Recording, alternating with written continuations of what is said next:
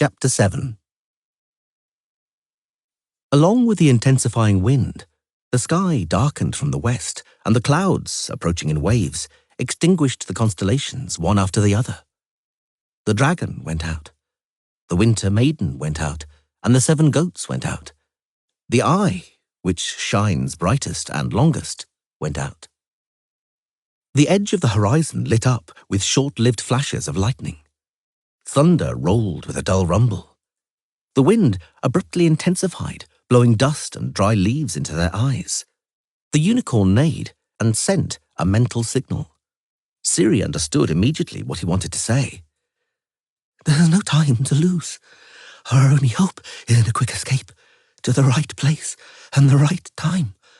We must hurry, Star Eye." "I am the master of worlds," she recalled.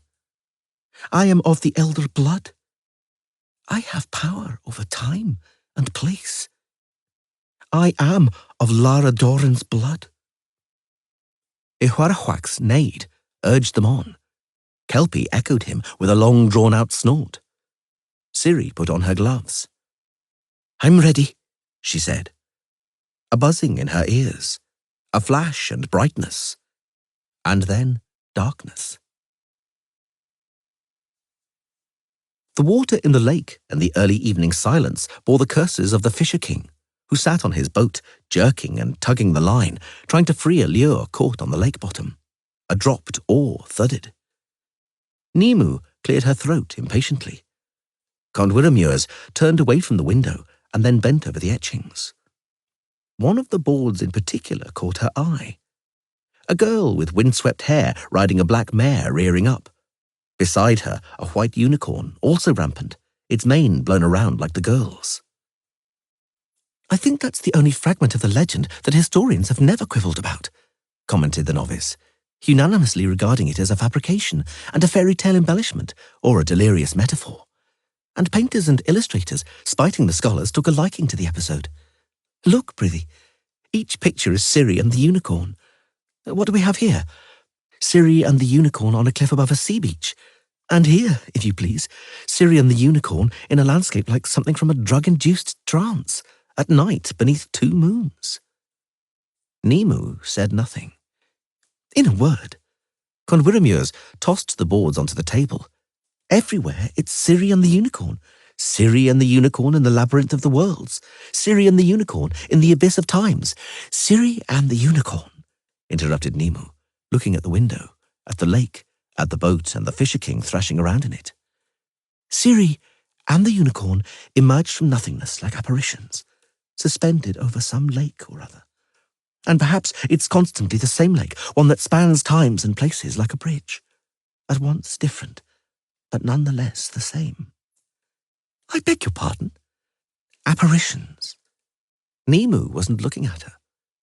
Visitors from other dimensions, other planes, other places, other times. Apparitions that change someone's life. That also change their own life, their own fate, unbeknownst to them. For them, it's simply another place. Not that place, not that time. Once again, one more time in a row, not that time. Nimu? Conwiramures interrupted with a forced smile. It's me who's the dream reader, let me remind you. I'm the expert on dream visions and oniroscopy. And all of a sudden, you begin to prophesy, as though you saw what you're talking about in a dream.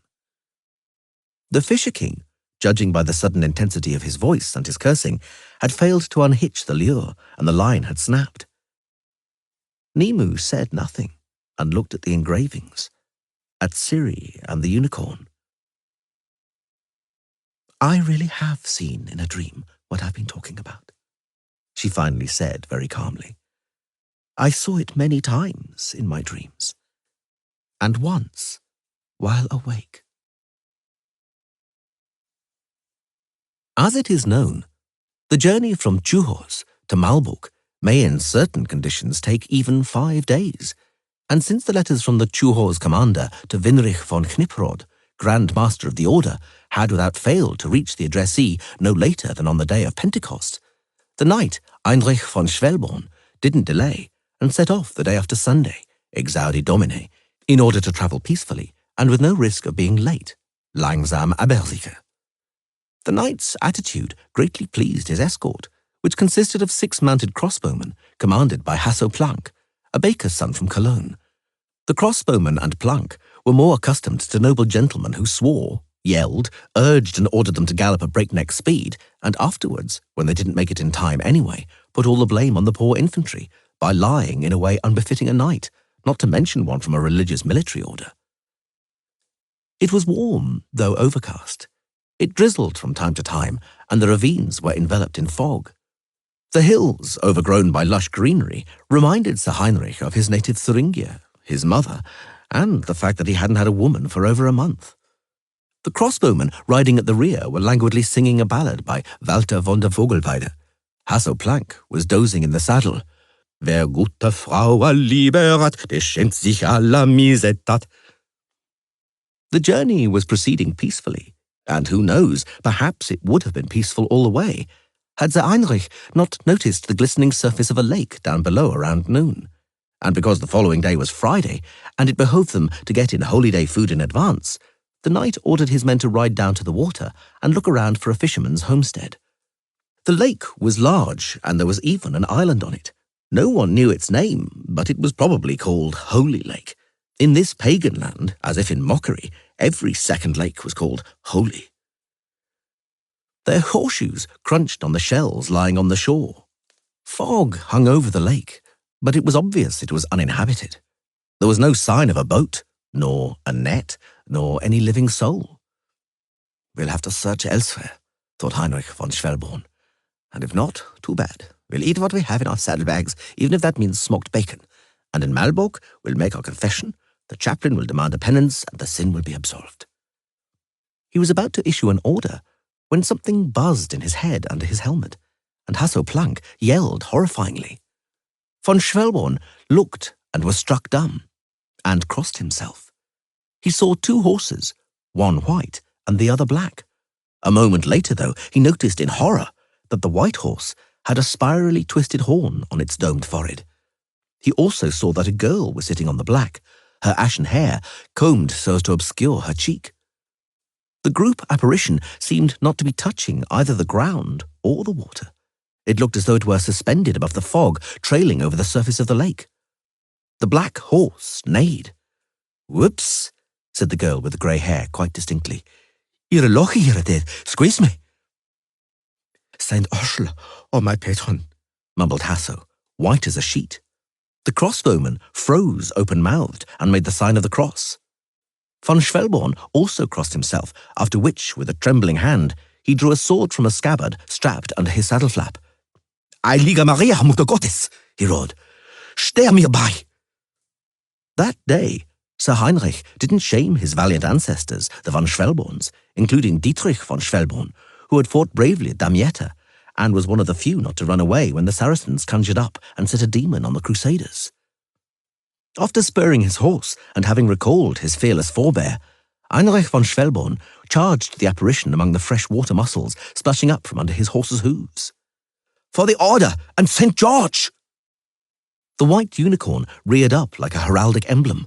The black mare danced, and the girl was alarmed, it was clear at first glance. Heinrich von Schwelborn rode on.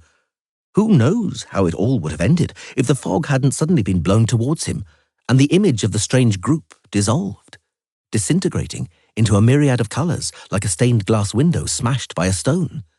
And everything vanished. Everything. The unicorn, the black horse, and the strange girl.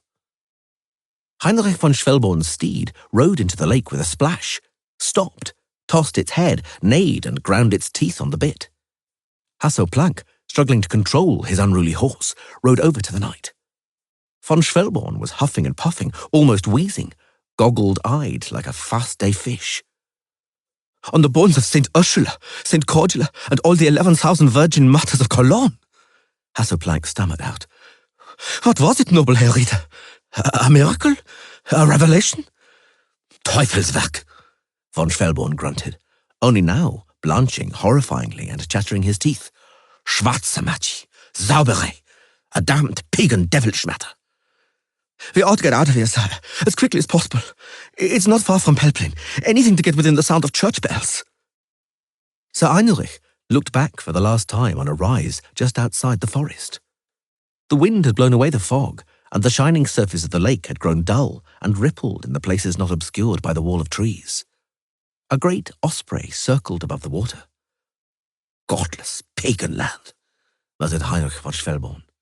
Much work, much hardship and labour await us before the order of the Teutonic Knights will finally drive the devil from this nest of Slavs. Little horse, said Ciri reproachfully and sneeringly at once.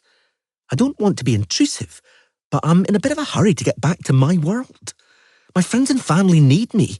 You know that, don't you? And first we end up by some lake with a ridiculous boar in checkered clothes, then run into a pack of filthy, yelling shaggy heads with clubs, and finally on a madman with a black cross on his cloak.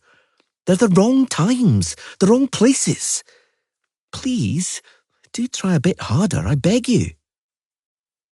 Ihuarhuax neighed, nodded his horned head, and communicated something to her. A clever thought. Ciri didn't quite understand. She didn't have time to ponder, since the inside of her skull was filled with cool brightness. Her ears buzzed, and her nape tingled. And black and very soft nothingness engulfed her again. Nimu, laughing joyously, dragged the man by the hand. The two of them ran down to the lake, winding their way among the young birches and alders, among stumps and blown-down trees. After running onto the sandy beach, Nimu threw off her sandals, lifted up her dress, and splashed around in bare feet in the water by the shore. The man also took off his boots, but was in no hurry to enter the water. He removed his cloak and spread it out on the sand. Nimu ran over, threw her arms around his neck, and stood on tiptoes to kiss it. The man had to lean over a long way in any case. Not without reason was Nimu called Squirt. But now that she was 18 and was a novice of the magical arts, the privilege of using that epithet was exclusively reserved for her closest friends. And some men. The man, his mouth clamped on Nimu's, put his hand down the front of her dress. It moved fast after that. The two of them ended up on the cloak spread out on the sand. Nimu's dress up above her waist, her thighs powerfully gripping the man's hips, and her hands digging into his back. When he took her, too impatiently as usual, she clenched her teeth, but quickly caught up with him in excitement, drew level, and kept up with him. She was skilled. The man was uttering amusing sounds. Nimu observed fantastic shapes of the cumuli slowly gliding across the sky over his shoulder. Something rang as a bell submerged at the bottom of the ocean rings. There was a sudden buzzing in Nimu's ears. Magic, she thought. Turning her head, freeing herself from under the cheek and shoulder of the man lying on her. A white unicorn stood by the lakeshore, literally suspended above the surface.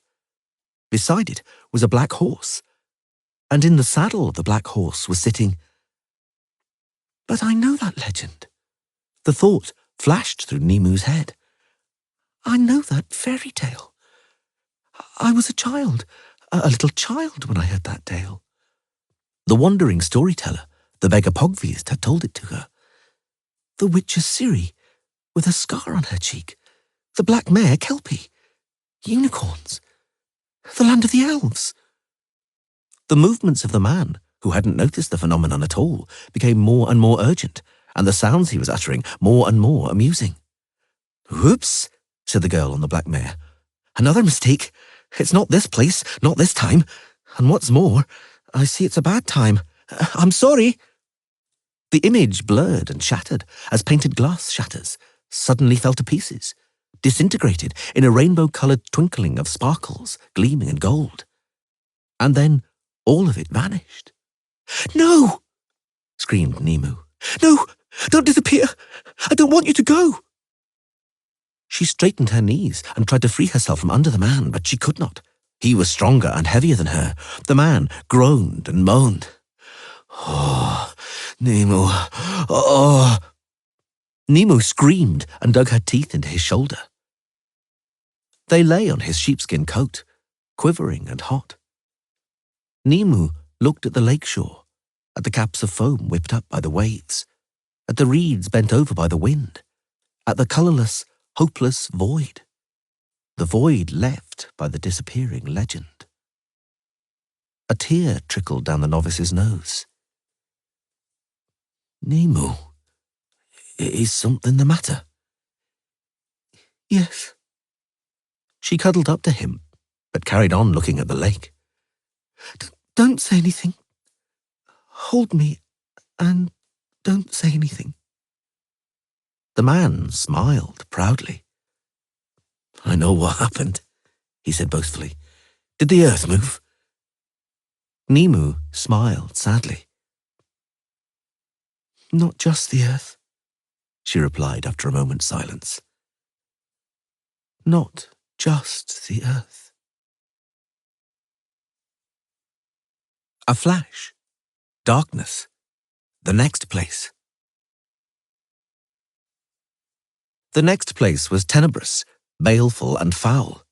Ciri involuntarily hunched over in the saddle, shaken, both in the literal and the metaphorical sense of the term. For Kelpie's horseshoes had thudded against something as painfully hard, flat and unyielding as rock.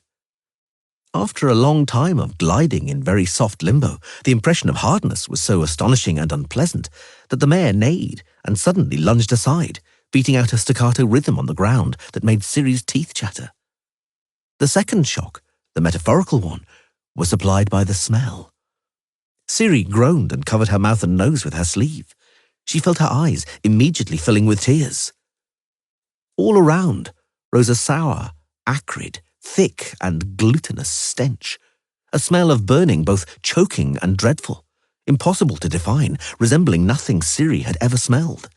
It was, she was certain of it, the stench of decay, a corpse-like reek of final degradation and degeneration, the odour of disintegration and destruction. In addition, there was the impression that whatever was decaying hadn't smelled any more pleasantly when it was alive, not even when it had been in its salad days. She bent over in a nauseous reflex she was unable to control. Kelpie snorted and shook her head, contracting her nostrils. The unicorn, which had materialized beside them, leaned back on his haunches, jumped up and kicked. The hard ground answered with a shock and a loud echo. All around was the night, the dark and filthy night, muffled by the sticky and reeking tatters of darkness. Ciri glanced upwards, searching for the stars, but there was nothing above her, only an abyss, lit up in places by an indistinct red glow like a distant fire. "Whoops," she said and grimaced, feeling the sour and rotten mist settling on her lips. "Yuck! Not this place. Not this time, under no circumstances." The unicorn snorted and nodded his head, his horn describing a short and dynamic arc.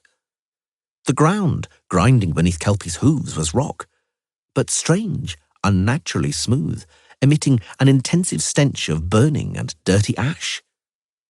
It took some time for Ciri to realize that what she was looking at was a road. She had had enough of that unpleasant and annoying hardness. She guided the mare to the side of the road, marked by something that had once been trees, but were now hideous and naked skeletons. Corpses hung with shreds of rags, quite like the remains of rotten shrouds. The unicorn gave a warning by neighing and sending a mental signal. Too late.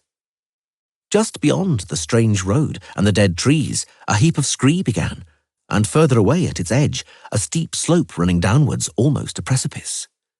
Ciri yelled, stuck her heels into the sides of the mare as she slipped down. Kelpie jerked, crushing whatever the heap was made of under her hooves. And it was waste, mostly some kind of strange pots. The vessels didn't crumble under the horseshoes, didn't crunch, but burst repulsively softly and stickily like great fishes' bladders. Something squelched and gurgled, and the odour belching forth almost knocked Ciri from the saddle. Kelpie, neighing wildly, trampled through the rubbish dump, struggling back upwards towards the road. Ciri, choking from the stench, grabbed the mare's neck. They managed to get up, and greeted the weird road's disagreeable hardness with joy and relief. Ciri, trembling all over, looked down onto the rubbish dump, which ended in a black lake filling the bottom of the basin. The surface of the lake was lifeless and gleaming, as it wasn't water, but solidified pitch.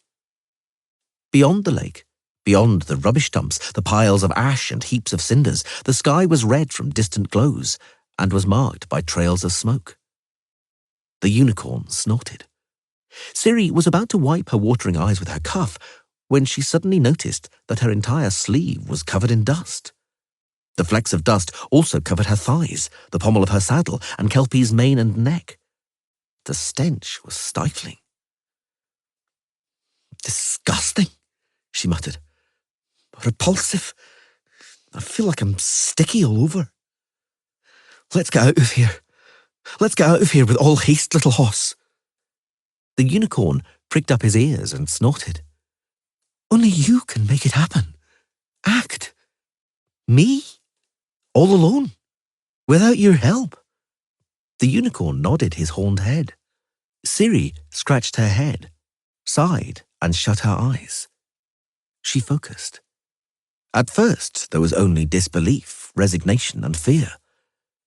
But a cool brightness, the brightness of knowledge and power, quickly came over her. She had no idea where the knowledge and power were coming from, where their roots and source originated. But she knew she could do it, that she would do it if she wanted. Once more she cast a glance at the hardened and lifeless lake, the smoking heap of refuse, and the skeletons of trees. The sky was lit up by a distant glow. "I'm glad it's not my world." She leaned over and spat. "Very glad." The unicorn neighed meaningfully. She understood what he wanted to say. "Even if it's mine." She wiped her eyes, mouth, and nose with a handkerchief. "It's at once not mine, because it's far away in time. It's the past's, or—" She broke off.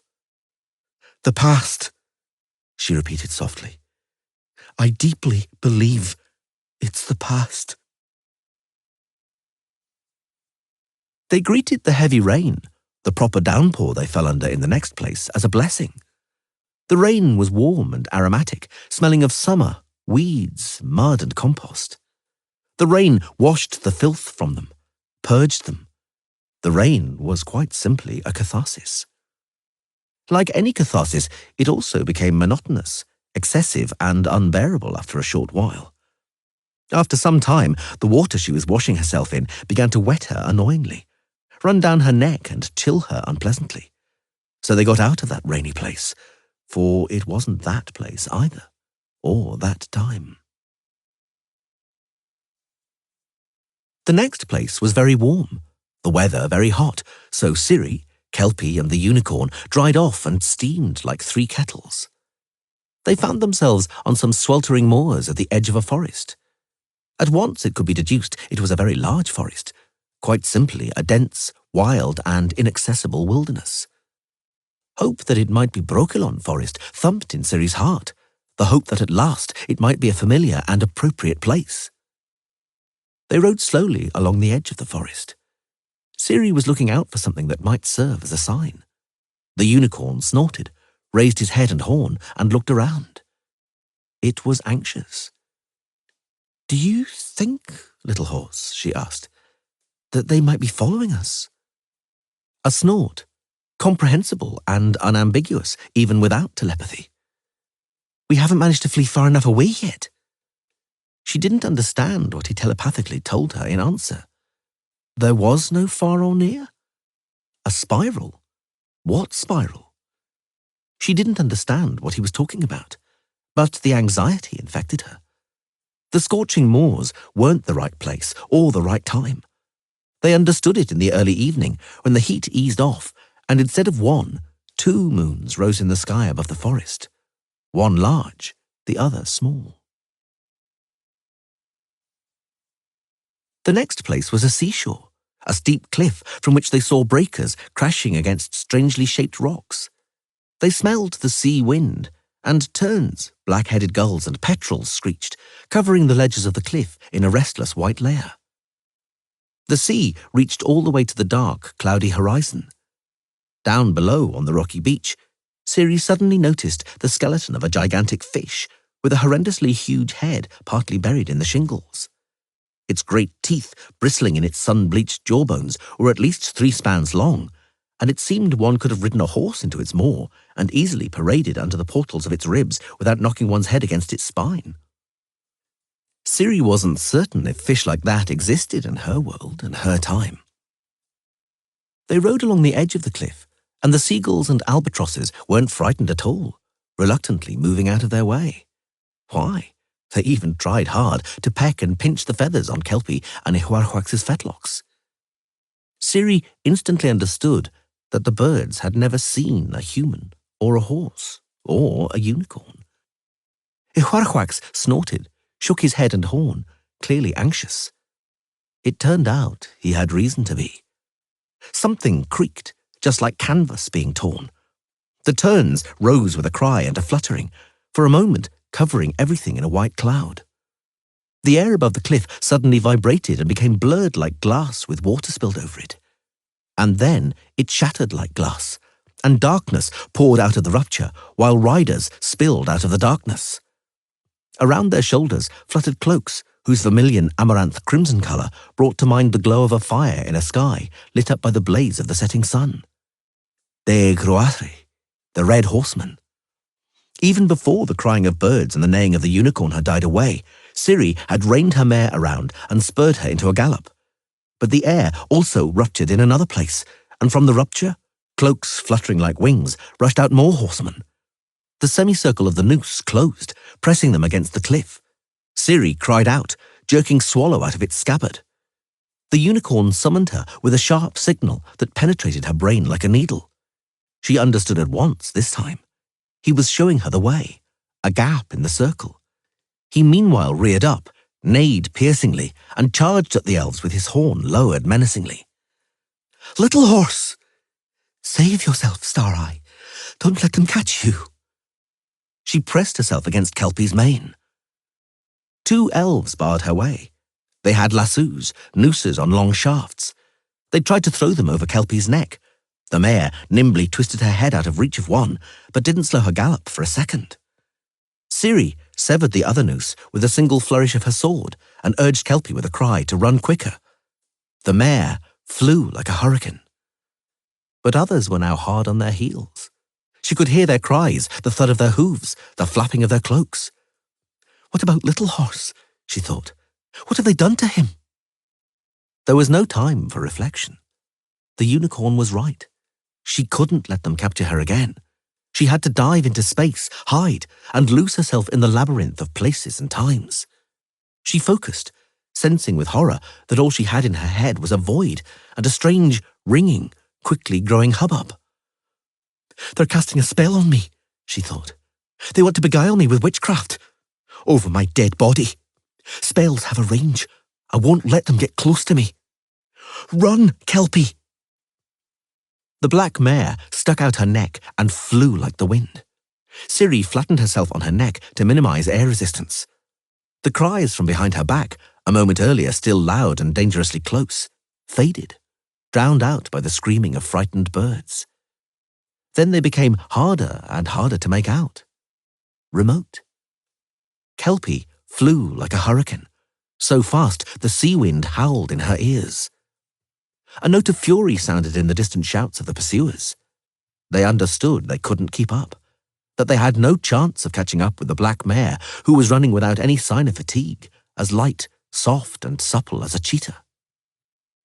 Ciri didn't look back, but she knew they continued to pursue her for a long time, even though it was futile, until the moment their own horses began to wheeze and rasp, stumble and lower their foaming muzzles almost to the ground, teeth bared. Only then did they quit, sending after her nothing but curses and impotent threats she could no longer hear. Kelpie flew like a gale. The place she fled to was dry and windy. The keen, howling wind quickly dried the tears on her cheeks. She was alone. Alone again. All alone. A wanderer. a permanent vagabond, a sailor lost on the boundless sea among the archipelago of places and times. A sailor losing hope. The gale whistled and howled, rolling balls of dried weeds over the cracked earth. The gale dried her tears. Inside her skull, cool lucidity. In her ears, a buzzing, a monotonous buzzing like from the twisted interior of a sea conch. A tingling in her nape, black and very soft nothingness. A new place, another place, an archipelago of places. "This night," said Nimu, wrapping herself up in a fur, "will be a good night. I sense it." Condwyrmure didn't comment, although she had already heard similar assurances a good few times. For it wasn't the first evening they had sat on the terrace, the lake blazing with a sunset in front of them, and behind them the magical looking-glass and magical tapestry. The curses of the Fisher King reached them from the lake, multiplied by the echo rolling across the water. The Fisher King was often in the habit of using vivid language to emphasize dissatisfaction with his angling failures, the unsuccessful strikes, plays, landings, and other techniques he used. It had gone particularly badly that evening, judging from the strength and repertoire of the oaths. "Time," said Nimu, "has neither a beginning nor an end. Time is like the serpent Ouroboros, which bites its own tail with its teeth. Eternity is hidden in every moment, and eternity consists of the moments that create it. Eternity is an archipelago of moments. You may sail through that archipelago, although navigation is very difficult, and it is dangerous to get lost. It's good to have a lighthouse whose light can guide you. It's good to be able to hear someone calling among the fog." She fell silent for a while. "How does the legend that interests us end? It seems to us, to you and me, that we know how it ends. But Ouroboros is still grasping its own tail in its teeth. Yes, how the legend ends is being settled now, at this moment. The ending of the legend will depend on whether and when the sailor lost among the archipelago of moments sees the lamp of the lighthouse. If she hears the calling." A curse, a splash, and the banging of oars in the rowlocks could be heard from the lake. "It will be a good night tonight. The last before the summer solstice. The moon is getting smaller. The sun is passing from the 3rd to the 4th house, to the sign of the goatfish. The best time for divination. The best time." Focus, Condwyrmures. Condwyrmures, as so many times before, obediently focused, slowly entering a state close to a trance. "Search for her," said Nimu. "She is somewhere among the stars, among the moonlight, among the places. She is there. She is awaiting help. Let's help her, Condwyrmures." Concentration. Fists at her temples. A buzzing in her ears as though from the inside of a conch. A flash, and abruptly soft and black nothingness. There was a place where Ciri saw burning pyres. The women, bound by chains to stakes, howled wildly and horrifyingly for mercy, and the crowd gathered around, roared, laughed, and danced. There was a place where a great city was burning, roaring with fire and bursting with flames from collapsing roofs, and black smoke hooded the whole sky. There was a place where enormous two-legged lizards fought one another, and garish blood gushed from beneath fangs and claws. There was a place where hundreds of identical white windmills threshed the sky with their slender sails. There was a place where hundreds of snakes hissed and squirmed on stones, scraping and rustling their scales. There was a place where there was darkness, and in the darkness, voices, whispers, and terror. There were even more places, but none of them was the right one. She was finding moving from place to place so easy that she began to experiment. One of the few places she wasn't afraid of was those warm moors at the edge of the wild forest above which 2 moons rose. Calling forth in her memory the sight of those moons and repeating in her mind what she wanted, Ciri focused, strained, and plunged into the nothingness. She succeeded at the second attempt. Now encouraged, she decided to attempt an even more daring experiment. It was obvious that aside from places, she also visited times. Visagota had talked about that, as had the elves, and the unicorns had mentioned it. Why, she had managed, albeit unwittingly, to do it before. When she had been wounded in the face, she had escaped from her persecutors into time, jumped forward 4 days, and then Visagota couldn't account for those days. Nothing added up for him. Perhaps that was her chance. A leap into time? She decided to try.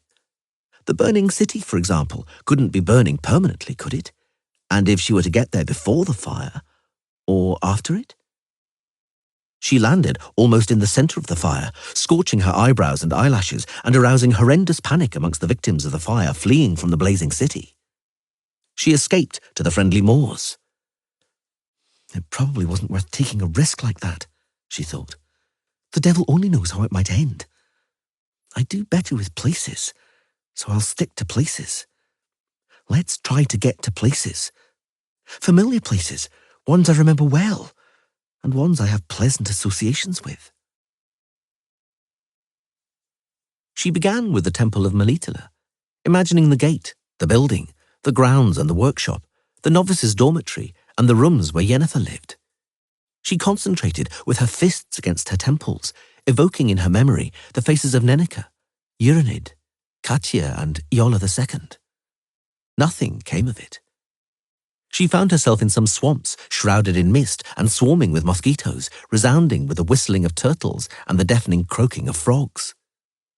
She tried in turn, with no better result, Caer Moran, the Isles of Skellige, and the banks in Gorsvelen, where Fabio Sachs worked. She didn't dare to try Sintra, knowing that the city was occupied by Nilfgaardians. Instead, she tried Vicima, the city where she and Yennefer used to go shopping. Eorhenius Krantz, sage, alchemist, astronomer, and astrologer, fidgeted on a hard stool with his eye stuck to the eyepiece of a telescope. The comet of great size and power, which it had been possible to observe in the sky for almost a week, merited observation and research. A comet like that, as Eorhenius Krantz knew, with a fiery red tail, usually heralded great wars, conflagrations, and massacres. Now, to tell the truth, the comet had been a bit late with its prophecy, because the war with Nilfgaard was well underway, and one could already have prophesied conflagrations and massacres correctly, without hesitation, for not a day went by without them. Eorhenius Krantz, who was familiar with the movements of heavenly bodies, was, however, hoping to calculate when, in how many years or centuries, the comet would appear again, announcing another war, which, who knows, it would perhaps be possible to prepare for better than the present one. The astronomer stood up, massaged his backside, and went to relieve his bladder from the terrace through the small balustrade. He always pissed straight from the terrace onto a bed of peonies, not caring at all about the housekeeper's reprimands. It was quite simply too far to the privy. Wasting time walking a long way to relieve himself bore the risk of the loss of valuable reflections, which no scholar could afford to do. He stood by the balustrade and undid his trews, looking at the lights of Vicima reflected in the lake. He sighed with relief and raised his eyes heavenwards. Stars, he thought, and constellations. The Winter Maiden, the 7 Goats, the Pitra. According to some theories, they aren't just little twinkling lights, but worlds. Other worlds. Worlds from which time and space separate us. I believe deeply, he thought, that one day journeys to those other places, to those other times and universes will be possible. Yes, it will certainly be possible one day. A way will be found. But it will demand utterly new thinking, a new, original idea that will tear apart the rigid corset called rational cognition that restricts it today. Ah, he thought, hopping, if only it could be achieved. If only one could experience inspiration. If there could be one unique opportunity. Something flashed below the terrace. The darkness of the night ruptured like a starburst, and a horse emerged from the flare, with a rider on its back. The rider was a girl. "Good evening," she greeted him politely. "I'm sorry if it's a bad time. May one know what place this is, and what time?" Arrhenius Krantz swallowed, opened his mouth, and mumbled. "The place," the girl repeated patiently and clearly. "The time?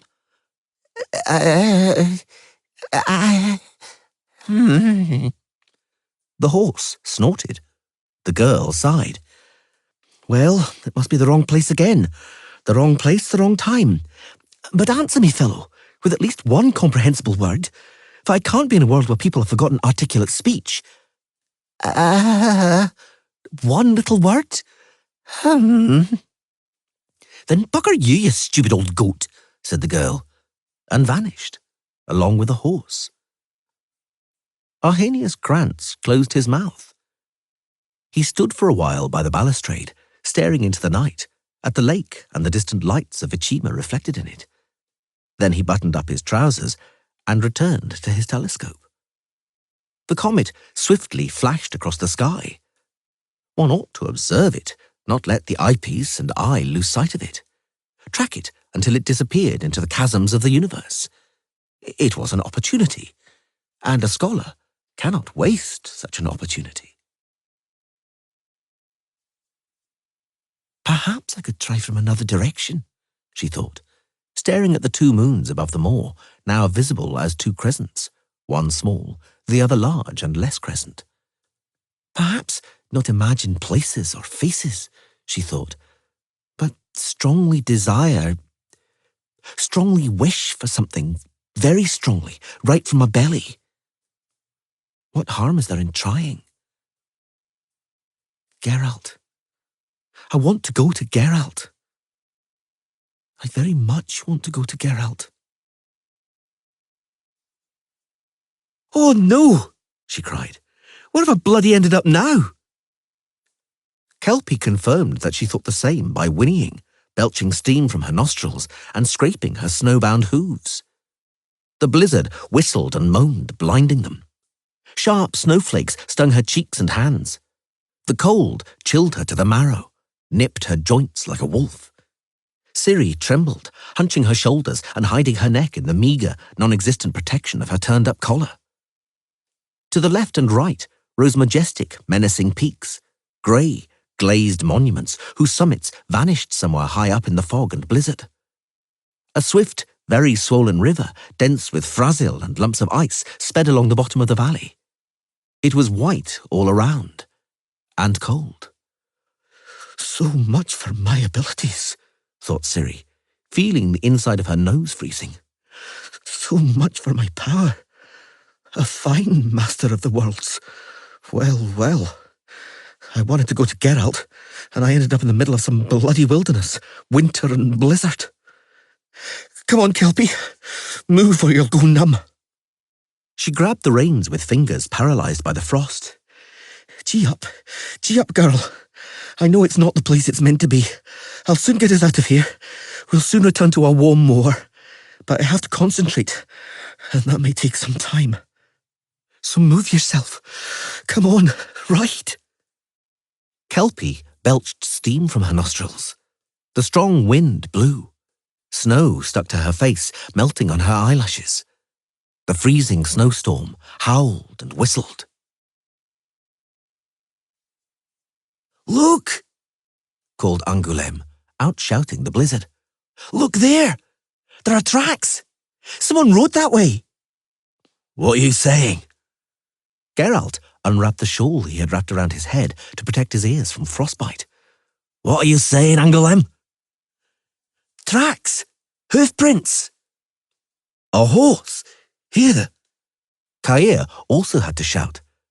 The blizzard intensified, and the river sans retour, it seemed, whooshed and roared even louder. "How could a horse get here?" "Look for yourselves!" "Indeed," commented the vampire, the only member of the company who wasn't displaying symptoms of being utterly frozen, since he was, for obvious reasons, just as insensitive to low as to high temperatures.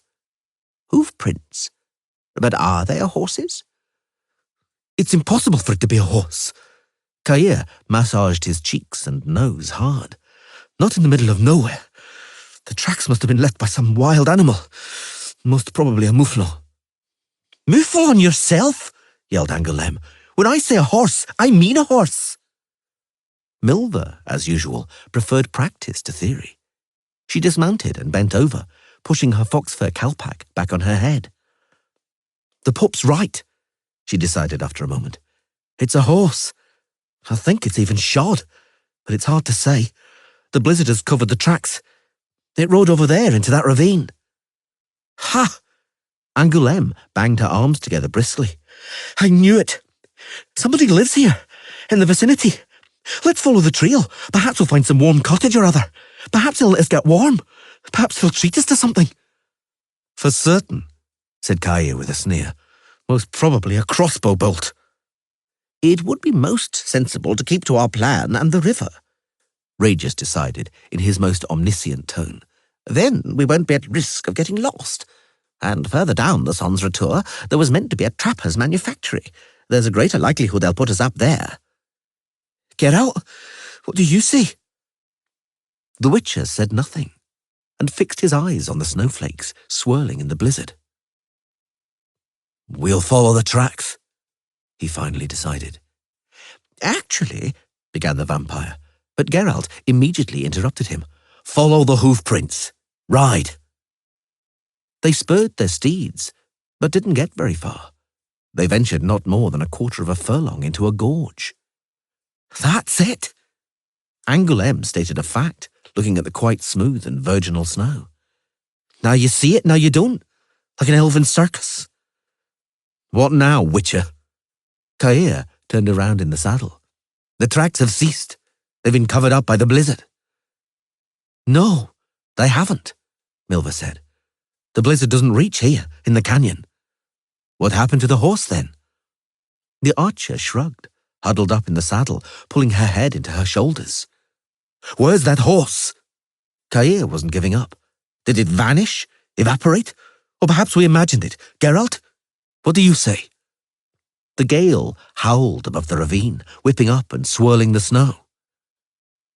Why? Asked the vampire, scrutinizing the Witcher intently. Did you order us to follow those tracks, Geralt? I don't know, he confessed a moment later.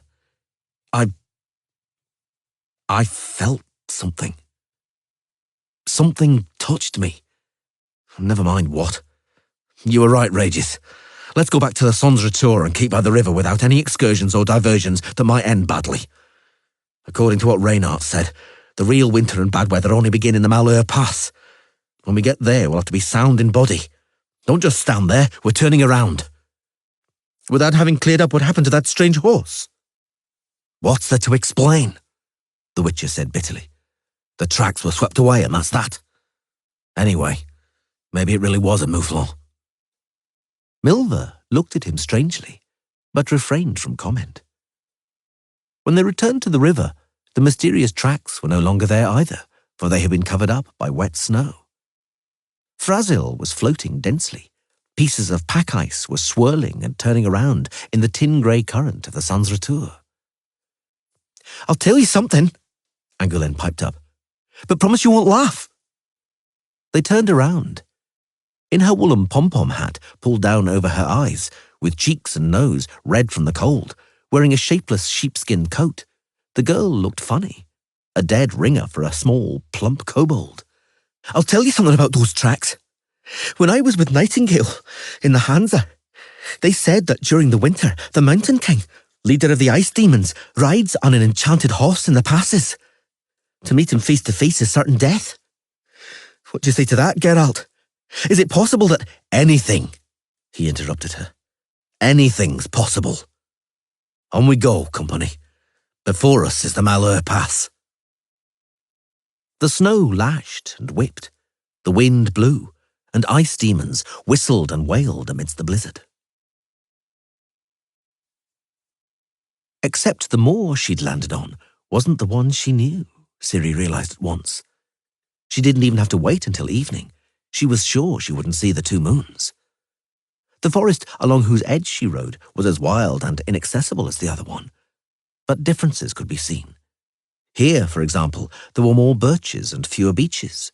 She hadn't heard or seen any birds there, while there were great numbers of them here. There had only been sand and moss between the clumps of heather. Here, whole carpets of green club moss sprawled. Even the grasshoppers running from under Kelpie's hooves were somehow different here, somehow familiar. And then, her heart began beating harder. She saw a track, overgrown and neglected, leading into the forest. Ciri looked around carefully and made sure the strange track didn't go any further, that it ended here, that it didn't lead to the forest, but from it or through it. Without deliberating for long, she prodded the mare's sides with her heels and rode between the trees. "I'll ride south," she thought. "If I don't come across anything to the south, I'll turn around and ride in the opposite direction, beyond the moor." She trotted beneath a canopy of boughs, looking around attentively, trying hard not to overlook anything important. Because of that, she didn't overlook an old man peeping out from behind an oak tree. The old man, who was very short but not at all stooped, was dressed in a linen shirt and trews made from the same material. On his feet he had huge and very funny-looking bast slippers. In one hand he held a gnarled stick, and in the other a wicker basket. Ciri couldn't see his face precisely, for it was hidden by the frayed and drooping brim of a straw hat, from under which protruded a sunburnt nose and a tangled grey beard. "Fear not," she said. "I won't do you any harm." The grey-bearded man shifted his weight from one foot to the other and removed his hat. He had a round face flecked with liver spots, ruddy and not very wrinkled, thin eyebrows, and a small and very receding chin. His long grey hair was tied up on his nape in a queue, but the top of his head, meanwhile, was completely bald, as yellow and shiny as a pumpkin. She saw him looking at her sword, at the hilt extending above her shoulder. "Don't be afraid," she repeated. "No, oh," he said, mumbling a little. "Oh, my young maiden. Forrest Graham's isn't afraid. He ain't one of those fearful types, oh no." He smiled.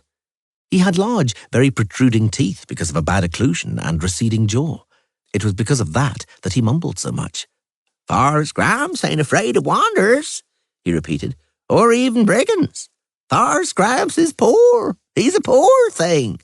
Forrest Graham's is peaceful. He don't disturb no one, eh?" He smiled again. When he smiled, he seemed to be all front teeth. "And you, young lass, aren't you afraid of Forrest Graham's?" Ciri snorted. "I'm not. Just imagine. I'm not the fearful kind either." "Well, I never." He took a pace towards her, resting on his stick. Kelpie snorted. Ciri tugged on the reins. "She doesn't like strangers," she warned, "and she bites." "Forrest Graham's nose? Bad, unruly mare. Where are you riding from, miss? Where are you heading, may I ask?" "It's a long story. Where does this road lead?" "Don't you know that, miss?" "Don't answer questions with questions, if you don't mind. Where will that road take me? What place is this in any case? And what time is it?" The old man stuck his teeth out again, moving them like a koipu. "Hey," he mumbled. "Well, I never. What time, you ask, miss? Oh, I see you've travelled from far away to Forrest Graham's, miss." "From quite far away indeed." She nodded indifferently. "From other places and times," he completed her sentence. "Gramps knows. Gramps guessed." "What?" she asked, excited. "What did you guess? What do you know?" "Forrest Gramps knows much." "Speak." "Miss must be hungry." He stuck out his teeth. "Thirsty? Fatigued? If you want, miss, Forrest Gramps will take you to his cottage, feed you, give you drink, take you in." For a long time, Ciri hadn't had the time or the peace of mind to think about rest or food. Now the words of the strange old man tightened up her stomach, knotted up her guts, and tied up her tongue. The old man observed her from under the brim of his hat. "Forrest Grams," he mumbled, "has meat in his cottage, has spring water, and has hay for the mare, the bad mare that wanted to bite good old Grams, hey? Everything is in Forrest Grams' cottage, and we'll be able to talk about other places and times. It's not far at all, oh no. Will the young traveller avail herself? Won't to stay and visit poor old Grams?" Ciri swallowed. "Lead on." Forrest Gramps turned around and shambled down a barely visible path among the thicket, measuring off the road with energetic swings of his stick. Ciri rode behind him, dipping her head under branches and reining Kelpie back. The mare was indeed determined to bite the old man, or at least eat his hat. In spite of his assurances, it wasn't near at all. When they got there, to a clearing, the sun was almost at its zenith. Gramps' cottage turned out to be a picturesque shack on stilts, with a roof that had clearly often been patched up using whatever happened to be to hand. The shack's walls were covered with hides resembling pigskin. In front of the cottage, there was a wooden construction shaped like a gallows, a low table, and a chopping stump with an axe stuck in it. Behind the cottage was a hearth made of stones and clay, with a large blackened cauldron on it. "This is Forrest Gram's home," the old man indicated with his stick, not without pride. "Forrest Grams lives here. He sleeps here. He cooks victuals here, should he have something to cook. It's a hardship, a severe hardship to get victuals in the forest. Does Miss Wanderer like pearl barley?" "She does." Ciri swallowed again. "She likes everything." "With a bit of meat? With some grease? With scratchings?" "Mm-hmm." "And it don't look," Gramps shot her an appraising glance, "that Miss has lately tasted meat and scratchings often. Oh no. You're skinny, Miss, skinny. Skin and bones, And what's that behind your back, Miss?" Ciri looked around, taken in by the oldest and most primitive trick in the book. A terrible blow of the gnarled stick caught her right in the temple. Her reflexes helped only in that she raised her arm and her hand partly cushioned a blow capable of smashing her skull like an egg. But in any case, Ciri ended up on the ground, stunned, bewildered, and completely disorientated. Gramps, grinning, leapt at her and struck her again with the stick. Ciri once again managed to shield her head with her hands, with the result that both flopped down inertly. The left one was definitely injured, the metacarpals probably shattered. Gramps, leaping forward, attacked from the other side and whacked her in the stomach with his stick. She screamed, curling up into a ball. Then he stooped on her like a hawk, turned her over face downwards, and pinned her down with his knees. Ciri tensed up, kicked back hard, missing, then delivered a vicious blow with her elbow, this time hitting the target. Gramps roared furiously and smashed her in the back of the head with his fist so powerfully she lurched face first into the sand. He seized her by the hair on her nape and pressed her mouth and nose against the ground. She felt herself suffocating. The old man kneeled on her, still pressing her head against the ground, tore the sword from her back and cast it aside. Then he began to fiddle with his trousers. He found the buckle and unfastened it. Ciri howled, choking and spitting sand. He pushed her down harder, immobilizing her, entangling her hair in his fist. He tore her trousers off her with a powerful tug. "Hey," he mumbled, wheezing, "and hasn't Gramps got a nice bit of stuff? Oh, Gramps hasn't had one like this for a long time." Ciri, feeling the repulsive touch of his dry, claw-like hand, yelled with her mouth full of sand and pine needles. "Lie still, miss." She heard him slavering, kneading her buttocks. "Gramps isn't as young as he was. Not right away, slowly. But never fear. Gramps will do what's to be done. And then Gramps will eat his fill. Hey, his fill. Lavishly." He broke off, roared and squealed. Feeling that his grip had eased off, Ciri kicked, jerked and leapt up like a spring, and saw what had happened. Kelpie, creeping up noiselessly, had seized Forrest Gramps in her teeth by his queue and almost lifted him into the air. The old man howled and squealed, struggled, kicked and wriggled his legs, finally managing to tear himself free, leaving the long grey lock of hair in the mare's teeth. He tried to grab his stick, but Ciri kicked it out of range of his hands. She was about to treat him to another kick where he deserved it, but her movements were hindered by her trousers being halfway down her thighs. Gramps made good use of the time it took her to pull them up one-handed. He was by the stump in a few bounds and jerked the axe from it, driving the determined Kelpie away with a swing. He roared, stuck out his awful teeth, and attacked Ciri, raising the axe to strike. "Gramps is gonna fuck you, miss," he howled wildly. "Even if Gramps has to chop you up into pieces first, it's all the same to Gramps if you're in one piece or in portions." She thought she'd cope with him easily. After all, he was a decrepit old geezer. She was very much mistaken. In spite of his enormous slippers, he jumped like a spinning top, hopped like a rabbit, and swung the axe with the bent handle like a butcher. After the dark and sharpened blade had literally grazed her several times, Ciri realized that the only thing that could save her was to run away. But she was rescued by a coincidence. Stepping back, she knocked her foot against her sword. She picked it up in a flash. "Drop the axe," she panted, drawing Swallow from the scabbard with a hiss. "Drop the axe onto the ground, you lecherous old man. Then, who knows, perhaps I'll spare your life and not cut you into pieces." He stopped. He was panting and wheezing, and his beard was disgustingly covered in saliva. He didn't drop his weapon, though. She saw savage fury in his eyes. "Very well." She swung her sword in a hissing moulinet. "Make my day." For a moment, he looked at her, as though not understanding. Then he stuck out his teeth, goggled, roared, and lunged at her. Ciri had had enough of fooling around. She dodged him with a swift half-turn and cut from below across both his raised arms above the elbows. Gramps released the axe from his bloodied hands, but immediately jumped at her again. She leapt aside and slashed him in the nape of the neck. More out of mercy than need, he would soon have bled to death from his 2 severed brachial arteries. He lay, fighting unbelievably hard not to give up his life, still writhing like a worm in spite of his cloven vertebrae. Ciri stood over him. The last grains of sand were still grating in her teeth. She spat them out, straight onto his back.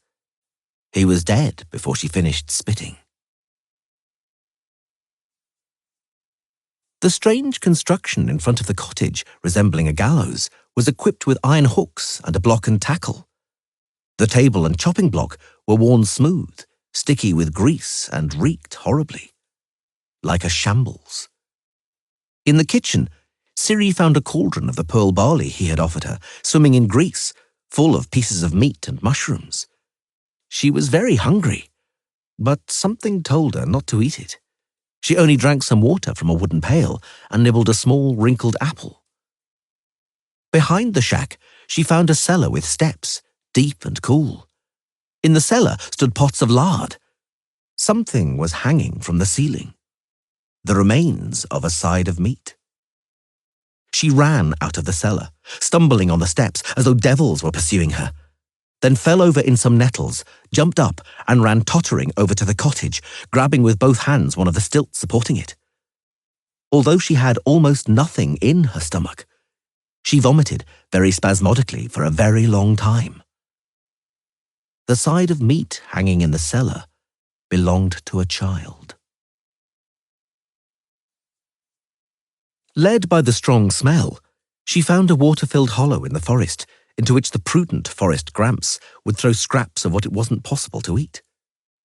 Looking at the skulls, ribs, and pelvises sticking out of the ooze, Ciri realized with horror that she was only alive thanks to the ghastly old man's lecherousness, only owing to the fact that he had felt like frolicking. Had his hunger been more powerful than his despicable sexual urges, he would have hit her treacherously with the axe, not the stick. Suspended by the legs from the wooden gallows, he would have disemboweled and skinned her, dressed and divided her on the table, chopped her up on the chopping block. Although she was unsteady on her feet from giddiness, and her left hand was swollen, and pain was shooting through it, she dragged the corpse to the hollow in the forest and pushed it into the stinking slime among the bones of his victims.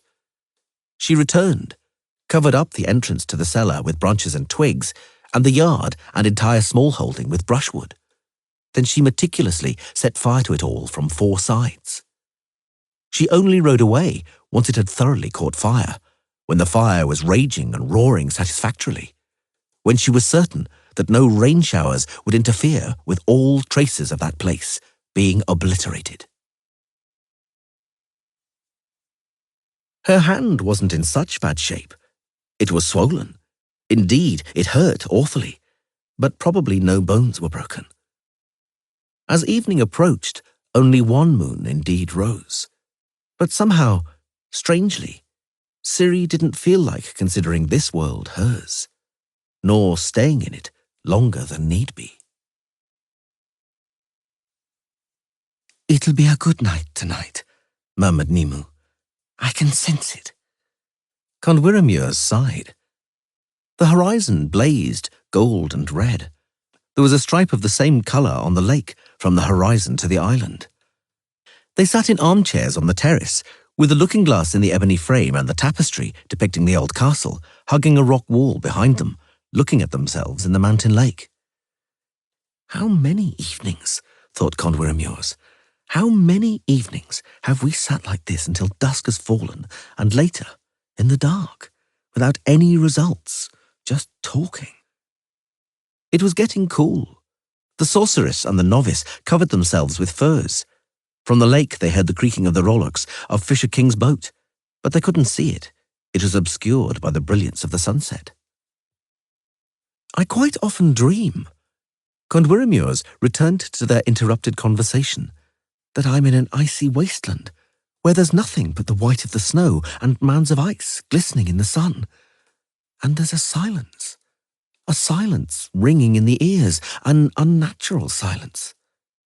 The silence of death." Nimue nodded, as though to indicate she knew what was meant, but she didn't comment. "Suddenly," continued the novice, "suddenly I feel I can hear something, that I feel the ice tremble beneath my feet. I kneel down, rake aside the snow. The ice is as transparent as glass, as in some clear mountain lakes, when the pebbles at the bottom and the fish swimming can be seen through a layer 2 yards thick. In my dream, I can also see, although the layer of ice is dozens or perhaps hundreds of yards thick. It doesn't stop me seeing and hearing people calling for help.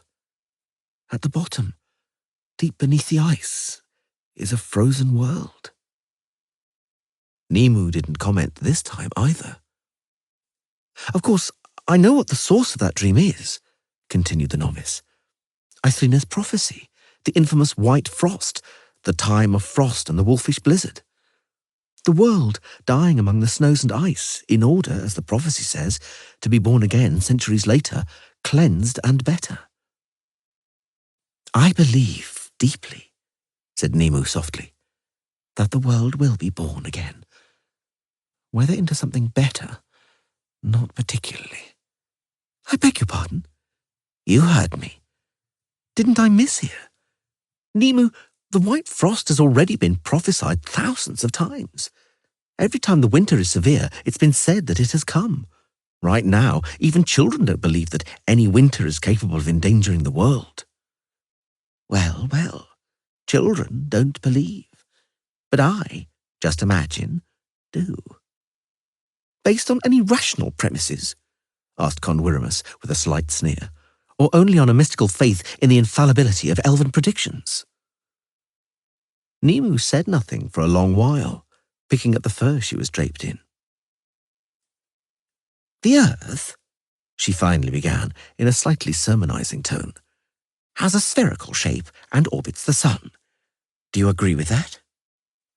Or perhaps you belong to one of those fashionable sects that try to prove something utterly different?" "No, I don't. I accept heliocentrism, and I agree with the theory of the spherical shape of the Earth." "Excellent. You are sure then to agree with the fact that the vertical axis of the globe is tilted at an angle, and the path of the Earth around the sun doesn't have the shape of a regular circle, but is elliptical?" "I learned about it, but I'm not an astronomer, so..." "You don't have to be an astronomer. It's enough to think logically. The Earth circles the Sun in an elliptical-shaped orbit, and so, during its revolution, sometimes it's closer and sometimes further away. The further the Earth is from the Sun, the colder it is on it. That must be logical. And the less the world's axis deviates from the perpendicular, the less light reaches the northern hemisphere. That's also logical. Both those factors, I mean the ellipticalness of the orbit and the degree of tilt of the world's axis, are subject to changes, as can be observed, cyclical ones. The ellipse may be more or less elliptical, that is, stretched out and elongated, and the Earth's axis may be less or more tilted. Extreme conditions, as far as climate is concerned, are caused by a simultaneous occurrence of the two phenomena: the maximum elongation of the ellipse and only an insignificant deviation of the axis from the vertical. The Earth, orbiting the Sun, receives very little light and heat at the aphelium, and the polar regions are additionally harmed by the disadvantageous angle of tilt of the axis. Naturally, less light in the northern hemisphere means the snow lies longer. White and shining snow reflects sunlight. The temperature falls even more. The snow lies even longer because of that. It doesn't melt at all in greater and greater stretches, or only melts for a short time. The more snow and the longer it lies, the greater the white and shining reflective surface. I understand. The snow's falling. It's falling, and there's more and more of it. So observe that masses of warm air drift with the sea currents from the south, which condense over the frozen Northland. The warm air condenses and falls as snow. The greater the temperature differences, the heavier the falls. The heavier the falls, the more white snow that doesn't melt for a long time, and the colder it is. The greater the temperature difference, and the more abundant the condensation of the masses of air, I understand. The snow cover becomes heavy enough to become compacted ice, a glacier, on which, as we now know, snow continues to fall, pressing it down even more. The glacier grows. It's not only thicker and thicker, but it spreads outwards, covering greater and greater expanses, white expanses, reflecting the sun's rays. Conwiramuers nodded, becoming colder, colder and even colder. The white frost prophesied by Eithlina. But is a cataclysm possible? Is there really a danger that the ice that has lain in the north forever will all of a sudden flow south, crushing, compressing and covering everything? How fast does the ice cap spread at the pole? A few inches annually? As you surely know, said Nimu, eyes fixed on the lake, the only port in the Gulf of Praxida that doesn't freeze is Pont Vanis. Yes, I'm aware. Enriching your knowledge, 100 years ago, none of the Gulf's ports used to freeze. 100 years ago, there are numerous accounts of it. Cucumbers and pumpkins used to grow in Talgar, and sunflowers and lupins were cultivated in Cairngorm. They aren't cultivated now, since their growth is impossible. It's simply too cold there. And did you know that there were once vineyards in Caedwyn? The wines from those vines probably weren't the best, because it appears from the surviving documents that they were very cheap. But local poets sang their praises anyway.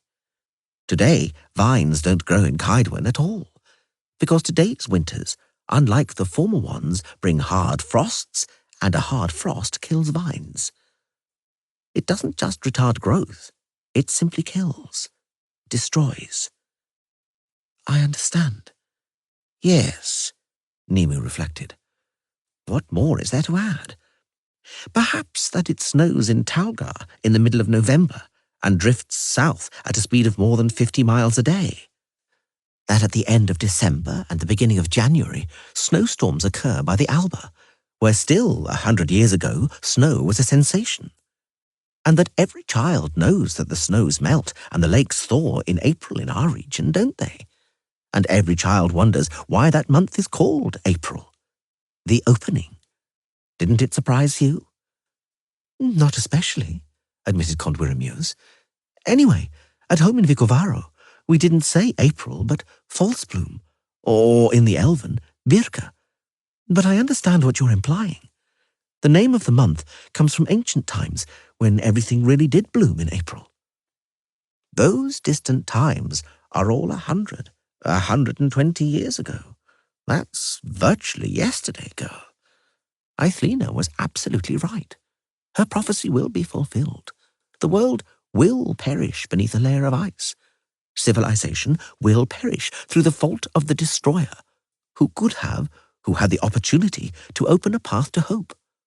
It is known from legend that she didn't.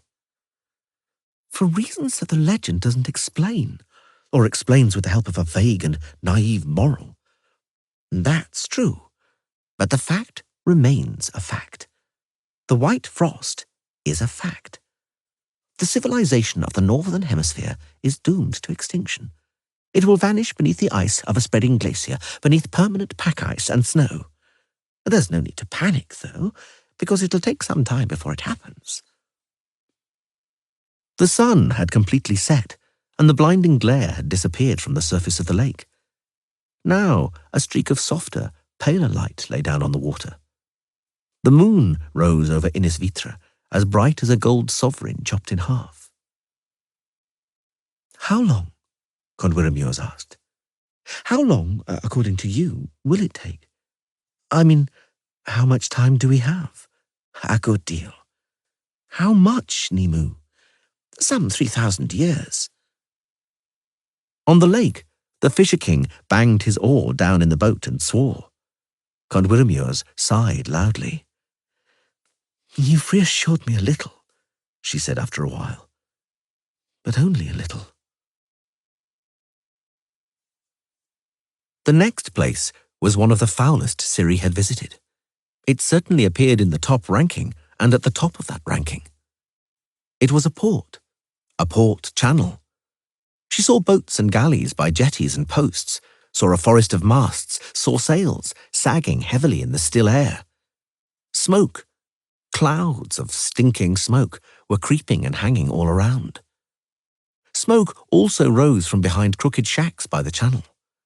The loud, broken crying of a child could be heard from there.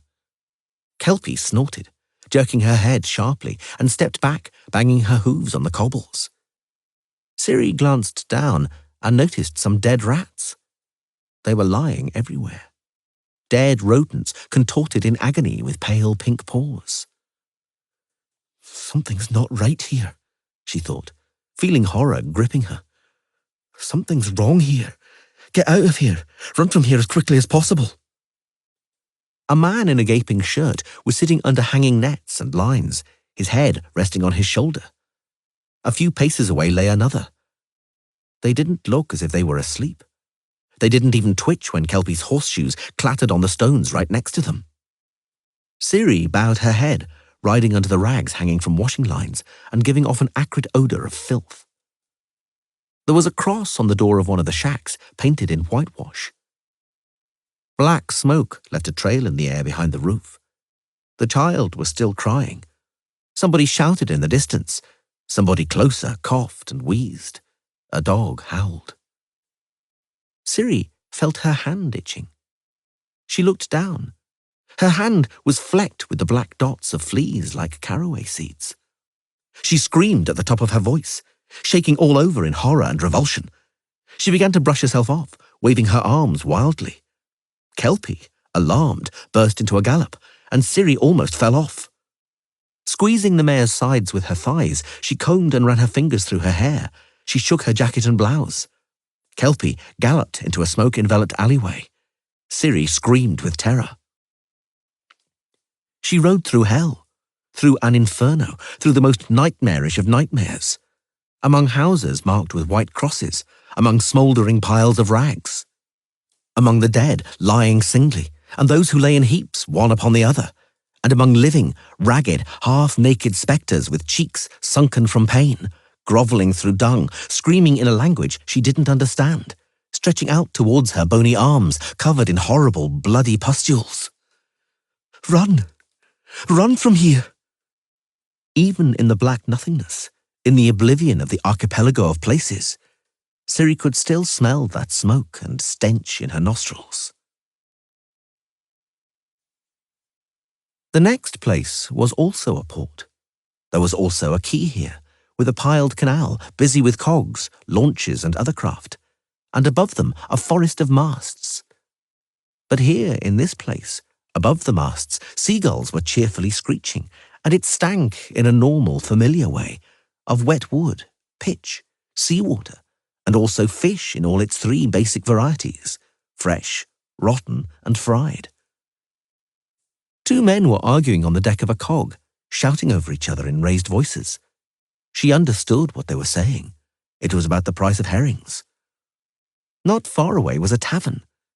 The odour of mustiness and beer and the sound of voices, clanking and laughter belched from the open door. Someone roared out a filthy song, the same verse the whole time. Luned vartele in hers, in a mithil in spurs. She knew where she was, before she'd even read on the stern of one of the galleys, Evalmuir, and its home port, Bachala. She knew where she was, in Nilfgaard. She fled before anyone could pay more close attention to her.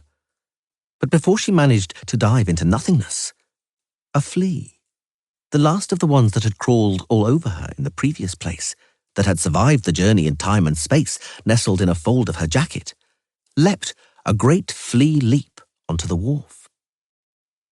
That same evening, the flea settled into the mangy coat of a rat, an old male, the veteran of many rat fights, testified to by one ear chewed off right by its skull.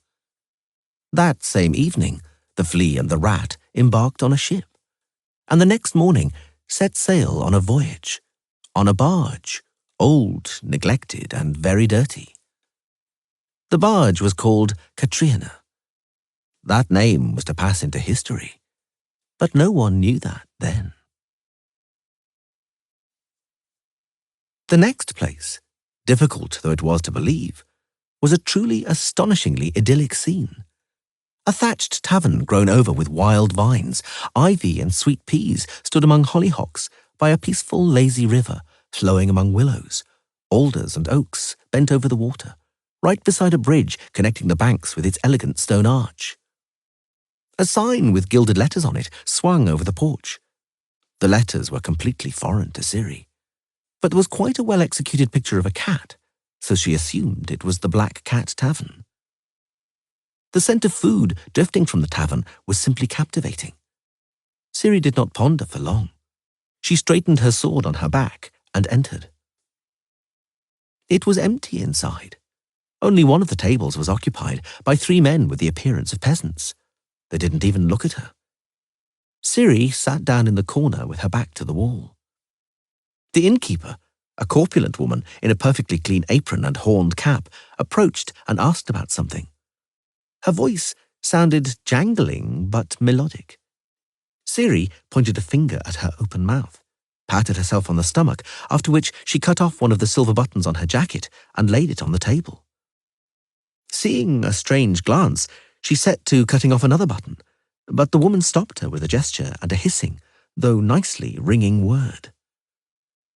The value of a button turned out to be a bowl of thick vegetable soup, an earthenware pot of beans and smoked bacon, bread, and a jug of watered-down wine.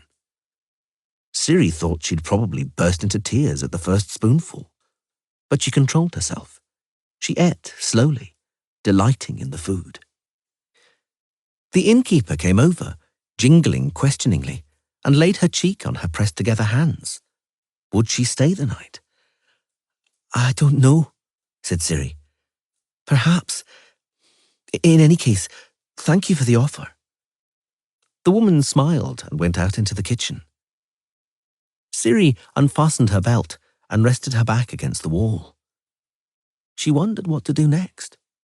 The place, particularly compared to the last few, was pleasant and encouraged her to stay longer.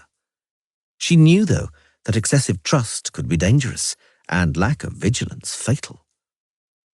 A black cat, exactly like the one on the inn sign, appeared from nowhere and rubbed against her calf, arching its back. She stroked it, and the cat gently butted her palm, sat down, and began licking the fur on its breast. Ciri gazed into space, her sight drifting elsewhere. She saw Yara sitting by the fireplace in a circle of some unattractive-looking scruffs. They were all knocking over small vessels containing a red liquid. "Yara? That's what you should do," said the boy, looking into the flames of the fire. "I read about it in the History of Wars, a work written by Marshal Pellegrim. You should do that when the motherland is in need." "What should you do? Spill blood?" "Yes, precisely. The motherland is calling, and partly for personal reasons." "Ciri, don't sleep in the saddle," says Yennefer. "We're almost there." There are large crosses painted in whitewash on the houses of the town they are arriving in, on all the doors and gates. Thick, reeking smoke. Smoke is billowing from pyres with corpses burning on them. Yennefer seems not to notice it. "I have to make myself beautiful." A small mirror is floating in front of her face, over the horse's ears. A comb is dancing in the air, tugging through her black curls. Yennefer is using witchcraft. She doesn't use her hands at all, because her hands are a mass of clotted blood. "Mummy, what have they done to you?" "Stand up, girl," says Cohen. "Master your pain. Get up and onto the comb. Otherwise fear will seize you. Do you want to be dying of fear all your life?" His yellow eyes shine unpleasantly. He yawns. His pointed teeth flash white. It's not Cohen at all. It's the cat. The black cat. A column of soldiers many miles long are marching. A forest of spears and standards sways and undulates over them. Yara also marches. He has a round helmet on his head and a pike on his shoulder so long he has to clutch it tightly in both hands, otherwise it would overbalance him. The drums growl and the soldiers' song booms and rumbles. Crows caw above the column. A mass of crows. A lakeshore. On the beach, white caps of whipped-up foam, rotten reeds washed up. An island on the lake. A tower. Toothed battlements, a keep thickened by the protrusions of machicolations. Over the tower, in the darkening blue of the sky, the moon shines, as bright as a gold sovereign chopped in half. 2 women wrapped in furs sit on the terrace. A man in a boat. A looking-glass and a tapestry. Ciri jerks her head up. Eredin Brechglas is sitting opposite on the other side of the table. "You can't not know," he says, showing his even teeth in a smile, "that you're only delaying the inevitable. You belong to us, and we'll catch you. Like hell. You will return to us. You'll roam a little around places and times, then you'll reach the spiral, and we'll catch you in it. You will never return to your world or time. It's too late in any case. There's nothing for you to return to. The people you knew died long ago. Their graves are overgrown and have caved in. Their names have been forgotten. Your name also." "You're lying. I don't believe you." "Your beliefs are your private matter. I repeat, you'll soon reach the spiral, and I'll be waiting there for you. You desire that secretly, don't you, Mielaina Lunet?" "You've got to be talking rubbish." "We A&L sense things like that. You were fascinated by me. You desired me, and feared that desire. You desired me, and you still desire me, Zirael. Me, my hands, my touch." Feeling a touch, she leapt up, knocking over a cup, which was fortunately empty. She reached for her sword, but calmed down almost at once. She was in the Black Cat Inn. She must have dropped off, dozing on the table. The hand that had touched her hair belonged to the portly innkeeper. Ciri wasn't fond of that kind of familiarity, but kindness and goodness simply radiated from the woman, which she couldn't pay back with brusqueness. She let herself be stroked on the head and listened to the melodic, jingling speech with a smile. She was weary. "I must write," she said at last. The woman smiled, jingling melodiously.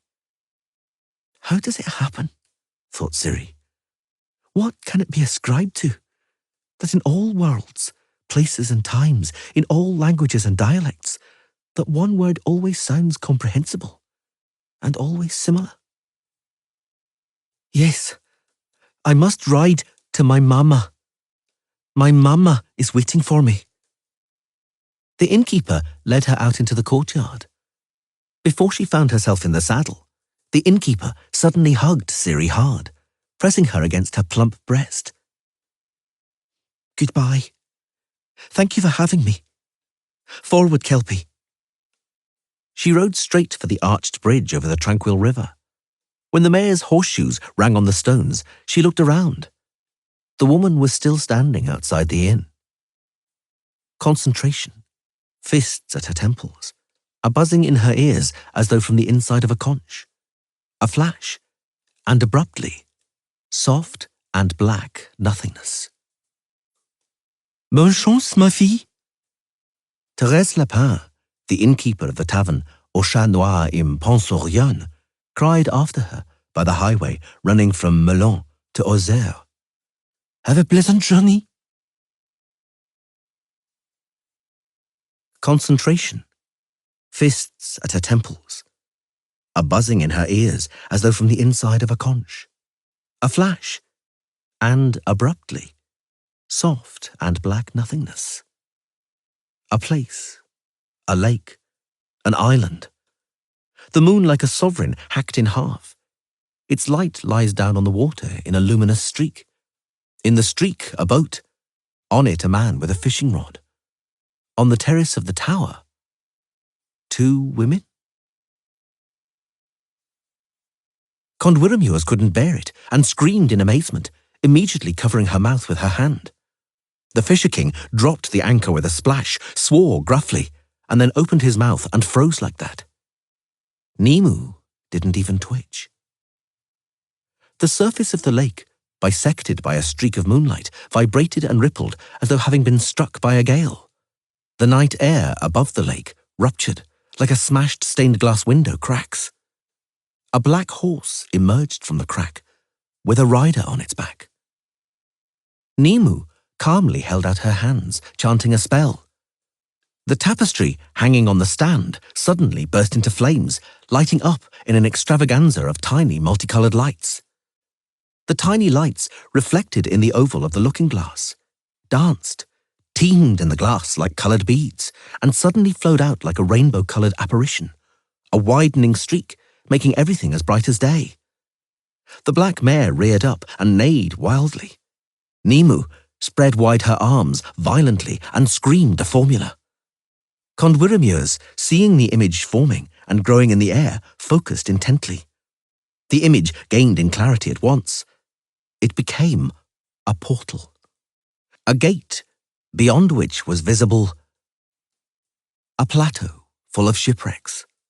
A castle embedded in the sharp rocks of a cliff, towering over the black-looking glass of a mountain lake. "This way!" Nemu screamed piercingly. "This is the way you must take, Ciri, daughter of Pavetta. Enter the portal. Take the road leading to your encounter with destiny. May the wheel of time close. May the serpent Ouroboros sink its teeth into its own tail. Roam no more. Hurry. Hurry to help your friends. This is the right way, O Witcher girl." The mare whinnied again, flailed the air with its hooves once more. The girl in the saddle turned her head, looking now at them, now at the image called up by the tapestry and the looking-glass. She brushed her hair aside, and Condwyrmures saw the ugly scar on her cheek. "Trust me, Ciri," cried Nemu, "for you know me. You saw me once." "I remember," they heard. "I trust you. Thank you." They saw the mare spurred on and running with a light and dancing step into the brightness of the portal. Before the image became blurred and dispersed, they saw the ashen-haired girl wave a hand turned towards them in the saddle. And then everything vanished. The surface of the lake slowly calmed. The streak of moonlight became smooth again. It was so quiet They felt they could hear the Fisher King's wheezing breath. Holding back the tears welling up in her eyes, Conwyramures hugged Nemu tightly. She felt the little sorceress tremble. They remained in an embrace for some time, without a word. Then they both turned around towards the place where the Gate of the Worlds had vanished. "Good luck, Witcher girl," they cried in unison. "Good luck." Close by that field where the fierce battle took place, where almost the whole force of the North clashed with almost the entire might of the Nilfgaardian invader, were two fishing villages, Old Bottoms and Brenna. Because, however, Brenna was burned down to the ground at that time, it caught on at first to call it the Battle of Old Bottoms. Today, nonetheless, no one says anything other than the Battle of Brenna, and there are two reasons for that. Primo, after being rebuilt, Brenna is today a large and prosperous settlement, while Old Bottoms did not resist the ravages of time, and all trace of it was covered over by nettles, couch grass, and burdock. Secundo, somehow that name did not befit that famous, memorable, and, at the same time, tragic battle. For just ask yourself, here was a battle in which more than 30,000 men laid down their lives, and if Bottoms was not enough, they had to be old as well.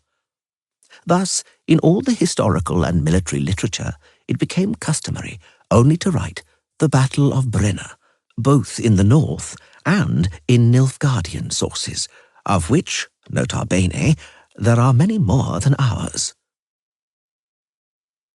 The Venerable Yara of Ellender, the Elder, Annales Suchronicae Incliti Regni Temeriae.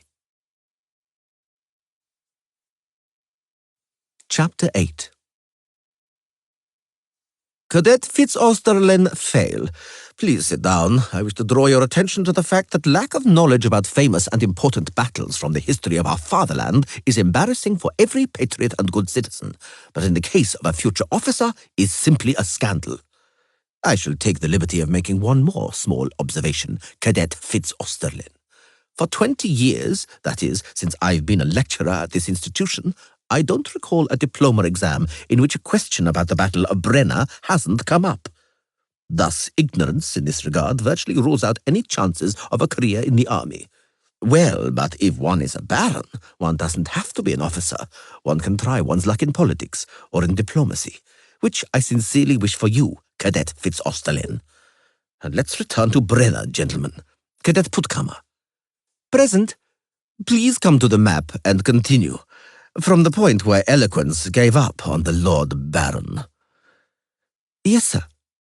The reason Field Marshal Menno Cohorn decided to execute a maneuver and a rapid march westwards were the reports from reconnaissance informing that the army of the Nordlings was coming to the relief of the besieged fortress of Maena. The Marshal decided to cut off the Nordlings' progress and force them into a decisive battle. To this end, he divided the forces of the Center Army Group.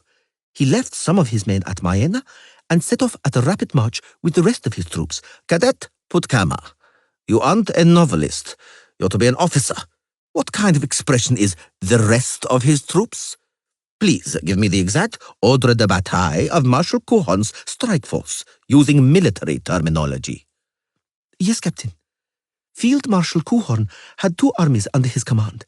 The 4th Horse Army, commanded by Major General Marcus Brabant, our school's patron. Very good, Cadet Puttkammer. Dem toady, hissed Cadet Fitzosterlen from his desk. And the 3rd Army, commanded by Lieutenant General Retz de Melistok. The 4th Horse Army consisted of, numbering over 20,000 soldiers, the Venendal Division, the Marne Division, the Frunsburg Division, the 2nd Vicovarian Brigade, the 3rd Derlanian Brigade, and the Nausicaa and Vrihed Divisions. The 3rd Army consisted of the Alba Division, the Dythwen Division, and the Ardfen Division, stated Julia Pretty Kitty Abatamarco. If you haven't ballsed anything up, of course. They definitely had a large silver sun on their gonfalon? Yes, Colonel, stated the reconnaissance commander firmly. Without doubt they did. Hard fen, murmured Pretty Kitty. Interesting. That would mean that not only the horse army, but also part of the third are coming for us, in those columns you supposedly saw. No, sir. Nothing on faith alone. I have to see it with my own eyes. Captain, during my absence, you command the company. I order you to send a liaison officer to Colonel Pangrat. But, Colonel, is that wise, to go yourself? That's an order. Yes, sir. It's sheer lunacy, Colonel. The commander of the reconnaissance outshouted the rush of the gallop. We might run into some elven patrol. Don't talk. Lead on. The small troop galloped hard down the gorge, flashed like the wind down the stream's valley, and rushed into a forest. Here they had to slow down. The undergrowth impeded riding, and furthermore, they were indeed in danger of suddenly happening upon reconnaissance troops or pickets, which the Nilfgaardians had undoubtedly sent. The party of mercenaries had admittedly stolen up on the enemy from the flank, not head-on, but the flanks were certainly also guarded. The game was thus as risky as hell. But Pretty Kitty liked games like that, and there wasn't a soldier in the entire Free Company who wouldn't have followed her all the way to hell. It's here, said the commander of the reconnaissance. The tower. Julia Abatamaco shook her head. The tower was crooked, ruined, bristling with broken beams, forming a latticework through which the wind, blowing from the west, played as though on a tin whistle. It wasn't known who had built the tower here, in a wilderness, or why, but it was apparent it had been built a long time before. It won't collapse? Certainly not, Colonel. Sir wasn't used among the mercenaries of the Free Company, or Madam, only rank. Julia climbed to the top of the tower, almost running up. The reconnaissance commander only joined a minute later, panting like a bull covering a heifer. Leaning on the crooked railing, Pretty Kitty surveyed the valley using a telescope, sticking her tongue between her lips and sticking out her shapely rear. The reconnaissance commander felt a quiver of excitement at the sight. He quickly controlled himself. Hard fen, there's no doubt. Julia Abatamaco licked her lips. I can also see Elan Trahe's Dialanians. There are also elves from the Vriheth Brigade, our old friends from Maribor and Maena. Ha-ha! There are also the Death's Heads, the famous Nazakea Brigade. I can also see the flames on the pennants of the Dythwin Armoured Division, and a white standard with a black Alarion, the sign of the Alba Division. You recognize them, murmured the reconnaissance commander, as though they were friends. Are you so well informed? I'm a graduate of the military academy.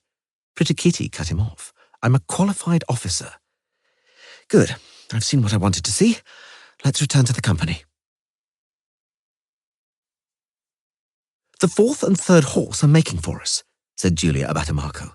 I repeat, the whole of the fourth horse and probably the whole of the cavalry of the third army. A cloud of dust was rising into the sky behind the standards that I saw. By my reckoning, 40,000 horse are heading this way in those 3 columns, and maybe more.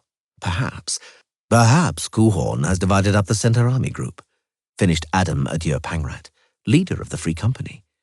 He only took the 4th horse and the cavalry from the 3rd, without infantry, in order to move quicker. Ha! Julia, were I in the place of Constable Natalis or King Foltest, I know. Pretty Kitty's eyes flashed. I know what you'd do. Have you sent runners to them? Naturally. Natalis is nobody's fool.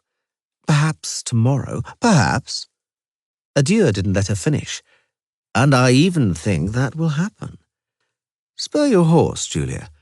I want to show you something. They rode a few furlongs quickly, pulling a long way ahead of the rest of the soldiers. The sun was almost touching the hills in the west. The wetland forests cloaked the valley in a long shadow. But enough could be seen for Pretty Kitty to guess at once what Adieu Pangrat had meant to show her. Here. Adieu confirmed her speculation standing up in the stirrups. I would engage the enemy here tomorrow, if the command of the army were mine. Nice terrain, agreed Julia Abatamaco. Level, hard, smooth. There's room to form up. From those hills to those fish ponds there, it'll be some 3 miles.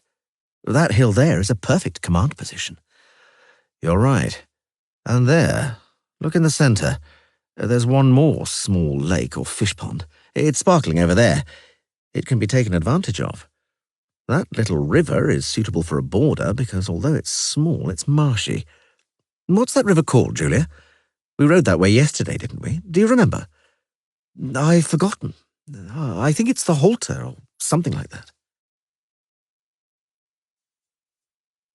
Whoever knows those parts can easily imagine the whole thing, while to those who are less well-travelled, I shall reveal that the left wing of the Royal Army reached the place where today the settlement of Brenner is located.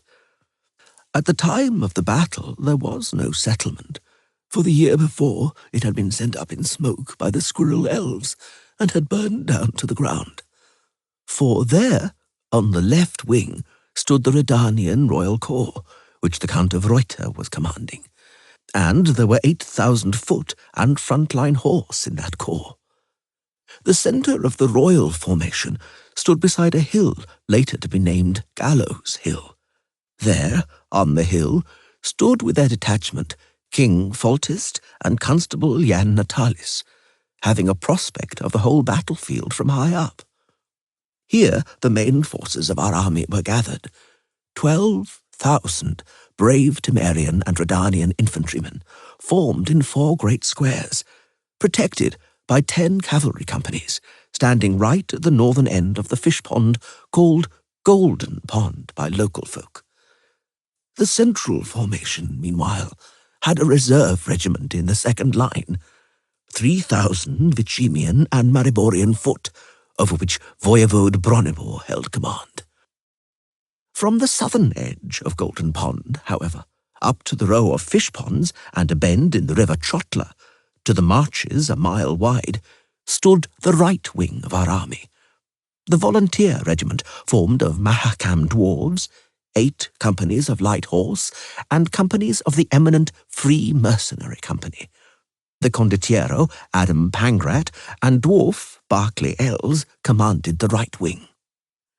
Field Marshal Menno Kuhorn deployed the Nilfgaardian army opposite them, about a mile or 2 away, on a bare field beyond the forest. Iron, hard men stood there like a black wall, regiment by regiment, company by company, squadron by squadron. Endless, it seemed, as far as the eye could see. And from the forest of standards and spears, one could deduce that it was not just a broad, but a deep array. For it was an army of 46,000, which few knew about at that time, and just as well, because at the sight of that Nilfgaardian might, many hearts sank somewhat, and hearts started to beat beneath the breastplates of even the bravest, started to beat like hammers, for it became patent that a heavy and bloody battle would soon begin, and many of those who stood in that array would not see the sunset. Yara, holding his spectacles, which were sliding off his nose, read the entire passage of text once again, sighed, rubbed his pate, and then picked up a sponge, squeezing it a little, and rubbing out the last sentence. The wind soughed in the leaves of a linden tree, and bees buzzed. The children, as children will, tried hard to outshout one another. A ball which had rolled across the grass came to rest against the foot of the old man. Before he managed to bend over, clumsy and ungainly, one of his grandchildren flashed past like a little wolf cub, grabbing the ball in full flight. He knocked the table, which began to rock, and Yara saved the inkwell from falling over with his right hand, holding down the sheets of paper with the stump of his left. The bees buzzed, heavy with tiny yellow balls of acacia pollen. Yara took up his writing again. The morning was cloudy, but the sun broke through the clouds, and its height clearly signalled the passing of the hours. A wind got up. Pennants fluttered and flapped like flocks of birds taking flight, And Nilfgaard stood on. Stood on until everyone began to wonder why Marshal Menno Coulhorn did not give his order to march forward. When? Menno Coulhorn raised his head from the maps and turned his gaze on his commanders. When, you ask, will I give the order to begin? No one said anything. Menno quickly looked his commanders up and down. The most anxious and nervous seemed to be those who were going to remain in reserve. Ilentrahe, commander of the 7th Delanian, and Gaius van Loo of the Nausicaa Brigade. Ude de Wingald, the marshal's aide-de-camp, who had the least chance of active involvement in the fighting, was also nervous. Those who were to strike first looked composed, why, even bored. Marcus Brybant was yawning. Lieutenant General Retz de Melis-Stoke kept sticking his little finger in his ear, pulling it out and looking at it, as though really expecting to find something worthy of his attention. Oberst Raymond Tyrconnell, the young commander of the Ardfane division, whistled softly, fixing his gaze on a point on the horizon known only to him. Oberst Liam ep Muir Moss of the Dythwyn division turned the pages of his ever-present slim volume of poetry. Tibor Egerbracht of the Alba Heavy Lancers scratched the back of his neck with the end of a riding crop. "We shall begin the attack," said Coulhorn, "as soon as the patrols return. Those hills to the north trouble me, gentlemen. Before we strike, I must know what is behind them." Lamar Flout was afraid. He was terribly afraid, and the fear was creeping over his innards. It seemed to him he had at least 12 slimy eels covered in stinking mucus in his intestines, doggedly searching for an opening they would be able to escape through. An hour earlier, when the patrol had received its orders and set off, Flout had hoped deep down that the cool of the morning would drive away the terror, hoped that routine, practiced ritual, the hard and severe ceremony of service would quell the fear. He was disappointed. Only now, after an hour had passed, and after travelling some 5 miles, far, dangerously far from his comrades, deep, hazardously deep in enemy territory, close, mortally close to unknown danger, had the fear showed what it was capable of. They stopped at the edge of a fir forest, prudently not emerging from behind the large juniper bushes growing at the edge. A wide basin stretched out before them, beyond a belt of low spruces. Fog trailed over the tops of the grass. "No one," judged Flout. "Not a soul. Let's go back. We're a little too far already." The sergeant looked at him askance. "Far? We've barely ridden a mile, and crawling along like lame tortoises at that." "It'd be worth," he said, "having a look beyond that hill, Lieutenant. I reckon the prospect will be better from there. A long way over both valleys. If someone's heading that way, we can't not see them. Well then, do we ride over, sir? It's no more than a few furlongs." "A few furlongs," thought Flout. "Over open ground, totally exposed." The eels squirmed, violently searching for a way out of his guts. At least one, Flout felt clearly, was well on its way. "I heard the clank of a stirrup, the snorting of a horse, over there among the vivid green of young pines on a sandy slope. Did something move there? A figure? Are they surrounding us?" A rumour was going around the camp that a few days earlier, the mercenaries of the Free Company, having wiped out a patrol of the Vrihet Brigade in an ambush, had taken an elf alive. It was said they'd castrated him, torn his tongue out and cut off all his fingers, and finally gouged out his eyes. Now, they had jeered, you won't frolic with your elven whore in any fashion, and you won't even be able to watch her when she frolics with others. "Well, sir?" The sergeant cleared his throat. "Shall we nip up that hill?" Lamar Flout swallowed. "No," he said. "We cannot dally. We've ascertained it. There's no enemy here. We must give a dispatch on it to headquarters. Back we go." Menno Coulhorn listened to the dispatch and raised his head from the maps. "To your companies," he ordered briefly. "Mr. Brybant, Mr. Melis-Stoke, attack." "Long live the Emperor!" yelled Tyrconnell and Eggebracht. Menno looked at them strangely. To your companies, he repeated. May the great sun enlighten your glory. Milo van der Beek, halfling, field surgeon, known as Rusty, greedily breathed into his nostrils the heady blend of the smells of iodine, ammonia, alcohol, ether, and magical elixirs hanging beneath the tent roof. He wanted to enjoy that aroma to the full now, while it was still healthy, pure, virginally uncontaminated, and clinically sterile. He knew it wouldn't stay like that for long. He glanced at the operating table, also virginally white, and at the surgical instruments, at the dozens of tools which inspired respect and confidence by the cool and menacing dignity of their cold steel, the pristine cleanliness of the metal sheen, the order and aesthetics of their arrangement. His staff, 3 women, busied themselves around the instruments. Rusty spat and made a correction in his thoughts. 1 woman and 2 girls. He spat again. 1 old, though beautiful and young-looking grandmother, and 2 children. A sorceress and healer called Marty Södergren, and the volunteers, Shani, a student from Oxenfurt, Yola, a priestess from the Temple of Melitele in Ellender. I know Marty Södergren, thought Rusty. I've already worked with that beauty more than once.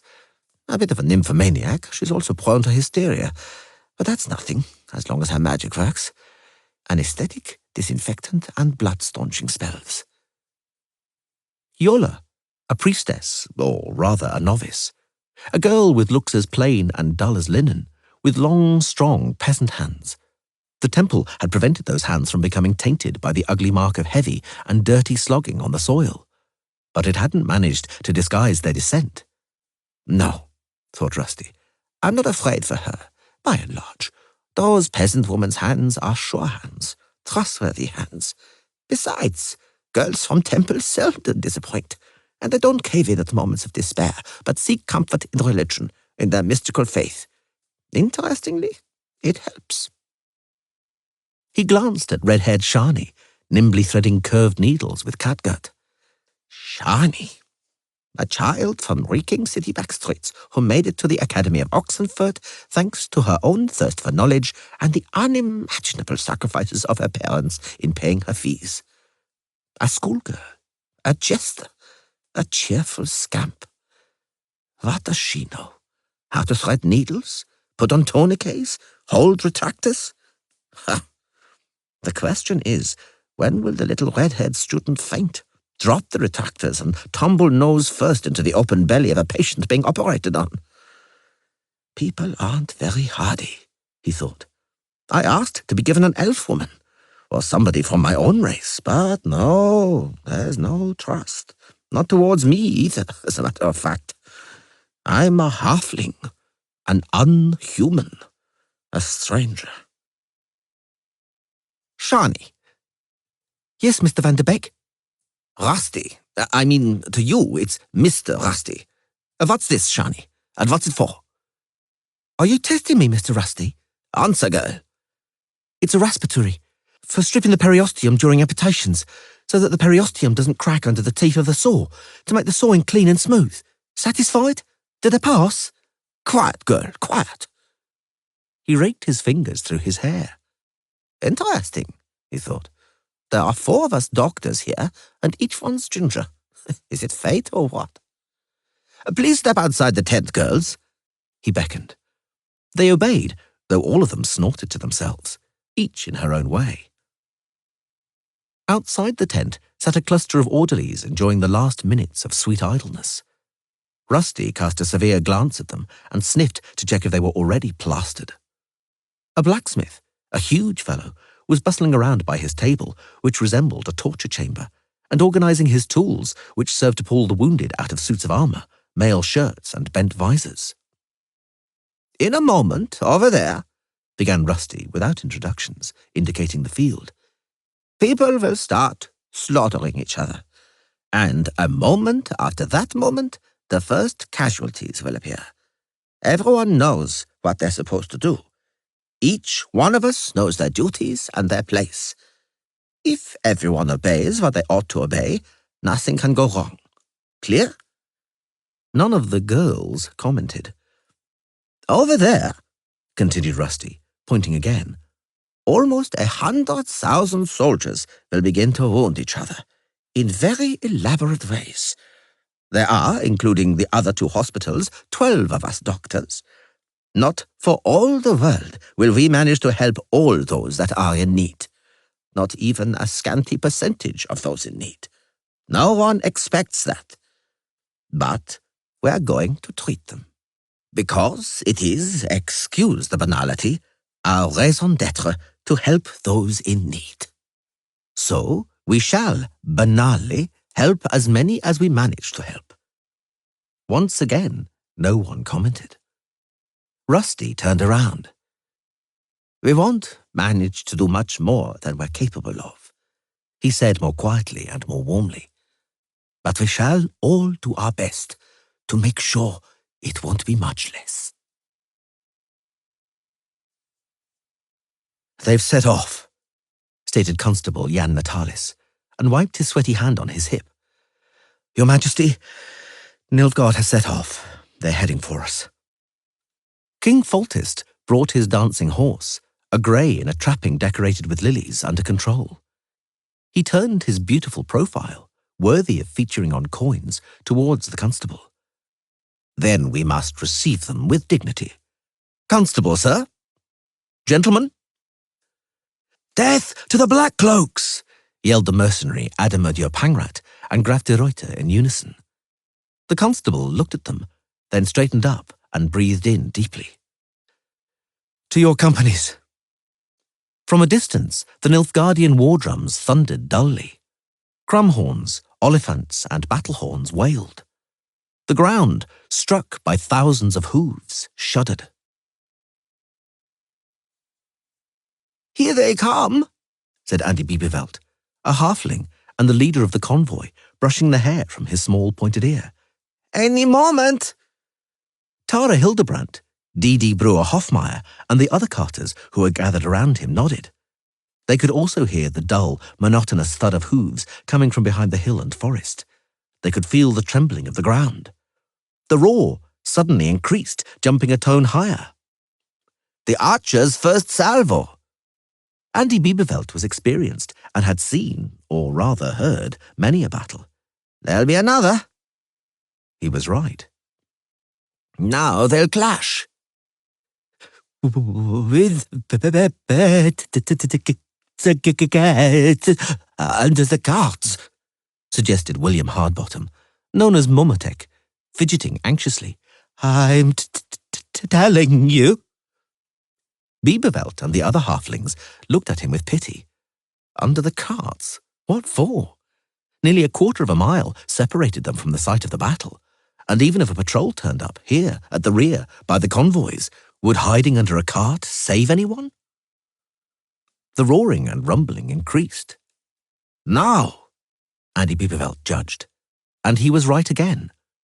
A distinct, macabre noise, which made the hair on their heads stand up, reached the ears of the Vittlers from a distance of a quarter of a mile, from beyond the hill and the forest, through the roaring and the sudden thud of iron smashing against iron. Squealing, the gruesome, desperate, wild squealing and shrieking of mutilated animals. "The cavalry!" Bibevelt licked his lips. "The cavalry have impaled themselves on the pikes." "I just," stammered out the pale Momotek, "don't know how the horses are to blame. The horsens." Yara rubbed out another sentence with a sponge. God only knew how many that made. He squinted his eyes, recalling that day. The moment the two armies clashed. When the two armies, like determined mastiffs, went for each other's throats, clenched in a mortal grip. He searched for words he could use to describe it. In vain. The wedge of cavalry rammed into the square. Like the thrust of a gigantic dagger, the Alba Division crushed everything that was defending access to the living body of the Temerian infantry. the pikes, javelins, halberds, spears, pavises, and shields. Like a dagger, the Alba division thrust into the living body and drew blood. Blood in which horses now splashed and slid. But the dagger's blade, though thrust in deep, hadn't reached the heart or any of the vital organs.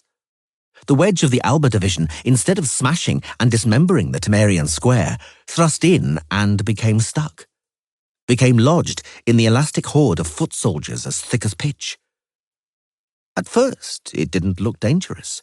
The head and sides of the wedge were made up of elite, heavily armoured companies, and the lanzknechts' edges and blades rebounded from the shields and armour plate like hammers from anvils, and neither was there any way to get through the barding of the steeds. And although every now and then one of the armoured men would tumble from his horse or with his horse, the swords, battle-axes, hatchets and morning stars of the cavalrymen cut down the pressing infantrymen. Trapped in the throng, the wedge shuddered and began to drive in deeper. "Alba!" Second Lieutenant Devin ap Mera heard the cry of Oberst Egebrecht, soaring above the clanging, roaring, groaning and neighing. "Forward, Alba! Long live the Emperor!" They set off, hacking, clubbing and slashing. Beneath the hooves of the squealing and kicking horses was the sound of splashing, crunching, grinding and snapping. "Alba!" The wedge became caught again. The lanzknechts, although thinned out and bloodied, didn't yield, but pressed forward and gripped the cavalry like pliers, until they cracked. Under the blows of halberds, battle-axes and flails, the armoured troops of the front line caved in and broke. Jabbed by partisans and pikes, hauled from the saddle by the hooks of guisarme and bear spears, mercilessly pounded by iron balls and chains and clubs, the cavalrymen of the Alba division began to die. The wedge thrust into the square of infantry, which not long before had been menacing iron cutting into a living body, was now like an icicle in a huge peasant fist. "Temerier! For the king, boys! Kill the black cloaks!" But neither was it coming easily to the lanzknechts.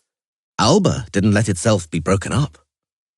Swords and battle-axes rose and fell, hacked and slashed, and the infantry paid a grim price in blood for every horseman knocked from the saddle. Oberst Egebrecht, stabbed through a slit in his armour by a pike blade as thin as a bodkin, yelled and rocked in the saddle.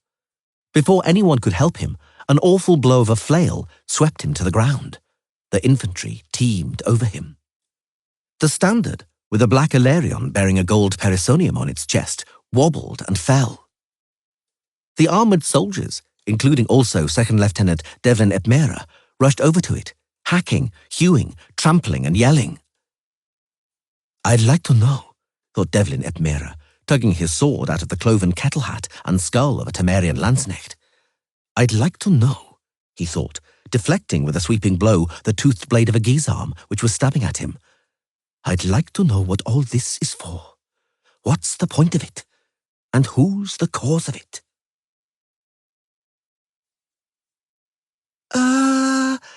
And then the convent of the great master sorceresses gathered, our esteemed mothers, whose memory will always live among us, for, the great master sorceresses of the First Lodge decided to... Novice Abond, you are unprepared. Fail. Sit down. But I revised really. Sit down. "Why the hell do we have to learn about this ancient history?" muttered Abond, sitting down. "Who's bothered about it today? And what use is it? Silence. Novice Nimu?" "Present, mistress. I can see that." "Do you know the answer to the question? If you don't, sit down and don't waste my time." "Yes, I do." "Go on." "So, the chronicles teach us that the convent of master sorceresses gathered at Bald Mountain Castle to decide on how to end the damaging war that the Emperor of the South was waging with the kings of the North. Esteemed Mother Azira, the Holy Martyr, said that the rulers would not stop fighting until they had lost a lot of men, and esteemed Mother Philippa, the Holy Martyr, answered, Let us then give them a great and bloody, awful and cruel battle. Let us bring about such a battle. Let the Emperor's armies and the King's forces run in blood in that battle, and then we, the Great Lodge, shall force them to make peace. And this is precisely what happened. The esteemed mothers caused the Battle of Brenna to happen, and the rulers were forced to sign the Peace of Sintra. Very good, Novice Nimue. I'd have given you a star at A grade, had it not been for that "so" at the beginning of your contribution. We don't begin sentences with "so." Sit down. And now, who'll tell us about the Peace of Sintra? The bell for the break rang, but the novices didn't react with immediate uproar and the banging of desktops. They maintained a peaceful and dignified silence. They weren't chits from the kindergarten now. They were third formers. They were 14, and that carried certain expectations. There's not much to add here. Rusty assessed the condition of the first wounded man who was right then sullying the immaculate white of the table. Crushed thigh bone. The artery is intact, otherwise they would have brought us a corpse. It looks like an axe blow, and at the same time the saddle's hard pommel acted like a woodcutter's chopping block. Please look. Shani and Yola bent over. Rusty rubbed his hands. As I said, nothing to add. All we can do is take away. To work. Yola, tourniquet, tightly. Shani, knife. Not that one. The double-bladed one for amputations. The wounded man couldn't tear his restless gaze from their hands, tracked their movements with the eyes of a terrified animal caught in a snare. A little magic, Marty, if you please, nodded the halfling, leaning over the patient so as to fill his entire field of vision.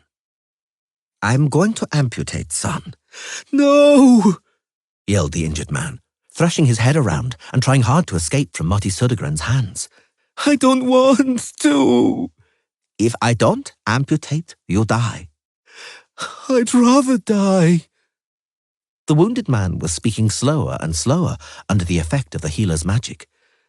I'd rather die than be a cripple. Let me die. I beg you, let me die. I can't. Rusty raised the knife, looked at the blade, at the still shining, immaculate steel. I can't let you die, for it so happens that I'm a doctor. He struck the blade in decisively and cut deeply. The wounded man howled. For a human, inhumanly. The messenger reined in his horse so hard that turf sprayed from its hooves. 2 adjutants clutched the bridle and calmed down the foaming steed. The messenger dismounted. From whom? Shouted Jan Natalis. From whom do you come? From Graf de Reuter, the messenger panted. We've held the Black Cloaks, but there are severe casualties. Graf de Reuter requests reinforcements. There are no reinforcements, the constable replied after a moment's silence. You must hold out. You must. And here, Rusty indicated with the expression of a collector showing off his collection. Please look at the beautiful result of a cut to the belly. Someone has helped us somewhat by previously conducting an amateur laparotomy on the poor wretch. It's good he was carried carefully. None of his more important organs have been lost. I mean, I assume they haven't been. What's up with him, Shani, in your opinion? Why such a face, girl? Have you only known men from the outside before today? The intestines are damaged, Mr. Rusty. A diagnosis as accurate as it is obvious. One doesn't even have to look, it's enough to sniff. A cloth, Yola. Marty, there's still too much blood. Be so kind as to give us a little more of your priceless magic. Shani, clamp. Put on some arterial forceps. You can see it's pouring, can't you? Yola, knife. Who's winning? Suddenly asked the man being operated on, quite lucidly, although he mumbled a little, rolling his goggling eyes. Tell me, who is winning? Son. Rusty stooped over the open, bloody and throbbing abdominal cavity. That really is the last thing I'd be worrying about in your shoes. Cruel and bloody fighting then began on the left wing and the centre of the line. But here, though great was Nilfgaard's fierceness and impetus, their charge broke on the royal army like an ocean wave breaks on a rock. For here stood the select soldiers, the valiant Mariborian, Vicimian, and Rhetorian armoured companies, and also the dogged landsknechts, the professional soldiers of fortune, whom cavalry could not frighten. And thus they fought, truly like the sea against a rocky cliff. Thus continued the battle, in which you could not guess who had the upper hand, for although the waves endlessly beat against the rock, not weakening, and they only fell back to strike anew, the rock stood on, as it had always stood, still visible among the turbulent waves. The battle unfolded in a different way on the right wing of the royal army. Like an old sparrow-hawk that knows where to stoop and peck its prey to death, so Field Marshal Menno Cuchon knew where to aim his blows. Clenching in his iron fist his select divisions, the Dythwyn Lancers and the armoured Ardfin, he struck at the junction of the line above Golden Pond, where the companies from Brugge stood. Although the Bruggeans resisted heroically, they turned out to be more weakly accoutred, both in armour and in spirit, than their foes. They did not weather the Nilfgaardian advance. 2 companies of the Free Company, under the old Condottiero Adam Pancrat, went to their aid, and held back Nilfgaard, paying a severe price in blood. But the awful threat of being surrounded stared the dwarves of the volunteer regiment standing on the right flank in the face, and the severing of the array imperilled the whole royal army. Yara dipped his quill pen in the inkwell. His grandchildren, further away in the orchard, were shouting, their laughter ringing like little glass bells. Jan Natalis, none the less attentive as a crane, had noticed the menacing danger, and understood, in an instant, which way the wind was blowing, and, without delay, sent a messenger to the dwarves with an order for Colonel Elves. In all of his 17-year-old naivety, Cornet Aubrey believed that to reach the right wing, deliver the order, and return to the hill would take him 10 minutes at most, absolutely no more. Not on Chiquita, a mare as nimble and fleet as a hind. Even before he had arrived at Golden Pond, the cornet had become aware of 2 things. There was no telling when he'd reached the right wing, and there was no way of telling when he'd managed to return, and that Chiquita's fleetness would come in very handy. Fighting was raging on the battlefield to the east of Golden Pond. The Black Cloaks and the Bruggean horse, protecting the infantry array, were smiting each other. In front of the cornet's eyes, figures in green, yellow, and red cloaks suddenly shot out like sparks, like the glass of a stained glass window, from the whirl of the battle, chaotically bolting towards the river Chotla. Nilfgaardians flooded like a black river behind them. Aubrey pulled his mare back hard, jerked the reins, ready to turn tail and flee, get out of the way of the fugitives and the pursuers. A sense of duty took the upper hand. The cornet pressed himself to his horse's neck and galloped at breakneck speed. All around was yelling and hoofbeats, a kaleidoscopic twinkling of figures, the flashes of swords, clanging and thudding. Some of the Bruggeans, who were pressed against the fish pond, were putting up desperate resistance, herding together around a standard bearing an anchored cross. The Black Cloaks were slaughtering the scattered and exposed infantry. The view was obscured by a black cloak with a symbol of a silver sun. "Evgir! Nordling!" Aubrey yelled, and Chiquita, excited by the cry, gave a truly deer-like bound, saving Aubrey's life by carrying him out of range of the Nilfgaardian sword. Arrows and bolts suddenly howled over his head. Figures flickered before his eyes again. "Where am I? Where are my comrades? Where is the enemy?" "Evgir Mauve! Nordling!" Thudding, clanking, neighing of horses, shouts. "Stand, you little shit! Not that way!" A woman's voice. A woman on a black stallion, in armor, with hair blown around, her face covered in spots of blood. Beside her, armored horsemen. "Who are you?" The woman smeared the blood on her sword with a fist. "Cornet Aubrey, Constable Natalis' Flugel adjutant, with orders for Colonels Pangrat and Els. You have no chance of getting to where Adieu is fighting. We'll ride to the dwarfs. I'm Julia Abatimarco. To horse, damn it! They're surrounding us, at the gallop." He didn't have time to protest. There was no point anyway. After some furious galloping, a mass of infantry emerged from the dust. A square, encased like a tortoise in a wall of pavises, like a pincushion bristling with spear blades. A great gold standard with crossed hammers fluttered over the square, and beside it rose up a pole with horsetails and human skulls. The square was being attacked by Nilfgaardians, who were darting forwards and jumping back like dogs, worrying a beggar swinging a cane. The Ardfen division, owing to the great suns on their cloaks, could not be mistaken for any other. "Fight, Free Company!" yelled the woman, whirling her sword around in a moulinet. "Let's earn our pay!" The horsemen, and with them Cornet Aubrey, charged the Nilfgaardians. The clash only lasted a few moments, but it was terrible.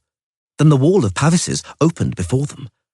They found themselves inside the square, in a crush amongst dwarves in mail shirts, bassinets, and pointed chick-chack helmets, amongst the Redanian infantry, light Breguet horse, and armoured condottieri.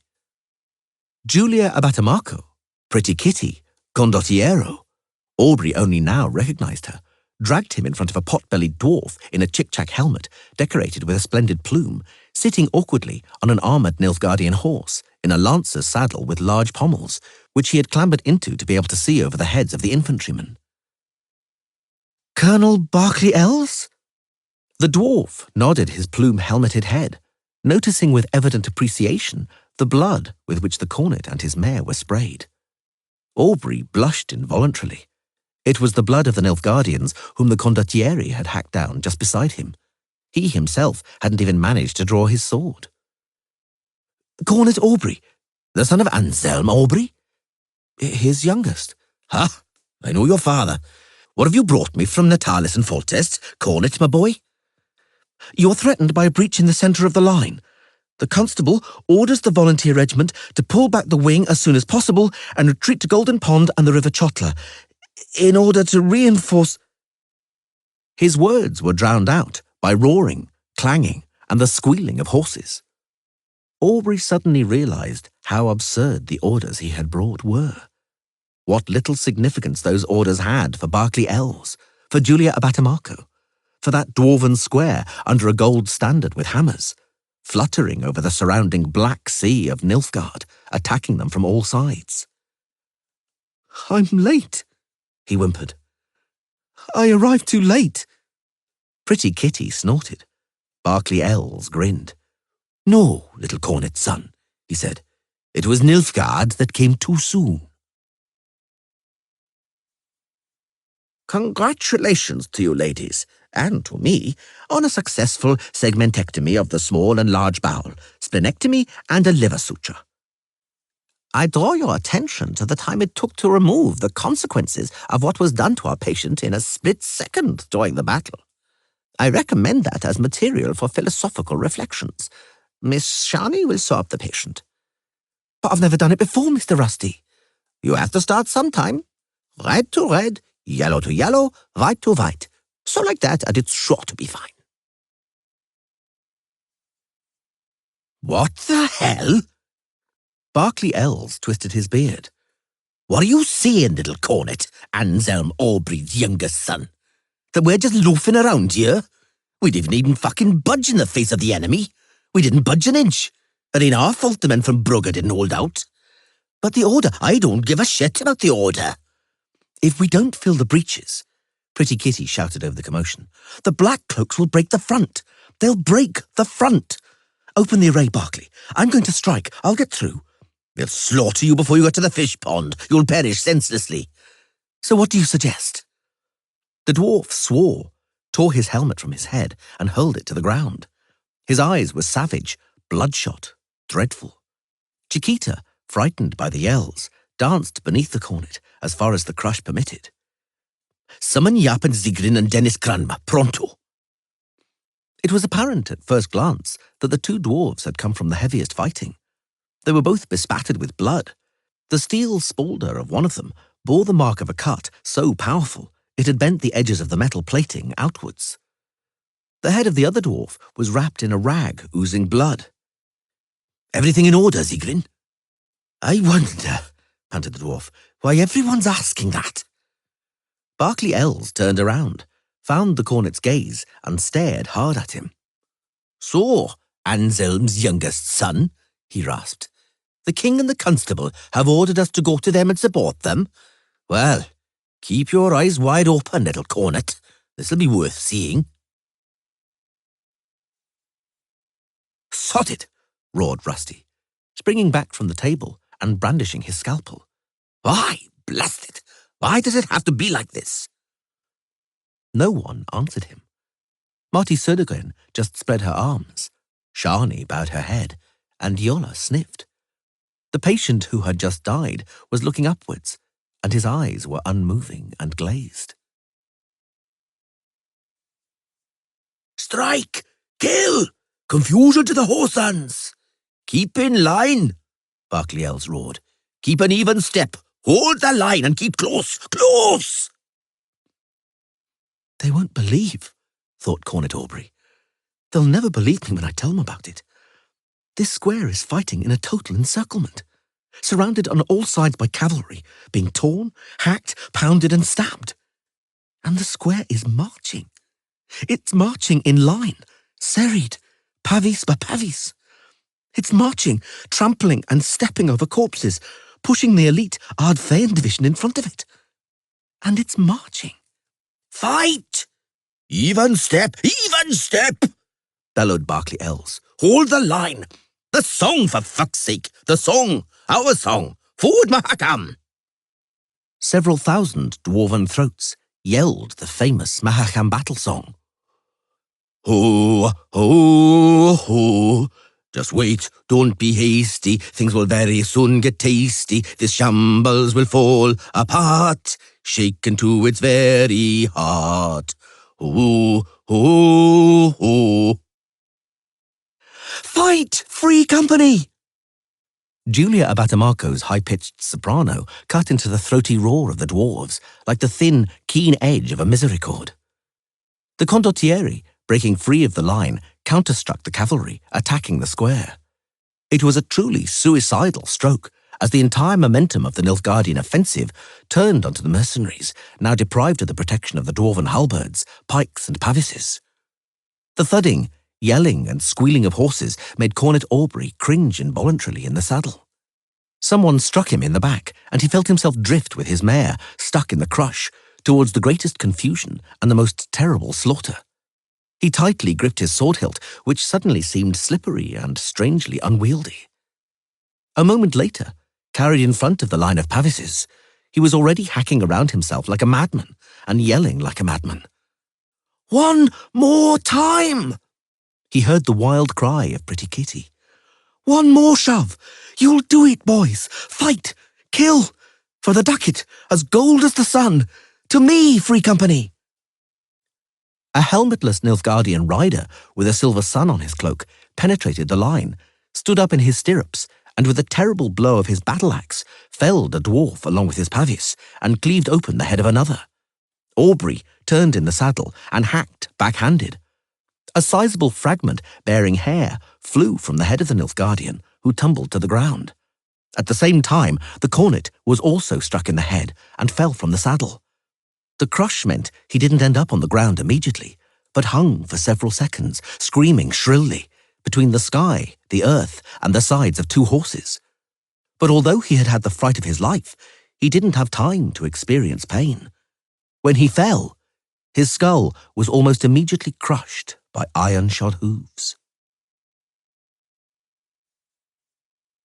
65 years later, when asked about that day, about Brenner Field, about the square marching towards Golden Pond over the bodies of friends and enemies, the old woman would smile, wrinkling up even more a face already as shriveled and dark as a prune. Impatient, or perhaps pretending to be impatient, she waved a trembling, bony hand, grotesquely contorted by arthritis. "There was no way," she mumbled, "that either of the sides could gain the advantage. We were in the middle, in the encirclement, and they were on the outside, and we were simply killing one another. They us, and we them. They us, we them." The old woman struggled to overcome a coughing fit. Those listeners who were closest saw on her cheek a tear, making its way with difficulty among the wrinkles and old scars. "They were just as brave as us," mumbled the old dear who had once been Julia Abatamarco, pretty Kitty of the Free Mercenary Company. "We were all just as brave. Us and them." The old woman fell silent for a long time. Her audience didn't urge her on, seeing her smile at her recollections, at her glory, at the faces of those who gloriously survived, looming in the fog of oblivion, of forgetting, in order later to be shabbily killed by vodka, drugs, and consumption. "We were all just as brave," finished Julia Abatamarco. "Neither of the sides had the strength to be braver. But we managed to be brave for a minute longer." Marty, I'd be very grateful if you could give us a little more of your wonderful magic. Just a little bit more. Just a few ounces. The inside of this poor wretch's belly is one great goulash, seasoned additionally by loads of metal rings from a male shirt. I can't do anything while he thrashes about like a fish being gutted. Shani, damn it, hold those retractors.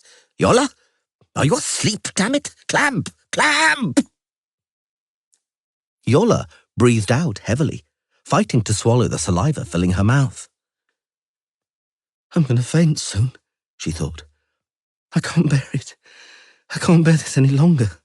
This stench, this ghastly mixture of blood, puke, excrement, urine, the content of intestines, sweat, fear and death.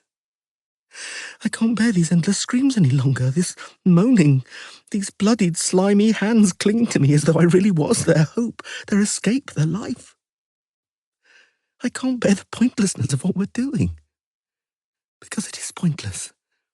It's one great, enormous, pointless pit of pointlessness. I can't bear the effort and the fatigue. They keep bringing new ones, and new ones. I can't stand it. I'm going to vomit. I'm going to faint. I'll shame myself. Dressing, compress, bowel clamp. Not that one. Soft clamp. Mind what you're doing. Make another mistake and I'll smack you in that ginger head. Do you hear? I'll smack you in that ginger head. Great Melitala, help me. Help me, oh goddess. There. Better already. One more clamp, priestess. Clamp on the artery. Good. Good, Yola. Keep it up. Marty, mop his eyes and face. And mine, too. Where does that pain come from? Thought Constable Jan Natalis. What hurts so much? Aha! My clenched fists. Let's finish them off, yelled Gaze Van Loo, rubbing his hands. Let's finish them off, sir. The line's breaking along the formation. Let's strike without delay, and by the great sun they'll fall apart, they'll scatter. Menno Coehorn was nervously chewing a fingernail, realized they were watching, and quickly took his finger out of his mouth. Let's strike, repeated Gaze Van Loo calmly, not without emphasis. Now the Kea's ready. Now the Kea is to stand by, said Menno sharply. The Derlanians too, Mr. Foltiana. The commander of the Vriheth Brigade, Isengrim Foltiana, called the Iron Wolf, turned his awful face, disfigured by a scar running across his forehead, brow, bridge of the nose and cheek, towards the marshal. Strike! Menno pointed with his baton. At the junction of Temeria and Redania, over there. The elf saluted. His disfigured face didn't even twitch. His large eyes didn't change their expression. Allies, thought Menno. Confederates. We're fighting together against a common foe. But I don't understand them at all, those elves. They're somehow alien. Different. Interesting. Rusty tried to rub his face with his elbow, but his elbow was also covered in blood. Yola hurried to help him. Curious, repeated the surgeon, pointing at the patient. Stabbed by a pitchfork or some sort of two-pronged type of giza. One of the prongs punctured the heart. There, please look. The chamber undoubtedly perforated, the aorta almost severed, and he was still breathing for a while. Here, on the table. Gored right in the heart. He survived all the way to the table. Do you wish to state, a cavalryman from the light volunteer horse asked gloomily, that he's expired? We bore him from the battle in vain. Nothing is in vain. Rusty didn't lower his eyes. And for the sake of the truth, then yes, he's dead, sadly. Exitus. Take him away. Oh, bloody hell. Take a look, girls. Marty Södergren, Shani and Yola bent over the body.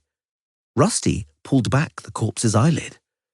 Ever seen anything like that? All three of them shuddered. Yes, they all said at the same time. They glanced at each other as though slightly surprised. I have too, said Rusty. It's a Vitra, a mutant. That would explain why he lived so long. Was he your comrade at arms, men, or did you bring him here by chance? He was our comrade, Mr. Medic, confirmed another volunteer gloomily, a beanpole with a bandaged head. From our squadron, a volunteer like us. He was a master with a sword. They called him Cohen. And he was a Vitra? Aye, but he was a decent bloke otherwise. Ah, sighed Rusty, seeing 4 soldiers carrying another casualty on a blood-soaked cloak dripping with blood. He was very young, judging by how shrilly he was wailing. Ah, pity. I would have gladly taken that otherwise decent Vitra for a post-mortem. I'm consumed with curiosity, and a paper could be written if one could just take a look inside him. But there's no time. Get the corpse off the table. Shani, water, Marty, disinfection. Yola, pass me. Hello, girl. Are you shedding tears again? What is it this time? Nothing, Mr. Rusty. Nothing. Everything's all right now. I feel, repeated Tris Merigold, as though I've been robbed. Nenica didn't answer for a long time, and looked from the terrace towards the temple garden, where the priestesses and novices were busily engaged in their springtime work. You made a choice, she finally said. You chose your way, Tris, your own destiny, of your own free will. Now isn't the time for regrets. Nenica. The sorceress lowered her eyes. I really can't say anything more than what I've said. Believe me and forgive me. Who am I to forgive you? And what would you get from my forgiving you? But I can see how you're glaring at me, Tris exploded. You and your priestesses. I can see you asking me questions with your eyes like, what are you doing here, witch? Why aren't you where Iola, Urinid, Katya and Mira are? And Yara? You're exaggerating, Tris. The sorceress looked into the distance at the forest, bluish beyond the temple wall, at the smoke of distant campfires. Nenica said nothing. She was also far away in her thoughts, away where the fighting was raging and the blood was flowing. She thought about the girls she'd sent there. They talked me out of it all, Tris said. Nenica said nothing.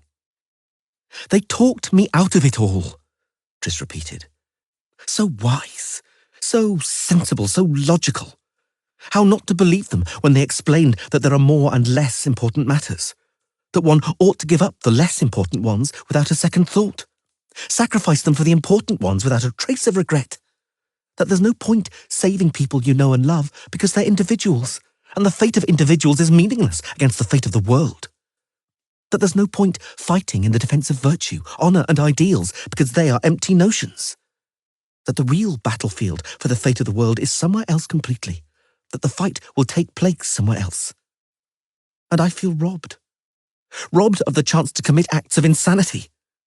I can't insanely rush to help Ciri. I can't run and save Geralt and Yennefer like a madwoman. But that's not all.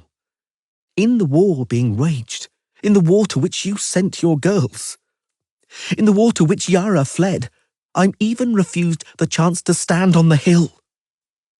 To stand on the hill once more. This time with the awareness of a truly conscious and correct decision.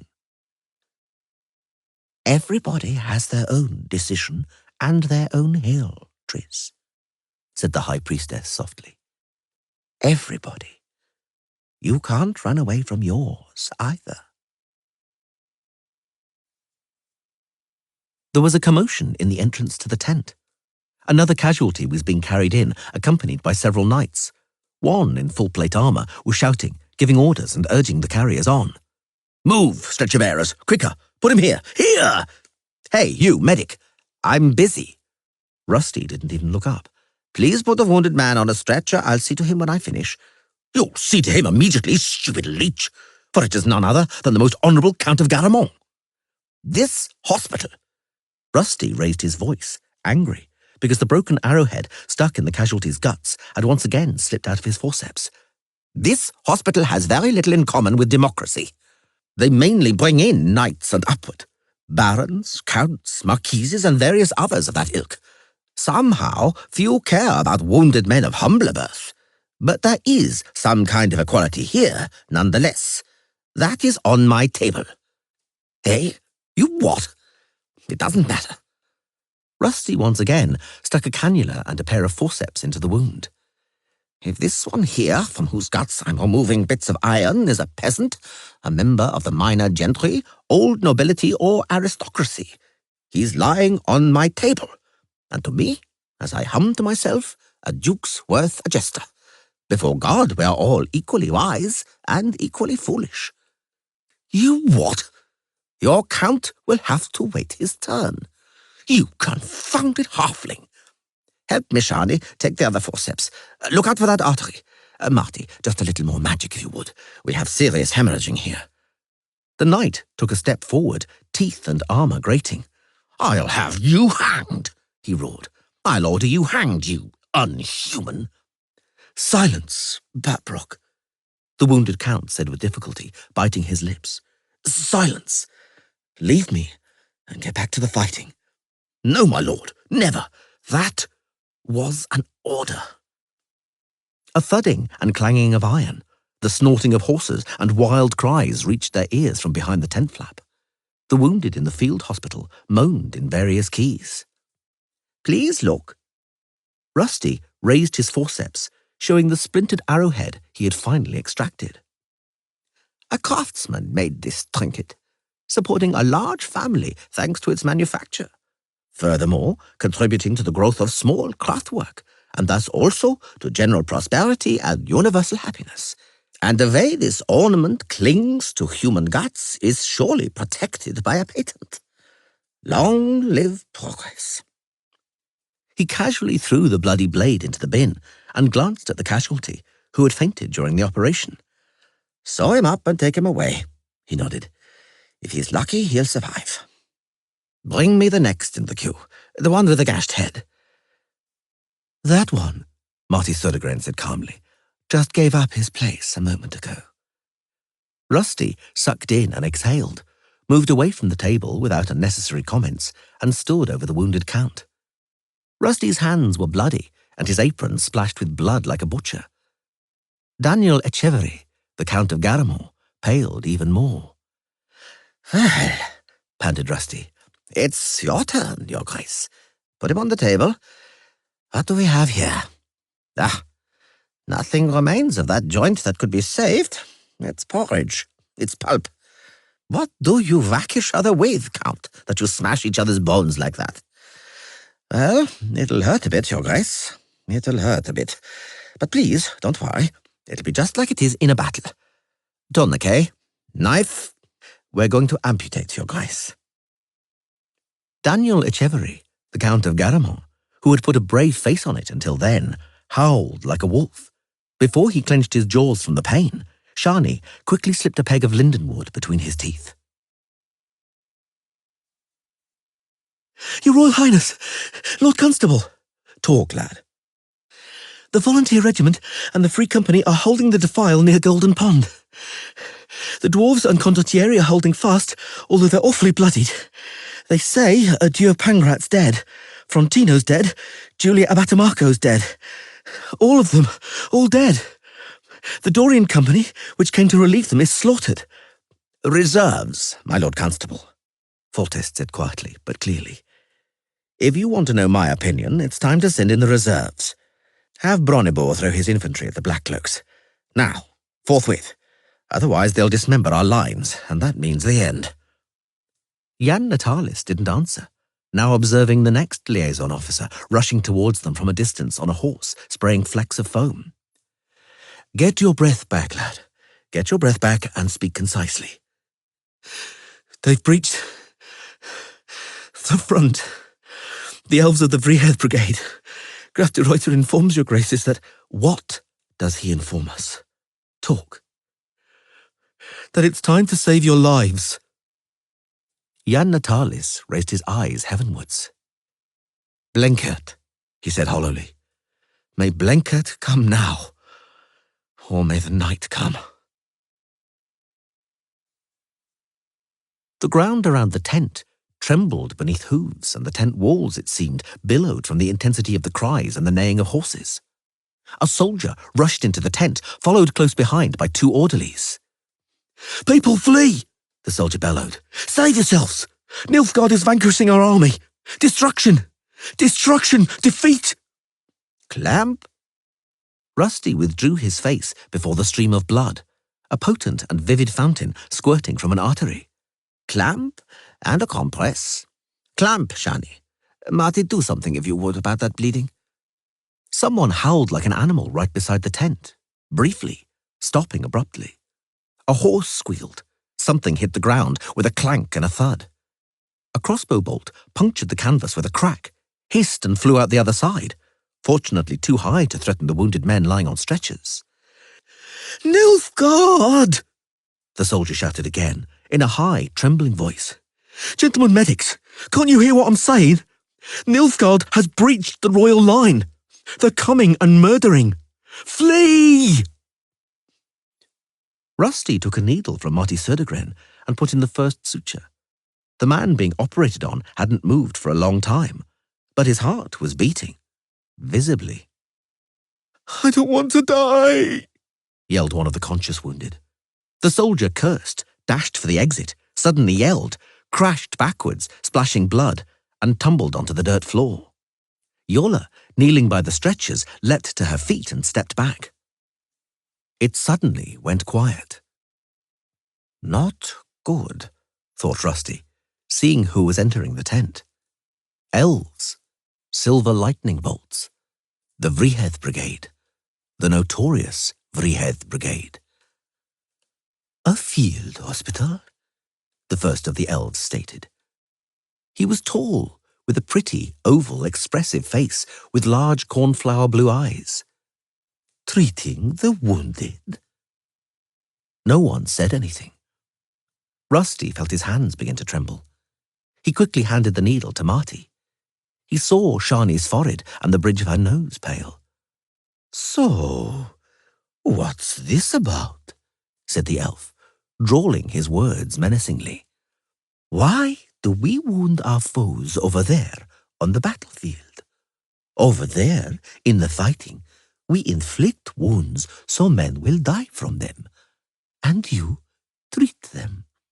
I observe an absolute lack of logic here, and a conflict of interests." He stooped over and thrust his sword, almost without a swing, into the chest of the casualty on the stretcher nearest the entrance. Another elf pinned another wounded man with a half-pike. A third casualty, conscious, tried hard to stop a thrust with his left arm and the heavily bandaged stump of his right. Shani screamed, shrilly, piercingly, drowning out the heavy, inhuman groaning of the mutilated man being murdered. Yola, throwing herself onto a stretcher, covered the next casualty with her body. Her face blanched like the linen of a bandage, and her mouth began to twitch involuntarily. The elf squinted his eyes. "Va fort, Biana," he barked, "or I'll run you through along with this doina. Get out of here!" Rusty was beside Yola in 3 bounds, shielding her. "Get out of my tent, you murderer! Get back there to the battlefield. Your place is there, among the other murderers. Murder each other there, if that is your will, but get out of here." The elf looked down at the pot-bellied halfling, shaking with fear, the top of whose curly mop reached a little above his waist. "Blood Ferian," he hissed. "Told you humans, get out of my way. Not a chance." The halfling's teeth were chattering, but his words were distinct.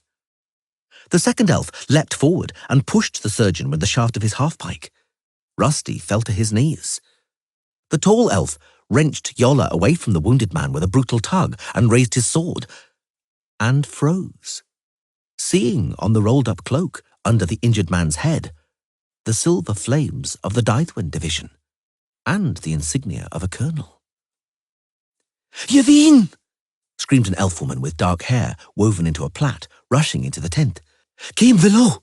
Ed have giri the doina, and va, his teeth!" The tall elf looked at the wounded colonel for a moment, then at the eyes of the surgeon, which were watering in terror. Then he turned on his heel and left. Once again, the tramping of hooves, yelling, and the clanging of iron could be heard from beyond the wall of the tent. "Have at the black cloaks! Murder!" 1,000 voices yelled. Someone howled like an animal, and the howling transformed into macabre wheezing. Rusty tried to stand up, but his legs failed him. His arms weren't much use either. Yola, trembling with powerful spasms of suppressed tears, curled up by the stretcher of the wounded Nilfgaardian in a fetal position.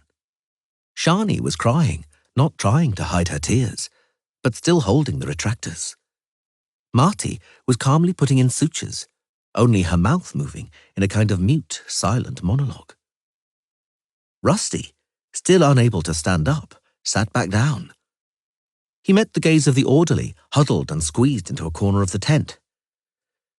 "Give me a swig of hooch," said Rusty with effort. "Just don't say you don't have any. I know you rascals. You always do." General Blenheim Blenkert stood up in his stirrups, stuck his neck out like a crane, and listened to the sounds of the battle. "Draw out the array," he ordered his commanders, "and we'll go at a trot at once behind that hill. From what the scouts say, it appears that we'll come out straight on the Blackcoats' right wing."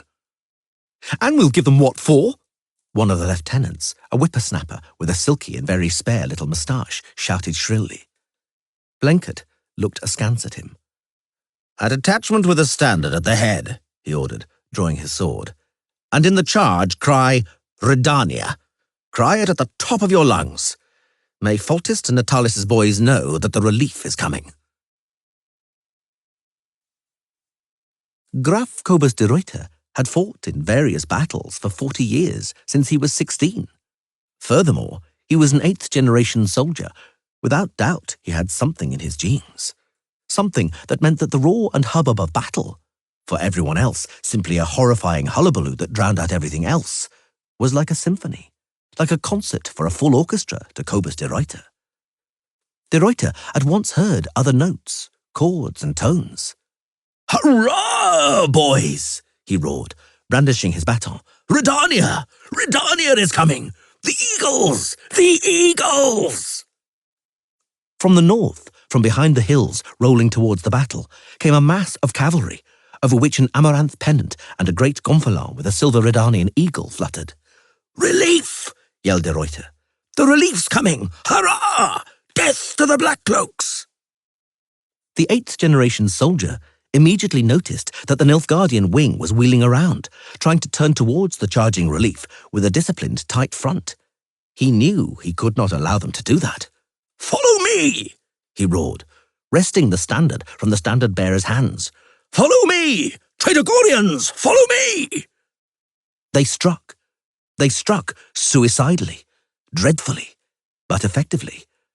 The Nilfgaardians of the Venendal division fell into confusion, and then the Redanian companies drove into them. A great shout rose into the sky. Gobus de Ruyter didn't see or hear it. A stray bolt from a crossbow had struck him straight in the temple. The nobleman sagged in the saddle and fell from his horse, the standard covering him like a shroud. 8 generations of de Ruiters who had fallen fighting and were following the battle from the beyond nodded in acknowledgement. It could be said, Captain, that the Nodlings were saved by a miracle that day, or a coincidence that no one could have predicted. Admittedly, Restif de Montelon writes in his book that Marshal Cuchon made a mistake in his assessment of the enemy's strength and plans, that he took too great a risk splitting up the centre army group and setting off with a cavalry troop, that he took on a risky battle not having at least a threefold advantage, and that he neglected reconnaissance. He didn't uncover the Redanian army arriving with reinforcements. Cadet Puttkammer. Mr. de Montelon's work, which was of doubtful quality, is not included in this school's curriculum, and His Imperial Highness deigned to express himself extremely critically about the book. Thus, you will not quote it here, Cadet. Indeed, it astonishes me. Until now, your answers have been very good, positively excellent, and suddenly you begin to discourse about miracles and coincidences, while finally you take the liberty of criticizing the leadership abilities of Menno Cuchon, one of the greatest leaders the Empire has produced. Cadet Puttkammer, and all the rest of you cadets, if you're seriously thinking about passing the final exam, you'll listen and remember. At the Battle of Brenna, no miracles or accidents were at work, but a conspiracy. Hostile saboteur forces, subversive elements, foul rabble-rousers, cosmopolites, political bankrupts, traitors and turncoats. A canker that was later burned out with white-hot iron. But before it came to that, those base traitors tangled up their own nation in spiderwebs and wove a snare of scheming. It was they who inveigled and betrayed Marshal Cuchon then, deceived him and misled him. It was they, scoundrels without faith or honor. Whoresons, repeated Menno Cuchon, without taking the telescope from his eye. Common whoresons. But I'll find you. Just wait. I'll teach you what reconnaissance means. De Wingelt. You will personally find the officer who was on the patrol beyond the hills to the north. Have all of them, the entire patrol, hanged. Yes, sir. Ute de Wingelt, the marshal's aide-de-camp, clicked his heels together. He could not know that right then, Lamar Flout, the officer from the patrol, was dying, trampled by horses of the secret reserves of the Nordlings who were attacking the flanks, the reserves he hadn't uncovered. Neither could de Wingelt know that he only had 2 hours of life left. How many of them are there, Mr. Trahe? Cuchon didn't take the telescope from his eye, in your opinion. At least 10,000, replied the commander of the 7th Dairlanian dryly.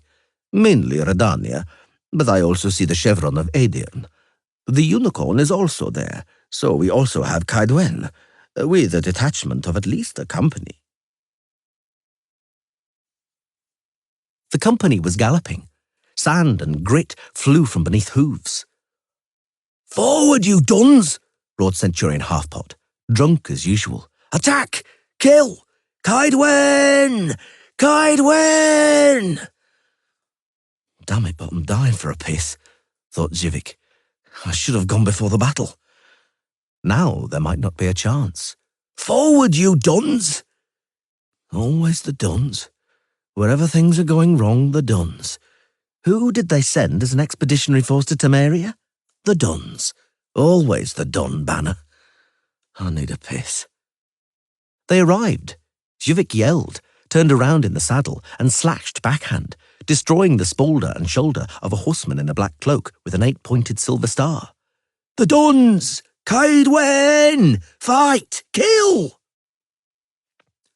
The Dun banner standard struck Nilfgaard with a thud, a clatter and a clank, amidst the roars of soldiers and the squeals of horses.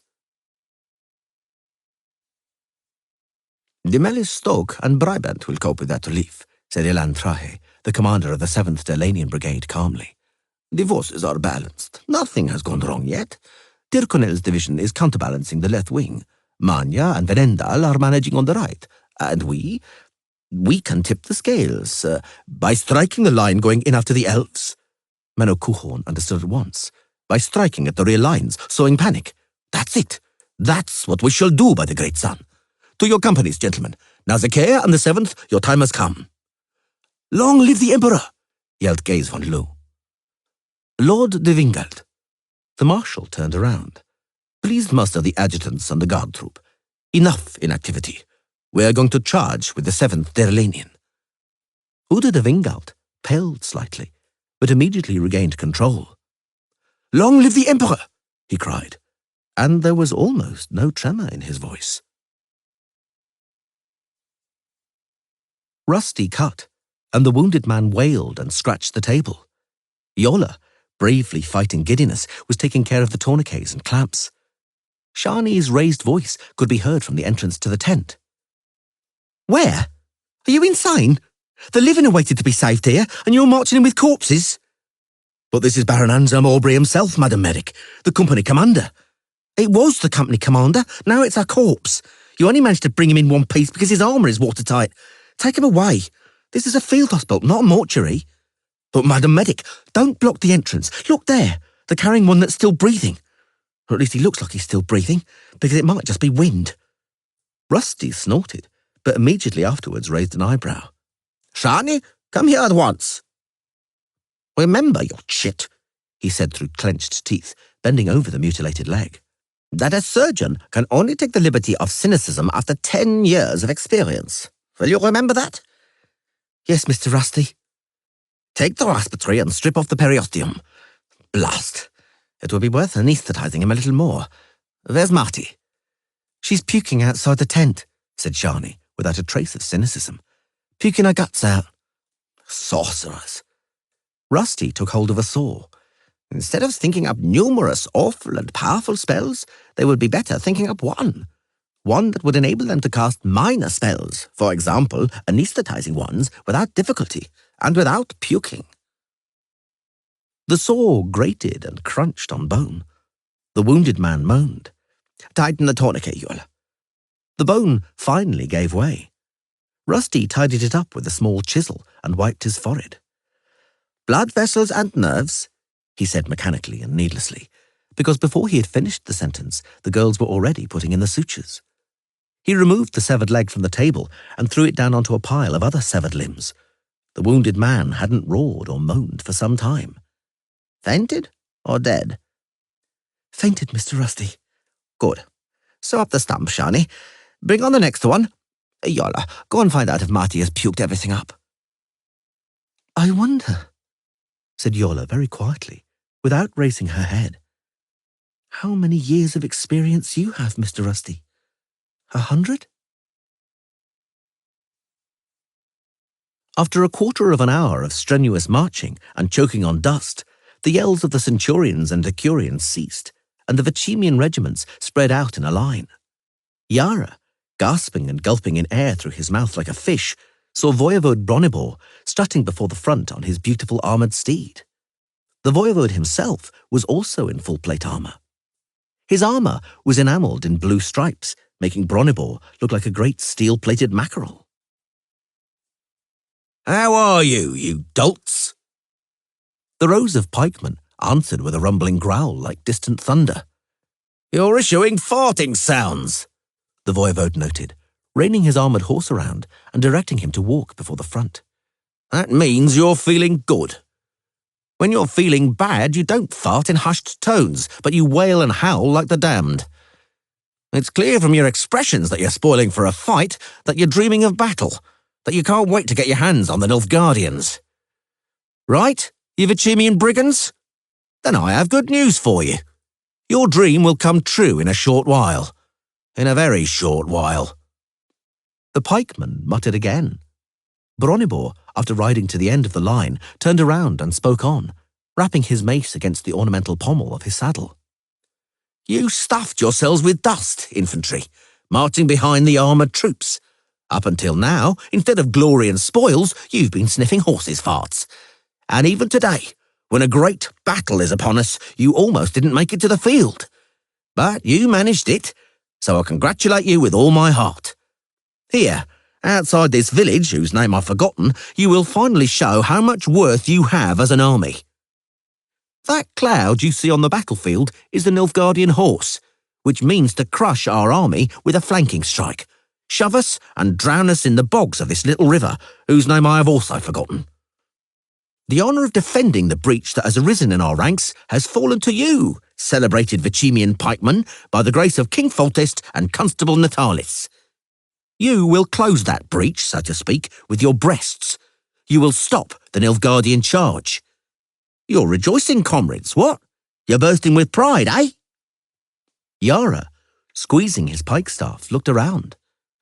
There was nothing to indicate that the soldiers were rejoicing at the prospect of the imminent battle, and if they were bursting with pride by virtue of the honour of closing the breach, they were skillfully disguising it.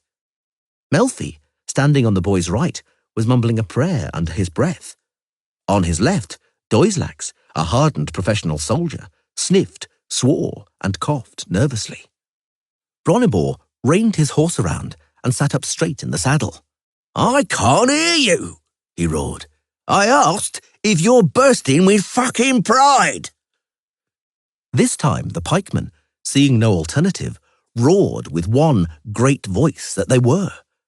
Yara also roared. If everyone was, he might as well too. "Good!" The voivode reined back his horse before the front. "And now, stand in an orderly array. Centurions, what are you waiting for fuck's sake? Form a square. The first rank kneels, the second stands. Ground your pikes. Not that end, ass. Yes, yes, I'm talking to you, you horrible little man. Higher. Hold your pikestaff higher, you wretches. Close ranks, close up. Close ranks, shoulder to shoulder. Well, now you look impressive. Almost like an army." Yara found himself in the second rank. He pushed the butt of his pike into the ground and gripped the pikestaff in his hands, sweaty from fear.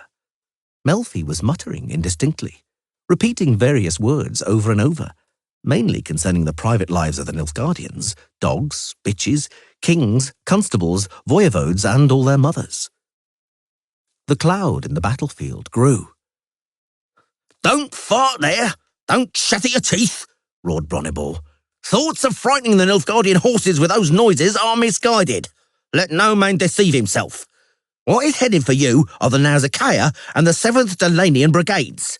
Splendid, valiant, superbly trained soldiers. They can't be scared. They can't be defeated. They have to be killed. Hold those pikes higher." From a distance, the still soft but growing thud of hooves could now be heard. The ground began to shudder. Blades began to glint like sparks in the cloud of dust. "It's your good fucking fortune, Vicemians," the voivode roared once more, "that the standard infantry pike of the new modernised model is 21 feet long, and a Nilfgaardian sword is 3.5 feet long. Can you reckon? Know that they can too. But they are counting on your not holding out, that your true nature will emerge, that it will be confirmed and revealed that you are shitheads, cowards, and mangy sheepshaggers. The Black Cloaks are counting on you to throw down your poles and start running, and they will pursue you across the battlefield and hack you on the backs, heads, and necks.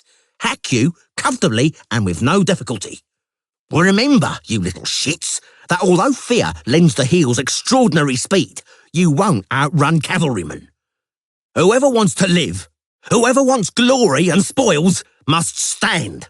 Stand firm. Stand like a wall and close ranks." Yara looked back. The crossbowmen standing behind the line of pikemen were already winding their cranks, and the interior of the square was bristling with the points of guisarme, lanceurs, halberds, glaives, partisans, scythes, and pitchforks.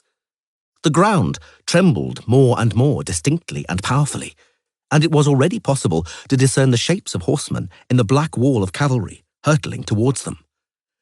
"Mama, dear mother," repeated Melfi through trembling lips. "Mama, dear mother." "Fucker," mumbled Doislax. The hoofbeats intensified. Yara wanted to lick his lips, but he couldn't. His tongue had gone stiff. His tongue stopped behaving normally. It had stiffened strangely and was as dry as a bone. The hoofbeats intensified. "Close ranks!" roared Bronnibor, drawing his sword. "Feel your comrade's shoulder! Remember, none of you is fighting alone, and the only remedy for the fear you're feeling is the pike in your fist. Prepare to fight. Pikes aimed at the horses' chests.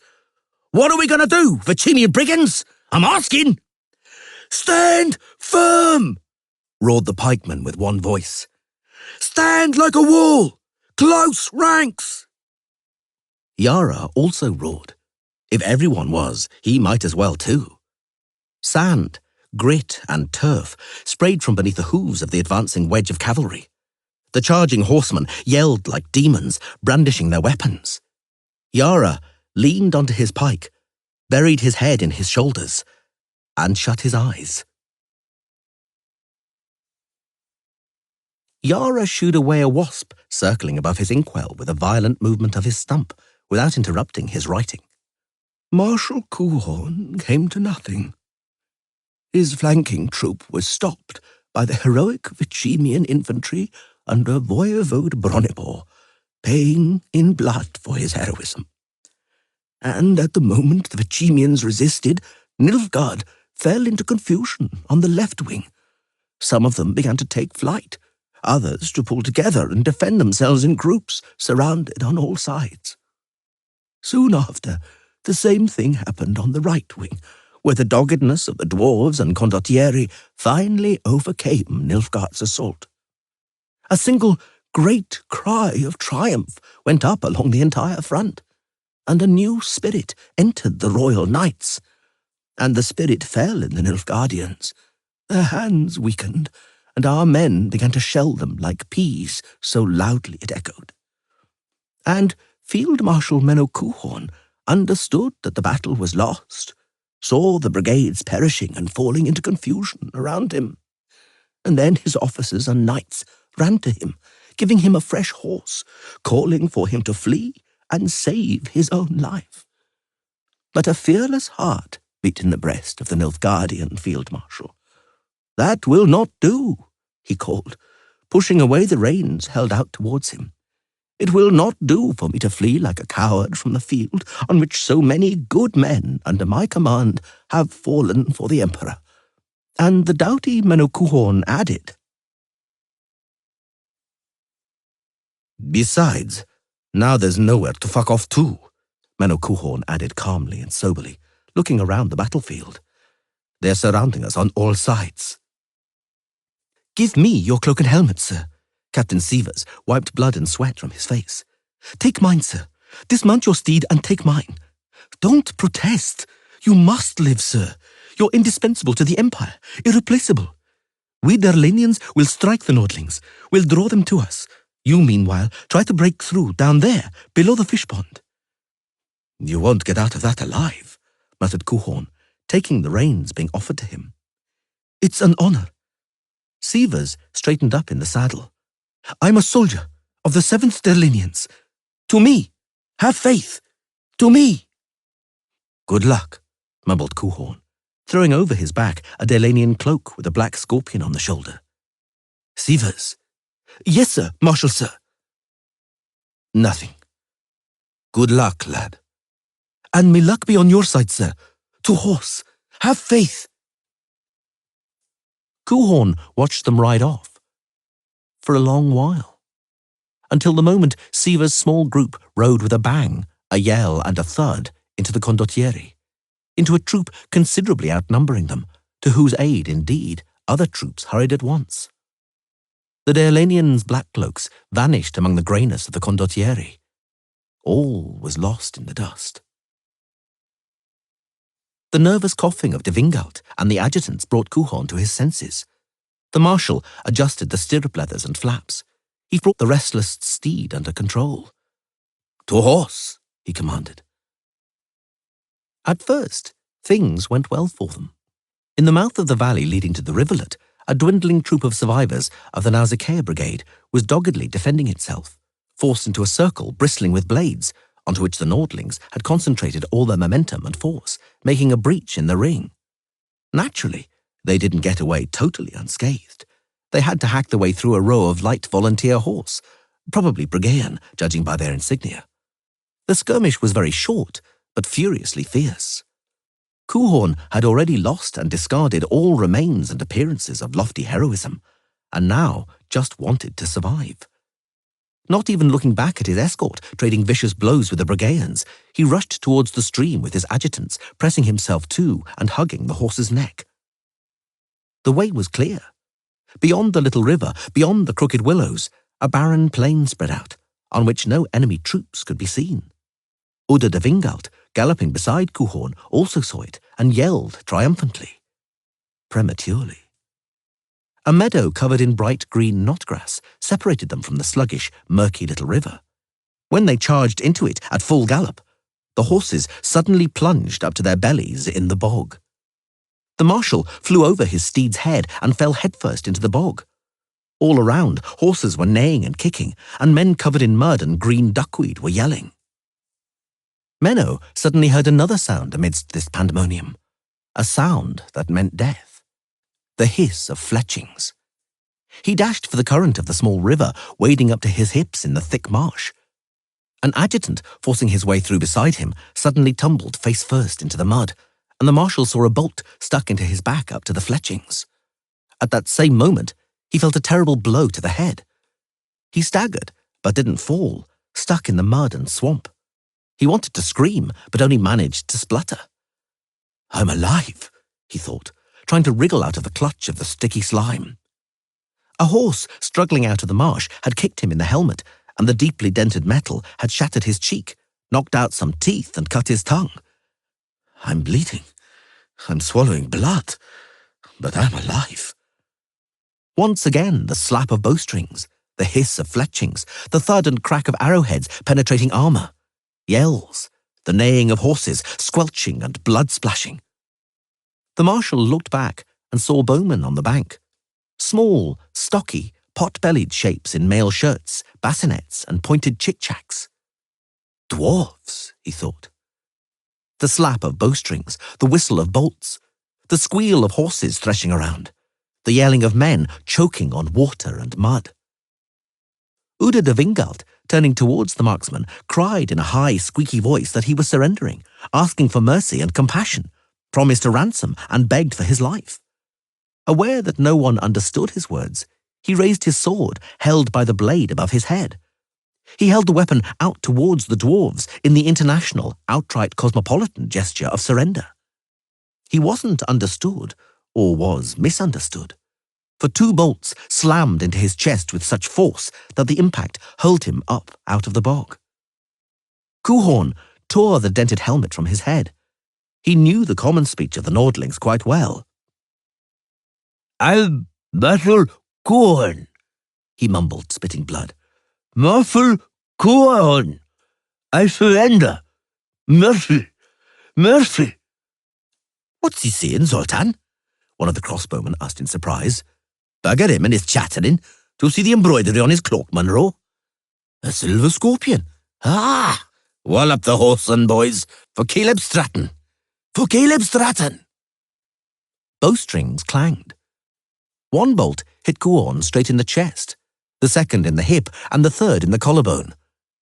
The Nilfgaardian field marshal fell over backwards in the watery mush, the knotgrass and swamp yielding under his weight. Who the bloody hell could Caleb Stratton be? He managed to think. I've never heard of any Caleb. The murky, viscous, muddied and bloodied water of the river Chotla closed over his head and gushed into his lungs. She went outside the tent to get some fresh air, and then she saw him sitting beside the blacksmith's bench. "Yara!" He raised his eyes towards her. There was emptiness in those eyes. "Yola?" he asked, moving his swollen lips with difficulty. "How come you're—" "What a question!" She interrupted him at once. "You'd better tell me how you've ended up here." "We've brought our commander, Voivode Bronibor. He's wounded. You're also wounded. Show me that hand. Oh, goddess." But you'll bleed to death, lad." Yara looked at her, and Yola suddenly began to doubt whether he could see her. "It's a battle," said the boy, teeth chattering slightly. "You must stand like a wall, steady in the line. The lightly wounded are to carry the heavily wounded to the field hospital. It's an order. Show me your hand." Yara howled briefly, his clenching teeth snapping in a wild staccato. Yola frowned. "Oh my, it looks dreadful. Oh dear, Yara. Yara, you'll see. Mother Neneka will be angry. Come with me." She watched him blanch when he saw it, when he smelled the stench hanging beneath the roof of the tent. He staggered. She held him up. She saw him looking at the bloodied table, at the man lying there, at the surgeon, a small halfling who suddenly leapt up, stamped his feet, cursed foully, and threw a scalpel on the ground. "Damn it! Fuck it! Why is it like this? Why does it have to be like this?" No one replied to the question. "Who was it?" "Voivode Pronibor," explained Yara in a feeble voice, looking straight ahead with his empty gaze. "Our commander. We stood firm in the line. It was an order, like a wall. And they killed Melfi." "Mr. Rusty," Yola asked, "this boy's a friend of mine. He's wounded." "He's on his feet," the surgeon assessed coldly. "And here there's a dying man waiting for a trepanation. There's no room here for any sentimental connections." At that moment, Yara, with excellent timing, fainted dramatically and fell down on the dirt floor. The halfling snorted. "Oh, very well. On the table with him," he commanded. "Oh, a nicely smashed arm.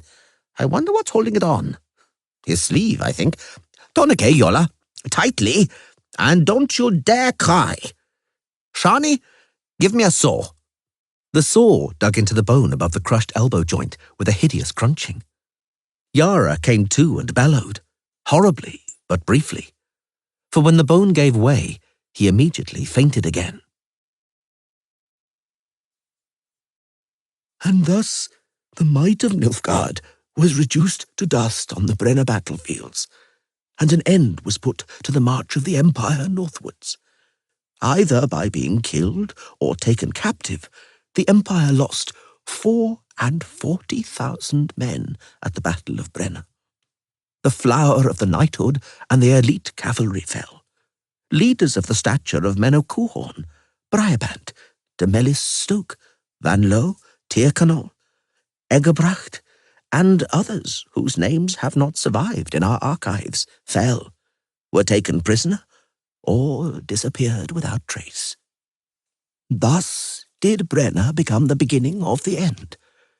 But it behoves me to write that that battle was but a small stone in the building, and superficial would have been its importance had the fruits of the victory not been wisely taken advantage of. It behoves us to recall that instead of resting on his laurels and bursting with pride and awaiting honours and homage, Jan Natalis headed south almost without stopping. The cavalry troop under Adam Pangrat and Julia Abatimarco destroyed 2 divisions of the Third Army that had brought belated relief to Menno Coehorn, routing them such that nec nuncius cladis. At news of this, the rest of the Centre Army group took miserable flight and fled in haste to the far side of the Uruga. And since Foltest and Natalis were on their heels, the Imperial forces lost entire convoys and all their siege engines, with which, in their hubris, they had meant to capture Vichima, Gorzvelen, and Novigrad. And like an avalanche rolling down from the mountains, becoming covered in more and more snow and becoming greater, so also Brenna caused more and more severe results for Nilfgaard. Hard times came for the Veden army under Duke de Vet, whom the corsairs from Skellige and King Ithane of Sedaris sorely vexed in a guerrilla war. When, meanwhile, de Vet learned about Brenna, When news reached him that King Foltest and Jan Natalis were marching briskly to him, he immediately ordered the trumpeting of the retreat and fled to Sintra, strewing the escape route with corpses, because at the news of the Nilfgaardian defeats, an insurrection in Verden flared up anew. Only in the undefeated strongholds of Nastrog, Rosrog, and Bodrog did powerful garrisons remain, for which reason only after the peace of Sintra did they leave honourably and with their standards intact.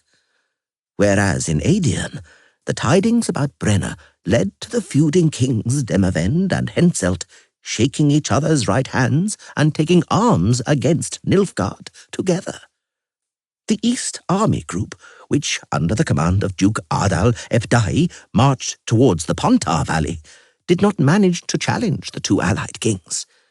Strengthened by reinforcements from Redania and Queen Maeve's guerrillas, who had cruelly plundered Nilfgaard, Demavend and Henselt drove Ardal Abdahi all the way to Aldersburg. Duke Ardal wanted to give battle, but by a strange twist of fate, he suddenly fell ill, having eaten something. He came down with the colic and diarrhea miserere, and thus, in 2 days, he died in great pain. And Demavend and Henselt, without delay, attacked the Nilfgaardians, also there at Aldersburg, evidently for the sake of historical justice, and they routed them in a decisive battle, though Nilfgaard still had a significant numerical advantage. Thus do spirit and artistry usually triumph over dull and brutal force. It behooves me to write about one more thing. What exactly happened to Menno Coehorn himself at the Battle of Brenna, no one knows. Some say he fell and his body, unrecognized, was buried in a common grave. Others say he escaped with his life, but fearing imperial wrath did not return to Nilfgaard, but hid in Brooklon among the Dryads, and there became a hermit, letting his beard grow down to the ground, and there, shortly after, expired amidst his worries. A story circulates among simple folk that the marshal returned at night to the Brenna battlefield and walked among the burial mounds, wailing, "Give me back my legions," until finally he hanged himself on an aspen spike on the hill called Gibbet Hill because of that. And at night one can happen upon the ghost of the celebrated marshal among other apparitions that commonly haunt the battlefield. "Grandfather Yara! Grandfather Yara!" Yara raised his head from his papers and adjusted his spectacles, which were slipping down his sweaty nose. "Grandfather Yara!" his youngest granddaughter shouted in the upper register. She was a determined and bright 6-year-old who, thank the gods, had taken more after her mother, Yara's daughter, than his lethargic son-in-law. "Grandfather Yara, Grandmother Lucienne told me to tell you that that's enough for today of that layabout scribbling and that tea's on the table." Yara meticulously assembled the written sheets and corked the inkwell. Pain throbbed in the stump of his arm. "The weather's changing," he thought. "There'll be rain. Grandfather Yara! I'm coming, Ciri. I'm coming." It was already well after midnight before they had dealt with the last casualties. They carried out the final operations by artificial light, first from an ordinary lamp and later using magic. Marty Södergren recovered after the crisis she had undergone, and although as pale as death, stiff and as unnatural in her movements as a golem, used her magic competently and effectively. The night was black when they exited the tent, and all 4 of them sat down leaning against the canvas. The plain was full of fires, various fires, the stationary fires of camps and the moving flames of torches. The night resounded with distant song, chanting, shouts and cheers. The night around them was also alive with the intermittent cries and groans of the wounded, the pleading and sighs of the dying. They didn't hear it. They had become accustomed to the sounds of suffering and dying, and those sounds were ordinary, natural to them, as integrated into the night as the croaking of frogs in the marshes by the river Chotla, or the singing of cicadas in the acacia trees by Golden Pond. Marty Södergren sat in lyrical silence, resting on the halfling's shoulder. Yola and Shani, indifferent, cuddling one another, snorted from time to time with completely nonsensical laughter. Before they sat down against the tent, they had each drunk a cup of vodka, and Marty had treated all of them with her last spell, a cheering charm, typically used when extracting teeth. Rusty felt cheated by this treatment. The drink, combined with the magic, instead of relaxing him, had stupefied him. Instead of reducing his exhaustion, had increased it. Instead of giving oblivion, brought back memories. "It looks," he thought, "as though the alcohol and magic have only acted as they were meant to on Yola and Shani." He turned around, and in the moonlight saw sparkling, silvery tracks of tears on the girls' faces. "I wonder," he said, licking his numb, insensitive lips, "who won this battle? Does anybody know?" Marty turned her face towards him, but remained silent.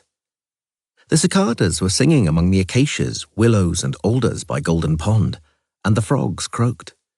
The wounded moaned, begged, and sighed, and died. Shani and Yola giggled through their tears. Marty Södergren died 2 weeks after the battle. She began meeting an officer of the Free Company of Condottieri. She treated the affair light-heartedly, unlike the officer.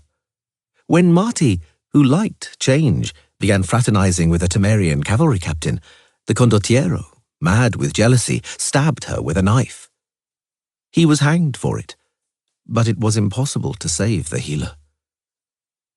Rusty and Yola died a year after the battle, in Maribor, during the largest outbreak yet of an epidemic of viral hemorrhagic fever, a disease also called the Red Death, or, from the name of the ship it was brought on, Katrina's plague.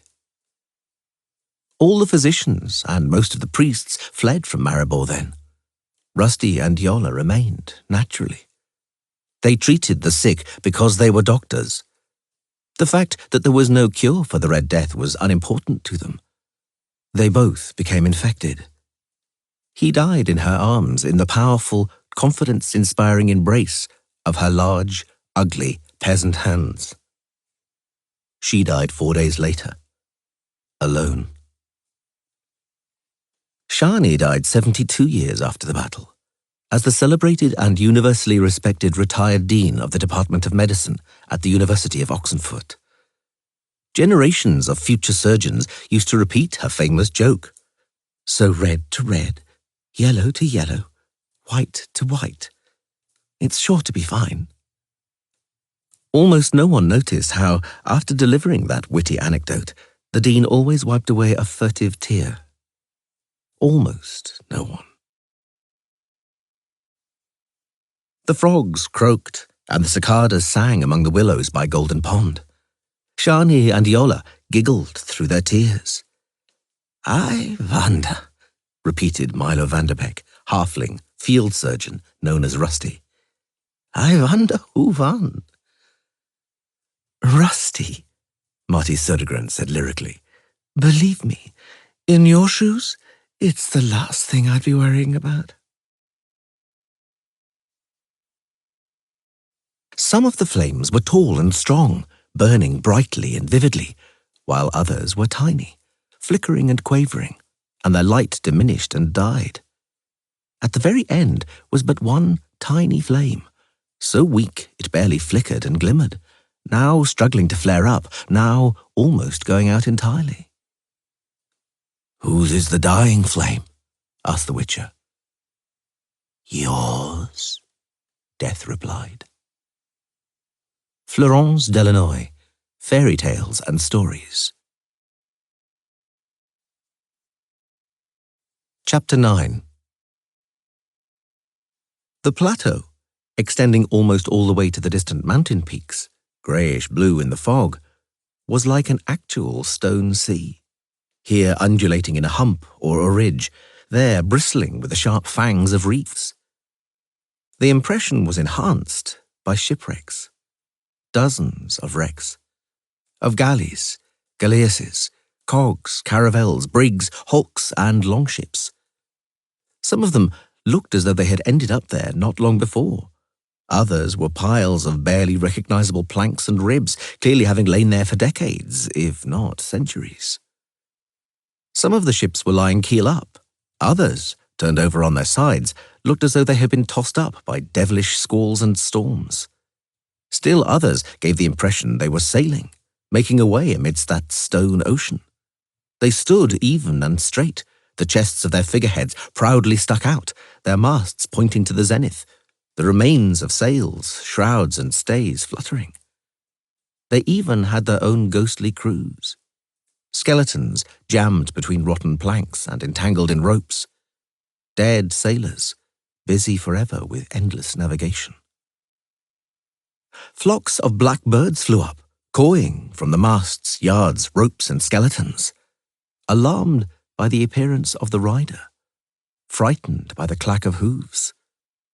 For a moment they flecked the sky, circled in a flock over the edge of the cliff, at the bottom of which lay a lake as grey and smooth as quicksilver.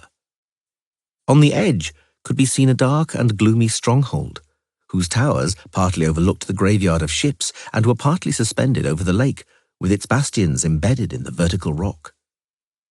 Kelpie danced, snorted, and pricked up her ears, alarmed by the wrecks, the skeletons, at the whole landscape of death, at the cawing black birds which had already returned, alighting again on the broken masts and cross-trees, on the shrouds and sculls.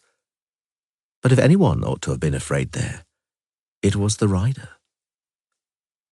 "Easy, Kelpie," said Ciri in a changed voice. "It's the end of the road.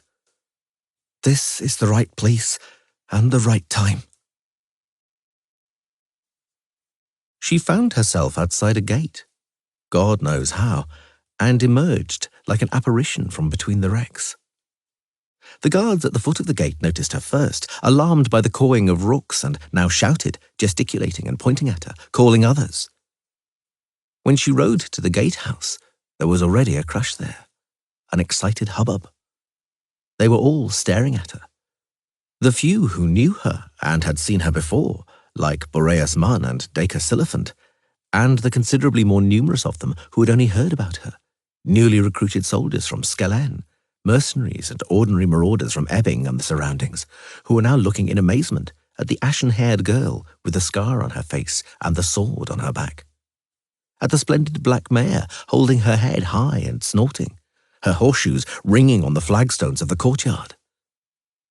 The hubbub died down.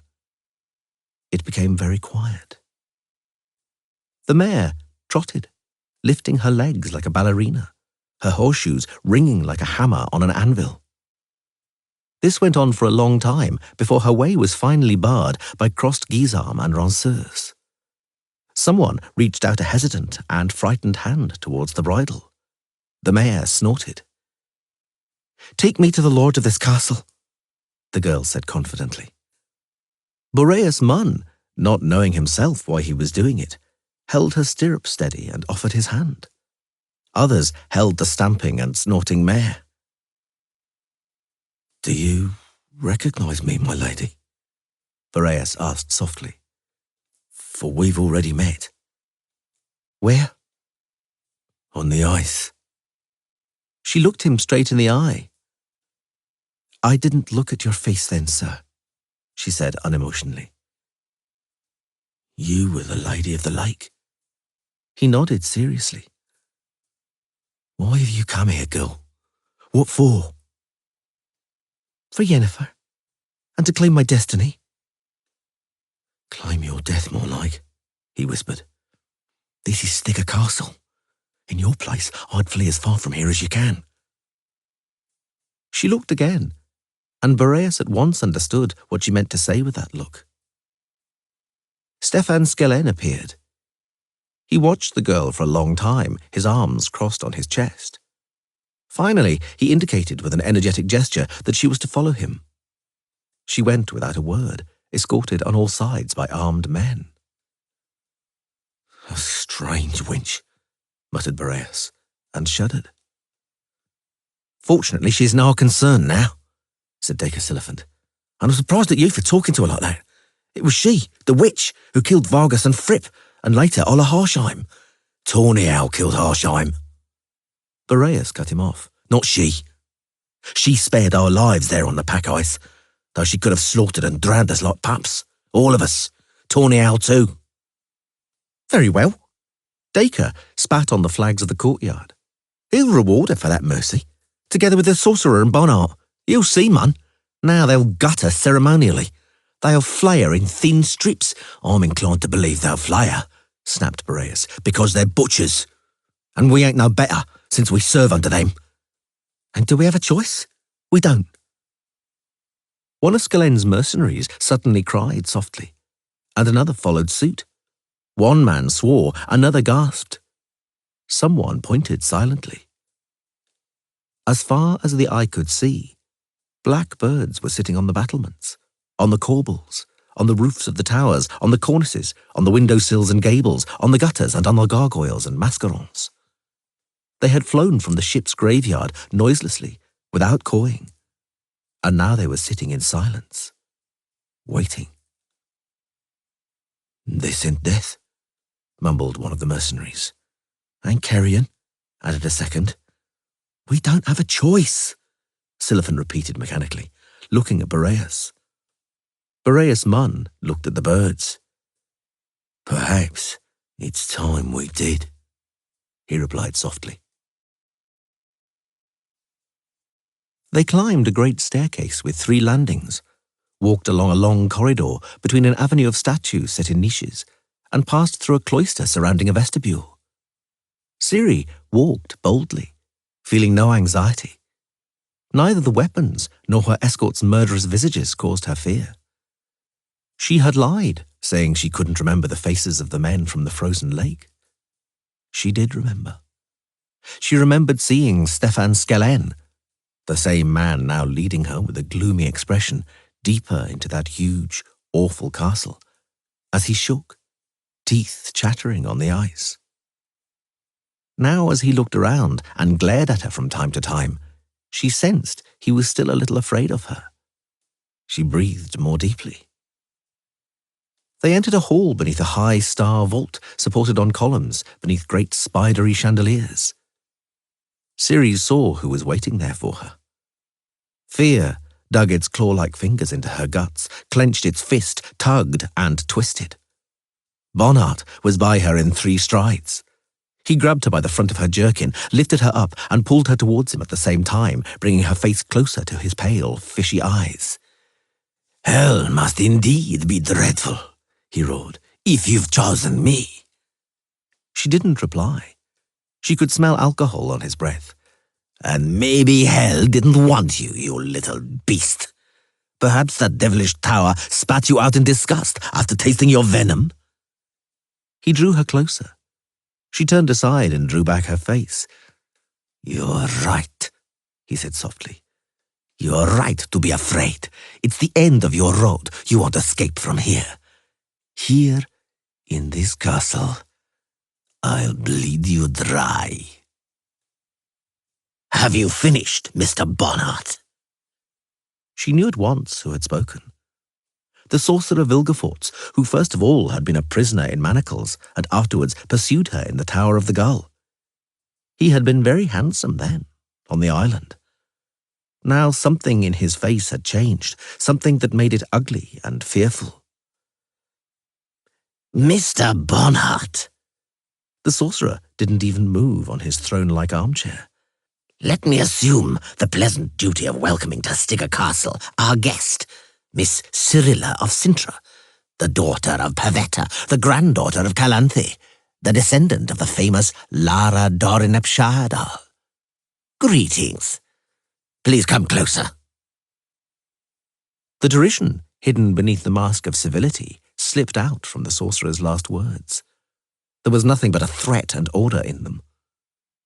Ciri felt at once that she would be unable to resist that order. She felt fear.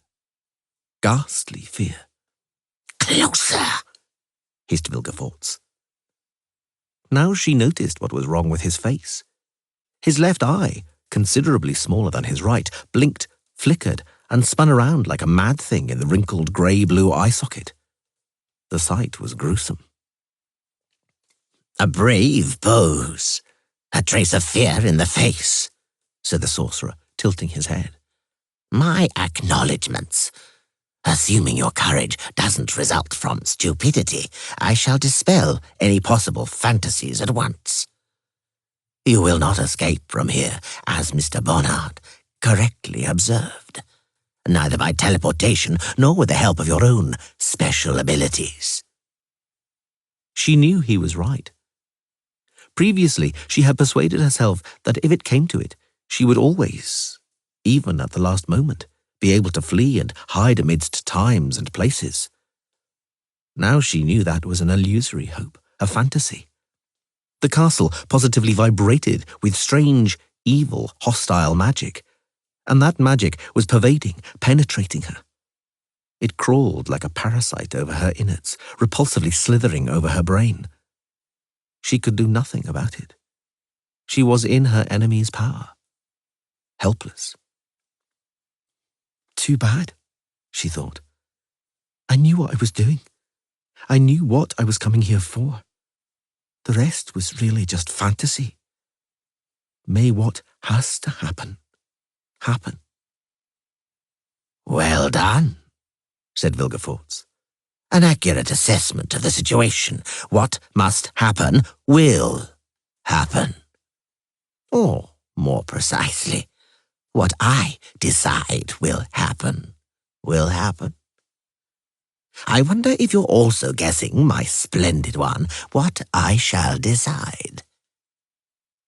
She was about to answer, but before she could overcome the resistance of her tight, dry throat, he anticipated her by reading her thoughts. "Of course, you know. Master of worlds, master of times and places. Yes, yes, my splendid one. Your visit didn't surprise me. Quite simply, I know where you escaped to from the lake and how you did it. I know how you got here. The one thing I don't know is, was it a long way? And did it provide you with many thrills? Oh." He smiled nastily, anticipating her once again. "You don't have to reply. I know it was interesting and exciting. You see, I can't wait to try it myself. I'm very envious of your talent. You'll have to share it with me, my splendid one. Yes, have to are the right words. Until you share your talent with me, I simply won't let you out of my hands. I won't let you out of my hands, neither by day nor by night." Ciri finally understood it wasn't only fear squeezing her throat. The sorcerer was gagging and choking her magically. He was mocking her, humiliating her, in front of everyone.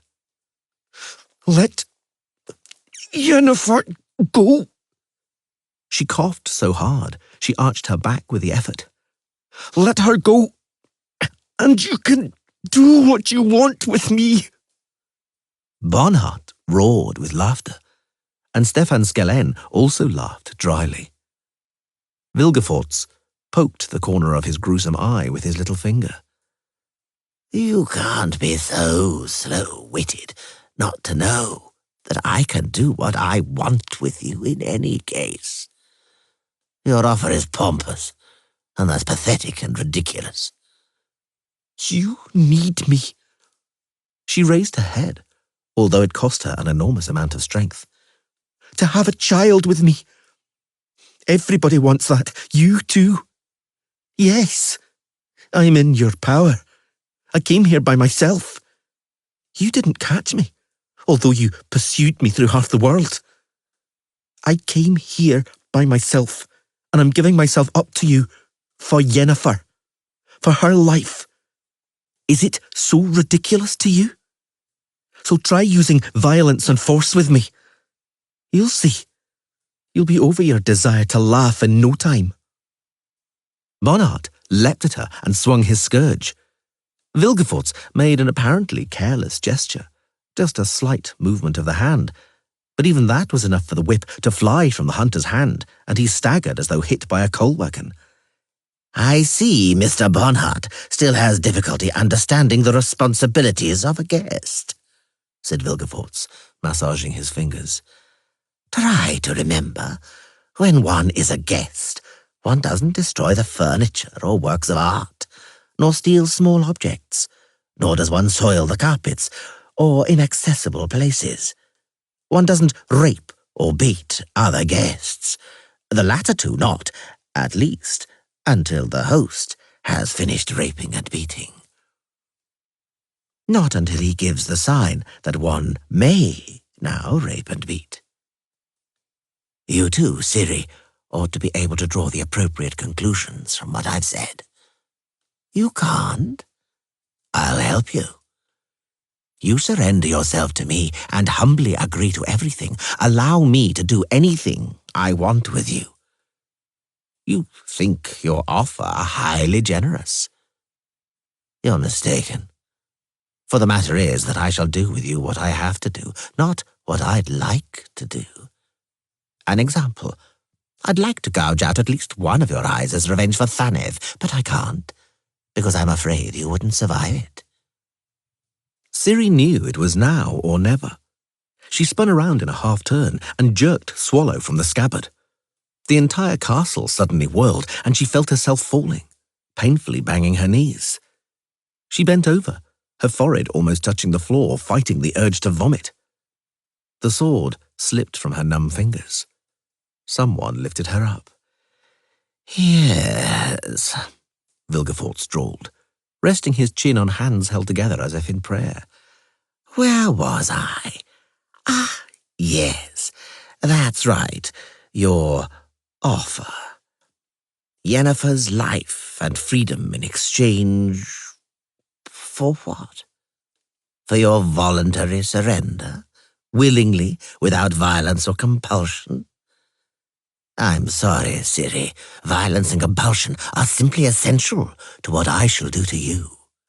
Yes, yes, he repeated, watching with interest as the girl wheezed, spat, and tried to vomit. It simply won't happen without violence or compulsion. You would never agree voluntarily to what I shall do to you, I assure you. So, as you must see, your offer, still pathetic and ridiculous, is, furthermore, worthless. So I reject it. Go on, take her to the laboratory at once. The laboratory didn't differ much from the one Ciri knew from the Temple of Melitele in Elendor. It was also brightly lit, clean, with long metal-topped tables laden with glass, large jars, retorts, flasks, test tubes, pipes, lenses, hissing and bubbling alembics, and other strange apparatus. Here also, as in Elendor, it smelled strongly of ether, alcohol, formalin, and something else. Something that triggered fear. Even in the friendly temple, beside the friendly priestesses and a friendly Yennefer, Ciri had felt fear in the laboratory. And after all, in Elendor, no one had dragged her to the laboratory by force. No one had brutally shoved her onto a bench, and no one had held her shoulders and arms in an iron grip. In Elendor, there hadn't been a dreadful steel chair whose purpose was quite sadistically obvious. There had been no shaven-headed characters dressed in white in the middle of the laboratory, no Bonnard and no Skellen, excited, flushed and licking his lips. And neither was there Vilgefortz, with one normal eye and the other tiny and twitching hideously. Vilgefortz turned around from the table where he had spent a long time arranging some sinister-looking instruments. "Do you see, my splendid maiden," he began, walking towards her, "that you are the key to mastery and power? Not only over this world, a vanity of vanities doomed in any case to early extinction, but over all worlds, over the whole compass of places and times which have arisen since the conjunction. You certainly understand me. You have already visited some of those places and times. I'm ashamed to admit it, he continued a moment later, rolling up his sleeves, but I'm terribly attracted by power. It's crude, I know, but I want to be a ruler before whom people will bow down, whom people will bless simply because I let them be, and whom they will worship as a god if, let's say, I decide to save their world from a cataclysm, even if I only save it on a whim. Oh, Ciri, my heart is gladdened by the thought of how magnanimously I shall reward the faithful, and how cruelly I shall punish the disobedient and arrogant. The prayers that shall be offered up by whole generations to me and for me, for my love and my mercy, will be balm and honey to my soul. Whole generations, Ciri, whole worlds, listen out. Do you hear? Deliver us from the plague, hunger, war, and wrath of Vilgefortz. He moved his fingers just in front of her face, then violently seized her by the cheeks. Ciri screamed and struggled, but she was held firmly. Her lips began to tremble. Vilgefortz saw it and sniggered. The child of destiny. He laughed nervously, and white flecks of foam appeared at the corners of his mouth. In any here, the sacred elven elder blood. Now, all mine. He straightened up abruptly and wiped his mouth. Various fools and mystics, he now announced in his usually cold tone, have tried to adapt you to fairy tales, legends, and prophecies, have tracked the genes you carry, your inheritance from your ancestors. Mistaking the sky for stars reflected in the surface of a pond, they mystically supposed that a gene determining great potential would continue to evolve, that it would achieve the height of power in your child or the child of your child, and a charming aura grew around you. Incense smoke trailed behind you. But the truth is much more banal, much more mundane. Organically mundane, I'd say. Your blood, my splendid one, is important, but in the absolutely literal, quite unpoetic sense of the word. He picked up from the table a glass syringe measuring about 6 inches. The syringe ended in a thin, slightly curved capillary. Ciri felt her mouth go dry. The sorcerer examined the syringe under the light. In a moment, he declared coldly, you will be undressed and placed on this chair, precisely this one, which you're contemplating with such curiosity. You'll spend some time in the chair, albeit in an uncomfortable position. With the help of this device, which also, as I see, is fascinating you, you will be impregnated. It won't be so awful, for almost the whole time you'll be befuddled by elixirs, which I shall give you intravenously, with the aim of implanting the fetal ovum properly and ruling out an ectopic pregnancy. You needn't be afraid. I'm skilled. I've done this hundreds of times. Never, admittedly, to a chosen one of fate and destiny, but I don't think the uteruses and ovaries of chosen ones differ so much from those of ordinary mates. And now, the most important thing. Vilgefortz savoured what he was saying. It may worry you, or it may gratify you, but know that you won't give birth to the infant. Who knows? Perhaps it would also have been a great chosen one with extraordinary abilities, the saviour of the world and the king of nations. No one, however, is able to guarantee that, and I, furthermore, have no intention of waiting that long. I need blood. More precisely, placental blood. As soon as the placenta develops, I shall remove it from you. The rest of my plans and intentions, my splendid one, will not, as you now comprehend, concern you. so there's no point informing you about them. It would only be an unnecessary frustration." He fell silent, leaving a masterly pause. Ciri couldn't control her trembling mouth. "And now," the sorcerer nodded theatrically, "I invite you to the chair, Miss Cyrilla."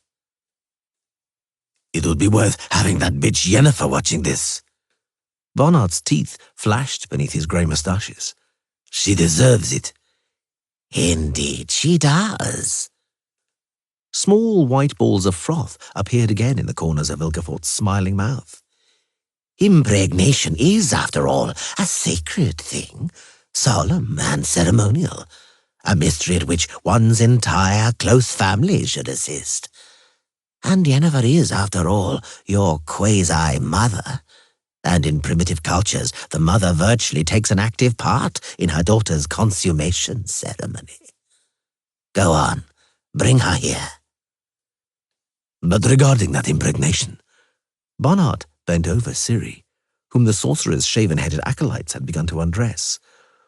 "Couldn't one, Lord Vilgefortz, do it more normally, as nature intended?" Skellen snorted, nodding his head. Vilgefortz frowned slightly. "No," he responded coolly. "No, Mr. Bonnard, one couldn't."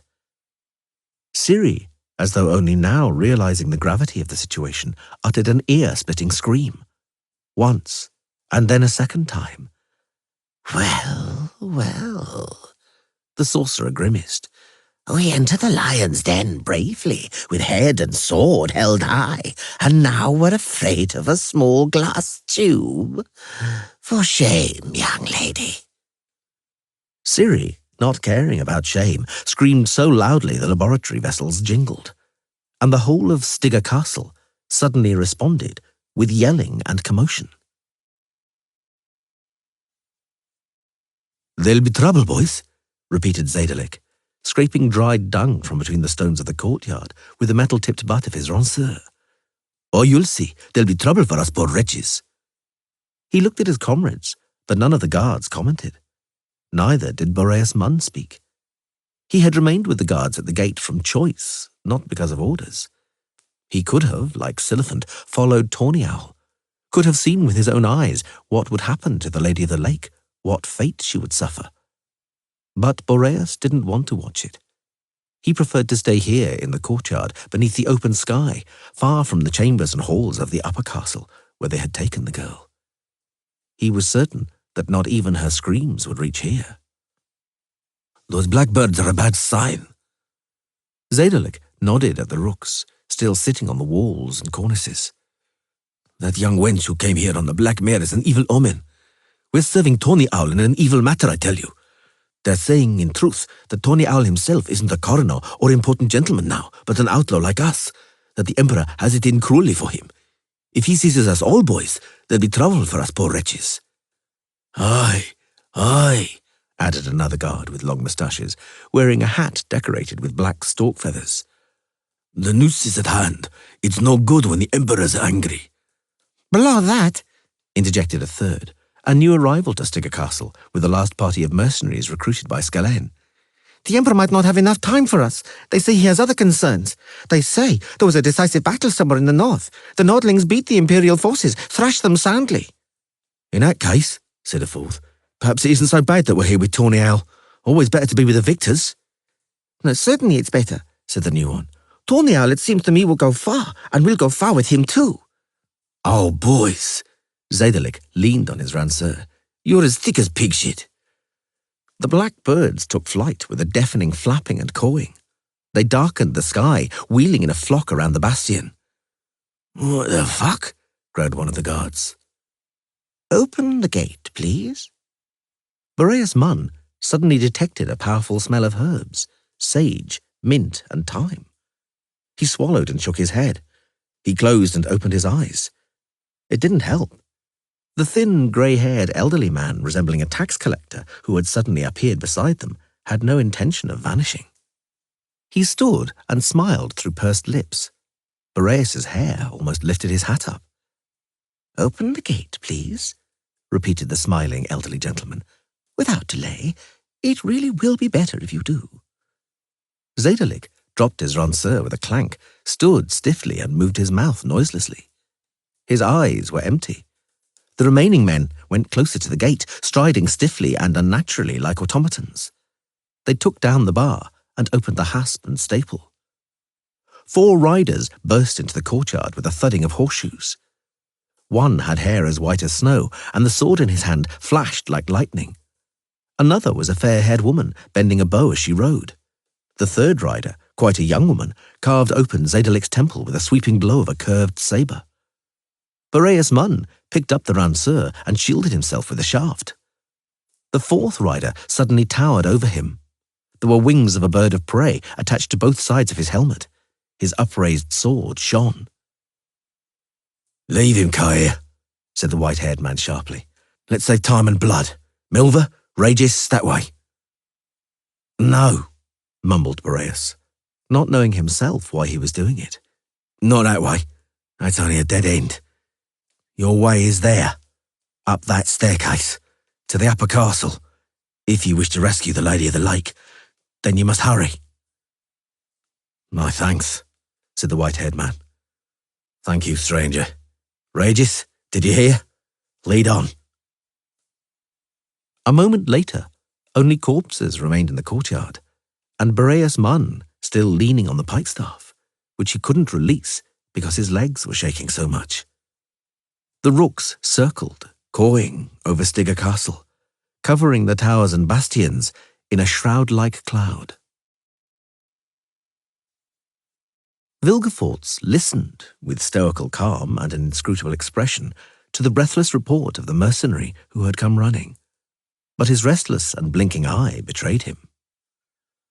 "Last-ditch reinforcements," He ground his teeth. "Unbelievable. Things like that don't happen. Or they do, but only in crummy, vulgar pageants, and it comes to the same thing. Do me the pleasure, good fellow, of telling me you've made it all up for, shall we say, a lark?" "I'm not making it up," the hireling said in indignation. "I'm speaking the truth. Some horsemen have burst in, a whole hatter of them." Very well, the sorcerer interrupted. "I was joking. Skellen, deal with this matter personally. It'll be a chance to demonstrate how much your army, hired with my gold, is worth." Tawny Owl leapt up, nervously waving his arms. "Aren't you treating this too lightly, Vilgefortz?" he yelled. "You, it seems, don't realize the gravity of the situation.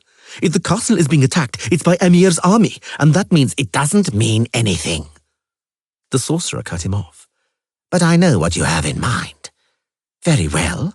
If the fact that you have me behind you will improve your morale, have it as you will. Let's go, you too, Mr. Bonnard. As far as you're concerned," he fixed his terrible eye on Ciri, "don't have any false hopes. I know who's turned up here with these pathetic reinforcements worthy of a cheap farce, and I assure you, I shall turn this cheap farce into a nightmare. Hey, you!"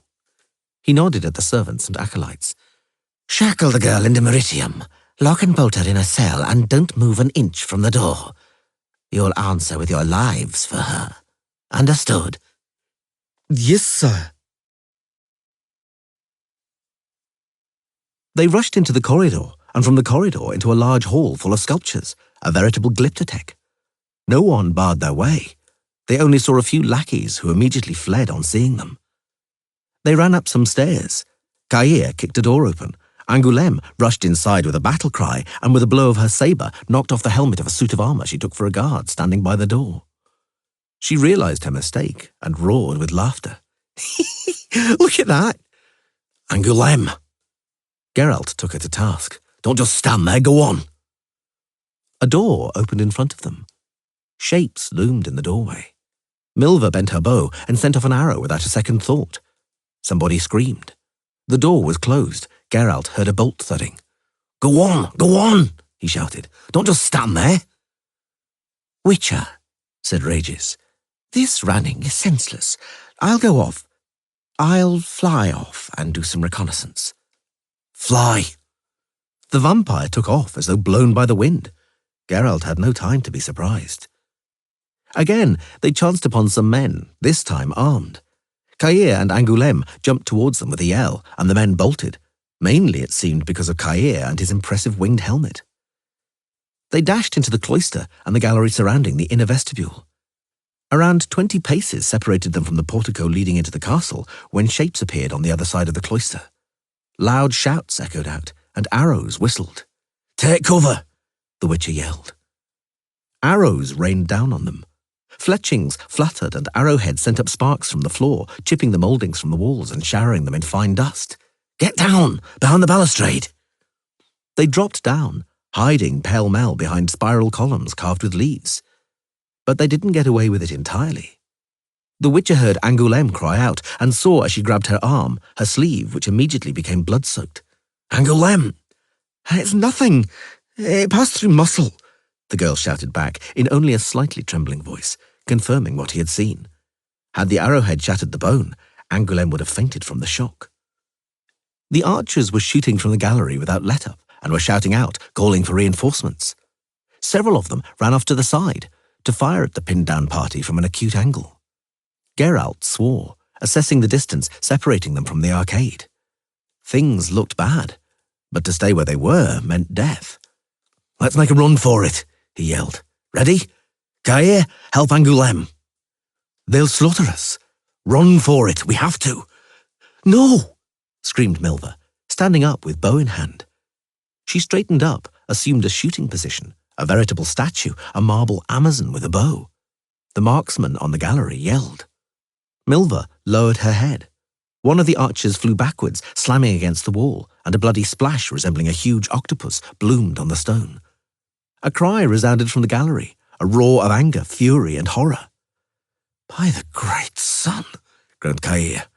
Geralt squeezed his shoulder. Let's make a run for it. Help Angoulême. The marksmen on the gallery directed all their fire at Milva. The archer didn't even twitch, although all around her it was dusty with plaster, chips of marble and splinters of shattering shafts. She calmly released the bowstring. Another yell, and another archer tumbled over like a ragdoll, splashing his companions with blood and brains. Now! Yelled Geralt, seeing the guards fleeing from the gallery, dropping to the floor, hiding from the deadly arrowheads. Only the three bravest were still shooting. An arrowhead thudded against a pillar, showering Milva in a cloud of plaster dust.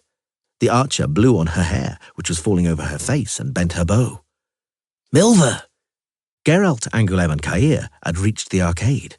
Leave it! Run! One more little shot, said the archer, with the fletching of an arrow in the corner of her mouth. The bowstring slapped. One of the three brave men howled, leaned over the balustrade, and plummeted downwards onto the flags of the courtyard. At the sight, courage immediately deserted the others. They fell to the floor and pressed themselves against it.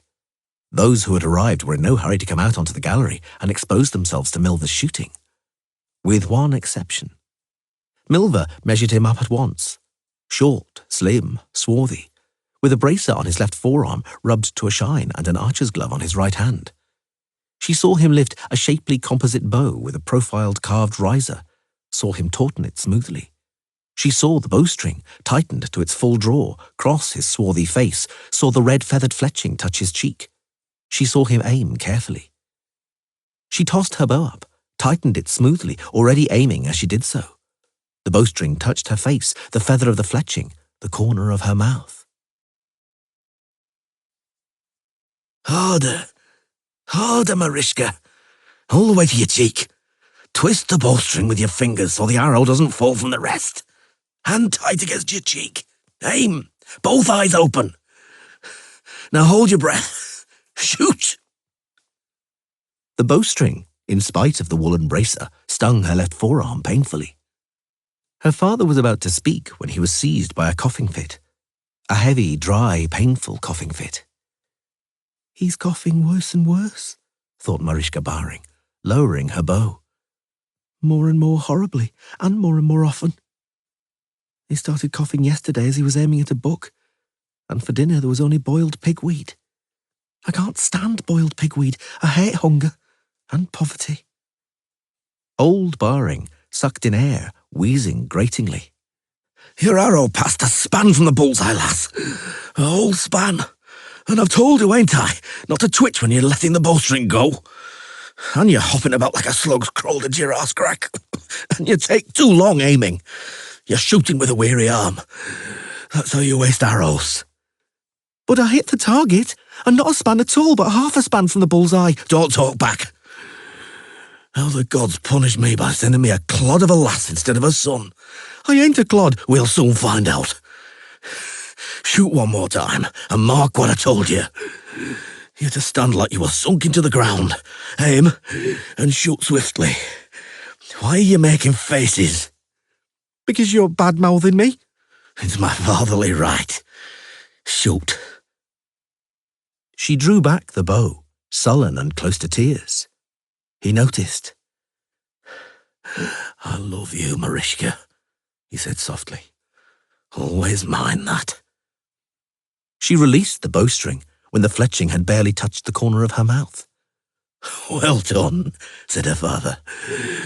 Well done, lass. And coughed horribly, wheezingly.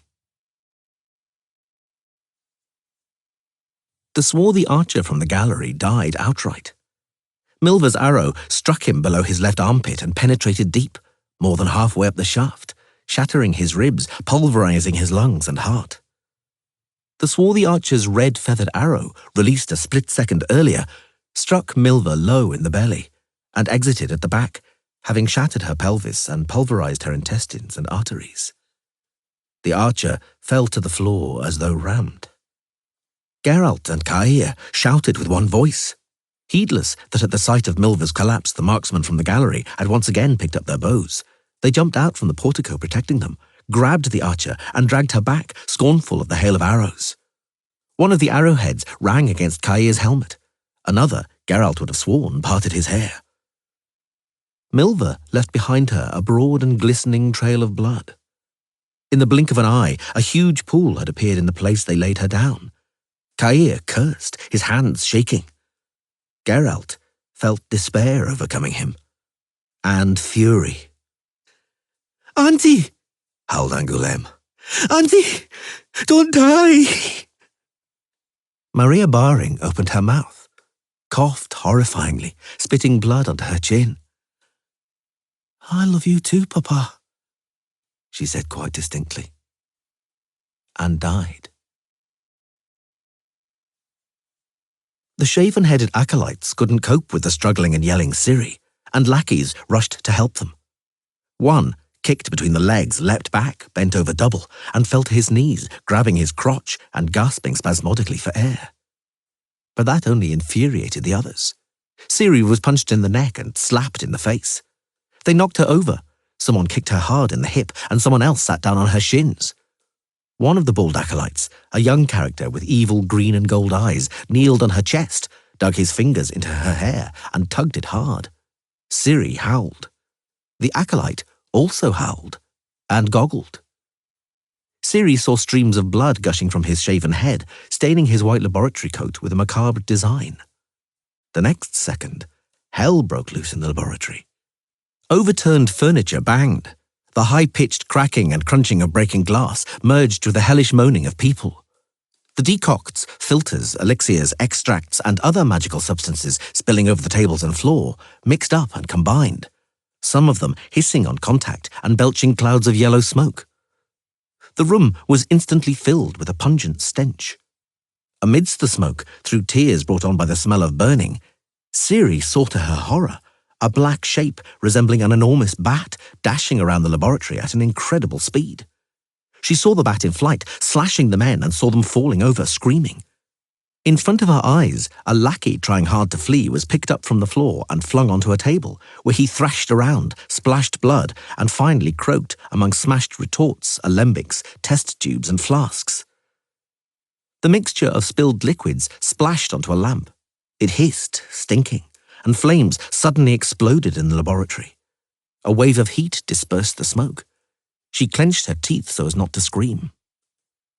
A slender, grey-haired man dressed elegantly in black was sitting on the steel chair meant for her.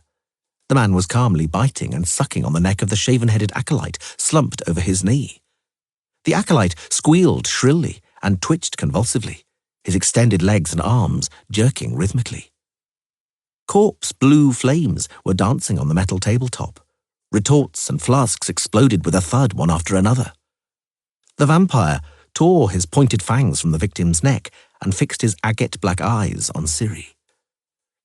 "There are occasions," he said in an explanatory tone, licking blood from his lips, "when it's simply impossible not to have a drink. Don't fear." He smiled, seeing her expression. "Don't fear, Ciri. I'm glad I found you.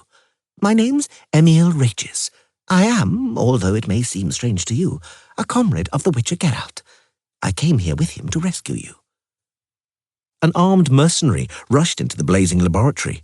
Geralt's comrade turned his head towards him, hissed and bared his fangs. The mercenary howled horrifyingly. The howling went on for a long time before it faded into the distance. Emil Regis threw the acolyte's body, motionless and soft as a rag, from his knee, stood up and stretched just like a cat. "Who'd have thought it?" he said. "Just some runt, and what good blood inside him. What hidden talents. Come with me, Cyrilla. I'll take you to Geralt." "No," mumbled Ciri. "You don't have to be afraid of me." "I'm not," she protested, bravely fighting with her teeth, which insisted on chattering. "That's not what it's about. But Yennefer is imprisoned here somewhere. I have to free her as quickly as possible. I'm afraid that Vilgefortz, Mr.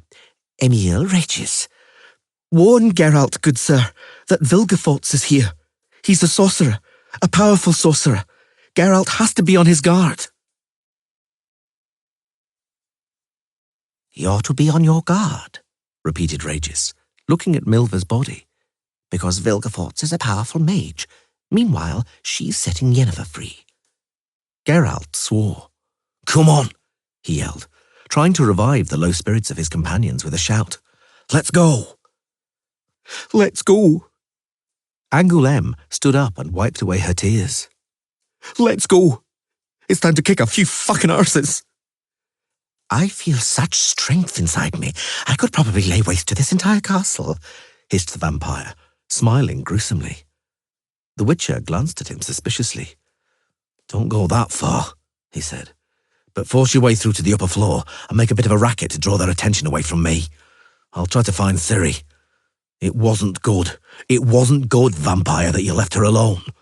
"She demanded it," Regis explained calmly, using a tone and attitude that ruled out any discussion. "She astonished me, I admit." "I know. Go to the upper floor. Look after yourselves. I'll try to find her or Yennefer."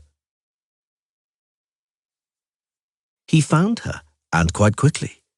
He ran into them all of a sudden, completely unexpectedly, coming around a bend in a corridor.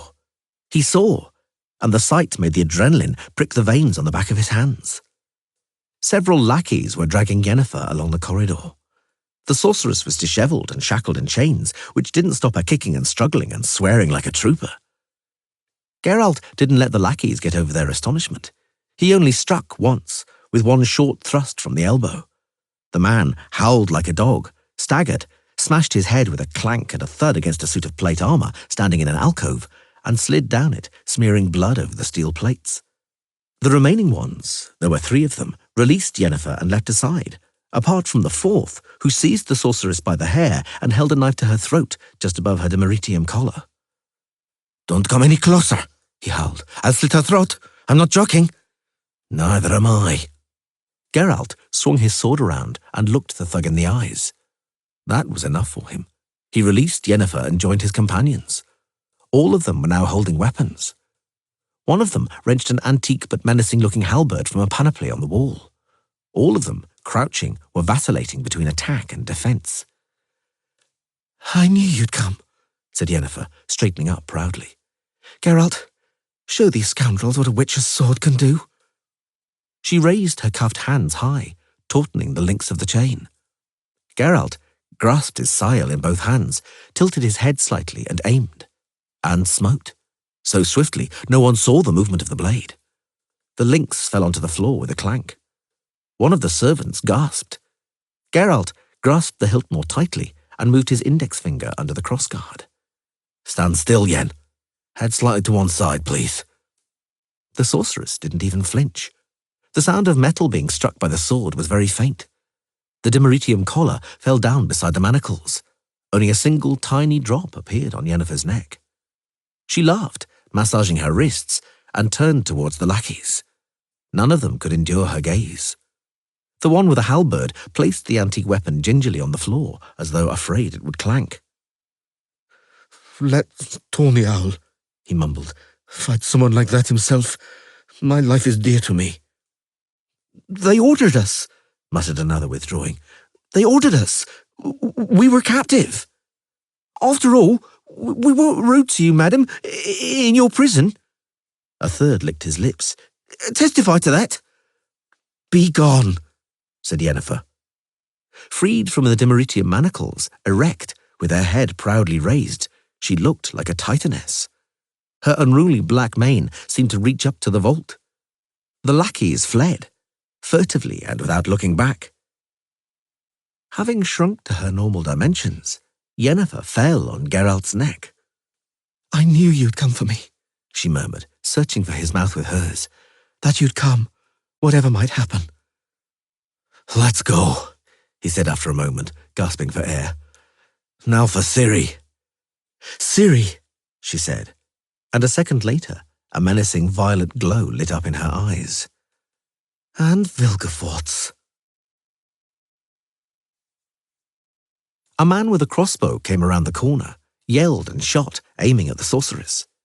Geralt leapt as though propelled by a spring, brandished his sword, and the deflected bolt flew right over the crossbowman's head, so close he had to crouch. He didn't manage to straighten up, though, for the Witcher leapt forward and filleted him like a carp. Two more were still standing in the corridor, also holding crossbows. They also fired, but their hands were shaking too much to find the target. The next moment, the Witcher was upon them and they were both dead. Which way, Yen? The sorceress focused, closing her eyes. That way, up those stairs. Are you sure it's the right way? Yes. They were attacked by thugs just around the bend in the corridor, not far from a portal decorated with an archivolt. There were more than 10 of them, and they were armed with spears, partisans, and corsec. They were even determined and fierce. In spite of that, it didn't take long. Yennefer stabbed one of them in the center of the chest at once with a fiery arrowhead shot from her hand. Geralt whirled in a pirouette and fell among the others, the dwarven Sile flashing and hissing like a snake. Once 4 had fallen, the rest fled, the corridors echoing with their clanking and stamping. Everything in order, Yen? Couldn't be better. Vilgefortz stood beneath the archivolt. I'm impressed, he said calmly and resonantly. I really am impressed, Witcher. You're naive and hopelessly stupid, but your technique is impressive. Your brigands, Yennefer replied just as calmly, have just beaten a retreat, leaving you at our mercy. Hand Ciri over, and we'll spare your life. Do you know, Yennefer, that's the second such generous offer I've had today? The sorcerer grinned. Thank you. Thank you. And here's my answer. Look out, yelled Yennefer, jumping aside. Geralt also leapt aside, just in time. The column of fire shooting from the sorcerer's outstretched hands transformed the place they had been standing a moment earlier into black and fizzing mud. The Witcher wiped soot and the remains of his eyebrows off his face. He saw Vilgefortz extend a hand. He dived aside and flattened himself against the floor behind the base of a column. There was a boom so loud it hurt their ears, and the whole castle was shaken to its foundations. Booming echoed through the castle. The walls trembled and the chandeliers jingled. A large oil portrait in a gilded frame fell with a great clatter. The mercenaries who ran up from the vestibule had abject fear in their eyes. Stefan Skellen calmed them with a menacing look and took them to task with his grim expression and voice. "What's going on there? Talk." "My lord coroner," wheezed one of them. "There's horror there. There's demons and devils there. They're shooting unerringly. It's a massacre. Death is there. It's red with gore everywhere." "Some 10 men have fallen, perhaps more. Over yonder. Do you hear, sir?" There was another boom, and the castle shook. "Magic," muttered Skellen. "Vilgefortz. Well, we shall see. We'll find out who's beating whom." Another hireling came running. He was pale and covered in plaster. For a long time he couldn't utter a word, and when he finally spoke, his hands trembled and his voice shook. There's a monster, Lord Coroner, like a great black flittermouse. It was tearing people's heads off before my very eyes. Blood was gushing everywhere, and it was darting around and laughing. It had teeth like this. "We won't escape with our lives," whispered a voice behind Tawny Owl's back. "Lord Coroner." Boreas Munn decided to speak. "They are spectres. I saw the young Graf Kyailach, but he's dead." Skellen looked at him, but didn't say anything. "Lord Stefan," mumbled Dacre Silliphant, "who are we to fight here?" "They aren't men," groaned one of the mercenaries. "They're sorcerers and hellish devils. Human strength cannot cope against such as them." Tawny Owl crossed his arms on his chest and swept a bold and imperious gaze over the mercenaries. "So, we shall not get involved in this conflict of hellish forces," he announced thunderously and emphatically. "Let demons fight with demons, witches with witches, and ghosts with corpses risen from the grave. We won't interfere with them. We shall wait here calmly for the outcome of the battle." The mercenaries' faces brightened up. Their morale rose perceptibly.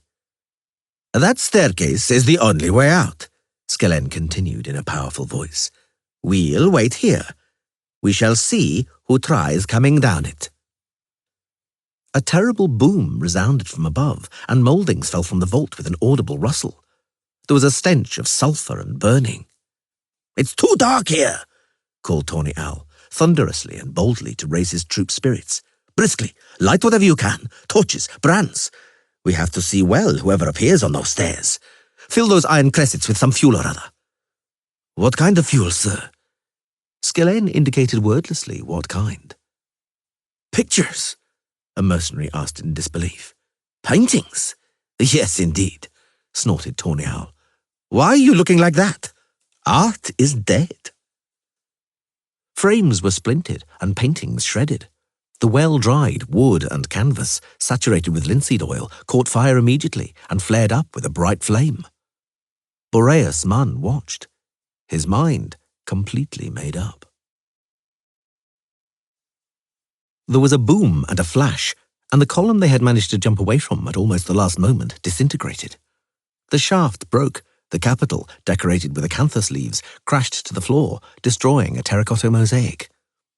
A ball of lightning hurtled towards them with a hiss. Yennefer deflected it, screaming out a spell and gesticulating. Vilgefortz walked towards them, his cloak fluttering like a dragon's wings. "I am not surprised at Yennefer," he said as he walked. "She is a woman, and thus an evolutionary inferior creature governed by hormonal chaos.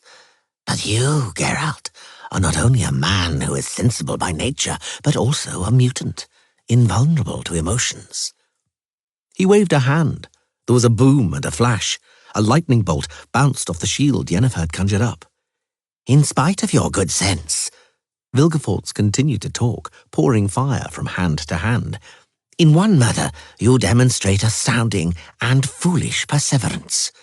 You invariably desire to row upstream and piss into the wind. It had to end badly. Know that today, here in Stigger Castle, you have pissed into a hurricane." A battle was raging somewhere on the lower stories. Someone screamed horribly, moaned and wailed in pain. Something was burning. Ciri could smell smoke and burning and felt a waft of hot air. Something boomed with such force that the columns holding up the vault trembled and stuccos fell off the walls. Ciri cautiously looked around the corner. The corridor was empty. She walked along it quickly and silently, with rows of statues standing in alcoves on her right and left. She had seen those statues once. In her dreams. She exited the corridor and ran straight into a man with a spear. She sprang aside, ready to dodge and somersault. And then she realized it wasn't a man, but a thin, grey-haired, stooped woman, and that it wasn't a spear, but a broom. A sorceress with black hair is imprisoned somewhere around here. Ciri cleared her throat. Where? The woman with the broom was silent for a long time, moving her mouth as though chewing something.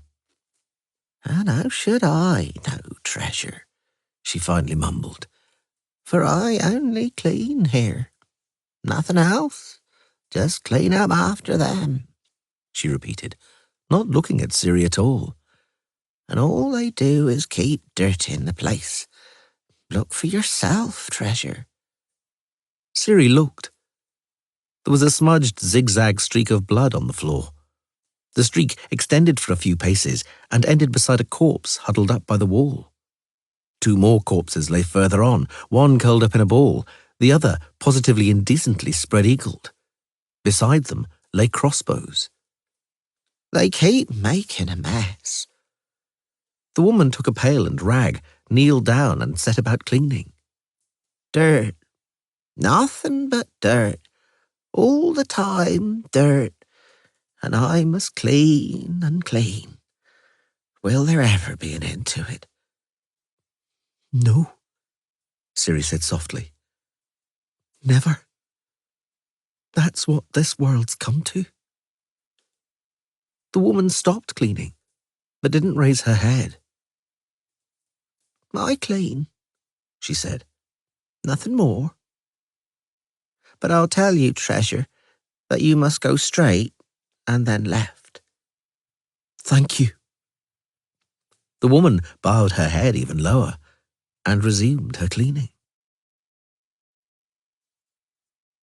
She was alone and lost in the maze of corridors. Madame Yennefer! Up until then, she had kept quiet, afraid of saddling herself with Vilgefortz's men. But now, Yennefer! She thought she'd heard something. Yes, for sure. She ran into a gallery, and from there into a large hall between slender pillars. The stench of burning reached her nostrils again. Bonnard emerged like a ghost from a niche and punched her in the face. She staggered, and he leapt on her like a hawk, seized her by the throat, pinning her to the wall with his forearm. Ciri looked into his fish-like eyes and felt her heart drop downwards to her belly. I wouldn't have found you if you hadn't called, he wheezed out. But you called, and longingly, to cap it all off. Have you missed me so, my little darling? Still pinning her to the wall, he slipped his hand into the hair on her nape. Ciri jerked her head. The bounty hunter grinned. He ran his hand over her arm, squeezed her breast, and grabbed her roughly by the crotch. Then he released her and pushed her so that she slid down the wall, and tossed a sword at her feet. Her swallow. And she knew at once what he wanted. I'd have preferred it in the ring, he drawled, as the crowning achievement, as the grand finale of many beautiful performances. The Witcher Girl against Leo Bonnard. Eh? People would pay to see something like that. Go on. Pick up the weapon and draw it from the scabbard. She did as he said, but she didn't draw the blade, just slung it across her back so the hilt would be within reach. Bonnard took a step back. I thought it would suffice me to gladden my eyes with the sight of that surgery Vilgefortz is preparing for you, he said. I was mistaken. I must feel your life flowing down my blade. I defy witchcraft and sorcerers, destiny, prophecies, the fate of the world. I defy the elder and younger blood. What do all these predictions and spells mean to me? What do I gain from them? Nothing. Nothing can compare with the pleasure. He broke off. She saw him purse his lips, saw his eyes flash ominously. I'll bleed you to death, witcher girl, he hissed. And afterwards, before you cool off, we'll celebrate our nuptials. You are mine, and you'll die mine. Draw your weapon. A distant thud resounded, and the castle shuddered. Vilgefortz, Barnard explained with an inscrutable expression, is reducing your witcher rescuers to pulp. Go on, girl. Draw your sword. Shall I run away? She thought, frozen in terror. Flee to other places, to other times? If only I could get far from him, if only... She felt shame. How can I run away? Leave Yennefer and Geralt at their mercy? But good sense told her, I'm not much use to them dead. She focused, pressing her fists to her temples. Barnard knew immediately what she was planning and lunged for her, but it was too late. There was a buzzing in Ciri's ears. Something flashed. I've done it, she thought triumphantly, and at once realized her triumph was premature. She realized it on hearing furious yelling and curses. The evil, hostile, and paralyzing aura of the place was probably to blame for the fiasco. She hadn't travelled far, not even out of eyeshot, only to the opposite end of the gallery, not far from Bonnard, but beyond the range of his hands and his sword, temporarily at least. Pursued by his roar, Ciri turned and ran. She ran down a long, wide corridor, followed by the dead glances of the alabaster caryatids holding up the arcades. She turned once, and then again. She wanted to lose and confuse Bonnard, and furthermore, she was heading towards the noises of the battle. Her friends would be where the fighting was raging, she was sure. She rushed into a large round room, in the centre of which a sculpture portraying a woman with her face covered, most probably a goddess, stood on a marble plinth. 2 corridors led away from the room, both quite narrow. She chose at random. Naturally, she chose wrongly. The wench! Roared one of the thugs. We have her! There were too many of them to be able to risk fighting, even in a narrow corridor, and Bonnard was surely nearby. Ciri turned back and bolted. She burst into the room with the marble goddess and froze.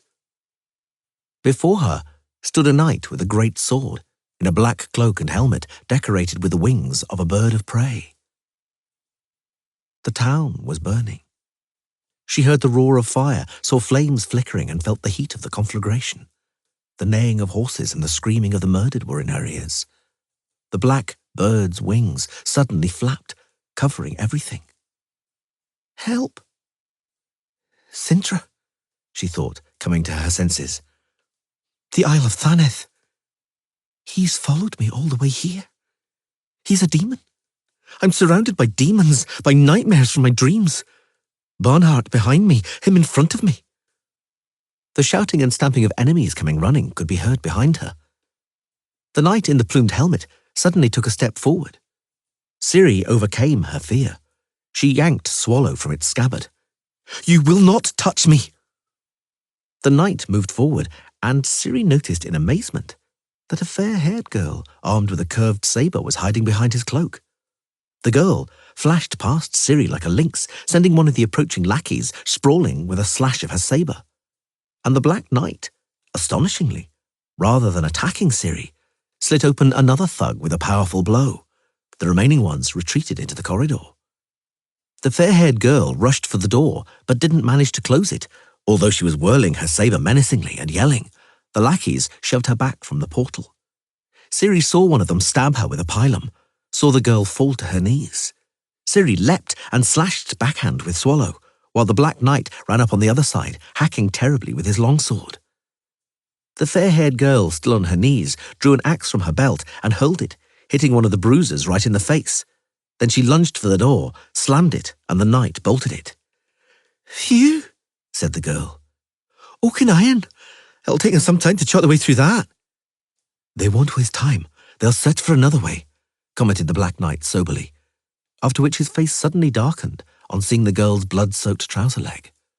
The girl waved a hand dismissively. Let's be away. The knight removed his helmet and looked at Ciri. I'm Kaya Maur Dyfrin, son of Ciarlach. I came here with Geralt to rescue you, Ciri. I know it's unbelievable. I've seen more unbelievable things, Ciri growled. You've come a long way, Kaya. Where's Geralt? He looked at her. She remembered his eyes from Thanev, dark blue and as soft as silk. Pretty. He is rescuing the sorceress, he answered. That Yennefer. Let's go. Yes, said the fair-haired girl, putting a makeshift dressing on her thigh. We still have to kick a few asses for Auntie. Let's go, repeated the knight. But it was too late. Run away, whispered Ciri, seeing who was approaching along the corridor. He's the devil incarnate, but he only wants me. He won't come after you. Run! Help Geralt! Kaya shook his head. Ciri, he said kindly, I'm surprised by what you're saying. I came here from the end of the world to find you, rescue you and defend you. And now you want me to run away? You don't know what you're up against. Kaya pulled up his sleeve, tore off his cloak and wrapped it around his left arm. He brandished his sword and whirled it so fast it hummed. I'll soon find out. Bonnart, seeing the three of them, stopped, but only for a moment. Aha, he said. Have the reinforcements arrived? Your companions, witcher girl? Very well. Two less, two more, makes no difference. Ciri had a sudden flash of inspiration. Say farewell to your life, Bonnart, she yelled. It's the end of you. You've met your match. She must have overdone it, and he caught the lie in her voice. He stopped and looked suspiciously. The Witcher? Really? Kaya whirled his sword, standing in position. Bonnart didn't budge. This witch has more of a liking for younger men than I expected, he hissed. Just look here, my young blade. He pulled his shirt open. Silver medallions flashed in his fist. A cat, a griffin, and a wolf. If you are truly a witcher, he ground his teeth, know that your own quack amulet will soon embellish my collection. If you're not a witcher, you'll be a corpse before you manage to blink. It would be wise, therefore, to get out of my way and take to your heels. I want this wench. I don't bear a grudge against you. You talk big, Kaya said calmly, twirling the blade. Let's see if your bite's worse than your bark. Angoulême, Ciri, flee. Kair, run, he corrected himself, and help Geralt. They ran. Ciri was holding up the limping Angoulême. You asked for it. Bonnart squinted his pale eyes and moved forward, whirling his sword. I asked for it? Kaya Maur Dyfrin of Ciarlach repeated dully. No. It's what destiny wants. They leapt at each other, quickly engaged, surrounding each other with a frantic kaleidoscope of blades. The corridor filled with the clang of iron, seemingly making the marble sculpture tremble and rock. You aren't bad, rasped Bonnart when they came apart. You aren't bad, my young blade. But you're no witcher. The little viper deceived me. You're done for. Prepare for death. You talk big. Kaya took a deep breath. The clash had convinced him he had faint chance with the fishy-eyed man. This man was too fast and too strong for him. The only chance was that Bonnart was in a hurry to get after Ciri, and he was clearly irritated. Bonnart attacked again. Kaya parried a cut, stooped, jumped, seized his opponent by the belt, shoved him against the wall, and kneed him hard in the crotch. Bonnart caught him by the face, battered him powerfully on the side of the head with his sword pommel. Once, twice, thrice. The third blow shoved Kaya back. He saw the flash of the blade. He parried instinctively. Too slowly. It was a strictly observed tradition in the Dyverin family that all male members would hold a silent vigil lasting a whole day and night over the body of a fallen kinsman once he was inhumed in the castle armoury. The women, gathered in a remote wing of the castle so as not to disturb the men, not to distract them or disrupt their reflections, would sob, keen and faint. When brought round, they sobbed and keened again, and da capo. Sobbing and weeping, even among women, Vicovarian noblewomen, was an unwelcome faux pas and a great dishonour. But among the Dyverins, that and no other was the tradition, and no one ever changed it, or meant to change it. The 10-year-old Cair, the youngest brother of Ailil, who had fallen in Nazaire and was then lying in the castle armoury, was not yet a man in terms of customs and traditions. He was not allowed to join the group of men gathered around the open coffin, and he was not permitted to sit in silence with his grandfather Grufydd, with his father Ciarlach, his brother Daran, or the whole collection of uncles and cousins. Neither was he permitted, naturally, to sob and faint along with his grandmother, mother, 3 sisters, and the whole collection of aunts and cousins. Cair clowned about and made mischief on the castle walls along with the rest of his young relatives who had come to Don Dyvra for the obsequies, funeral and wake, and he pummeled any boys who considered that the bravest of the brave in the fighting for Nazaire were their own fathers and older brothers, but not Ailil ib Ciarlach. Cair, come here, my son. In the cloister stood Maur, Cair's mother, and her sister, his aunt Sinead Varanahid. His mother's face was red and so swollen from weeping that Cair was terrified. It shocked him that weeping could make such a monster out of such a comely woman as his mother. He made a firm resolution never ever to cry. Remember, son, Maur sobbed, pressing the boy so hard to her breast he couldn't catch his breath. Remember this day.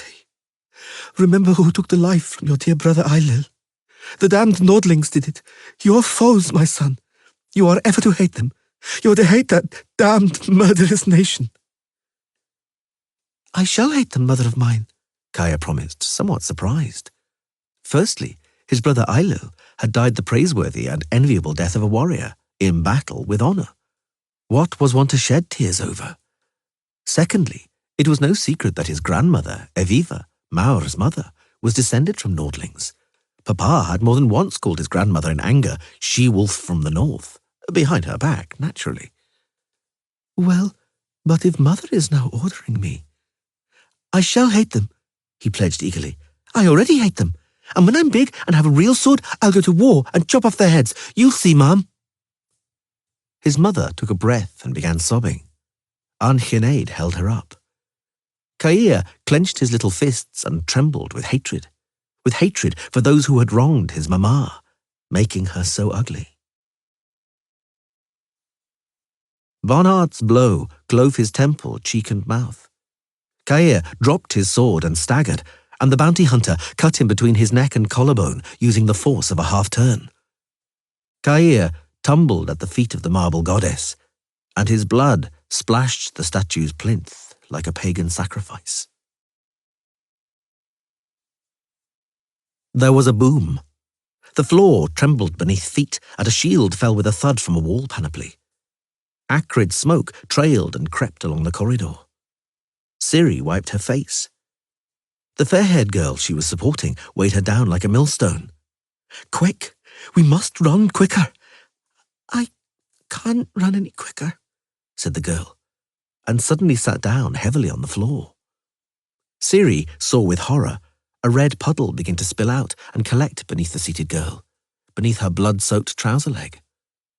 The girl was white as a sheet. Ciri threw herself on her knees beside her, pulled off her scarf and then her belt, trying to apply tourniquets. But the wound was too severe, and too near her groin. The blood kept dripping. The girl grasped her by the hand, her fingers as cold as ice. Ciri? Yes? I'm Angoulême. I didn't believe we'd find you. But I followed Geralt. Because it's impossible not to follow him, isn't it? It is. That's how he is. We found you. and rescued you. And Fringilla mocked us. Tell me. Don't say anything, please. Tell me. Angoulême was moving her lips, slower and slower, and with greater difficulty. Tell me. You're a queen, aren't you? In Sintra? We'll be in your good graces, won't we? Will you make me a countess? Tell me, but don't lie. Can you? Tell me. Don't say anything. Save your strength. Angoulême sighed, suddenly leaned over forward, and rested her brow against Ciri's shoulder. I knew, she said quite clearly. I knew that a brothel in Toussaint would be a better fucking way of making a living. A long, long time passed before Ciri realized she was holding a dead girl in her arms. She saw him as he approached, being led by the lifeless looks of the alabaster caryatids holding up the arcades, and suddenly understood that flight was impossible, that it was impossible to escape from him, that she would have to face him. She knew it, but was still too afraid of him. He drew his weapon. Swallow's blade sang softly. She knew that song. She retreated down the wide corridor, and he followed her, holding his sword in both hands. Blood trickled down the blade, heavy drops dripping from the crossguard. Dead, he judged, stepping over Angoulême's body. Well and good. Your young blade has also fallen. Ciri felt desperation seizing her, felt her fingers gripping the hilt so tightly it hurt. She retreated. You deceived me, drawled Bonnat, following her. The young blade didn't have a medallion, but something tells me somebody will be found in this castle who wears one. Someone like that will be found. Old Leo Bonnat stakes his life on it, somewhere near the witch Yennefer. But first things first, Viper. First of all, us. You and me. And our nuptials. Ciri got her bearings. Describing a short arc with Swallow, she took up her position. She began to circle him, quicker and quicker, forcing the bounty hunter to move around on the spot. Last time, he muttered, that trick wasn't much use to you. Well, can't you learn from your mistakes? Ciri speeded up. She deceived and beguiled, tantalized and hypnotized with flowing soft movements of her blade. Bonnat whirled his sword in a hissing moulinet. That doesn't work on me, he snarled, and it bores me. He shortened the distance with 2 rapid strides. Play music. He leapt, cut hard. Ciri spun around in a pirouette, jumped, landed confidently on her left foot, and struck at once without assuming a position. Before the blade had clanged on Bonnat's parry, she had spun past, smoothly moving in under the whistling blow. She struck again, without a backswing, using an unnatural, unorthodox bend of the elbow. Bonnat blocked, using the momentum of the parry to immediately slash from the left. She was expecting that, and all she needed was a slight bend of the knees and a sway of her trunk to move her whole body aside from under the blade. She countered and thrust at once. But this time he was waiting for her and deceived her with a feint. Not meeting a parry, she almost lost her balance, saving herself with a lightning-fast leap, but his sword caught her arm anyway. At first, she thought the blade had only cut through her padded sleeve, but a moment later, she felt the warm liquid in her armpit and on her arm. The alabaster caryatids observed them with indifferent eyes. She drew back, and he followed her, hunched, making wide, sweeping movements with his sword, like the bony death Ciri had seen on paintings in the temple. The dance of the skeletons, she thought. The grim reaper is coming. She drew back. The warm liquid was now dripping down her forearm and hand. First blood to me, he said, at the sight of the drops splattering star-like on the floor. Who'll draw the second blood? My betrothed? She retreated. Look around. It's the end. He was right. The corridor ended in nothingness, in an abyss, at the bottom of which could be seen the dust-covered, dirty and smashed-up floorboards of the lower story. This part of the castle was destroyed. There was no floor at all. There was only a framework of load-bearing timbers, posts, ridges, and a lattice of beams. She didn't hesitate for long. She stepped onto a beam and moved backwards along it without taking her eyes off Bonnard, watching his every move. That saved her, for he suddenly charged her, running along the beam, slashing with rapid diagonal blows, whirling his sword in lightning-fast feints. She knew what he was counting on. A wrong parry or mistake with a feint would have upset her balance, and then she would have fallen off the beam onto the smashed-up woodblocks of the lower floor. This time, Ciri didn't let the feints deceive her. Quite the opposite. She spun around nimbly and feinted a blow from the right, and when for a split second he hesitated, cut with a right second so quickly and powerfully that Bonnard rocked after parrying, and would have fallen if not for his height. He managed to hold onto a ridge by reaching up with his left hand, keeping his balance, but he lost concentration for a split second, and that was enough for Ciri. She lunged hard, fully extending her arm and blade. He didn't even flinch as Swallow's blade passed with a hiss across his chest and left arm. He immediately countered so viciously that had Ciri not turned a back somersault, the blow would probably have cut her in half.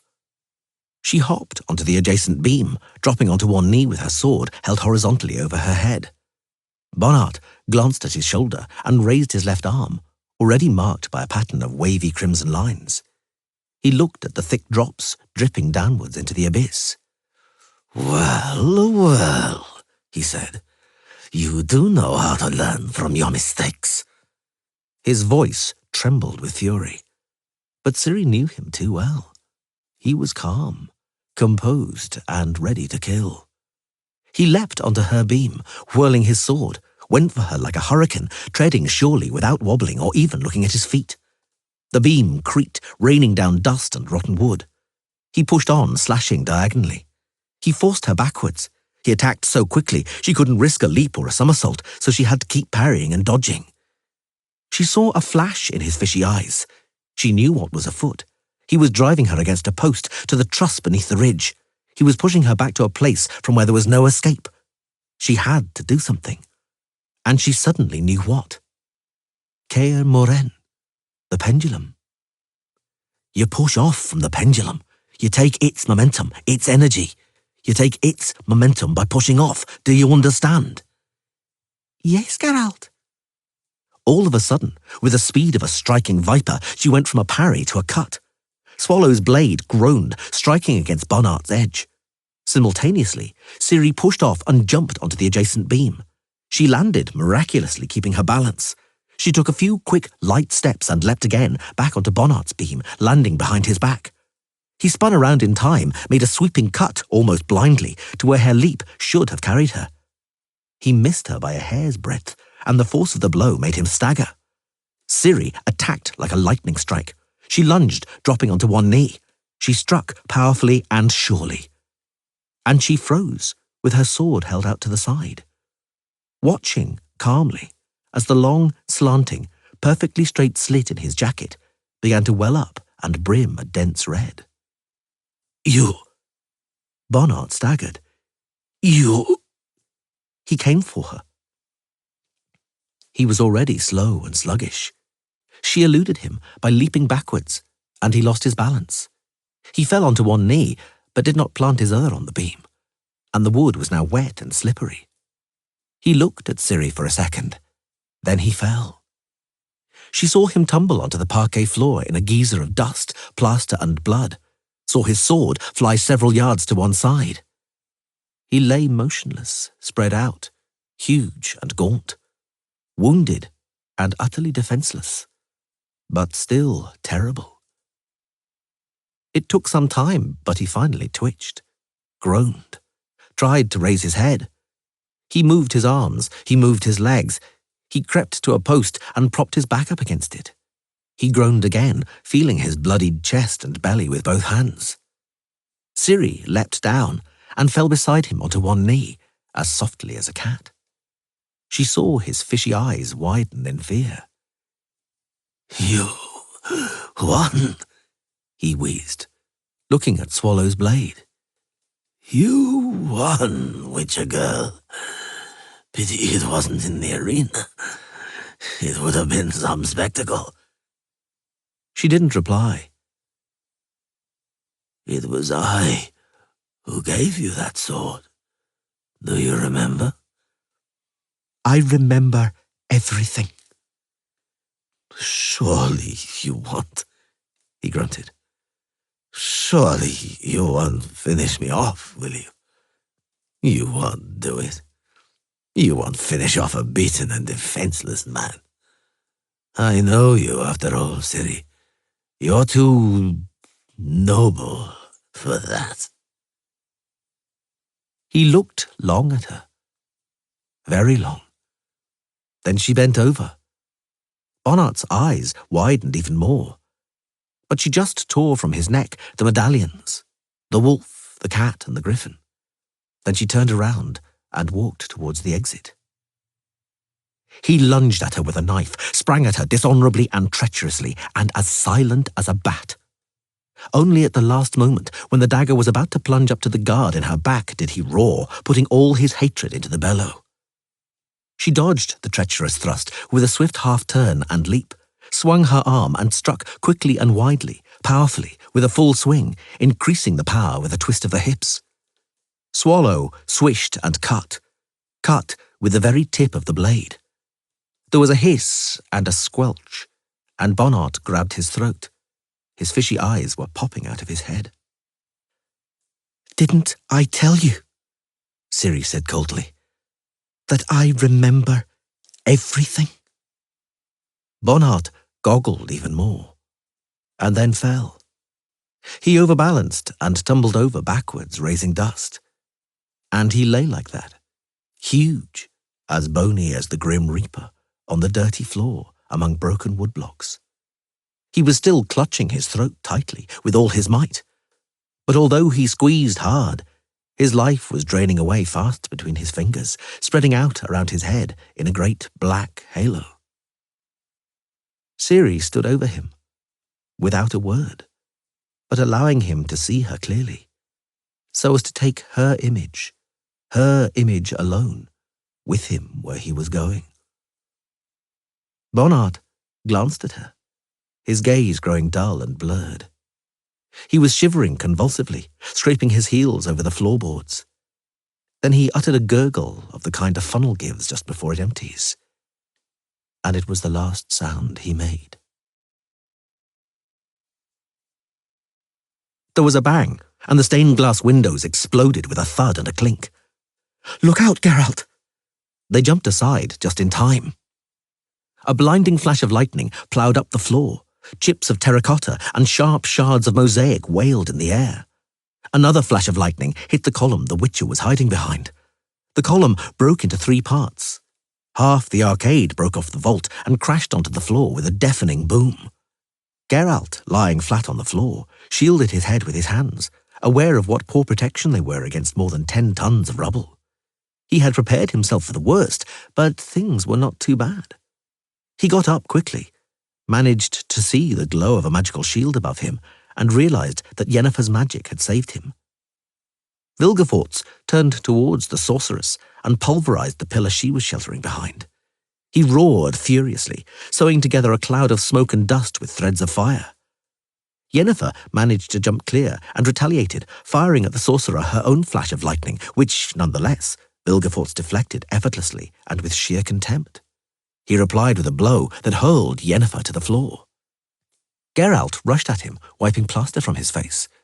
Vilgefortz turned his eyes towards him, and a hand from which flames exploded with a roar. The Witcher instinctively shielded himself with his sword. The rune-covered dwarven blade protected him astonishingly, cutting the stream of fire in half. "Ha!" roared Vilgefortz. "Impressive, Witcher, and what say you to this?" The Witcher said nothing. He flew as if he'd been rammed, fell onto the floor and shot across it, only stopping at the base of the column. The column broke up and fell to pieces, again taking a considerable part of the vault with it. This time, Yennefer wasn't quick enough to give him magical protection. A huge lump broken off from the arcade hit him in the shoulder. The pain paralyzed him for a moment. Yennefer, chanting spells, sent flash after flash of lightning towards Vilgefortz. None of them hit the target, all harmlessly bouncing off the magical sphere protecting the sorcerer. Vilgefortz stretched out his arms and suddenly spread them. Yennefer cried out in pain and soared up into the air, levitating. Vilgefortz twisted his hands exactly as though he were wringing out a wet rag. The sorceress howled piercingly and began to spin. Geralt sprang up, overcoming the pain. But Regis was quieter. The vampire appeared out of nowhere in the form of an enormous bat and fell on Vilgefortz with a noiseless glide. Before the sorcerer could protect himself with a spell, Regis had slashed him across the face with his claws, only missing his eye because of its tiny size. Vilgefortz bellowed and waved his arms. Yennefer, now released, tumbled down onto a heap of rubble with an ear-splitting groan, blood bursting from her nose onto her face and chest. Geralt was now close, was already raising the scythe to strike. But Vilgefortz was not yet defeated and did not mean to surrender. He threw off the Witcher with a great surge of power and shot a blinding white flame at the attacking vampire, which sliced through a column like a hot knife through butter. Regis nimbly avoided the flame and materialized in his normal shape alongside Geralt. Beware, grunted the Witcher, trying to see how Yennefer was. Beware, Regis. Beware? Yelled the vampire. Me? I didn't come here to beware. With an incredible lightning-fast tiger-like bound, he fell on the sorcerer and grabbed him by the throat. His fangs flashed. Vilgefortz howled in horror and rage. For a moment it seemed as though it would be the end of him. But that was an illusion. The sorcerer had a weapon in his arsenal for every occasion, and for every opponent. Even a vampire. The hands that seized Regis glowed like red-hot iron. The vampire screamed. Geralt also screamed, seeing the sorcerer literally tearing Regis apart. He leapt to his aid, but wasn't fast enough. Vilgefortz pushed the mutilated vampire against a column and shot white fire at him from close up out of both hands. Regis screamed so horribly that the Witcher covered his ears with his hands. The rest of the stained glass windows exploded with a roar and a smash, and the columns simply melted. The vampire melted along with it, fusing into an amorphous lump. Geralt swore, putting all his rage and despair into the curse. He leapt at Vilgefortz, raising his scythe to strike, but failed. Vilgefortz turned around and struck him with magical energy. The Witcher flew the whole length of the hall and slammed into the wall, sliding down it. He lay like a fish, gasping for air, not wondering what was broken, but what was intact. Vilgefortz walked towards him. A 6-foot iron bar materialized in his hand. I could have reduced you to ashes with a spell, he said. I could have melted you into clinker like I did to that monster a moment ago. But you, Witcher, ought to die differently, in a fight. Not a very honest one, perhaps, but still. Geralt didn't believe he'd be able to stand, but he did. He spat blood from his cut lip. He gripped his sword more tightly. On Thaneth. Vilgefortz came closer, whirled the bar in a moulinet. I only broke you a little bit, sparingly, for it was meant to be a lesson. Since it wasn't learned, this time I'll break you thoroughly, into tiny little bones, so that no one will ever be able to stick you back together again. He attacked. Geralt didn't run away. He took on the fight. The bar flickered and whistled. The sorcerer circled around the dancing Witcher. Geralt avoided the blows and delivered his own, but Vilgefortz deftly parried, and then steel groaned mournfully as it struck steel. The sorcerer was as quick and agile as a demon. He tricked Geralt with a twist of his trunk and a feigned blow from the left and slammed him in the ribs from below. Before the Witcher could get his balance and his breath back, he was hit in the shoulder so hard he fell to his knees. He dodged aside, saving his skull from a blow from above, but could not avoid a reverse thrust from below, above the hip. He staggered and struck his back against the wall.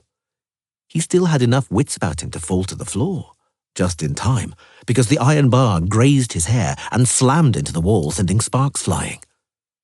Geralt rolled over, and the bar struck sparks on the floor right beside his head. The second blow hit him in the shoulder blade. There was shock and paralyzing pain. Weakness flowed down to his legs.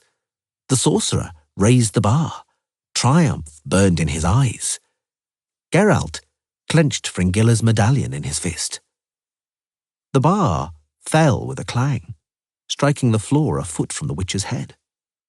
Geralt rolled away and quickly got up on one knee. Vilgefortz leapt forward and struck. The bar missed the target again by a few inches. The sorcerer shook his head in disbelief and hesitated for a second. He sighed, suddenly understanding. His eyes lit up. He leapt, taking a swing. Too late. Geralt slashed him hard across the belly. Vilgefortz screamed, dropped the bar and staggered back, bent over. The Witcher was already upon him. He pushed him with his boot onto the stump of the broken column and cut vigorously, diagonally from collarbone to hip. Blood gushed on the floor, painting an undulating pattern. The sorcerer screamed and fell to his knees. He lowered his head and looked down at his belly and chest. For a long time he could not tear his eyes away from what he saw. Geralt waited calmly in position, with the scythe ready to strike. Vilgefortz groaned piercingly and raised his head. Geralt! The Witcher didn't let him finish. It was very quiet for a long time. "I didn't know," Yennefer said at last, scrambling out of a pile of rubble. She looked terrible. The blood trickling from her nose had poured all over her chin and cleavage. "I didn't know you could cast illusory spells," she repeated, seeing Geralt's uncomprehending gaze, "capable even of deceiving Vilgefortz." It's my medallion." "Uh-huh." She looked suspicious. "A curious thing. But anyway, we're only alive thanks to Ciri." I beg your pardon. "His eye. He never regained full coordination. He didn't always land his blow. But I mainly owe my life to—" She fell silent, glanced at the remains of the melted column, in which the outline of a shape could be discerned. "Who was that, Geralt?" A friend. I'm going to miss him. "Was he a human?" The epitome of humanity. How are you, Yen? "A few broken ribs, concussion, twisted hip joint, bruised spine. Besides that, excellent. And yourself?" More or less the same. She looked impassively at Vilgefortz's head, lying exactly in the centre of the floor mosaic. The sorcerer's small eye, already glazed, looked at them with mute reproach. "That's a nice sight," she said. It is, he admitted a moment later. But I've already seen enough. Will you be able to walk? "With your help, yes." And they met, all three of them, in a place where the corridors came together under the arcades. They met beneath the dead gazes of the alabaster caryatids. Ciri, said the Witcher, and rubbed his eyes. "Ciri," said Yennefer, being held up by the Witcher. "Geralt," said Ciri. Ciri, he replied, overcoming a sudden tightening of the throat. Good to see you again. "Madame Yennefer." The sorceress freed herself from the Witcher's arm and straightened up with the greatest of effort.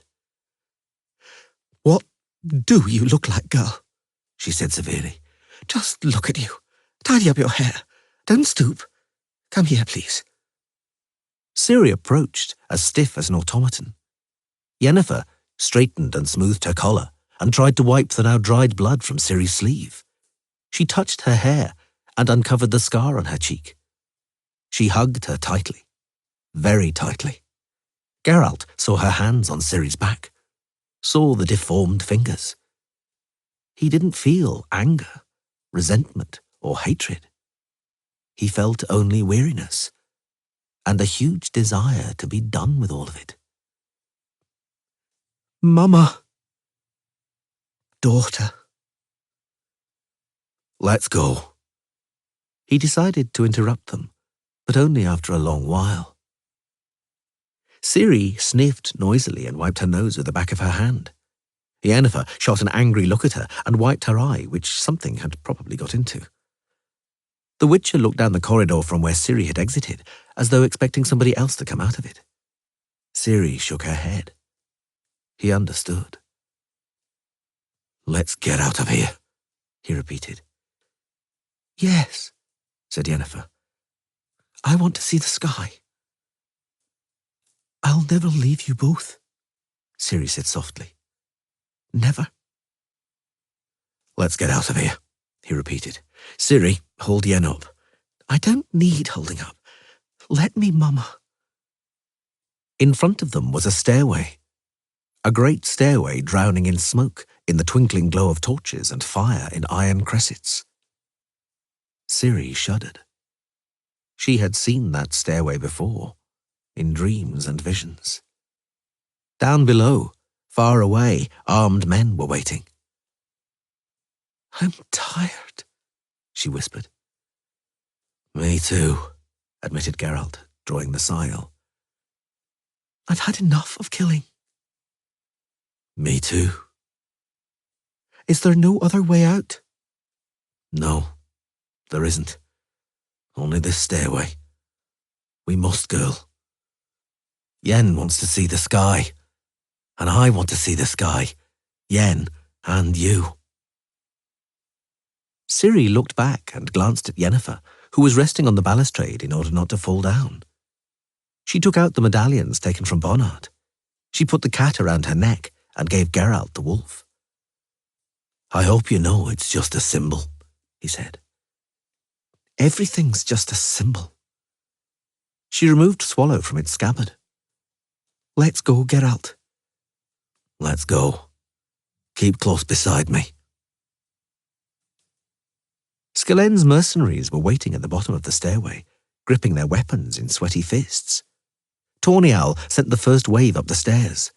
The mercenaries' iron-shod boots thudded on the steps. "Slowly, Ciri. Don't rush. Close to me." "Yes, Geralt." "And calmly, girl. Calmly. Remember, without anger, without hatred. We have to get out and see the sky, and the men that are standing in our way must die. Don't hesitate." "I won't hesitate. I want to see the sky." They got to the first landing without mishap. The mercenaries retreated before them, astonished and surprised by their calm. But after a moment, 3 of them leapt towards them, yelling and whirling their swords. They died at once.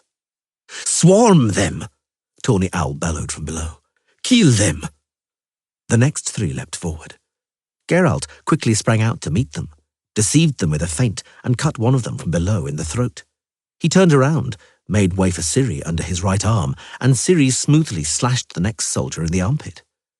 The third one tried to save his life by leaping over the balustrade. He was too slow. Geralt wiped splashes of blood from his face. "Calmly, Ciri." "I am calm." The next 3. A flash of blades, screams, death. Thick blood crawled downwards, dribbling down the steps. A soldier in a brass-studded brigantine leapt towards them with a long pike. His eyes were wild from narcotics. Ciri shoved the shaft aside with a diagonal parry, and Geralt slashed. He wiped his face. They walked on, not looking back. The second landing was now close. "Kill them!" yelled Skelen. "Have at them! Kill them!" Stamping and yelling on the stairs. The flash of blades, screams, death. "Good, Ciri, but more calmly, without euphoria, and close to me." "I'll always be close to you." "Don't cut from the shoulder if you can from the elbow. Take heed." "I am." The flash of a blade, screams, blood. Death. Good, Ciri. I want to see the sky. I love you very much. I love you too. Take heed. It's getting slippery. The flash of blades, moaning. They walked on, catching up with the blood pouring down the steps. They walked down, always down the steps of Stigger Castle. A soldier attacking them slipped on a bloody step, fell flat on the ground right at their feet, and howled for mercy, covering his head with both hands. They passed him without looking. No one dared to bar their way until the third landing. Bows! Stefan Skellen bellowed from below. Fire the crossbows! Boreas Munn was meant to bring the crossbows. Where is he? Boreas Munn, which Tawny Owl couldn't have known, was already quite far away. He was riding eastwards with his forehead against his horse's mane, squeezing as much gallop out of his steed as he could. Only one of the men sent for the bows had returned. The man who had decided to shoot had slightly shaking hands and eyes watering from fish-stick. The first bolt barely grazed the balustrade. The second didn't even hit the stairs. Higher! Yelled Tawny Owl. Go higher, you fool! Shoot from up close! The crossbowman pretended he hadn't heard. Skellen cursed at great length, snatched the crossbow from him, leapt onto the stairway, kneeled down and took aim. Geralt quickly covered Ciri with his body. But the girl slipped out from behind him like lightning, so when the bowstring clanged, she was already in position. She twisted her sword to the upper quarter and hit the bolt back so hard it somersaulted many times before it fell. Very good, muttered Geralt. Very good, Ciri. But if you ever do that again, I'll tan your hide. Skellen dropped the crossbow and suddenly realized he was alone. All of his men were at the very bottom in a tight little group. None of them were too keen to go up the stairs. There seemed to be fewer than there were before. Once more, several ran off somewhere, probably to fetch crossbows. And the Witcher and the Witcher girl, not hurrying, but not slowing either, walked down the blood-covered stairway of Stigger Castle. Close to each other, shoulder to shoulder, tantalizing and bamboozling their foes with fast movements of their blades. Skellen walked backwards and didn't stop, right down to the very bottom. When he found himself in the group of his own men, he noticed that the retreat was continuing. He swore impotently. Lads, he yelled, and his voice broke discordantly. On you go! Have at them! En masse! Go on, have at them! Follow me! Go yourself, sir, mumbled one of them, raising a hand with fish-stick to his nose. Tawny Owl punched him, covering the man's face, sleeve, and the front of his jacket in white powder. The Witcher and the Witcher girl passed another landing. When they get to the very bottom, we'll be able to surround them, roared Skellen. Go on, lads! Have at them! To arms! Geralt glanced at Ciri and almost howled with fury, seeing streaks shining white as silver in her ashen hair. He controlled himself. It wasn't the time for anger. Be careful, he said softly. Stay close to me. I'm always going to be close to you. It'll be hot down there. I know, but we're together. We're together.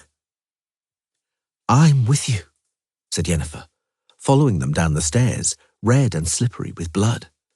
Form up! Form up! Roared Tawny Owl. Several of the men who had run to get crossbows returned, without them, very terrified. The rumble of doors being forced by battle-axes, thudding, the clanking of iron and the sound of heavy steps resounded from all three corridors leading to the stairway. And suddenly, soldiers in black helmets, armor and cloaks, with the sign of a silver salamander, marched out of all three corridors. On being shouted at thunderously and menacingly, Skellen's mercenaries threw their weapons on the floor, one after the other. Crossbows and the blades of glaives and bear spears were aimed at the more hesitant, and they were urged on by even more menacing shouts. Now all of them obeyed, for it was evident that the black-cloaked soldiers were extremely keen to kill somebody and were only waiting for a pretext. Tawny Owl stood at the foot of a column, arms crossed on his chest. Miraculous relief, muttered Ciri. Geralt shook his head. Crossbows and spear blades were also being aimed at them. Glide van Vort. There was no sense in resisting. Black-cloaked soldiers were swarming like ants at the bottom of the stairs, and the witches were very, very weary. But they didn't drop their swords. They placed them carefully on the steps and then sat down. Geralt felt Ciri's warm shoulder and heard her breath. Yennefer descended, walking past corpses and pools of blood, showing the black-cloaked soldiers her unarmed hands. She sat down heavily beside them on a step. Geralt also felt the warmth against his other shoulder. "It's a pity it can't always be like this," he thought. And he knew it couldn't. Tawny Owl's men were tied up and escorted away, one after the other. There were more and more soldiers in black cloaks bearing the salamander. Suddenly, high-ranking officers appeared among them, recognizable by the white plumes and silver edging on their suits of armor, and by the respect which the others showed in parting to let them pass. The soldiers stood back with even greater respect before one of the officers, whose helmet was particularly sumptuously decorated with silver, bowing before him. The man stopped in front of Skellen, who was standing at the foot of the column.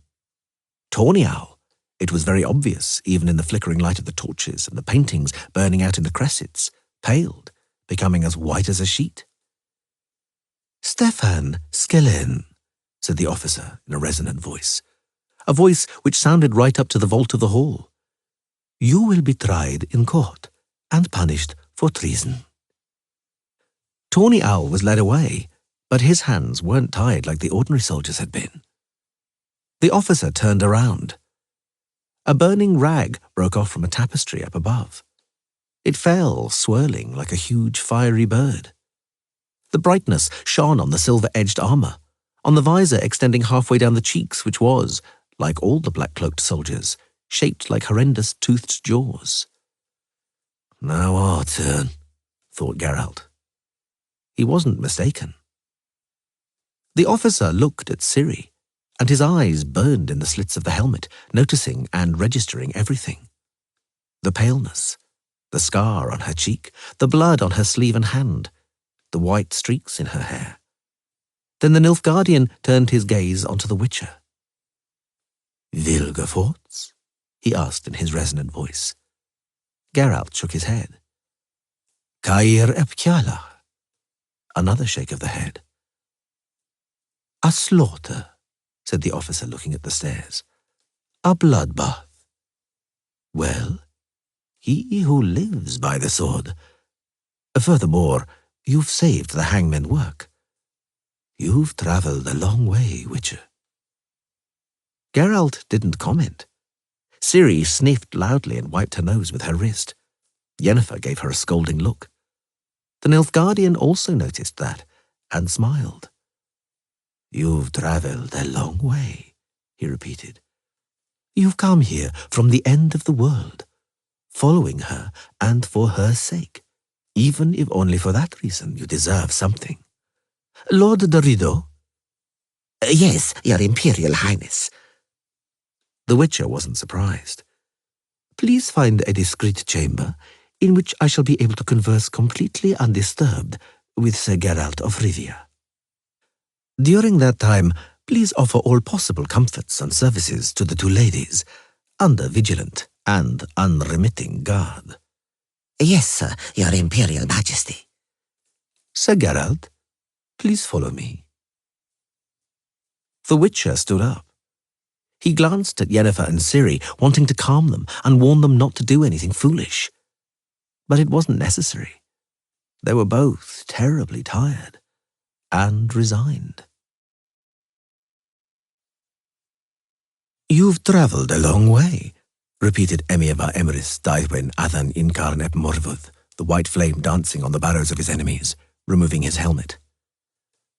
"I'm not sure," Geralt calmly replied, "if you haven't travelled further, Dooney." "You've recognized me. Well, well." The Emperor smiled. "And they say the lack of a beard and my way of holding myself have changed me utterly. Many of the people who used to see me earlier in Sintra came to Nilfgaard later and saw me during audiences, and no one recognized me. But you only saw me once, and that was 16 years ago. Did I become so embedded in your memory?" "I wouldn't have recognized you. You have indeed changed greatly. I simply worked out who you were. Some time ago. I guessed, not without help and a hint from someone else, what role incest played in Ciri's family. In her blood. I even dreamed about the most awful, the most hideous incest imaginable in a gruesome nightmare. And well, here you are in person. You can barely stand, said Emir coldly, and deliberate impertinence is making you even more unsteady. You may sit in the presence of the Emperor. I grant you that privilege, until the end of your days. Geralt sat down with relief. Emir continued to stand, leaning against a carved wardrobe. You saved my daughter's life, he said. Several times. I thank you for that, on behalf of myself and posterity. You disarm me. Cirilla will go to Nilfgaard. Emir was not bothered by the mockery.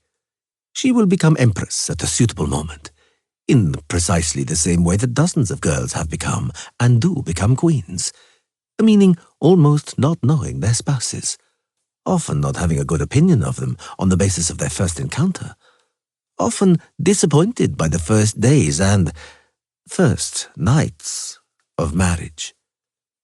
Cirilla would be the first. Geralt refrained from comment. Cirilla, continued the Emperor, will be happy, like most of the queens I was talking about.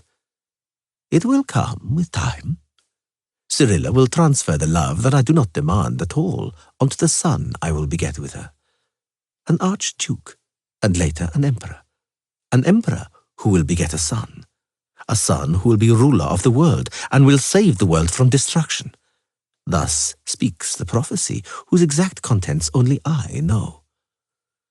Naturally, the White Flame continued, Cirilla will never find out who I am. The secret will die, along with those who know it. That's clear, Geralt nodded. It can't be clearer. You cannot fail to detect the hand of destiny in all of this, Emir said after a long time. All of this, including your activities from the very beginning.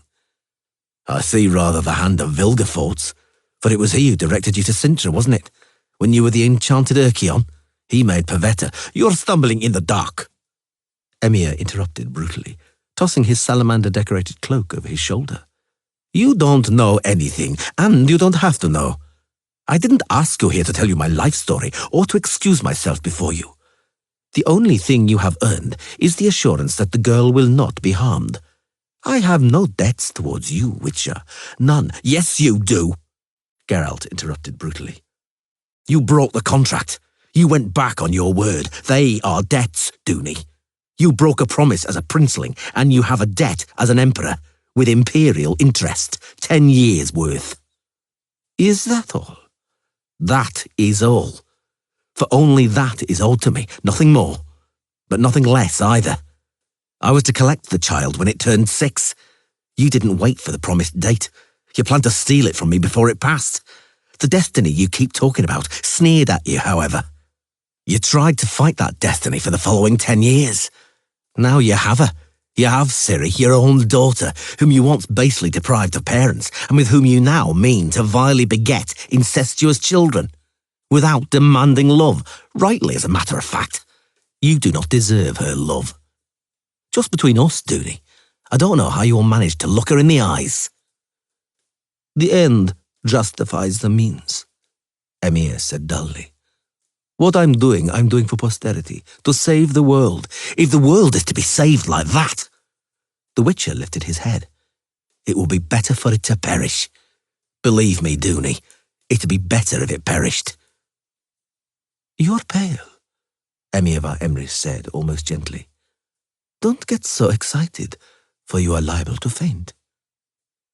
He moved away from the wardrobe, selected a chair and sat down. The Witcher's head was indeed spinning. The Iron Urkion, the Emperor began calmly and quietly, was to be a way of forcing my father to collaborate with the usurper. It was after the coup. My father, the overthrown Emperor, was in prison and being tortured. He couldn't be broken, so another way was tried. A sorcerer, hired by the usurper, changed me into a monster in front of my father's eyes. The sorcerer added a little something on his own initiative, namely humor. Aemir, in our language, means an Urkion, an old name for a hedgehog. My father didn't allow himself to be broken, and so they murdered him. I, meanwhile, was released into a forest amidst mockery and scorn, and dogs were set on me. I survived. I wasn't hunted too seriously, for it wasn't known that the sorcerer had botched his work and that my human form returned at night. Fortunately, I knew several people of whose loyalty I could be certain, and at that time I was, for your information, 13. I had to flee the country, and the fact that I ought to search for a cure to the spell in the north, beyond the Manadal stairs, was read in the stars by a slightly crazy astrologer by the name of Zathisius. Later, when I was emperor, I gave him a tower and apparatus for that. At that time, he had to work on borrowed equipment. You know, it's a waste of time getting bogged down in what happened in Sintra. I deny, however, that it supposedly had anything to do with Vilgefortz. Firstly, I didn't know him then, and secondly, I had a strong aversion to mages. Even today, I don't like them, actually. While I remember, when I regained the throne, I caught up with the sorcerer who had served the usurper and tortured me in front of my father's eyes. I also displayed a sense of humor. The mage's name was Briathins, and in our language, that sounds almost the same as fried. Enough digressions, though. Let's get back to the matter at hand. Vilgefortz visited me secretly in Sintra shortly after Ciri's birth. He passed himself off as a trusted friend of people in Nilfgaard who were still loyal to me and had conspired against the usurper. He offered help and soon proved to be capable of helping. When, still mistrustful, I asked about his motives, he bluntly declared he was counting on gratitude for the favors, privileges, and power he would be given by the great emperor of Nilfgaard, meaning me. A powerful ruler who would govern half the world, who would beget an heir who would govern half the world. He intended to rise high himself, or so he declared, without inhibition, at the side of those great rulers. Here, he took out some scrolls bound with snakeskin and commended the contents to my attention. Thus, I learned of the prophecy. I learned about the fate of the world and the universe. I found out what I had to do, and came to the conclusion that the end justifies the means. Of course. My affairs were prospering in Nilfgaard, meanwhile. Emir ignored the sarcasm. My partisans were gaining more and more influence. Finally, having a group of frontline officers and a corps of cadets, they decided to launch a coup d'etat. I was needed for that, nonetheless. Me, myself, the rightful heir to the throne and crown of the empire, a rightful Emrys with the blood of the Emryses. It was to be something akin to the standard of the revolution. Just between us, plenty of the revolutionaries cherished the hope that I would be nothing more than that. Those among them who are still alive cannot get over it to this day. But, as has been said before, let us leave the digressions. I had to return home. The time came for Duni, the false prince of Mecht and the phony Duke of Sintra, to demand his inheritance. I hadn't forgotten about the prophecy, however. I had to return with Ciri, and Calanthe was keeping a weather eye on me. She never trusted you. I know. I think she knew something about that prediction, and would have done anything to hamper me, and in Sintra I was in her power. It was clear I had to return to Nilfgaard, but in a way that no one could guess that I was Duni and Ciri was my daughter. Vilgefortz suggested a way. Duni, Pavetta, and their child had to die, vanish without trace. In a staged shipwreck. That's right.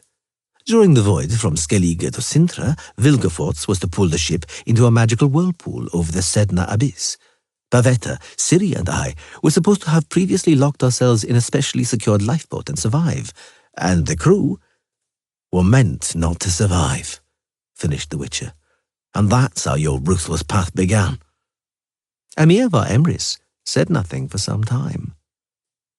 It began earlier, he finally said, and his voice was soft. Regrettably. At the moment, it turned out Ciri wasn't on board. Geralt raised his eyebrows. Unfortunately, I hadn't appreciated Pavetta in my planning.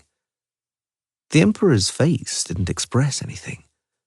That melancholy wench with her permanently lowered eyes had seen through me and my plans. She had sent the child ashore in secret before the anchor was weighed. I fell into a fury, as she did. She had an attack of hysteria.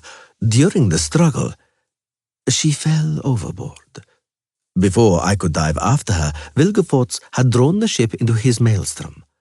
I hit my head against something and lost consciousness. I survived by a miracle, entangled in the ropes.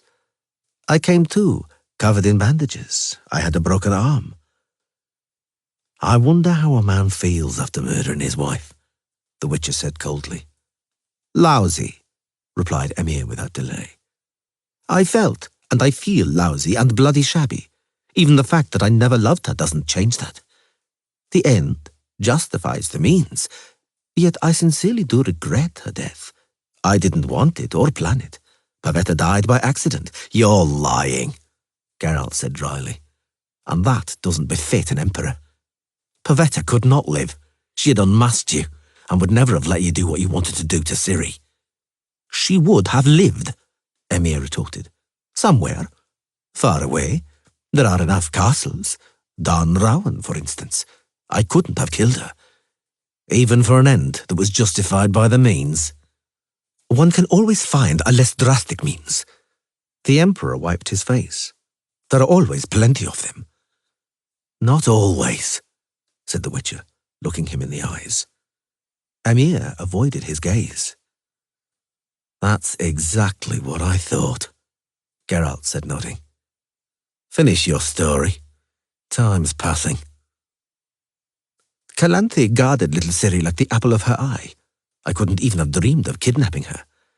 My relations with Vilgefortz had cooled considerably, and I still had a dislike of other mages. But my military men and aristocracy were urging me hard towards war, towards an attack on Sintra. They vouched that the people were demanding it, that the people wanted living space, that listening to the Vox Populi would be a kind of imperial test. I decided to kill two birds with one stone, by capturing both Sintra and Ciri in one go. You know the rest. I do. Geralt nodded. Thank you for the conversation, Dooney. I'm grateful that you are willing to devote your time to me. But I cannot delay any longer. I am very tired. I watched the death of my friends who followed me here to the end of the world. They came to rescue your daughter, not even knowing her. Apart from Kair, none of them even knew Ciri. But they came here to rescue her, for there was something in her that was decent and noble. And what happened? They found death. I consider that unjust, and if anyone wants to know, I don't agree with it. Because a story where the decent ones die and the scoundrels live and carry on doing what they want is full of shit. I don't have any more strength, Emperor. Summon your men. Witcher, the secret has to die with those who know it. You said it yourself. You don't have a choice. It's not true that you have plenty of them. I'll escape from any prison. I'll take Ciri from you. There's no price I wouldn't pay to take her away, as you well know. I do. You can let Yennefer live. She doesn't know the secret. She would pay any price to rescue Ciri, Emir said gravely, and avenge your death. True. The Witcher nodded. Indeed. I'd forgotten how much she loves Ciri. You're right, Dooney. Well, you can't run from destiny. I have a request. Yes? Let me say goodbye to them both. Then I'll be at your disposal. Emir stood by the window, staring at the mountain peaks. I cannot decline you, but don't worry. I won't tell Ciri anything. I'd be harming her by telling her who you are, and I couldn't harm her. Emir said nothing for a long time, still turned towards the window. Perhaps I do have a debt to you. He turned on his heel. So hear what I will offer you in payment. Long, long ago, in former times, when people still had honor, pride, and dignity, when they valued their word and were only afraid of shame, it happened that persons of honor, when sentenced to death and to escape the shameful hand of the executioner, would enter a bath of hot water and open their veins. Is it possible? Order the bath filled. Is it possible, the emperor calmly continued, that Yennefer might wish to accompany you in that bath? I'm almost certain of it. But you must ask. She has quite a rebellious nature. I know. Yennefer agreed at once. The circle is closed, she added, looking down at her wrists. The serpent Ouroboros has sunk its teeth into its own tail. I don't understand, Ciri hissed like an infuriated cat. I don't understand why I have to go with him. Where to? What for? Daughter, Yennefer said softly. This and no other is your destiny. Understand that it simply can't be otherwise. And you? Our destiny awaits us. Yennefer looked at Geralt. This is the way it has to be. Come here, my daughter. Hug me tightly. They want to murder you, don't they? I don't agree. I've only just got you back. It's not fair.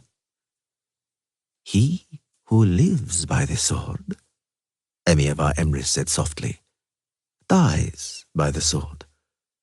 They fought against me and lost, but they lost with dignity. Ciri was standing before him in 3 strides, and Geralt silently sucked in air. He heard Yennefer's gasp. Damn it, he thought. Everybody can see it. All his black-uniformed army can see what can't be hidden. The same posture, the same sparkling eyes, the same grimace. Arms crossed on the chest identically. Fortunately, extremely fortunately, she inherited her ashen hair from her mother. But anyhow, when you scrutinize them, it's clear whose blood. But you won, said Ciri, glaring at him passionately. You won. And do you think it was with dignity? Emir var Emrys didn't reply. He just smiled, eyeing the girl with a clearly contented gaze. Ciri clenched her teeth. So many have died. So many people have died because of all this. Did they lose with dignity? Is death dignified?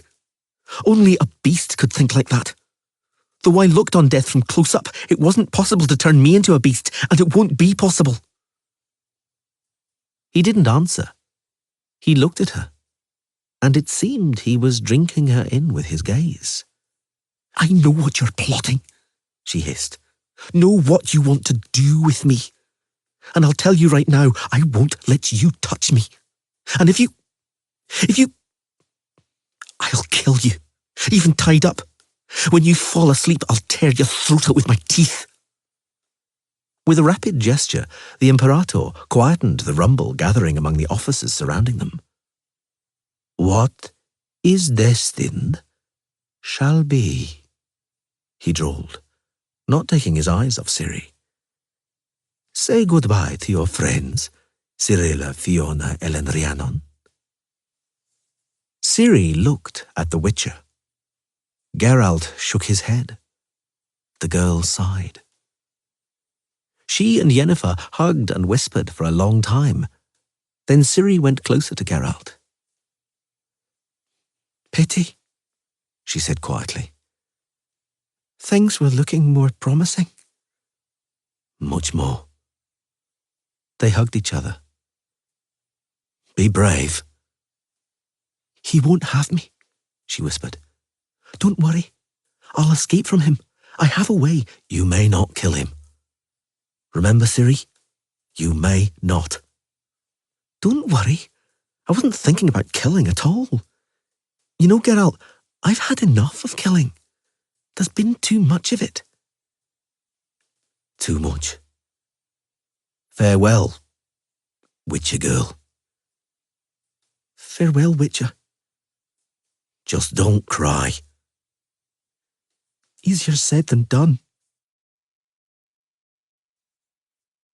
Emir var Empress, Imperator of Nilfgaard, accompanied Yennefer and Geralt all the way to the bathroom, almost to the edge of a large marble pool full of steaming, fragrant water. Farewell, he said. You don't have to hurry. I'm going, but I'm leaving people here who I shall instruct, and to whom I shall issue orders. When you're ready, just call, and the lieutenant will give you a knife. But I repeat, you don't have to hurry. We appreciate your favor. Yennefer nodded gravely. Your Imperial Majesty. Yes? Please, as far as possible, don't harm my daughter. I wouldn't want to die with the thought that she's crying. Emir was silent for a long time. A very long time, leaning against a window with his head turned away. Madame Yennefer, he finally answered, and his face was very strange. You may be certain I shall not harm your and Witcher Geralt's daughter. I've trampled human bodies and danced on the barrows of my foes, and I thought I was capable of anything. But what you suspect me of, I simply wouldn't be capable of doing. I know it now. So I thank you both. Farewell. He went out, quietly closing the door behind him. Geralt sighed. Shall we undress? He glanced at the steaming pool. The thought that they'll haul me out of here as a naked corpse doesn't especially delight me. And, can you believe it? To me, it's all the same. Yennefer threw off her slippers and unfastened her dress with swift movements. Even if it's my last bath, I'm not going to bathe in my clothes.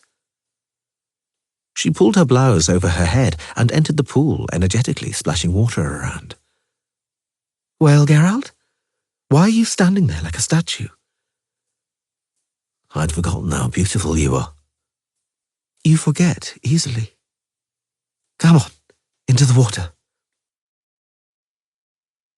When he sat down beside her, she immediately threw her arms around his neck. He kissed her, stroking her waist above and below the water. Is it, he asked for form's sake, an appropriate time? Any time, she muttered, putting a hand under the water and touching him. Is the right time for this. Emir repeated twice that we don't have to hurry. What would you prefer to spend doing during the last minutes given to you? Weeping and wailing? That's undignified, isn't it? Examining your conscience? That's banal and stupid, isn't it? That's not what I meant. So what did you mean? The cuts will be painful if the water cools down, he murmured, caressing her breasts. It's worth paying in pain. Yennefer put her other hand in the water. For pleasure. Are you afraid of pain? No. Neither am I. Sit on the edge of the pool. I love you, but I'm not bloody going to do it underwater. Oh my, said Yennefer, tilting her head back so that her hair, damp from the steam, spread over the edge like little black vipers. Oh my. Oh. I love you, Yen. I love you, Geralt. It's time. We'll call them. We'll call them. They called. First the Witcher called, and then Yennefer called. Then, not having heard any reaction, they yelled in unison. Now! We're ready! Give us that knife! Hey, damn it! The water's cooling down. "Get out of there," said Ciri, peeping into the bathroom. "They've all gone." "What?" "I'm telling you, they've all gone. Apart from us three, there isn't a living soul here. Get dressed. You look awfully funny in the nude." As they were dressing, their hands began to tremble, both Geralt's and Yennefer's. They had great difficulty coping with the hooks and eyes, clasps and buttons. Ciri was jabbering away. "They rode away, just like that. All of them, as many as there were of them. They took everyone from here, mounted the horses and rode away as fast as they could." "Didn't they leave anybody?" "Nobody at all." "That's staggering," whispered Geralt. "It's staggering." "Has anything happened?" Yennefer cleared her throat. "To explain it?" "No," Ciri quickly replied. "Nothing." She was lying. At first, she put on a brave front. Erect, with head haughtily raised and stony-faced, she pushed away the gloved hands of the black-cloaked knights, looking boldly and defiantly at the menacing nose-guards and visors of their helmets. They didn't touch her any longer, particularly since they were stopped from doing so by the growl of an officer, a broad-shouldered soldier with silver braid and a white heron feather plume. She walked towards the exit, escorted on both sides, with her head proudly raised. Heavy boots thudded, mail shirts clanked and weapons jingled. After a dozen paces, she looked back for the first time. After the next few, the second time. "Why, I'll never ever see them again." The thought flashed with terrifying and cool clarity beneath her crown. Neither Geralt nor Yennefer. Never. That awareness immediately, all at once, wiped away the mask of feigned courage. Ciri's face contorted and grimaced, her eyes filled with tears and her nose ran. The girl fought with all her strength, but in vain. A wave of tears breached the dam of pretense. The Nilfgaardians with salamanders on their cloaks looked at her in silence and amazement. Some of them had seen her on the bloody staircase. All of them had seen her in conversation with the Emperor. The Witcher girl with a sword, the unvanquished Witcher girl arrogantly challenging the Imperator to his face. And now they were surprised to see a snivelling, sobbing child. She was aware of it. Their eyes burned her like fire, pricked her like pins. She fought, but ineffectively. The more powerfully she held back her tears, the more powerfully they exploded. She slowed down and then stopped. The escort also stopped, but only for a moment. On the growling command of an officer, iron hands grasped her by the upper arms and wrists. Ciri, sobbing and swallowing back tears, looked back for the last time. Then they dragged her. She didn't resist, but sobbed louder and more despairingly. They were stopped by Emperor Emhyr va Emrys, that dark-haired man with a face which awoke strange, vague memories in her. They released her when he gave a curt order. Ciri sniffed and wiped her eyes with her sleeve. Seeing him approaching, she stopped sobbing and raised her head haughtily. But now, she was aware of it, it just looked ridiculous. Emhyr looked at her for a long while, without a word. Then he approached her and held out a hand. Ciri, who always reacted to gestures like that by pulling away involuntarily, now, to her great amazement, didn't react. To her even greater amazement, she found his touch wasn't unpleasant at all. He touched her hair as though counting the snow-white streaks. He touched her cheek disfigured by the scar. Then he hugged her and stroked her head and back. And she, overwhelmed by weeping, let him, although she held her arms as stiffly as a scarecrow. "It's a strange thing, destiny," she heard him whisper. "Farewell, my daughter." What did he say?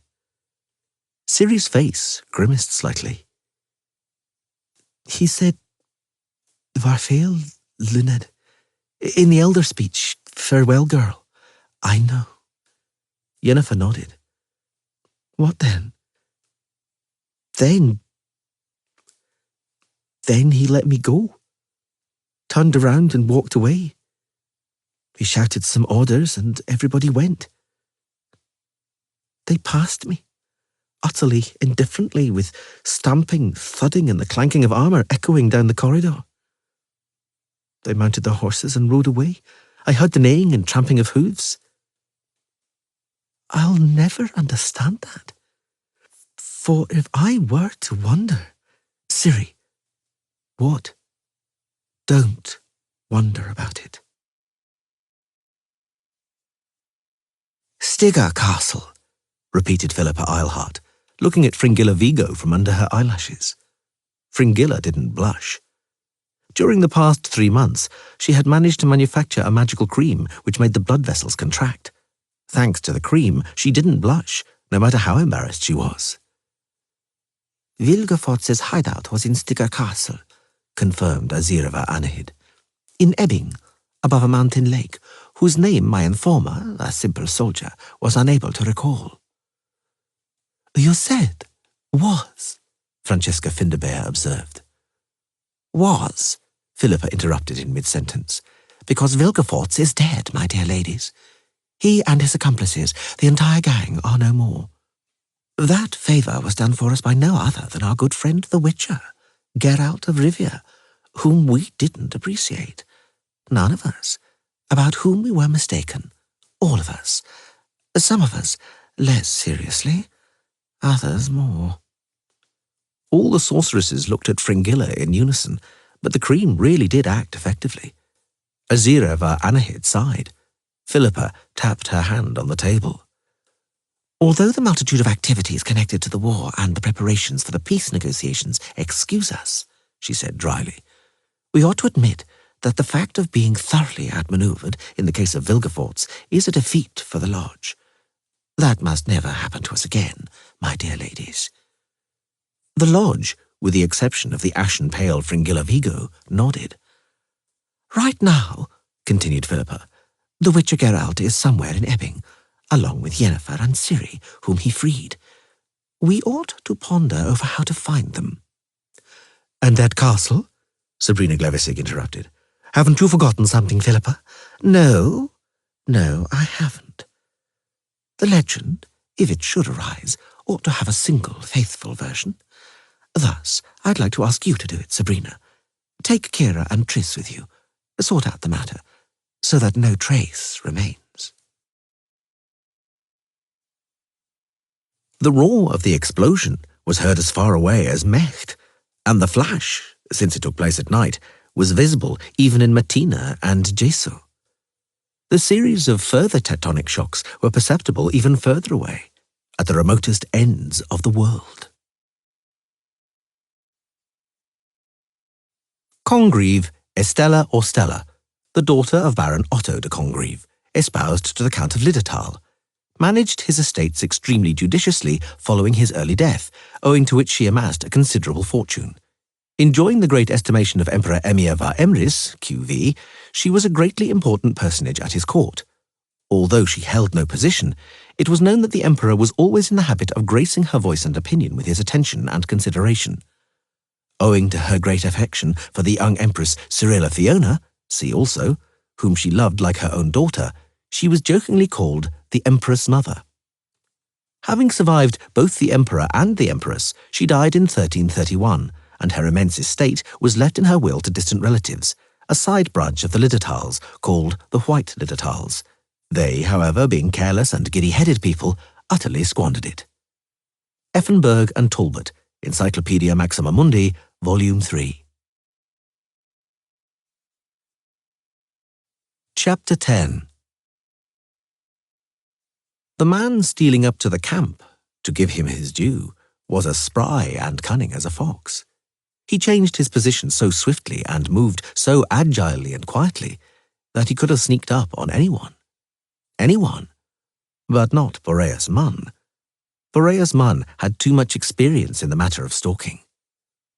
Come out, fellow, he called, trying hard to colour his voice with self-assured and confident arrogance.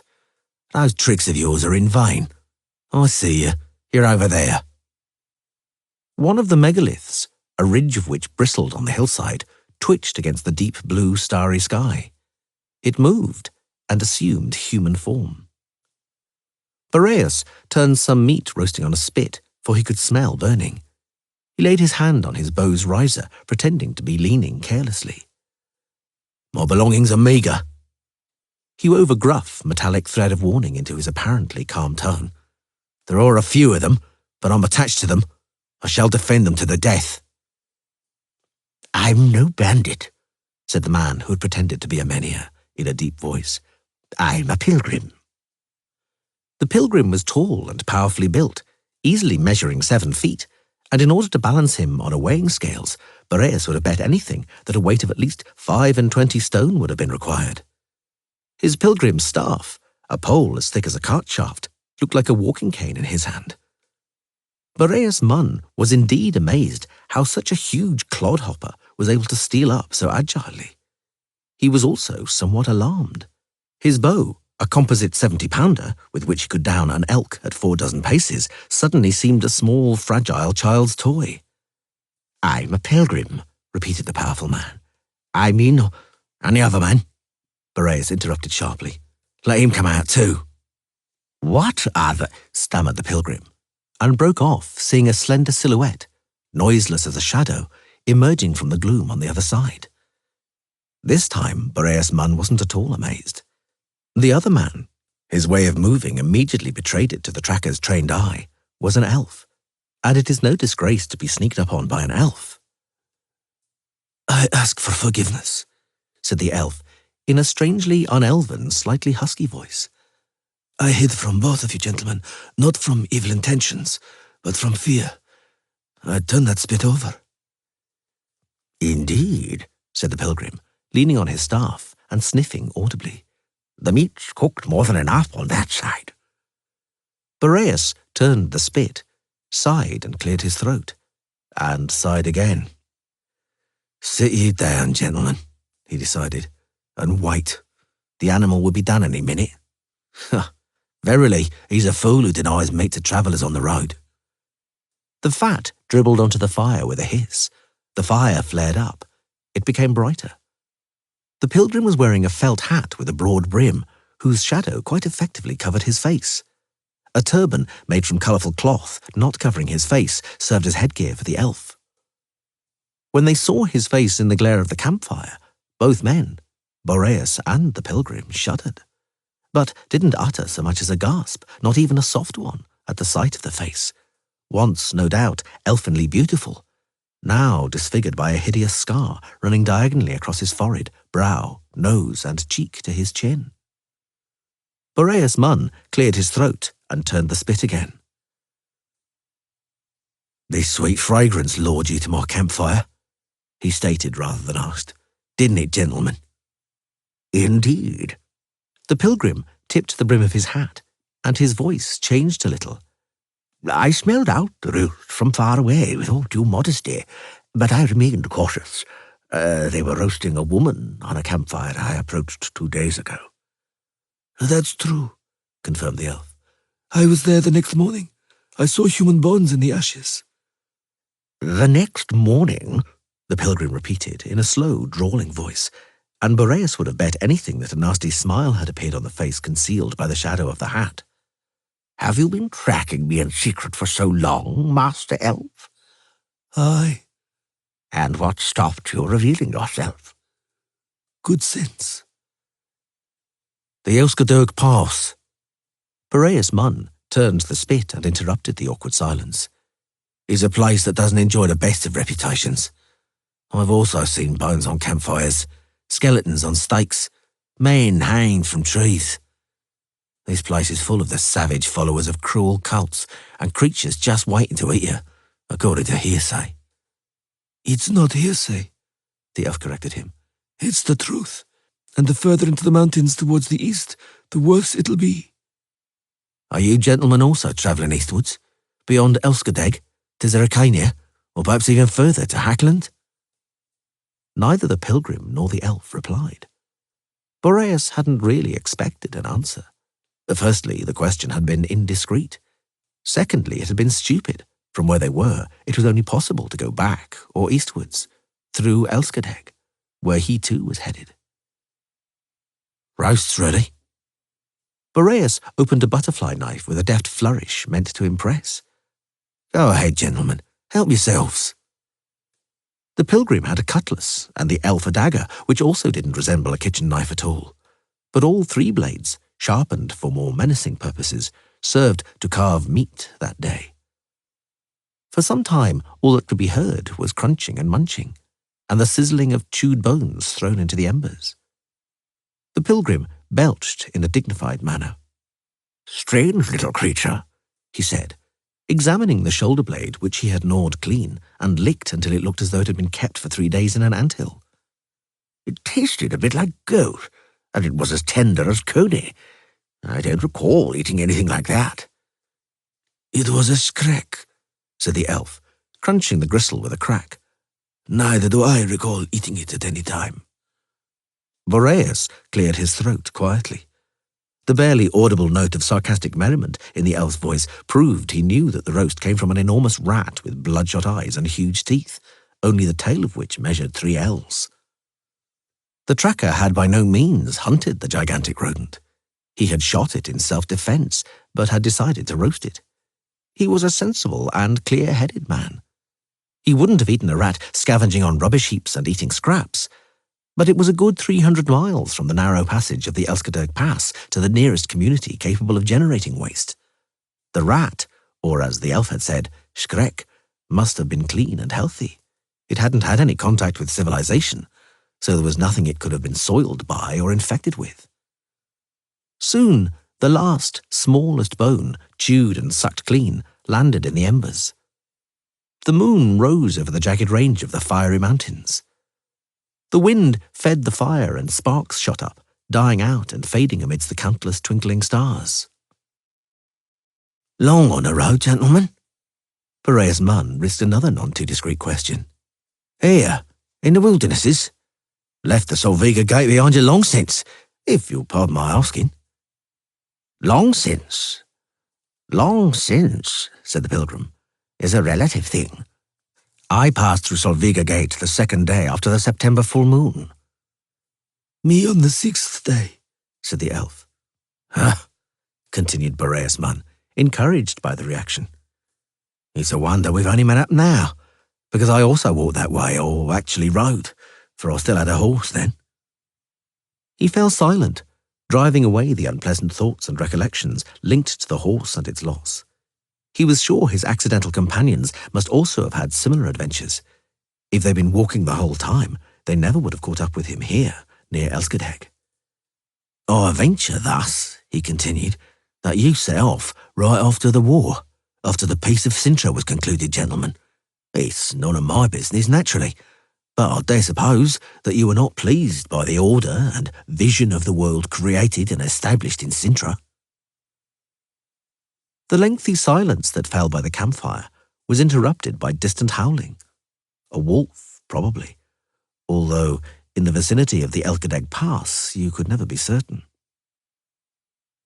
If I'm to be frank, the elf spoke up unexpectedly, I didn't have the grounds to be pleased with the world and its image following the Peace of Sintra, not to mention the new order. In my case, it was similar, said the pilgrim, crossing his powerful forearms on his chest, though I came to realize it, as a friend said, post factum. Silence reigned for a long time. Even whatever had been howling on the pass was silent. At first, continued the pilgrim, although Boreas and the elf had been ready to bet he would not. At first, everything indicated that the Peace of Sintra would bring favourable changes, would create quite a tolerable world order, if not for everyone, then at least for me. If my memory serves me, Boreas cleared his throat. The kings arrived in Sintra in April? The 2nd of April, to be precise, the pilgrim corrected him. It was, I recall, a full moon. Along the walls, positioned below the dark beams supporting a small gallery, hung rows of shields with colourful representations of the heraldic emblems and coats of arms of the Cintran nobility. A first glance revealed the differences between the now somewhat faded arms of the ancient families and those of families ennobled more recently during the reigns of Dagorad and Calanthe. The newer ones had vivid and not yet cracked paint, and no peppering of woodworm holes was visible on them, whereas the escutcheons of the more recently ennobled Nilfgaardian families, rewarded during the capture of the castle and the 5-year imperial administration, had the most vivid colours. When we regain Cintra, thought King Foltest, it will be necessary to make sure the Cintrans don't destroy those shields in a fervour of revival. Politics is one thing, the hall's decor another. Changes in regimes cannot be a justification for vandalism. So, everything began here, thought Dijkstra, looking around the great hall. The celebrated betrothal banquet, during which the steel Urkian appeared and demanded the hand of Princess Favetta, and Queen Calanthe engaged the Witcher. How bizarre are the twists of human fate, thought the spy, surprising himself at the banality of his own musings. 5 years ago, thought Queen Maeve, 5 years ago, the brain of Calanthe, the lioness of the blood of the Serbians, splashed onto the floor of the courtyard. This very courtyard I can see from the windows. Calanthe, whose proud portrait we saw in the corridor, was the penultimate living carrier of the royal blood. After her daughter, Pavetta, drowned, the only one left was her granddaughter, Cirilla. Unless the news that Cirilla is also dead is true. Please, Cyrus Engelkind Hemelfart, the hierarch of Novigrad, accepted on grounds of age, position, and universal respect per acclamationem as the chairman of the meeting, beckoned with a trembling hand. Please, take your seats. They found their chairs, which were marked by mahogany plaques, and sat down at the round table. Maeve, Queen of Rivia and Lyria, Foltest, King of Temeria, and his vassal, King Wentzlav of Brugge, Demavend, King of Aedirn, Henselt, King of Caedwin, King Ethain of Sidaris, young King Kistrin of Verden, Duke Neithert, head of the Redanian Regency Council, and Count Dijkstra. We must rid ourselves of that spy. Remove him from the conference table, thought the hierarch. King Henselt and King Foltest, why, even young Kistrin, have taken the liberty of making sour remarks, so at any moment there'll be a démarche from the Nilfgaardian representatives. Sigismund Dijkstra is a man of unseemly breeding, and furthermore a person with a dirty past and bad reputation. A persona turpis. One cannot let the presence of a persona turpis infect the atmosphere of the negotiations. The head of the Nilfgaardian delegation, Baron Shillard Fitzosterlin, who had been allotted a place at the round table immediately opposite Dijkstra, greeted the spy with a polite diplomatic bow. Seeing that everybody was now seated, the hierarch of Novigrad also sat down, not without the help of pages supporting him by his trembling arms. The hierarch sat down on a chair made for Queen Calanthe many years before. The chair had an impressively high and richly decorated backrest, making it stand out among the other ones. So it was here, thought Tris Merigold, looking around the chamber, staring at the tapestries, paintings, and numerous hunting trophies, and the antlers of a horned animal totally unfamiliar to her. It was here, after the infamous shambles in the throne room, where the famous private conversation between Calanthe, the Witcher, Pavetta, and the enchanted Urkian occurred. When Calanthe gave her agreement to that bizarre marriage, and Pavetta was already pregnant. Ciri was born almost 8 months later. Ciri, the heir to the throne, the lion cub from the lioness's blood. Ciri, my little sister, who's still somewhere far away in the south. Fortunately, she's no longer alone. She's with Geralt and Yennefer.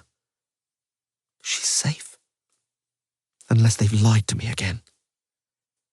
Sit down, dear ladies, urged Philippa Eilhart, who had been scrutinizing Tris closely for some time. In a short while, the rulers of the world will begin making their inaugural speeches, one after another. I wouldn't want to miss a word."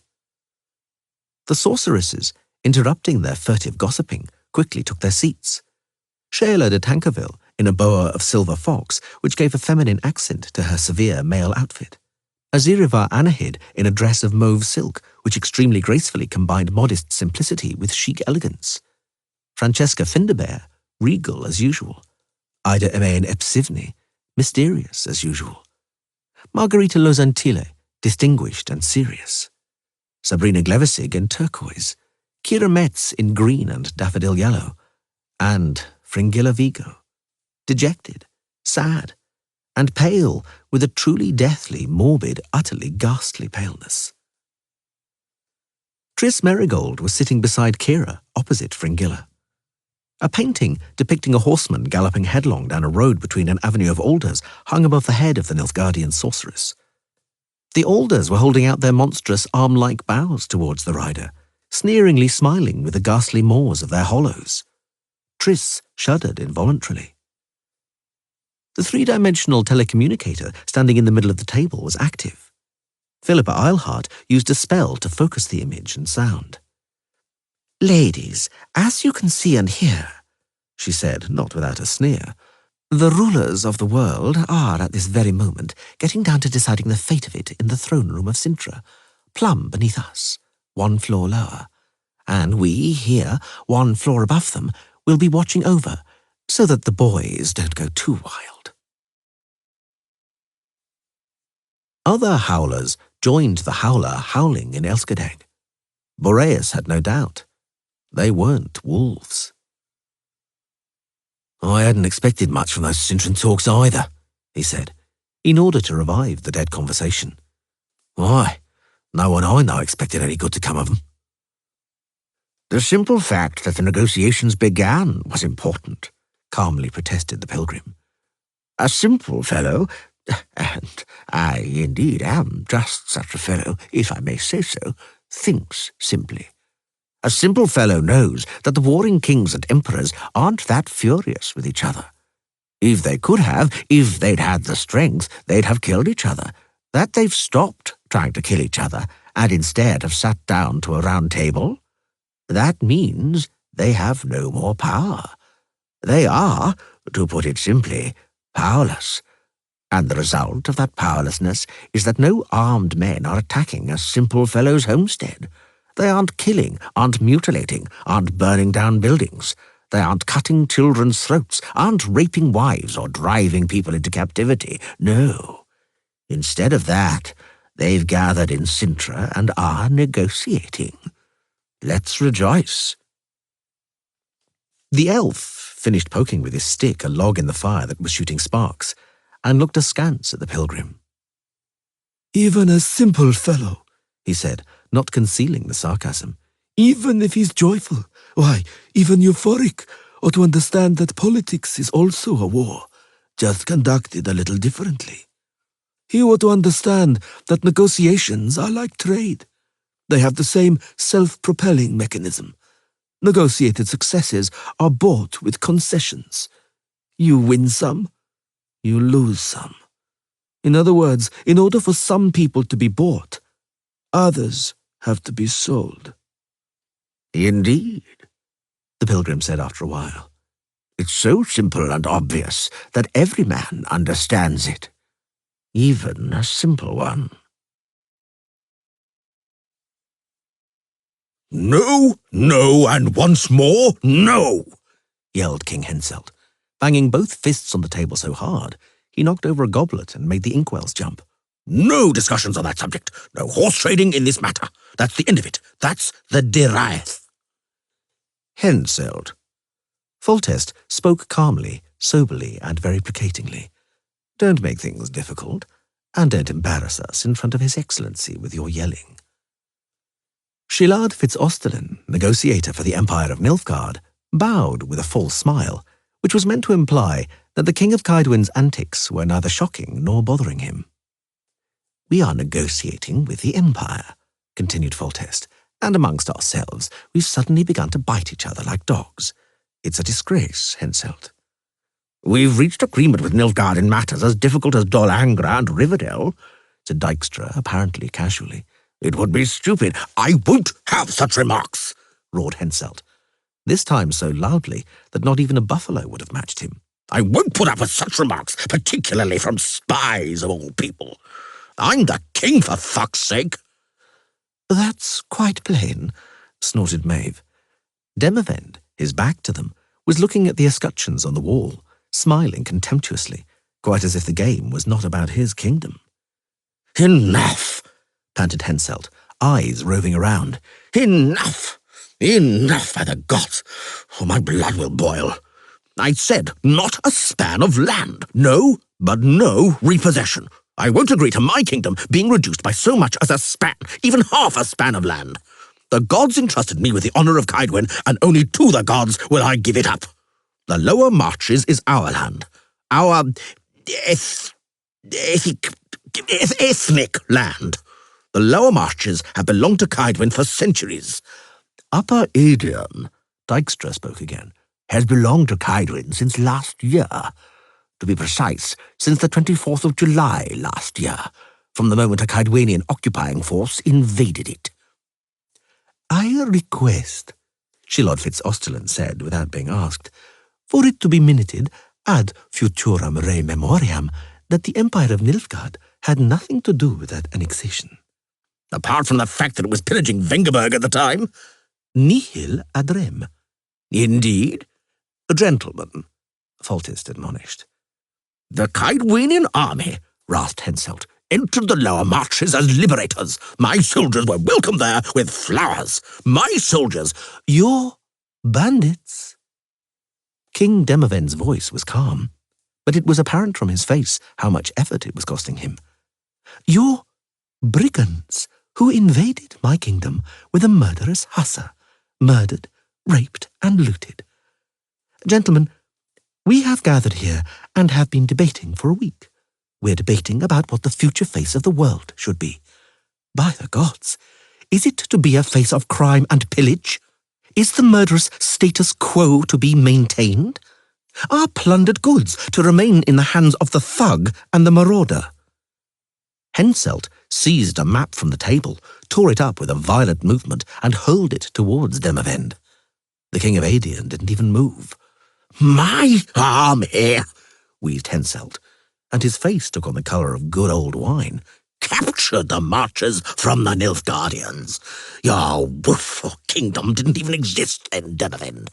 I shall say more. Had it not been for my army, you wouldn't even have a kingdom today. I'd like to see you driving the Black Cloaks over the Yoruga and beyond Dol Angra without my help. Thus the statement that you're king by my grace wouldn't be much of an exaggeration. But here my generosity ends. I said I won't give up even a span of my land. I won't let my kingdom be diminished. Nor I. Demavend stood up. We shall not reach agreement then. Gentlemen. Cyrus Hemelfart, the hierarch of Novigrad, who had been slumbering until then, suddenly spoke in a placatory manner. Some kind of compromise is surely possible. The Empire of Nilfgaard, began again Shilod Fitz-Osterlin, who liked to butt in out of the blue, will not accept any deal that would be damaging to the land of elves in Dol Blatana. If necessary, I shall read you once again the contents of the memorandum. Henselt, Foltest, and Dijkstra snorted, but Demavend looked at the imperial ambassador calmly and almost benignly. For the general good and for peace, he declared, I recognize the autonomy of Dol Blatana, not as a kingdom, but as a duchy. The condition is that Duchess Enid Angleana pays liege homage to me and obligates herself to grant equal rights and privileges to humans and elves. I'm prepared to do that, as I have said, pro publico bono. Spoken like a true king, said Maeve. Salus publica lex suprema est, said Hierarch Hemelfart, who had also been searching for some time for the chance to show off his knowledge of diplomatic jargon. I shall add, nonetheless, continued Demavend, looking at the pompous Henselt, that the concession regarding Dol Blatana is not a precedent. It is the only encroachment on the integrity of my lands to which I shall agree. I shall not recognize any other partition. The Caedwenian army that invaded my borders as an aggressor and invader has 1 week to abandon the illegally occupied fortalices and castles of Upper Aegean.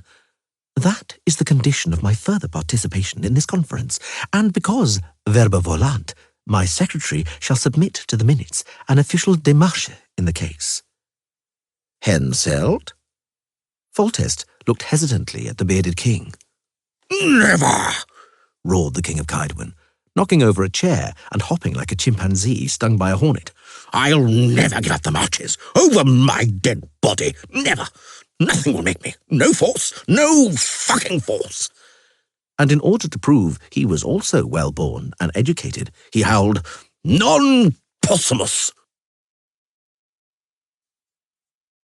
I'll give him non possumus, the old fool, snorted Sabrina Glevisig in the upstairs chamber. You need not worry, ladies. I'll force that blockhead to recognize the repossession demands in the case of Upper Aegean. The Caedwenian army will leave before 10 days are up. The matter is clear. No two ways about it. If any of you doubted it, I have the right to feel piqued indeed. Philippa Eilhart and Sheila de Tankerville expressed their acknowledgement by bowing. Ezireva Anahid gave her thanks with a smile. All that remains today, said Sabrina, is to settle the matter of Dolblatana. We know the contents of Emperor Emir's memorandum. The kings down below still haven't had the chance to discuss that matter, but have signalled their preferences, and the most, I would say, interested party has taken a stance. That's King Demavend. Demavend's stance, said Sheila de Tankerville, wrapping the silver foxbur around her neck, bears the features of a far-reaching compromise. It's a positive, considered and balanced stance. Gillard Fitz-Ostilin will have considerable difficulty trying to argue in the direction of greater concessions. I don't know if he'll want to. He will, Ezireva Anahid stated calmly, because those are the instructions he has from Nilfgaard. He will invoke ad referendum and submit notes. He'll argue for at least a day. After that time has passed, he'll begin to make concessions. That's normal. Sabrina Glevisig cut her off. It's normal that they'll finally find some common ground and agree on something. We won't wait for that. We'll decide right away what they'll ultimately be permitted to do. Francesca, say something. It's about your country, after all. Just for that reason. The Daisy of the Valleys smiled very beautifully. Just for that reason, I'm keeping quiet, Sabrina. Get over your pride, Margarita Lozantila said gravely. We have to know what we can allow the kings. Francesca Finderbear smiled even more beautifully. For the sake of peace and pro bono publico, she said, I agree to King Demavend's offer. From this moment, you may stop addressing me as your Royal Highness, my dear girls. An ordinary, your enlightenment will suffice. Elven jokes, Sabrina grimaced, don't amuse me at all, probably because I don't understand them. What about Demavend's other conditions? Francesca fluttered her eyelashes. I agree to the re-immigration of human settlers and the return of their estates, she said gravely. I guarantee equality to all races. For the love of the gods, Enid, laughed Philippa Eilhart. Don't agree to everything. Set some conditions. I shall. The elf suddenly grew more serious. I don't agree to liege homage. I want Dolblatana as a freehold. No vassal duties, apart from an oath of loyalty, and no actions to the detriment of the suzerain. Demavend won't agree, Philippa commented curtly. He won't waive the income and rent that the Valley of Flowers gave him. In that matter, Francesca raised her eyebrows. I'm prepared to negotiate bilaterally. I'm sure we can achieve consensus. The freehold doesn't demand payment, but it doesn't forbid nor exclude it either. And what about familial inheritance? Philippa Eilhart kept digging. What about primogeniture? By agreeing to a freehold, Foltest will want a guarantee of the duchy's indivisibility. My complexion and figure may indeed beguile Foltest, Francesca smiled again. But I'm surprised at you, Philippa. The age when falling pregnant was a possibility is far, far behind me. Regarding primogeniture and fideicomissum, Demavend ought not to be afraid, for I shall be the ultimus familiae of the dynasty of Dolbretana's monarchs. But in spite of the age difference Demavend sees as advantageous, we will be resolving the issue of inheritance, not with him, but rather his grandchildren. I assure you, ladies, there will be no moot points in this matter. Not in this one, agreed Azirava Anahid, looking into the sorceress's elven eyes. And what about the matter of the squirrel commando units? What about the elves who fought for the Empire? If I'm not mistaken, this mainly concerns your subjects, Madame Francesca. The Daisy of the Valleys stopped smiling. She glanced at Ida Imaean, but the silent elf from the Blue Mountains avoided her gaze. Pro publico bono, she began and broke off. Ciri, also very serious, nodded her understanding. What to do? She said slowly. Everything has its price. War demands casualties. Peace, it turns out, does too. Aye, true in every respect, the pilgrim repeated pensively, looking at the elf sitting with head lowered. Peace talks are a market, a country fair, so that some people can be bought, others must be sold. Thus the world runs its course. The point is not to pay too high a price. And not to sell oneself too cheaply, finished the elf, without raising his head. Traitors, despicable good-for-nothings, whoresons, and Badriachan Kuach, Nilfgaardian dogs. Silence, roared Hamilcar Dancer, slamming an armoured fist onto the balustrade of the cloister. The archers on the gallery pointed their crossbows at the elves crowded into the cul-de-sac. Calm down, Danza roared even more loudly. Enough! Quieten down, gentlemen officers, a little more dignity. Do you have the audacity to talk of dignity, blackguard? Yelled Koinach de Reo. We spilled blood for you, accursed Doina, for you and your emperor, who received an oath of fealty from us. And this is how you repay it? You hand us over to those murderers from the north, as felons, as criminals? Enough, I said. Danza slammed his fist hard onto the balustrade again. Acknowledge this fait accompli, gentle elves. The agreements reached in Sintra as conditions of the peace treaty being concluded imposed on the Empire the duty to turn over war criminals to the Nordlings. Criminals, shouted Riordan. Criminals, you wretched Doina. War criminals, repeated Dancer, paying no attention whatsoever to the unrest below him. Any officers who stand accused of proven charges of terrorism, murdering civilians, killing and torturing captives, massacring the wounded in field hospitals. You whoresons, yelled Angus Brickree. We killed because we were at war. We killed on your orders. Kak de ep ers bloododoine. It has been ruled, repeated Danza. Your insults and shouts won't change anything. Please, go to the guardhouse one at a time and put up no resistance while being manacled. We should have stayed when they were fleeing across the Yarulga. Riordan ground his teeth. We should have stayed and fought on in the commando units. But we, idiots, fools, dolts, kept our soldierly oath. Serves us right. Isengrim Foiltiana, the Iron Wolf, the most celebrated, now almost legendary commander of the Squirrels, presently an imperial colonel, tore the silver lightning bolts of the Vriheth Brigade from his sleeve and spalder, stony-faced, and threw them down in the courtyard. The other officers followed his example.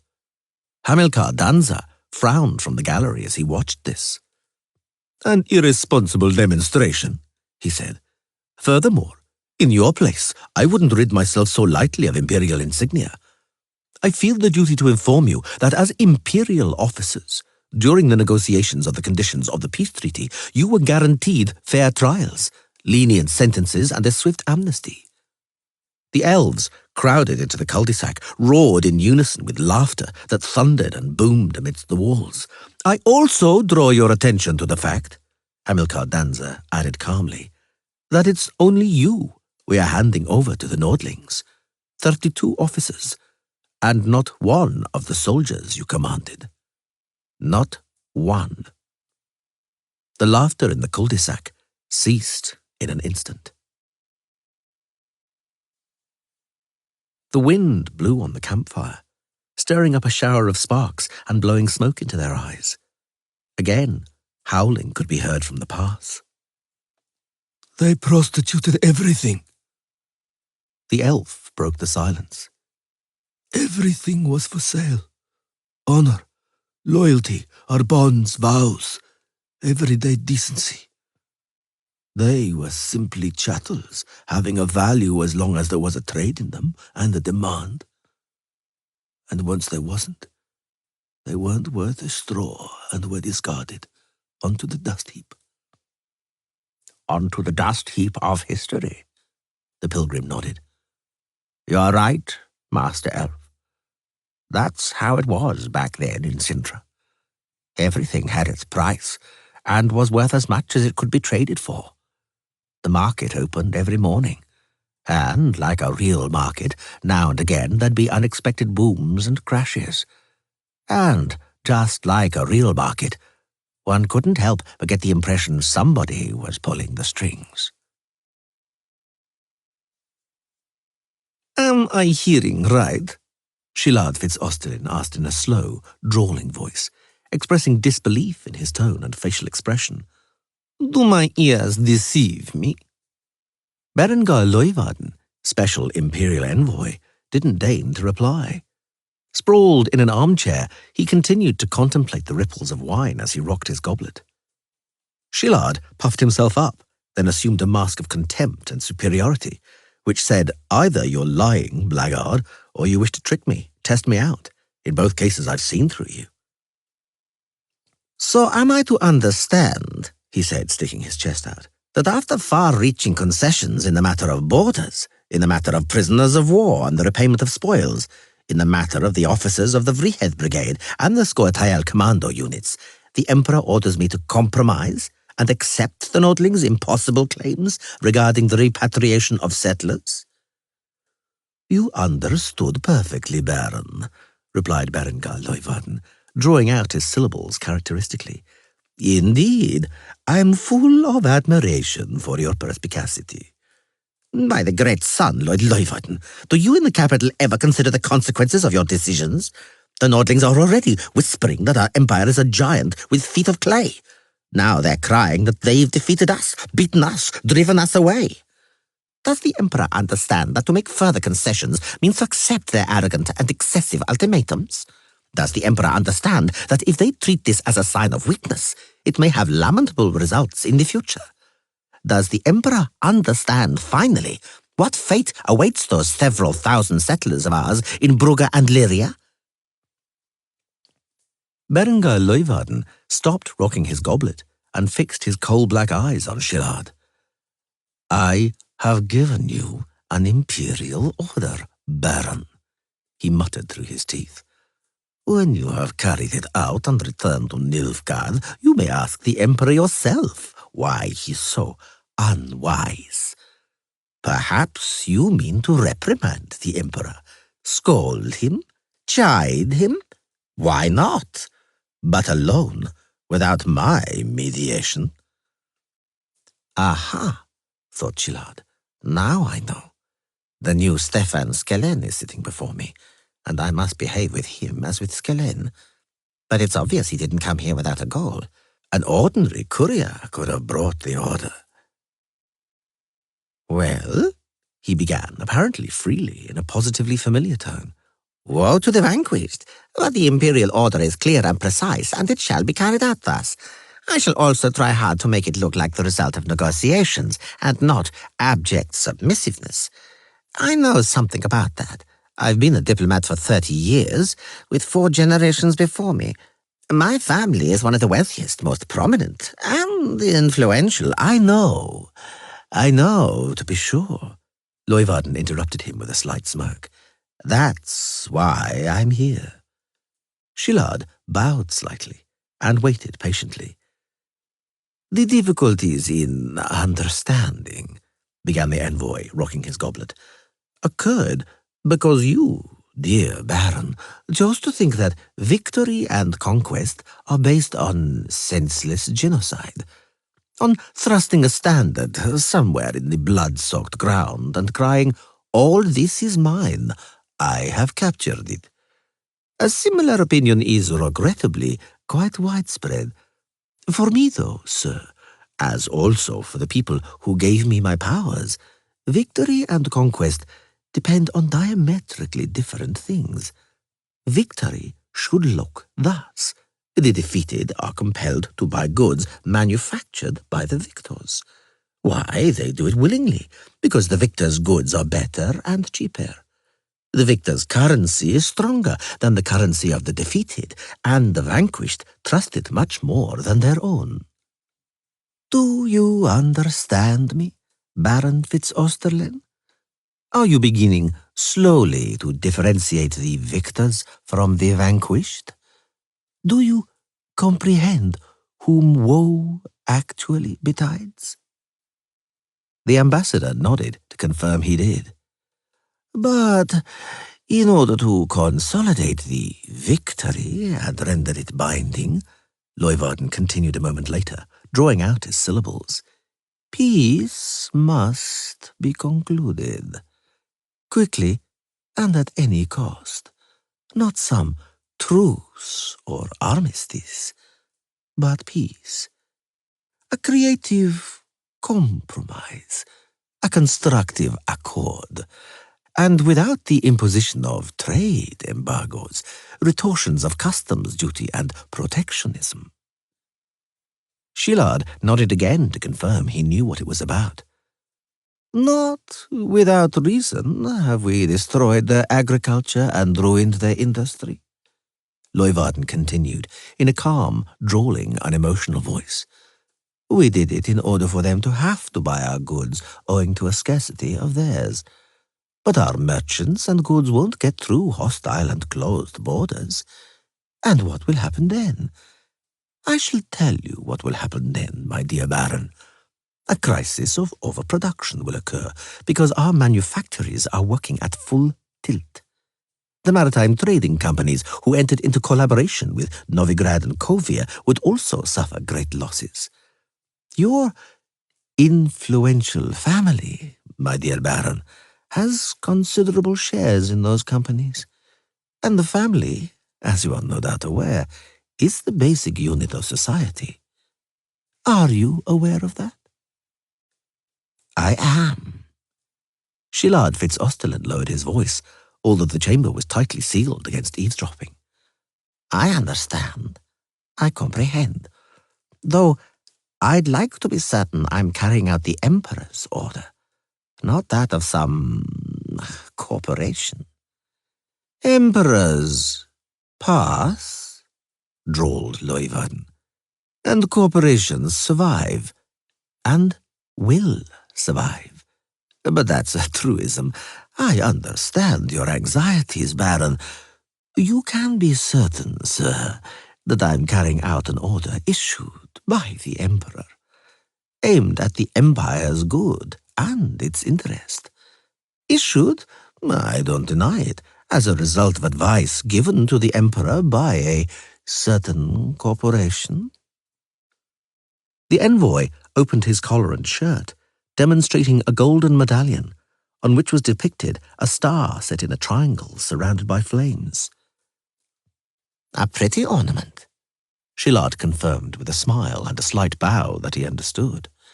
I'm aware it is very expensive and exclusive. Can they be had anywhere? No, stated Berengar Leuwarden with emphasis. You have to earn them. If you permit, my lady and gentlemen. The voice of Shillard Fitzosterlen assumed a special tone, already familiar to the debaters, that signified that what the ambassador was about to say was considered by him to be of the utmost importance. If you permit, my lady and gentlemen, I shall read the aide-memoire sent to me by His Imperial Highness, Emir va Emrys, by grace of the Great Sun, the Emperor of Nilfgaard. Oh no, not again. Demavend ground his teeth, and Dijkstra just groaned. This did not escape Shillard's attention, because it couldn't have. "The note is long," he admitted, "so I shall praise it rather than read it. His Imperial Highness expresses his great gladness concerning the course of the negotiations, and as a peace-loving man, joyfully receives the compromises and reconciliations achieved. His Imperial Highness wishes further progress in the negotiations, and the resolution to them to the mutual benefit of—" "Let us get down to business, then," Foltest interrupted in mid-sentence, and briskly, "let's finish it to our mutual benefit and return home." "That's right," said Henselt, who had the furthest to go. "Let's finish, for if we dally, we're liable to be caught by the winter." "One more compromise awaits us," reminded Maeve. "A matter which we have barely touched on several times, probably for fear that we're liable to fall out over it. It's time to overcome that fear. The problem won't vanish just because we're afraid of it." "Indeed," confirmed Foltest. "So, let's get to work. Let's settle the status of Cintra, the problem of succession to the throne of Calanthe's heir. It's a difficult problem, but I don't doubt we'll cope with it. Shall we not, Your Excellency?" "Oh," Fitzostalin smiled diplomatically and mysteriously. "I'm certain that the matter of the succession to the throne of Cintra will go like clockwork. It's an easier matter than you all suppose, my lady and gentlemen." "I submit for consideration," announced Philippa Eilhart in quite an indisputable tone, "the following project. We shall turn Cintra into a trust territory. We'll grant Foltest of Temeria a mandate." "That Foltest is getting too big for his boots," Sabrina Glevisig grimaced. "He has too large an appetite. Brugge, Sodden, Angren, we need—" Philippa cut her off. "A strong state at the mouth of the Yaruga and on the Marnadal stairs." "I don't deny it," Sherla de Tankerville nodded. "It's of necessity to us, but not to any of our Emrys, and compromise, not conflict, is our aim." "A few days ago," reminded Francesca Findebear, "Shillard suggested building a demarcation line, dividing Cintra into spheres of influence, into northern and southern zones." "Nonsense and childishness," snorted Margarita Lozantila. "Such divisions are senseless, are only the seeds of conflicts." "I think Cintra ought to be turned into a jointly governed principality," said Shayla, "with power exercised by appointed representatives of the northern kingdoms and the Empire of Nilfgaard. The city and port of Cintra will receive the status of a free city. Would you like to say something, my dear Madame Ciri? Please do. I admit I usually prefer discourses consisting of full, complete utterances, but please proceed. We're listening." All of the sorceresses, including Fringilla Vigo, who was as white as a sheet, fixed their eyes on Azirava Anahid. The Nilfgaardian sorceress wasn't disconcerted. "I suggest we concentrate on other problems," she declared in her soft, pleasant voice. "Let's leave Cintra in peace.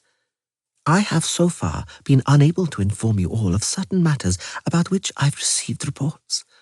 The matter of Cintra, distinguished sisters, has already been solved and taken care of." "I beg your pardon?" Philippa's eyes narrowed. "What do you mean by that, if one may ask?" Triss Merigold gasped loudly. She had already guessed, already knew what was meant by it. Vattier de Rideau was downhearted and morose. His charming and wonderful lover, the golden-haired Cantarella, had dropped him, suddenly and unexpectedly, without giving any arguments or explanations. For Vattier it was a blow, an awful blow, following which he moped about dejectedly, and was agitated, distracted, and stupefied. He had to be very attentive, be very guarded so as not to blot his copybook, nor make a faux pas in conversation with the Emperor. Times of great changes did not favour the agitated and incompetent. "We have already repaid the Guild of Merchants for their invaluable help," said Emir Emrys, frowning. We've given them enough privileges, more than they received from the previous 3 emperors combined. As regards Berengar Leuwarden, we are also indebted to him for his help in uncovering the conspiracy. He has received a senior and remunerative position. But if it turns out he is incompetent, he'll be kicked out, in spite of his services. It would be well if he knew that. I'll do my utmost, Your Highness. And what about Dijkstra and that mysterious informer of his? Dijkstra would rather die than reveal who his informer is. It would indeed be worth repaying him for that invaluable news. But how? Dijkstra won't accept anything from me. If I may, Your Imperial Majesty. Speak. Dijkstra will accept information, something he doesn't know and would like to. Your Highness can repay him with information. Well done, Vattier. Vattier de Rideau sighed with relief. He turned his head away and took a deep breath, for which reason he was first to notice the ladies approaching, Stella Congreve, the Countess of Lidertal, and the fair-haired girl entrusted into her care. They're coming. He gestured with a movement of his eyebrows. Your Imperial Majesty, may I take the liberty of reminding reasons of state, the Empire's interests? Stop! Emir va Emrys cut him off truculently. I said I'd ponder it. I'll think the matter over and make a decision, and after taking it, I'll inform you what the decision is. Yes, Your Imperial Majesty. What else? The white flame of Nilfgaard impatiently slapped a glove against the hip of a marble nereid adorning the fountain's pedestal. Why are you still here, Vattier? The matter of Stefan Skellen? I shall not show mercy. Death to the traitor, but after an honest and thorough trial. Yes, Your Imperial Majesty. Emir didn't even glance at him as he bowed and walked away. He was looking at Stella Congreve and the fair-haired girl. Here comes the interest of the Empire, he thought. The bogus princess, the bogus queen of Sintra, the bogus ruler of the mouth of the river Yara, which means so much to the Empire. Here she approaches, eyes lowered, terrified, in a white silk dress and green gloves, with a peridot necklace on her slight décolletage. Back then in Dan Rowan, I complimented her on that dress, praised the choice of jewellery. Stella knows my taste. But what am I to do with the young thing? Put her on a pedestal? Noble ladies. He bowed first. In Nilfgaard, apart from in the throne room, courtly respect and courtesy regarding women even applied to the emperor. They responded with deep curtsies and lowered heads. They were standing before a courteous emperor, but still an emperor. Emir had had enough of etiquette. Stay here, Stella, he ordered dryly, and you, girl, will accompany me on a stroll. Take my arm, head up. Enough.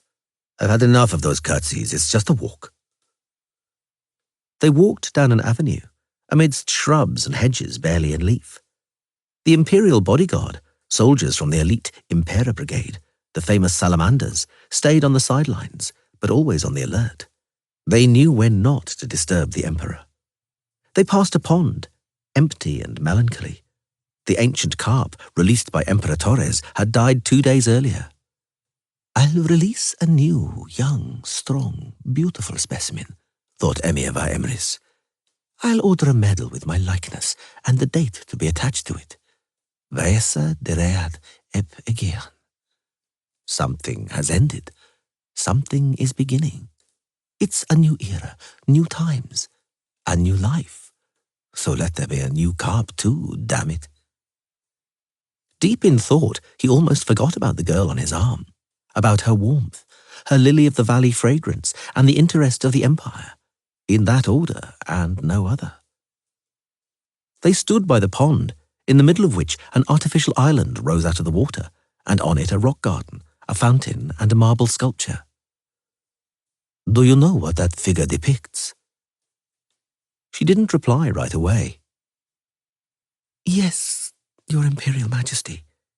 It's a pelican, which pecks its own breast open to feed its young on its blood.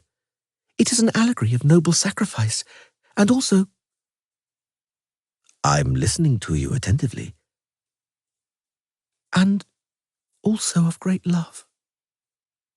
"Do you think," He turned her to face him and pursed his lips, "that the torn open breast hurts less because of that?" I don't know," she stammered. "Your Imperial Majesty, He took hold of her hand. He felt her shudder. The shudder ran along his hand, arm and shoulder. "My father," he said, "was a great ruler, but never had a head for legends or myths, never had time for them, and always mixed them up. Whenever he brought me here to the park, I remember it like yesterday, he always said that the sculpture shows a pelican rising from its ashes." "Well, girl, at least smile when the Emperor tells a funny story." "Thank you. That's much better. The thought that you aren't glad to be walking here with me would be unpleasant to me. Look me in the eyes." "I'm glad to be able to be here with your Imperial Majesty. It's an honor for me, I know, but also a great joy. I'm enjoying." "Really? Or is it perhaps just courtly flattery? Etiquette, the good school of Stella Congreve? A line that Stella has ordered you to learn by heart? Admit it, girl." She was silent and lowered her eyes. "Your Emperor has asked you a question," repeated Emir var Emrys. "And when the Emperor asks, no one can dare be silent. No one can dare to lie either, of course." "Truly," she said melodiously, "I'm truly glad, Your Imperial Majesty." "I believe you," Emir said a moment later. "I believe you, although I'm surprised." "I also," she whispered back. "I'm also surprised." "I beg your pardon? Don't be shy, please." "I'd like to be able to go for walks more often and talk. But I understand. I understand that it's not possible." "You understand well." He bit his lip. "Emperors rule their empires, but two things they cannot rule: their hearts and their time. Those two things belong to the empire." "I know that only too well," she whispered. "I shall not be staying here long," he said, after a moment of oppressive silence. "I must ride to Sintra and grace with my person the ceremony of the peace treaty being signed. You will return to Don Rowan. Raise your head, girl. Oh, no, that's the second time you sniffed in my presence. And what's that in your eyes? Tears? Oh, those are serious breaches of etiquette. I will have to express my most serious discontent to the Countess of Liddertal. Raise your head, I said. "Please, forgive Madame Stella.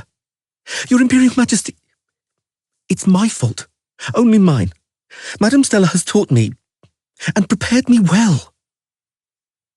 "I've noticed and appreciate that. Don't worry. Stella Congreve isn't in danger of my disfavor, and never has been. I was making fun of you, reprehensibly."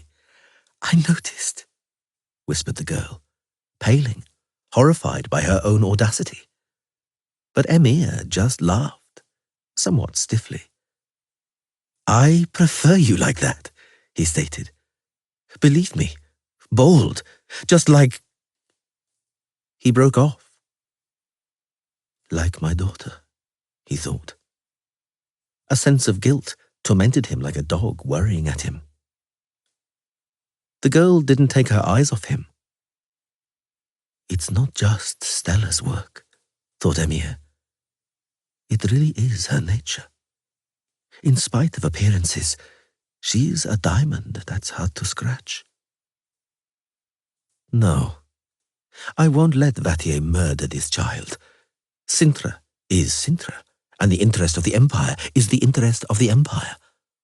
But this matter seems only to have one sensible and honourable solution. "Give me your hand." It was an order delivered in a stern voice and tone. But in spite of that, he couldn't help but get the impression it was carried out willingly, without compulsion. Her hand was small and cool, but wasn't trembling now. "What's your name? Just, please, don't say it's Cyrilla Fiona." "Cyrilla Fiona? I feel like punishing you, girl, severely. I know, Your Imperial Majesty. I deserve it. But I have to be Cyrilla Fiona." "One might suppose you regret you are not she," he said, not letting go of her hand. "I do," she whispered. "I do regret I'm not she." "Indeed? If I were the real Cyrilla, the Emperor would look more favourably on me. But I'm only a counterfeit, a poor imitation, a double, not worthy of anything. Nothing." He turned around suddenly and grabbed her by the arms and released her at once. He took a step back. "Yearning for a crown? Power?" He was speaking softly but quickly, pretending not to see as she denied it with abrupt movements of her head. "Honours, accolades, luxuries." He broke off, breathing heavily, pretending he couldn't see the girl still shaking her lowered head, still denying further hurtful accusations, perhaps all the more hurtful because of being unexpressed. He breathed out, deeply and loudly. "Do you know, little moth, that what you see before you is a flame?" "I do, Your Imperial Majesty." They were silent for a long time. The scent of spring suddenly made them feel lightheaded, both of them. "In spite of appearances," Emir finally said dully, "being Empress is not an easy job. I don't know if I'll be able to love you." She nodded to show she also knew. He saw a tear on her cheek. Just like in Stigger Castle, he felt the tiny shard of cold glass lodged in his heart shift. He hugged her, pressed her hard to his chest, stroked her hair, which smelled of lilies of the valley. "My poor little one," he said in an unfamiliar voice. "My little one. My poor raison d'etat." Bells rang throughout Sintra, in a stately manner, deeply, solemnly, but somehow strangely mournfully. "Unusual looks," thought Hierarch Hemmelfart, looking like everybody else at the hanging portrait, which measured, like all the others, at least 1 yard by 2. "Strange looks. I'm absolutely certain she's some kind of half-breed. I'd swear she has the blood of the accursed elves in her veins." "Pretty," thought Foltest. "Prettier than the miniature the people from the intelligence service showed me. Oh well, portraits usually flatter." "Utterly unlike Calanthe," thought Maeve. "Utterly unlike Rugna. Utterly unlike Pavetta. There have been rumours. But no, that's impossible. She must have royal blood, must be the rightful ruler of Sintra. She must. It is demanded by raison d'etat and history." "She's not the one I saw in my dreams," thought Esterad Tyson, King of Kovir, who had recently arrived in Sintra. "She's certainly not that one, but I shan't tell that to anyone. I'll keep it to myself and my Zuleika. Zuleika and I shall decide how we shall use the knowledge those dreams gave us." "She was almost my wife, that Ciri," thought Kistrin of Verden. "I'd have been Duke of Sintra then, according to custom, the heir to the throne, and I'd probably have perished like Calanthe. It was fortunate. Oh, it was fortunate that she ran away from me then." "Not even for a moment did I believe in the tale of great love at first sight," thought Chillard Fitz-Osterlin. "Not even for a moment. And yet Emir is marrying that girl. He's rejecting the chance for reconciliation with the dukes. Instead of the daughter of one of the Nilfgaardian dukes, he's taking Cirilla of Cintra for his wife. Why? In order to seize that miserable little country, half of which, if not more, I would anyway have gained for the Empire in negotiations. To seize the mouth of the Yaruga, which is in any case under the dominion of a Nilfgaardian Novigradian Coviran maritime trading company. I don't understand anything of this raison d'etat. I suspect they aren't telling me everything. Sorceresses, thought Dykstra. It's the sorceresses' handiwork. But let it be. It was clearly written that Ciri would become the Queen of Cintra, the wife of Emir and the Empress of Nilfgaard. Destiny clearly wanted that. Fate? Let it be, thought Triss Merigold. May it remain like that, well and good. Ciri will be safe now. They'll forget about her. They'll let her live. The portrait finally ended up in its place, and the servants who had hung it stood back and removed the ladders. In the long row of darkened and somewhat dusty paintings of the rulers of Cintra, beyond the collection of Serbins and Korums, beyond Corbett, Dagorad and Rögner, beyond the proud Calanthe and the melancholy Pavetta, hung the last portrait, depicting the currently reigning gracious monarch, the successor to the throne and to the royal blood. The portrait of a slim girl with fair hair and a sad gaze, wearing a white dress with green gloves. Cirilla, Fiona, Ellen Rhiannon, the Queen of Cintra and the Empress of Nilfgaard. Destiny, thought Philippa Eilhart, feeling Dykstra's eyes on her. Poor child, thought Dykstra, looking at the portrait. She probably thinks it's the end of her worries and misfortunes. Poor child. The bells of Cintra rang, frightening the seagulls. Shortly after the end of the negotiations and the signing of the Peace of Cintra, the pilgrim picked up the story. A grand holiday, a celebration lasting several days, was held in Novigrad, the crowning moment of which was a great and ceremonial military parade. The day, as befitted the first day of a new era, was truly beautiful.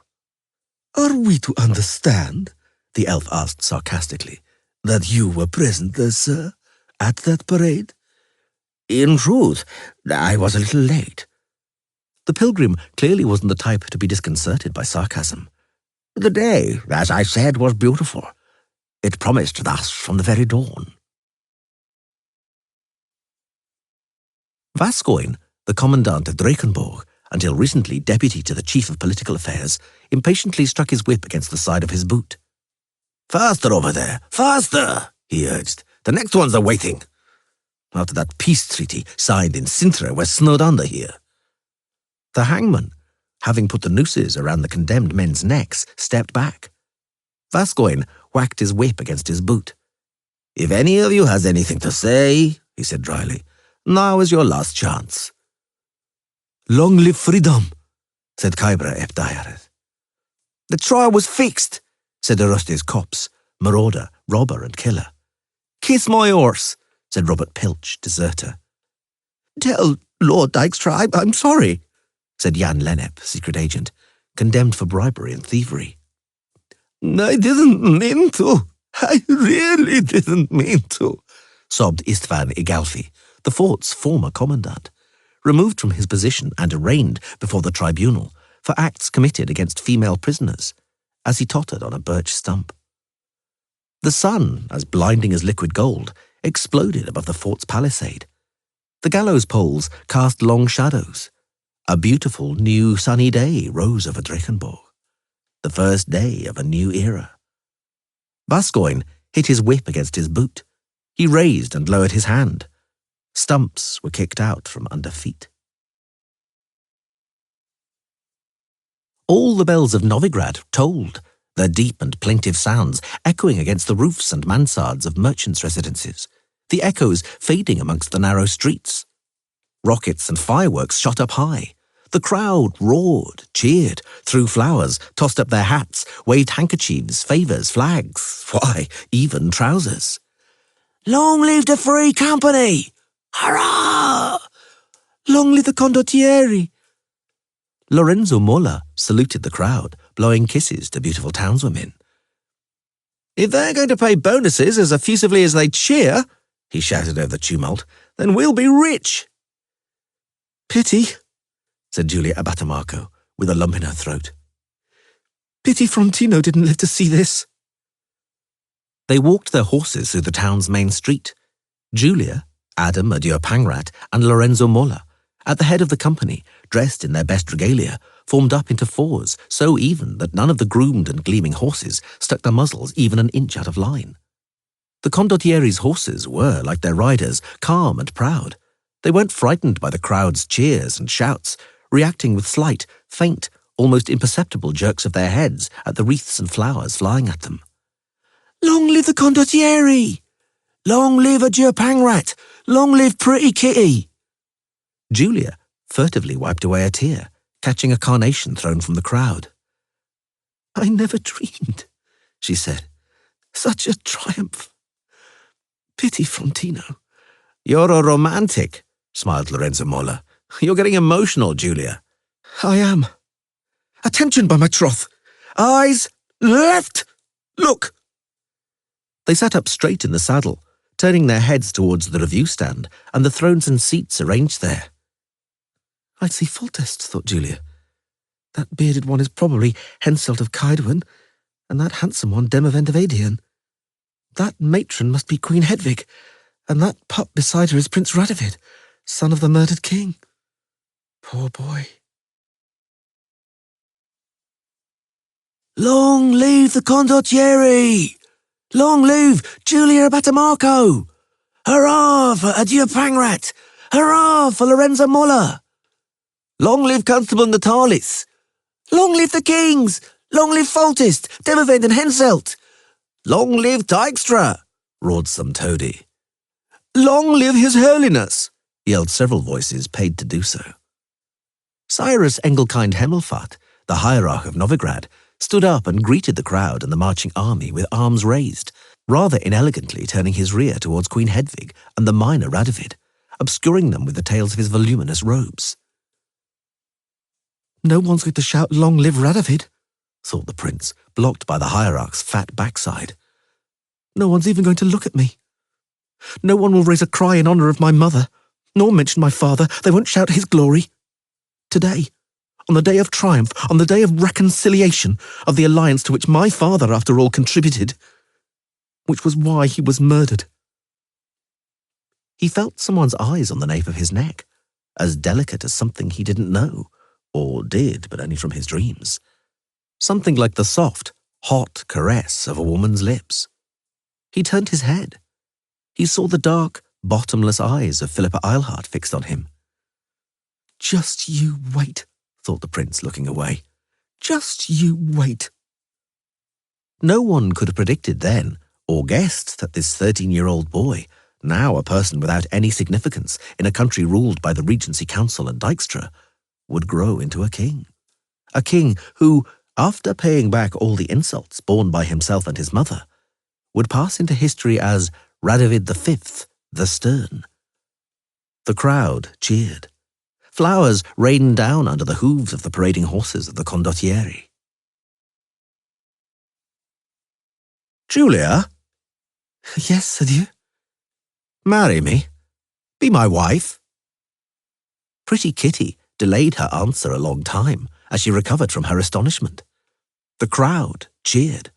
The hierarch of Novigrad, sweaty, gasping for air like a large, fat catfish, blessed the townspeople and the procession, town and world from the viewing stand.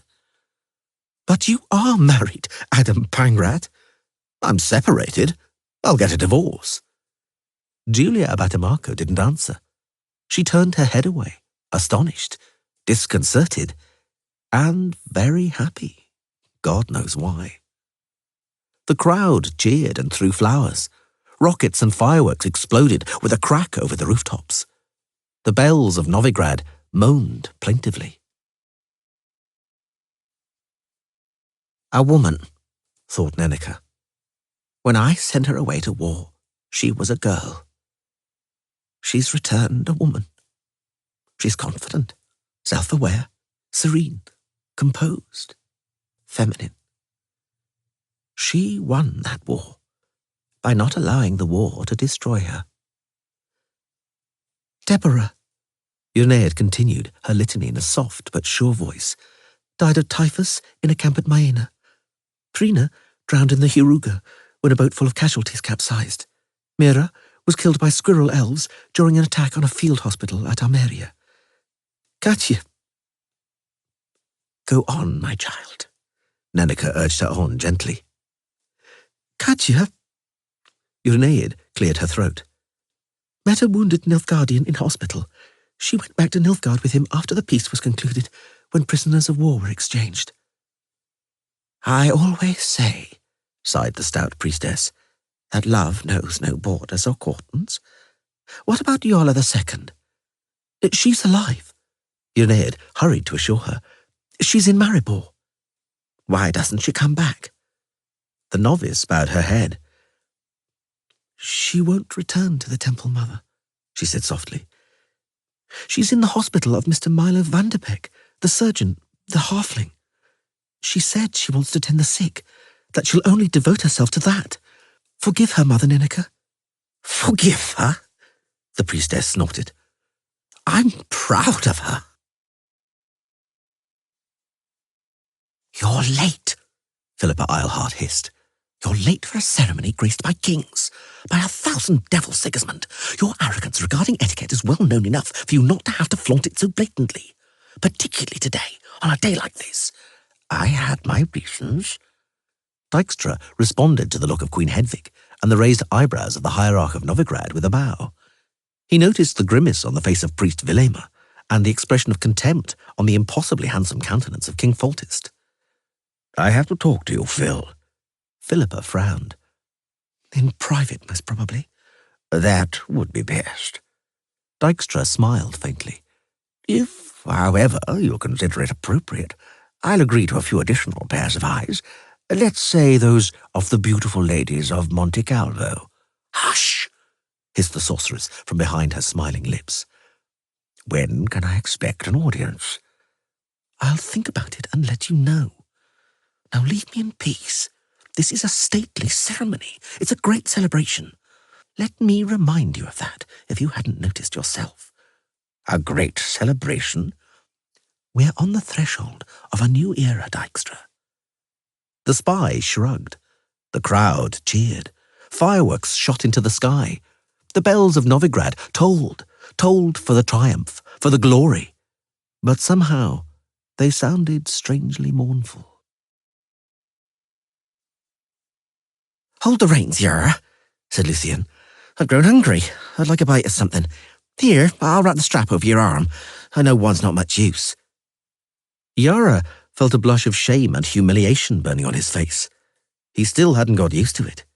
He still had the impression that the whole world didn't have anything better to do than stare at his stump, at the sleeve sewn up over it. That the whole world didn't think of anything else but to look at his disability, to falsely sympathize with the cripple and falsely pity him, and secretly disdain him and treat him as something that unpleasantly disturbs the nice order by repulsively and blatantly existing, by daring to exist. Lucienne, he had to hand it to her, differed a little from the whole world in this respect. She neither pretended she couldn't see it, nor adopted an affected style of humiliating help and even more humiliating pity. Yara was close to thinking that the fair-haired young wagoner treated him naturally and normally. But he drove that thought away. He didn't accept it, for he still hadn't managed to treat himself normally. The wagon carrying military invalids creaked and rattled. Hot weather had come after a short period of rain, and the ruts created by military convoys had dried out and hardened into ridges and humps of fantastic shapes, over which the vehicle being pulled by 4 horses had to trundle. The wagon positively jumped over the bigger ruts, creaking, the coach body rocking like a ship in a storm. The swearing of the crippled soldiers, mainly lacking legs, was as exquisite as it was filthy, and in order not to fall, Lucienne hung on to Yara and hugged him, generously giving the boy her magical warmth, extraordinary softness, and the exciting mixture of the smell of horses, leather straps, hay oats, and young, intense, girlish sweat. The wagon lurched out of another pothole, and Yara took in the slack from the reins wound around his wrist. Lucienne, taking bites in turn from a hunk of bread and a sausage, cuddled up to his side. Well, well. She noticed his brass medallion and disgracefully exploited the fact that his hand was taken up by the reins. Did they take you in too? A forget-me-not amulet? Oh, whoever invented that trinket was a real trickster. There was a great demand for them during the war, probably second only to vodka. And what girl's name is inside it? Let's take a gander. Lucienne. Yara blushed like a beetroot and felt as though the blood would gush from his cheeks at any moment. I must ask you not to open it. Forgive me, but it's personal. I don't want to offend you, but... The wagon bounced. Lucienne cuddled up to him, and Yara shut up. Ciri. The wagoner spelled it out with difficulty, but it surprised Yara, who hadn't suspected the peasant girl of such far-reaching talents. She won't forget you. She slammed the medallion shut, let go of the chain, and looked at the boy. That Cirilla, I mean. If she really loved you. Foolish spells and amulets. If she really loved you, she won't forget. She'll be faithful. She'll wait. What for? Yara lifted his stump. The girl squinted her cornflower blue eyes slightly. If she really loved you, she repeated firmly, she's waiting, and the rest's codswallop. I know it. Do you have such great experience in this regard? None of your business. Now it was Lucienne's turn to blush slightly. What I've had and with whom? And don't think I'm one of those what you only have to nod at and she's ready to have some experiments in the hay. But I know what I know. If you love a fellow, you will have all of him, and not just bits. Then it's a hill of beans even if he's lost one of those bits. The wagon jumped.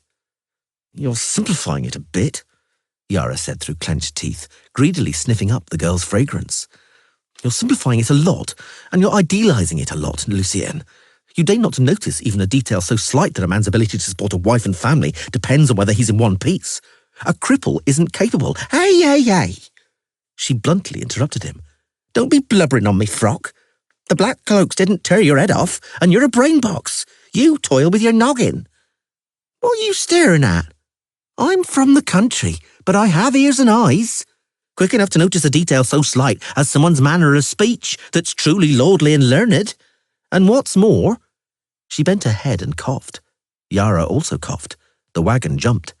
And what's more, the girl finished, I've heard what the others said. That you're a scribe and the priest at a temple. Then see for yourself that hand's a trifle, and that's that. The wagon hadn't bounced for some time, but Yara and Lucienne seemed not to notice it at all, and it didn't bother them at all. I seem to attract scholars, the girl said after a longer pause. There was one, once, made advances towards me. He was book-learned and schooled in academies. You could tell it from his name alone. And what was it? Semester. Hey there, miss. Gefreiter Corncrake called from behind their backs. He was a nasty, gloomy man, wounded during the fighting for Maena. Crack the whip above the gelding's rumps, miss. Your cart's crawling along like snot down a wall. I swear, added another cripple, scratching himself on a stump covered in shiny scar tissue, visible under a rolled-up trouser leg. This wilderness is getting me down. I'm really missing a tavern since, I tell you, I'd very love a beer. Can't we go any brisker? We can. Lucienne turned around on the box. But if the shaft or a hub breaks in a clod, then for a Sunday or two you'll not be drinking beer but rainwater or birch juice, waiting for a lift. You can't walk, and I'm not going to take you on my back, am I? That's a great pity, Corncrake grinned, for I dream at night of you taking me. On your back, I mean from behind. I like it like that. And you, miss? You arsehole of a cripple, Lucienne yelled. You stinking old goat, you... She broke off, seeing the faces of all the invalids sitting on the wagon suddenly covered in a death-like pallor. Damn, sobbed one of them. And we were so close to home. We're done for, said Corncrake quietly, and utterly without emotion, simply stating the fact. And they said, the thought flashed through Yara's head, that there weren't any more squirrels, that they'd all been killed, that the elven question, as they said, had been solved. There were 6 horsemen, but after a closer look, it turned out there were 6 horses but 8 riders. 2 of the steeds were carrying a pair of riders. All the horses were treading stiffly and out of rhythm, their heads drooping. They looked miserable. Lucienne gasped loudly. The elves came closer. They looked even worse than the horses. Nothing remained of their pride, of their hard-earned, supercilious, charismatic otherness. Their clothing, usually even on guerrillas from the commando units, smart and beautiful, was dirty, torn and stained. Their hair, their pride and joy, was dishevelled, matted with sticky filth and clotted blood. Their large eyes, usually vain and lacking in any expression, were now abysses of panic and despair. Nothing remained of their otherness. Death, terror, hunger, and homelessness had made them become ordinary. Very ordinary. They had even stopped being frightening. For a moment, Yara thought they would pass them, would simply cross the road and disappear into the forest on the other side, not gracing the wagon or its passengers with even a glance. That all that would remain of them would be that utterly non-elven, unpleasant, foul smell. A smell that Yara knew only too well from the field hospitals. The smell of misery, urine, dirt, and festering wounds. They passed them without looking. But not all of them. An elf woman, with long dark hair, caked together with congealed blood, stopped her horse right beside the wagon. She sat in the saddle, leaning over awkwardly, protecting an arm in a blood-soaked sling around which flies buzzed and swarmed. Teruviel, said one of the elves, turning around.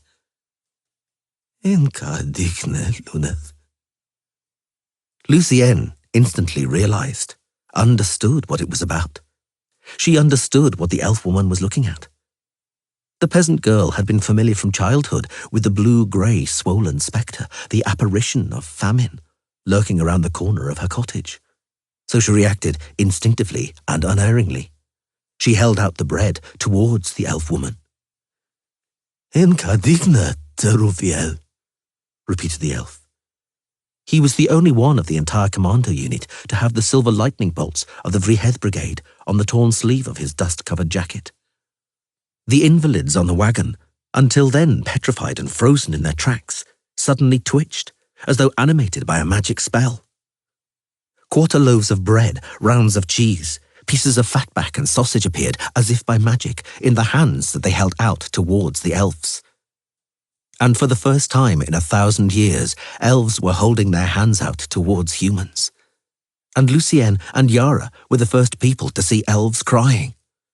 To see them choking on their sobs, not even trying to wipe away the tears flowing down their dirty faces, giving the lie to the claim that elves supposedly had no lacrimal glands at all. Enka digne, repeated the elf with the lightning bolts on his sleeve, in a faltering voice.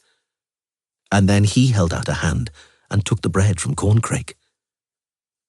Thank you, he said hoarsely, struggling to adapt his lips and tongue to the foreign language. Thank you, human. After some time, noticing that it had all gone, Lucienne clicked her tongue at the horses and flicked the reins. The wagon creaked and rattled. No one spoke. It was well on towards evening when the highway began to teem with armoured horsemen. They were commanded by a woman with completely white, close-cropped hair, with an evil, fierce face disfigured by scars, one of which crossed her cheek from her temple to the corner of her mouth, and another of which, describing a horseshoe, encircled her eye socket. The woman also lacked a large part of her right ear, and her left arm below the elbow ended in a leather sleeve and a brass hook to which her reins were attached.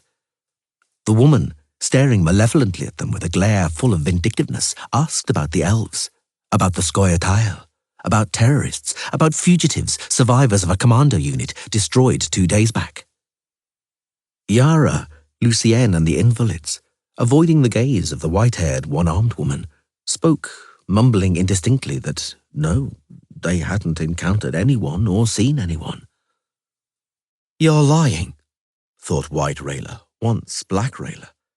You're lying. I know you are. You're lying out of pity. But it doesn't matter anyway, for I, White Rayler, have no pity. Hurrah! Up with the dwarves! Long live Berkeley Elves! Long live the dwarves! The Novigrad streets thudded beneath the heavy iron-shod boots of the old campaigners of the volunteer regiment. The dwarves marched in a formation typical for them, in fives, and the hammers on their standard fluttered over the column. Long live Mahakam! Vivant the dwarves! Glory to them and fame! Suddenly, someone in the crowd laughed. Several others joined in, and a moment later, everybody was roaring with laughter. It's an insult, Hierarch Hemelfart gasped for air. It's a scandal. It's unpardonable. Vile people, hissed Priest Vilimer. Pretend you can't see it, Foltest advised calmly. We shouldn't have economized on their pay, Maeve said sourly, or refused them rations. The dwarven officers kept their countenance and form, standing erect and saluting in front of the review stand, whereas the non-commissioned officers and soldiers of the volunteer regiment expressed their disapproval of the budget cuts applied by the kings and the hierarch. Some crooked their elbows as they passed the stand, while others demonstrated their other favourite gesture, a fist with the middle finger stuck stiffly upwards. In academic circles, that gesture bore the name digitus infamis. The plebs had a cruder name for it. The blushes on the faces of the kings and the hierarch demonstrated that they knew both names. We ought not to have insulted them by our miserliness, Maeve repeated. They're an ambitious nation. The howler in Elskadeg howled. The howling turned into a horrifying wailing call. None of the men sitting by the campfire turned his head around. Boreas Munn was the first to speak after a long silence. The world has changed. Justice has been done. Well, you might be exaggerating with that justice. The pilgrim smiled slightly. I would agree, though, that the world has in some way adapted itself to the basic law of physics. I wonder if we have the same law in mind, the elf said in a slow, drawling voice. Every action causes a reaction, said the pilgrim. The elf snorted, but it was quite a friendly snort. That's a point for you, human.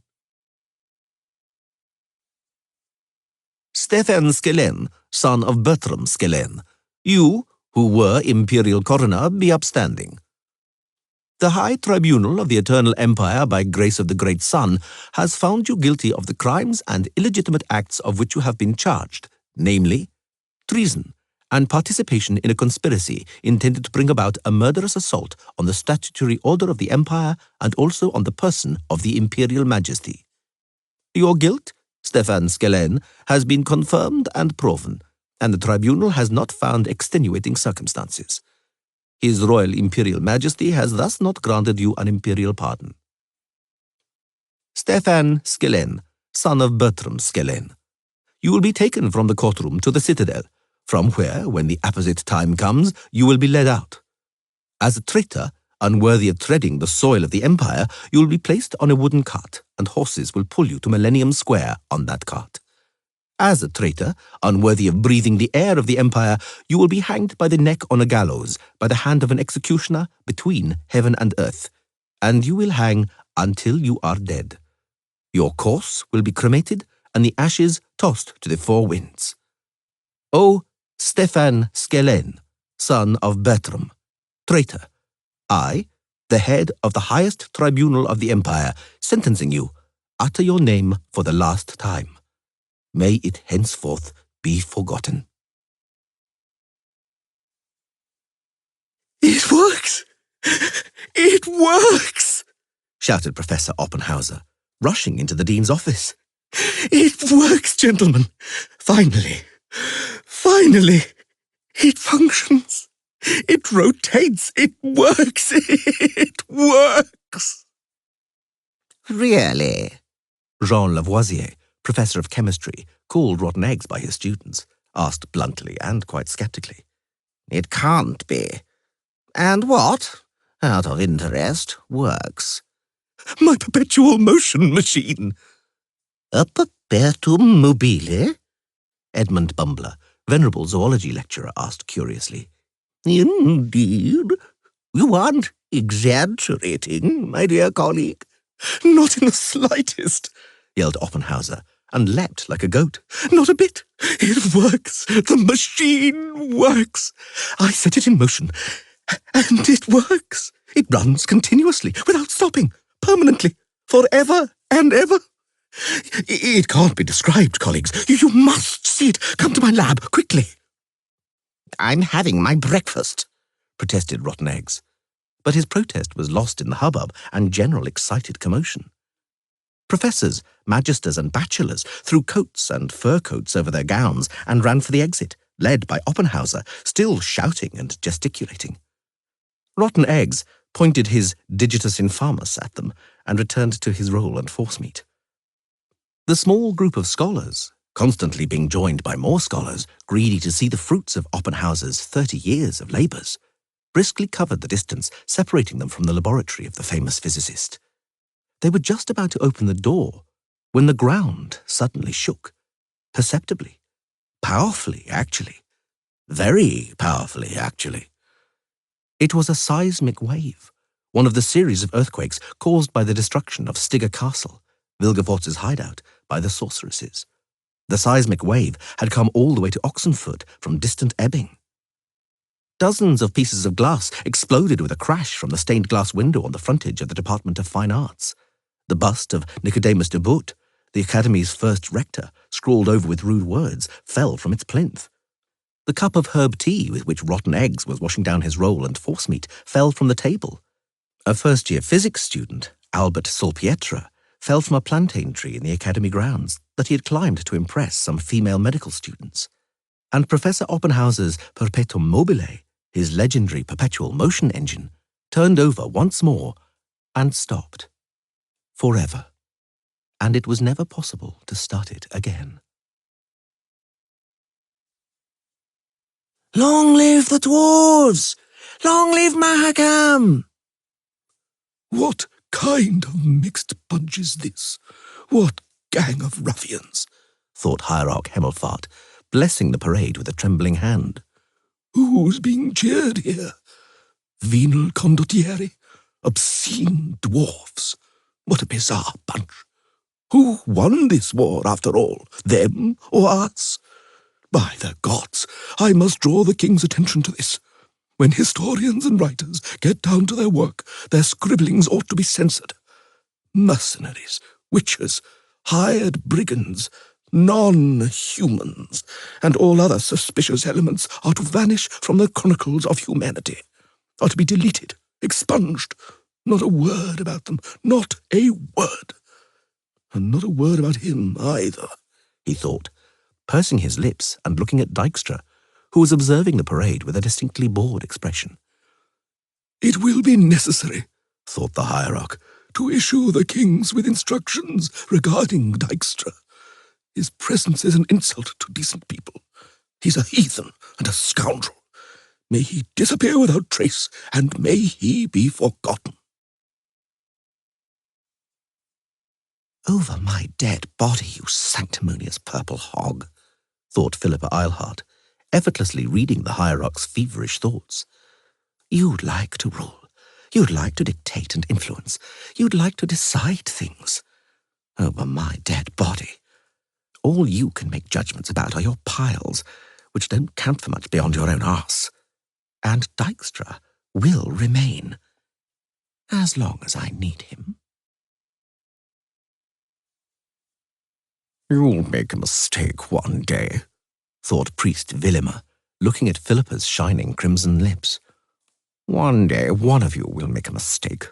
Your vainglory, arrogance, and hubris will be your undoing, and your scheming, your immorality. the baseness and perversion which you give yourselves unto in which you live. It will come to light. The stench of your sins will spread when you make a mistake. Such a moment has to come. And even if you don't make a mistake, an opportunity will arise to blame you for something. Some misfortune, some disaster, some pestilence, perhaps a plague or an epidemic will fall on humanity. Then your guilt will descend on you. You will not be blamed for having been unable to prevent the plague, but for being unable to remove its effects. You shall be to blame for everything. And then fires will be lit under stakes. The stripy old tomcat, called Ginger because of its colouring, was dying. Dying hideously. He was rolling around, writhing, scratching the ground, vomiting blood and mucus, racked by convulsions. On top of that, he had bloody diarrhea. He was meowing, although it was beneath his dignity. Meowing mournfully, softly. He was weakening fast. Ginger knew why he was dying, or at least guessed what was killing him. Several days before, a strange freighter, an old and very dirty hulk, a neglected tub, almost a wreck, had called at the port of Sintra. Katrina, announced the barely visible letters on the hulk's prow. Ginger naturally couldn't read the letters. A rat climbed down the mooring line to alight on the quay from the strange old tub. A single rat. The rat was hairless, lousy and sluggish, and only had one ear. Ginger killed the rat. He was hungry, but instinct prevented him from eating the hideous creature. However, several fleas, big, shiny fleas, teeming in the rodent's fur, managed to crawl onto Ginger and settle in his coat. "What's up with that sodding cat?" "Someone probably poisoned it, or put a spell on it." "Ugh, abomination. It doesn't half stink, the scoundrel. Get him off those steps, woman." Ginger stiffened and silently opened his bloody maw. He no longer felt the kicks or pokes of the broom with which the housewife was now thanking him for 11 years of catching mice. Kicked out of the yard, he was dying in a gutter, frothing with soapsuds and urine. He died, wishing that those ungrateful people would also fall ill and suffer like him. His wishes were about to come true, and on a great scale indeed. The woman who had kicked and swept Ginger from the yard stopped, lifted her frock and scratched her calf below the knee. It was itchy. A flea had bitten her. The stars over Elskadeg twinkled intensively. They formed the backdrop against which the sparks from the campfire were dying out. "Neither can the peace of Sintra," said the elf, "nor yet the bombastic Novigradian parade be considered a watershed or a milestone. What kind of notions are they? Political authority cannot create history with the help of acts or decrees. Neither can political authority assess history, give grades or characterize it, although in its pride no authority would ever acknowledge that truth. One of the more extreme signs of your human arrogance is so-called historiography, the attempts to give opinions and pass sentences about what you call ancient history. It's typical for you people and results from the fact that nature gave you an ephemeral, insectile, ant-like life and an average lifespan of less than 100 years. You, however, try to adapt the world to that insectile existence. And meanwhile, history is a process that occurs ceaselessly and never ends. It's impossible to separate history into episodes from here to there, from here to there, from date to date. You can't define history nor change it with a royal address, even if you've won a war. "I won't enter into a philosophical dispute," said the pilgrim. "As it's been said before, I'm a simple and not very eloquent fellow, but I dare observe two things. Firstly, a lifespan as short as insects protects us, people, from decadence, and inclines us to respect life, live intensively and creatively in order to make the most of every moment of life and enjoy it. I speak and think like a man, but after all, the long-lived elves thought likewise, going to fight and die in the Scoia'tael commando units. If I'm wrong, please correct me. The pilgrim waited a suitable length of time, but no one corrected him.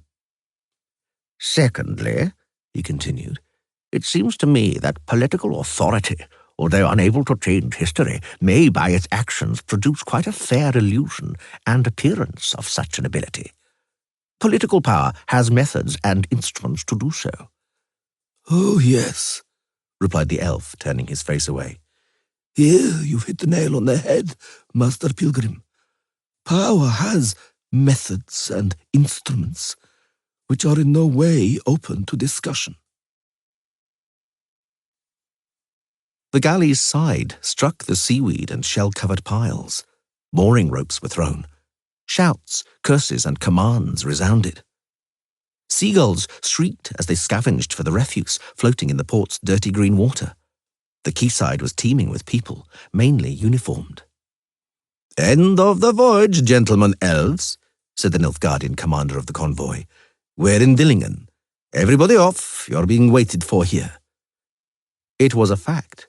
They were being waited for. None of the elves, and certainly not Foeltiana, had any faith in the assurances of fair trials or amnesties. The Scoia'tael and the officers of the Vrihed Brigade had no illusory hopes about the fate awaiting them on the far side of the Yaruga. In the majority of cases, they had become accustomed to it, accepted it stoically, with resignation even. Nothing, they thought, could astonish them now. They were mistaken.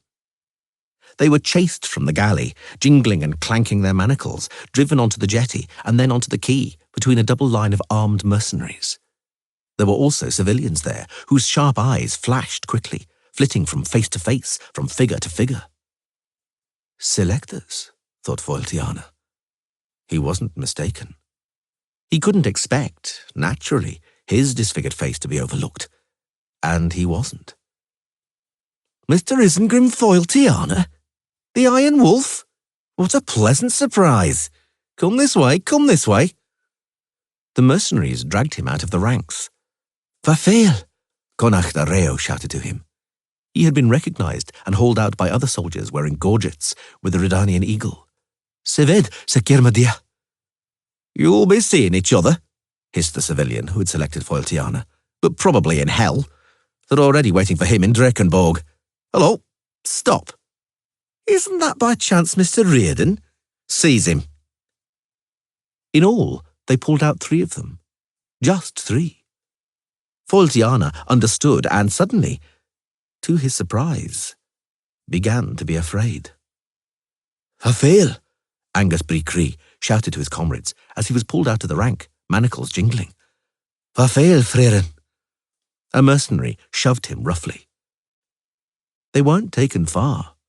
They only got to one of the sheds close to the harbour, right next to the dock over which a forest of masts swayed. The civilian gave a sign. Foeltiana was pushed against a post under a beam over which a rope was slung. An iron hook was attached to the rope. Reardon and Angus were sat down on 2 stools on the dirt floor. "Mr. Reardon, Mr. Bricree," said the civilian coldly, "you have been given an amnesty. The court decided to show mercy. But justice must be done," he added, not waiting for a reaction. "And the families of those whom you murdered have paid for it to happen, gentlemen. The verdict has been reached." Reardon and Angus didn't even manage to cry out. Nooses were thrown over their necks. They were throttled, knocked down along with the stools and dragged across the floor. As they vainly tried with their manacled hands to tear off the nooses, biting into their necks, the executioners kneeled on their chests. Knives flashed and fell, blood spurted. Now, even the nooses were unable to stifle their screams, their hair-raising shrieks. It lasted a long time, as always. "Your sentence, Mr. Foeltiana, was equipped with an additional clause," said the civilian, turning his head slowly. "Something extra." Foil Tiana had no intention of waiting for that something extra. The manacle's clasp, which the elf had been working on for 2 days and nights, now fell from his wrist as though tapped by a magic wand. With the terrible blow of the heavy chain, he knocked down both mercenaries guarding him. Foil Tiana, in full flight, kicked the next one in the face, lashed the civilian with the manacles, hurled himself straight at the cobweb-covered window of the shed, and flew through it, taking the frame and casing with him, leaving blood and shreds of clothing on the nails. He landed on the planks of the jetty with a thud. He turned, tumbled forward, rolled over and dived into the water between the fishing boats and launches. The heavy chain, still attached to his right wrist, was dragging him down to the bottom. Foil Tiana fought. He fought with all his strength for his life, which not so long before he hadn't thought he cared about. "Catch him!" yelled the mercenaries, rushing from the shed. "Catch him! Kill him!" "Over there!" yelled others, running up along the jetty. "There! He came up there! To the bolts!" "Shoot!" roared the civilian, trying with both hands to stop the blood gushing from his eye socket. "Kill him!" The strings of crossbows twanged. Seagulls flew up shrieking. The dirty green water between the launches seethed with crossbow bolts. "Vivant!" The parade stretched out, and the crowd of Novigradians were now displaying signs of fatigue and hoarseness. "Vivant! Long live the army! Hurrah! Glory to the kings! Glory!" Philippa Eilhart looked around to see that no one was listening, then leaned over towards Dykstra. "What do you want to talk to me about?" The spy also looked around. "About the assassination of King Visimir, carried out last July." "I beg your pardon." "The half-elf who committed that murder," Dykstra lowered his voice even more, "was by no means a madman, Phil, and wasn't acting alone." "What are you saying?" "Hush!" Dykstra smiled. "Hush, Phil. Don't call me Phil." "Do you have any proof?" "What kind? Where did you get it?" "You'd be surprised, Phil, if I told you where. When can I expect an audience, honourable lady?" Philippa Eilhart's eyes were like two black, bottomless lakes. "Soon, Dykstra." The bells tolled. The crowd cheered hoarsely. The army paraded. Petals covered the Novigradian cobbles like snow. "Are you still writing?" Ori Ruvin started and made a blot. He had served Dykstra for 19 years, but was still not accustomed to the noiseless movements of his boss, appearing from God knows where and God knows how. "Good evening. You're on Men from the Shadows." Dykstra read the title page of the manuscript, which he had picked up unceremoniously from the table. "The History of the Royal Secret Services, written by Oribasius Gianfranco Paolo Reuven, Magister." Ori, an old fellow and such foolishness." "I came to say goodbye, Ori." Reuven looked at him in surprise. "You see, my loyal comrade," continued the spy, without waiting for his secretary to cough anything up, "I'm also old, and it turns out I'm also foolish. I said one word to one person, and just one word.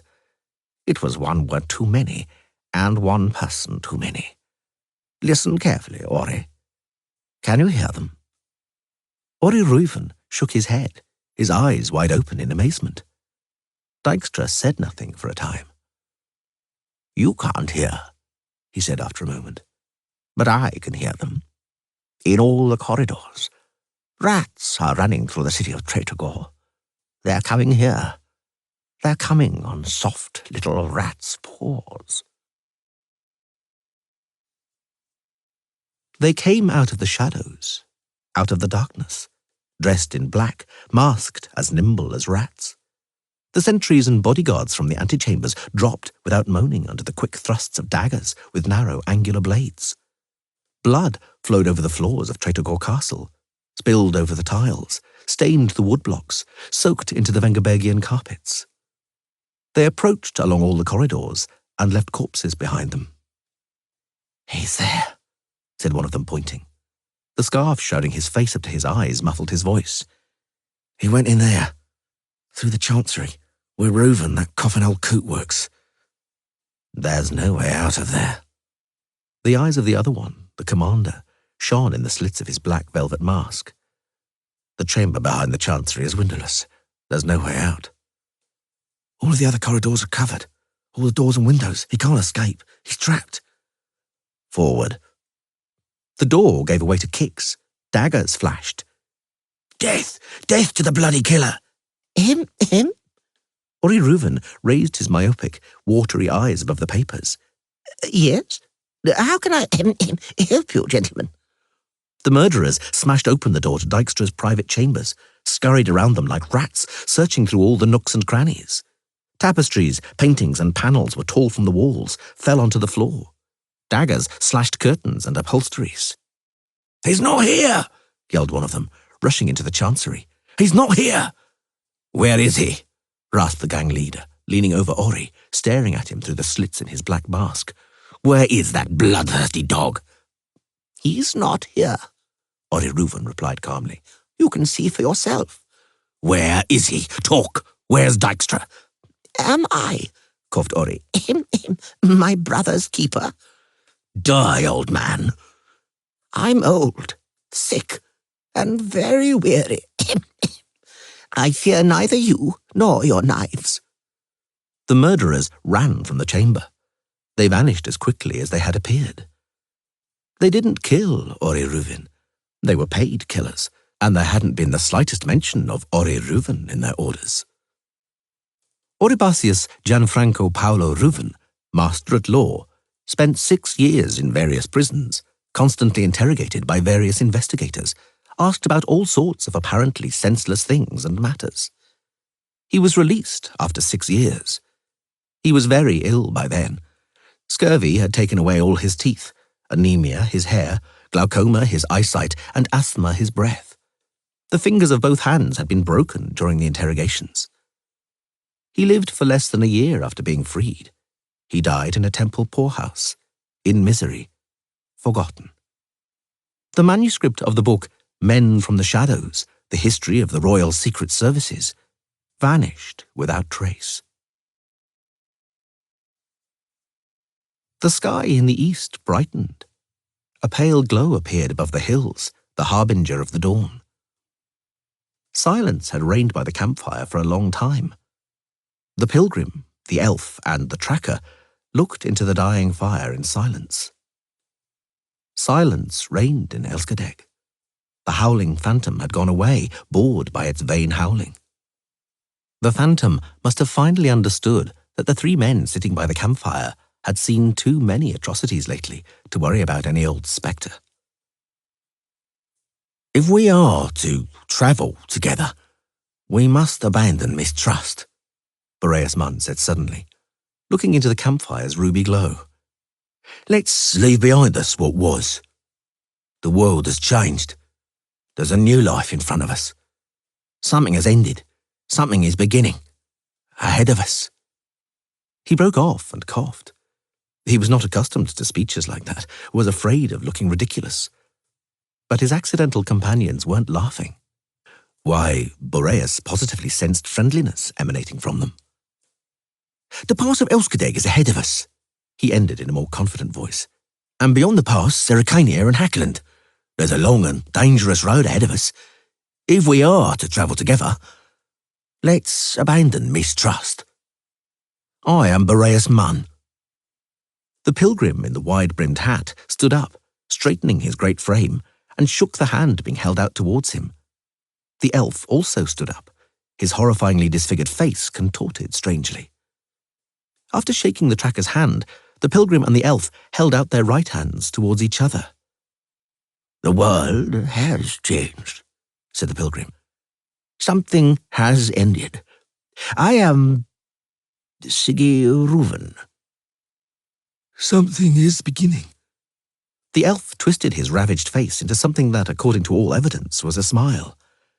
I am Wolf Isengrim. They shook hands, quickly, firmly, downright violently. For a moment, it looked more like the preliminaries to a fight than a gesture of reconciliation, but only for a moment. The log in the campfire shot out sparks, celebrating the event with a joyful firework. God strike me down, Boreas Munn smiled broadly, if this isn't the start of a beautiful friendship. Along with the other martyr sisters, St. Philippa was also calumniated for betraying the kingdom, for fomenting tumults and sedition, for inciting the people and plotting an insurrection. Vilmerius, a heretic and cultist and self-appointed high priest, ordered the saint to be seized, thrown into a dark and foul prison beset with cold and stench, calling on her to confess her sins and declare those that she had committed. And Vilmerius showed St. Philippa divers instruments of torture and menaced her greatly. But the saint merely spat in his countenance and accused him of sodomy. The heretic ordered her stripped of her raiment and thrashed mercilessly with leather straps and for splinters to be driven under her fingernails. And then he asked and called on her to disavow her faith and the goddess. But the saint merely laughed and advised him to distance himself. Then he ordered her dragged to the torture chamber, and her whole body to be harrowed with iron gaffs and hooks, and her sides scorched with candles. And although thus tormented, the saint in her mortal corpse showed immortal forbearance, until the torturers were enfeebled and withdrew in great horror. But Vilmerius fiercely admonished them and ordered them further to torture her and soundly belabor her. They then began to scorch St. Philippa with red-hot irons, dislocate her members from the joints, and rend the woman's breast with pincers. And in this suffering, she, having confessed nothing, expired. And the godless, shameless Vilmerius, about whom you may read in the works of the Holy Fathers, met such a punishment that lice and worms spread over him and overcame him until he was decayed all over and expired. And he reeked like a cur such that he needs must be cast into a river without burial.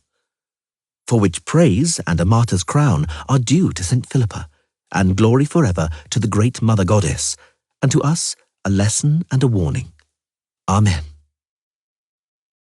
The life of St. Philippa the Martyr of Mons Calvus, copied from the Martyr Scribes in the Rhetorian Breviary, summarized, drawn from many Holy Fathers who praise her in their writings.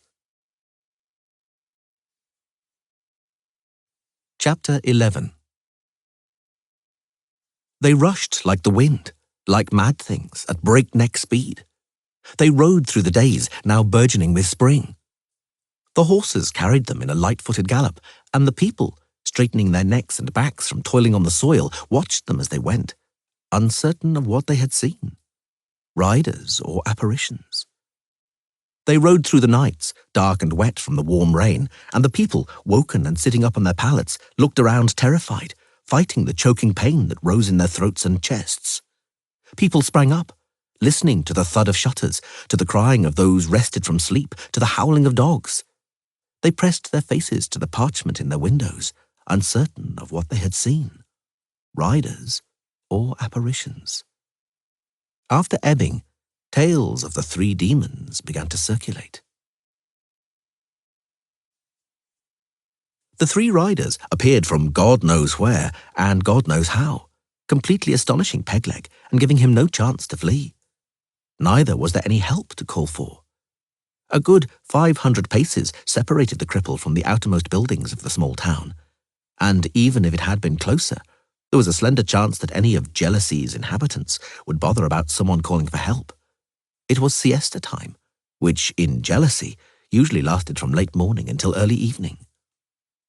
Aristoteles Bobek, nicknamed Pegleg, the local beggar and philosopher, knew only too well that Jealousy residents didn't react to anything during siesta time. There were 3 riders, 2 women and a man. The man had white hair and wore a sword slung across his back. One of the women, more mature and dressed in black and white, had raven black hair curled in locks. The younger one, whose straight hair was the colour of ash, had a hideous scar on her left cheek. She was sitting on a splendid black mare. Pegleg felt he'd seen a mare like that before. It was the younger one that spoke first. "Are you from round here?" It wasn't me, Pegleg said, teeth chattering. I'm not but gathering mushrooms. Forgive me. Don't harm a cripple. Are you from round here? She repeated, and her green eyes flashed menacingly. Pegleg cowered. Aye, noble lady, he mumbled. I'm a local, right enough. I was born here in Birka, I mean in jealousy, and I shall no doubt die here. Last year, in the summer and autumn, were you here? Where should I have been? Answer when I ask you. I was, good lady. The black mare shook its head and pricked up its ears. Pegleg felt the eyes of the other two, the black-haired woman and the white-haired man, pricking him like hedgehog spines. The white-haired man scared him the most.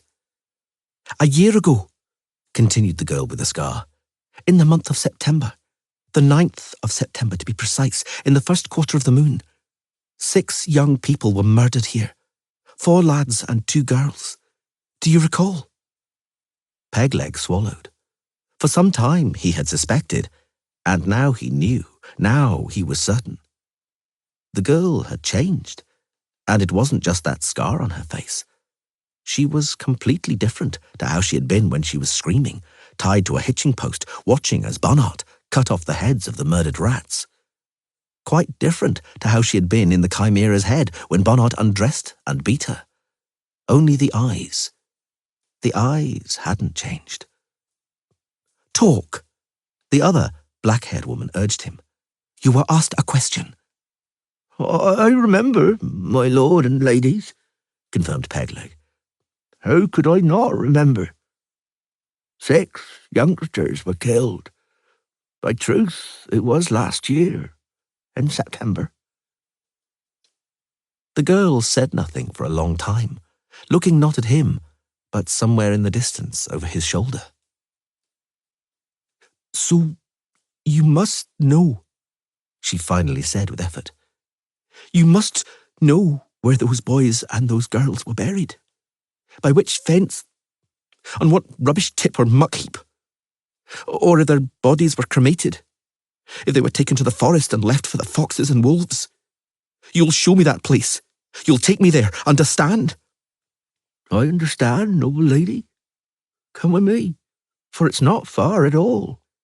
He hobbled, feeling on his neck the hot breath of their horses. He didn't look back. Something told him he shouldn't. Here it is, he finally pointed. This is our jealousy boneyard, here in this grove. And the ones you was talking about, Miss Folker, they lie over there. The girl gasped audibly. Pegleg glanced furtively and saw her face changing. The white-haired man and the black-haired woman were silent, and their faces inscrutable. The girl looked long at the small barrow. It was orderly, level, tidy, edged by blocks of sandstone and slabs of spar and slate. The fir branches that the burial mound had been decorated with had turned brown. The flowers that had once been laid there were dry and yellowed. The girl dismounted. Who? She asked dully, still looking, not turning her head away. Well, many jealousy people helped. Pegleg cleared his throat. But chiefly the widow Gulu and young Nicklar. The widow was always a good and sincere dame, and Nicklar, his dreams tormented him terribly. He wouldn't give him rest until he'd given the murdered ones a decent burial. Where shall I find them? The widow and Nicklar? Pegleg said nothing for a long time. The widow is buried there, beyond that crooked little birch, he said at last, looking without fear into the girl's green eyes. She died of pneumonia in the winter of the year, and Nicklar joined the army somewhere in foreign parts. Folks say he fell in the war.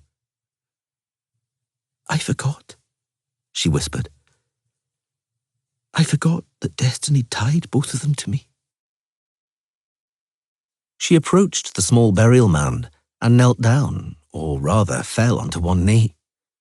She bent over low, very low, her forehead almost touching the stones around the base.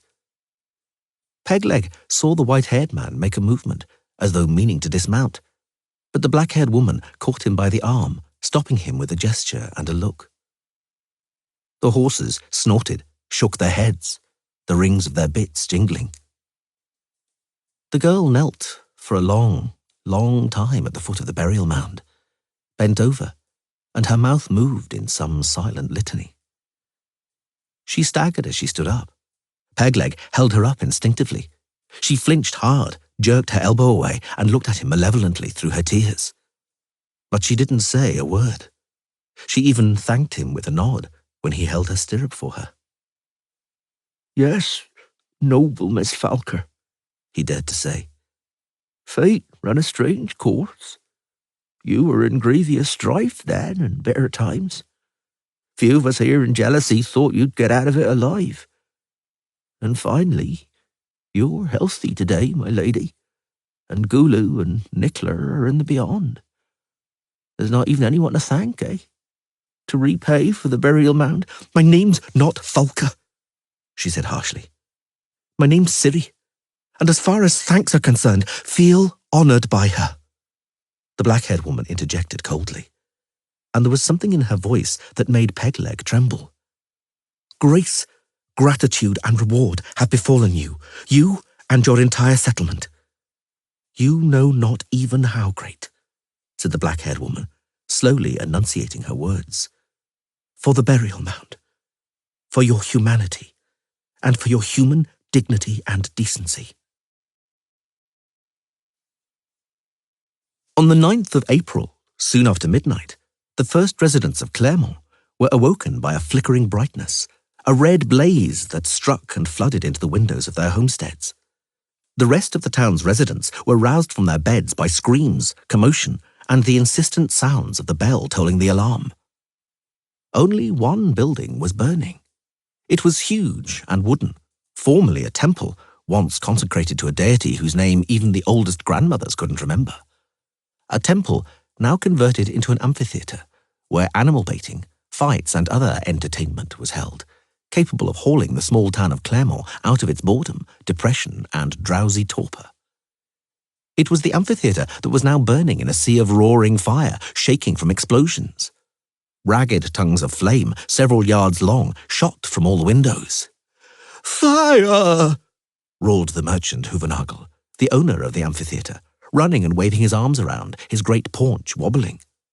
He was wearing a nightcap and a heavy caracul coat he had thrown over his nightshirt. He was kneading the dung and mud of the street with his bare feet. "Fire! Help! Water!" "It's a divine punishment," pronounced one of the oldest grandmothers authoritatively, "for those rumpuses they held in the house of worship." "Yes, yes, madam, no doubt about it." A glow emanated from the roaring theatre. Horse urine steamed and stank, and sparks hissed in puddles. A wind had got up from God knows where. "Put out the fire!"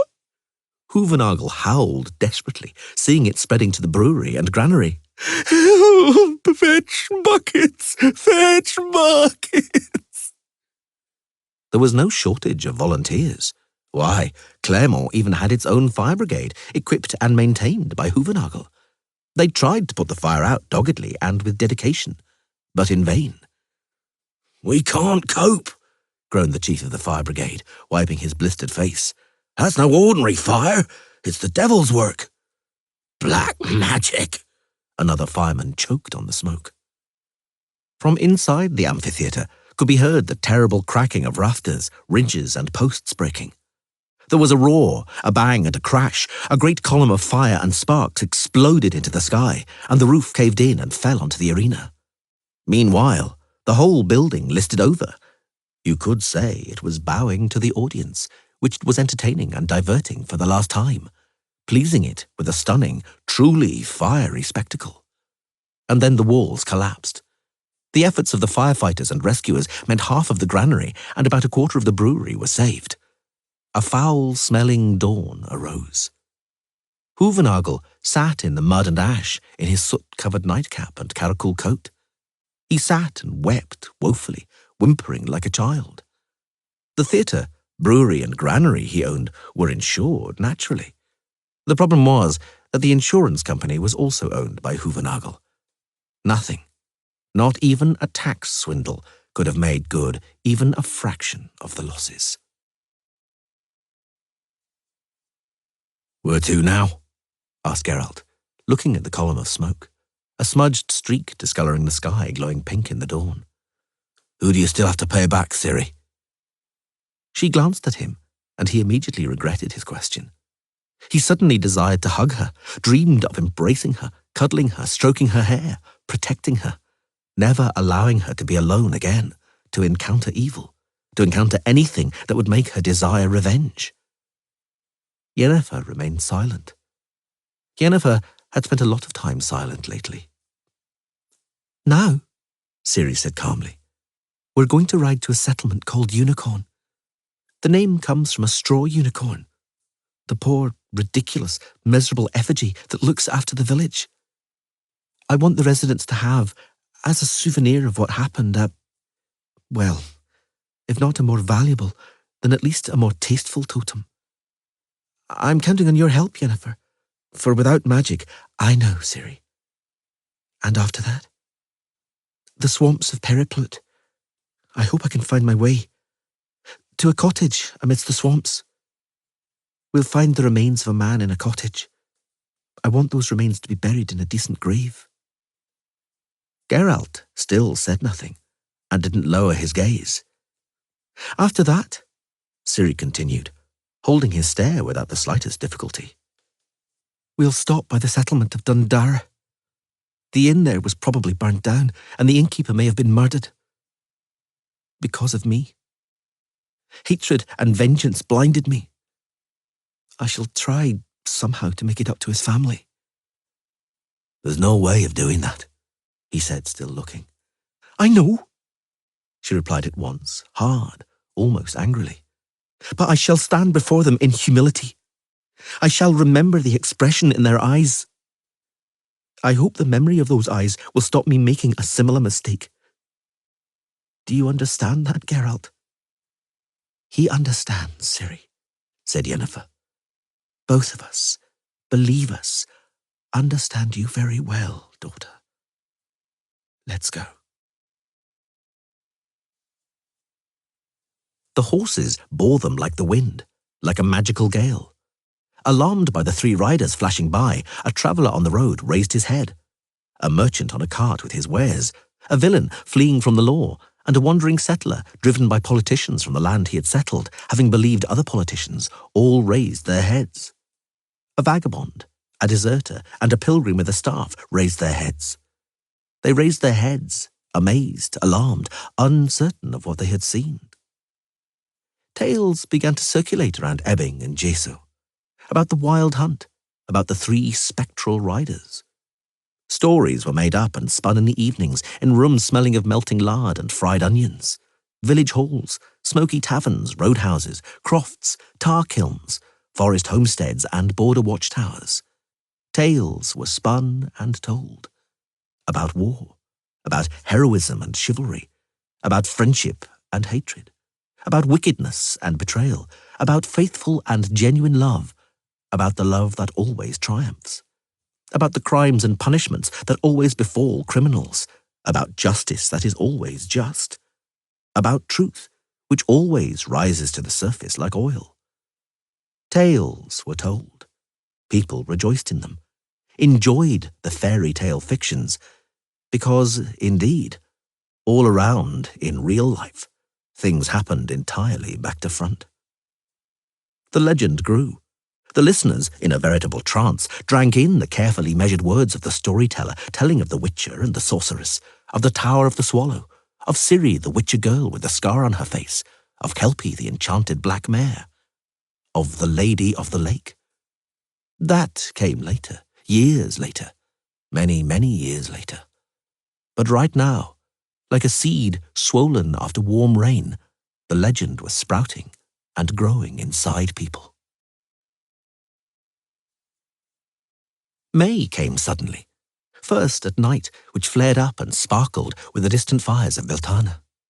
When Ciri, strangely excited, leapt onto Kelpie and galloped towards the campfires, Geralt and Yennefer took advantage of the opportunity for a moment of intimacy. Undressing only as much as was absolutely necessary, they made love on a sheepskin coat flung onto the ground. They made love hurriedly and with abandon, in silence, without a word. They made love quickly and haphazardly, just to have more of it. And when they had both calmed down, trembling and kissing away each other's tears, they were greatly surprised how much happiness such hurried lovemaking had brought them. Geralt? Yes, Yen?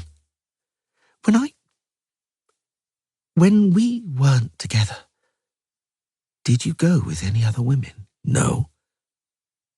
Not once? Not once.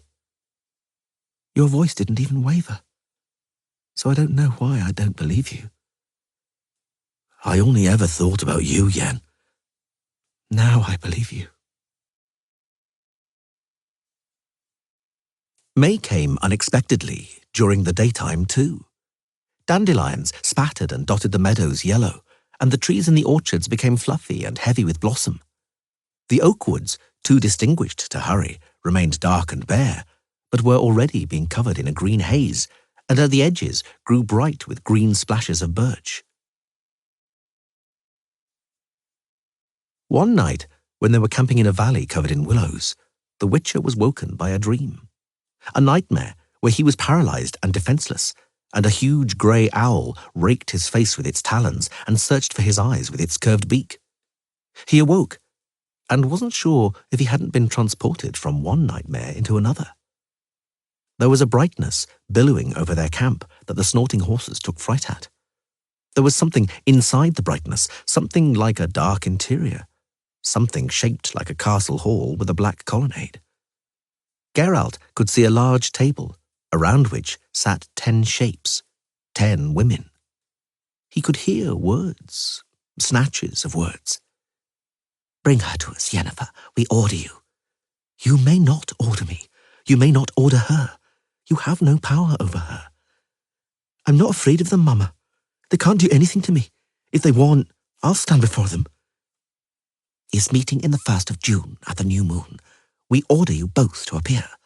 We warn you that we shall punish disobedience. I shall come right away, Philippa.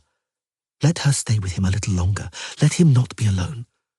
Just a few days. I shall come immediately as a hostage of goodwill. Comply with my request, Philippa. Please. The brightness pulsated. The horses snorted wildly, banging their hooves. The Witcher awoke.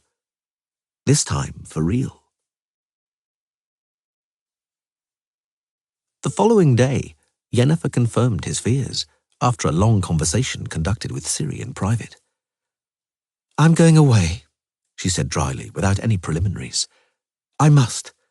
Ciri's staying with you, for some time at least. Then I'll summon her, and she'll also go away, and then we'll all meet again. He nodded, reluctantly. He'd had enough of silent assent, of agreeing to everything she communicated to him, with everything she decided. But he nodded. He loved her, when all was said and done. It's an imperative that cannot be opposed, she said more gently. Neither can it be postponed. It simply has to be taken care of. I'm doing it for you in any case, for your good, and especially for Ciri's good. He nodded. When we meet again, she said even more gently, I'll make up for everything, Geralt. The silence, too. There's been too much silence. Too much silence between us. And now, instead of nodding, hug me and kiss me. He did as he was asked. He loved her when all was said and done. Where to now?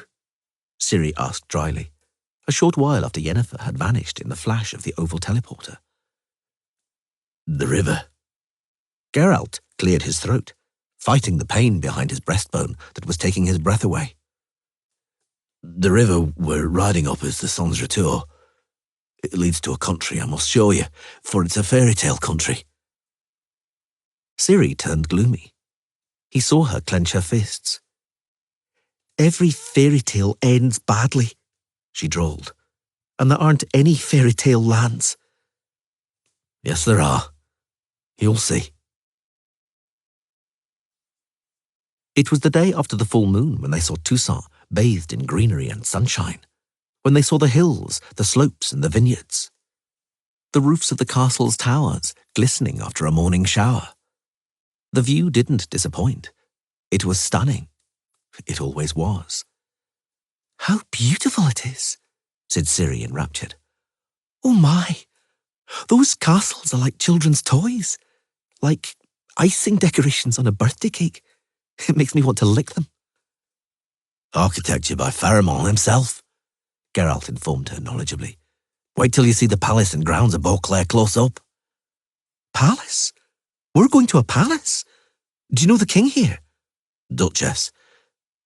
Does the Duchess, she asked sourly, observing him intently under her fringe, have green eyes, perhaps, and short black hair? No.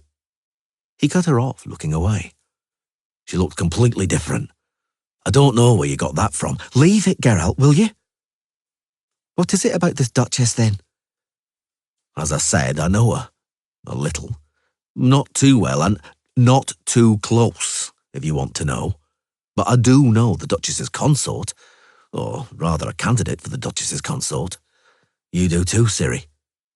Ciri jabbed Kelpie with a spur, making her dance around the highway. Don't torment me any longer. Dandelion. Dandelion? And the Duchess? How come? It's a long story. We left him here at the side of his beloved.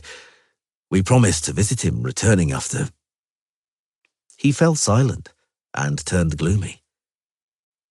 You can't do anything about it, Ciri said softly. Don't torment yourself, Geralt. It's not your fault.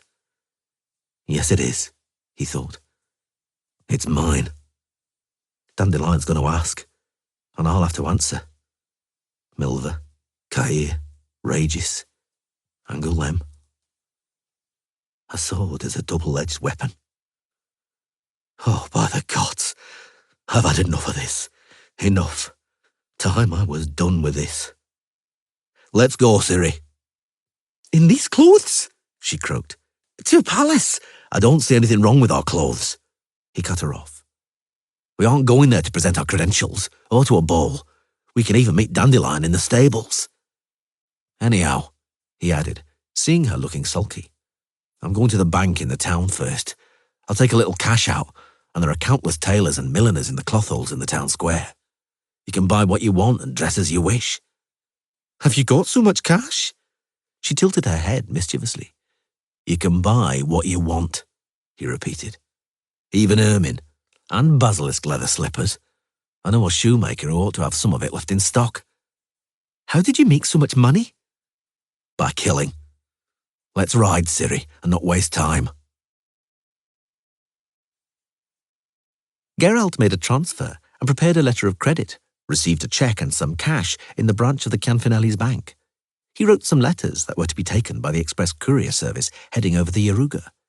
He politely excused himself from the luncheon the attentive and hospitable banker wanted to entertain him with. Ciri was waiting in the street, watching the horses. The street, empty a moment earlier, now teemed with people. We must have happened on some feast or other. Ciri gestured with her head towards a crowd heading for the town square. A fair, perhaps? Geralt looked keenly ahead.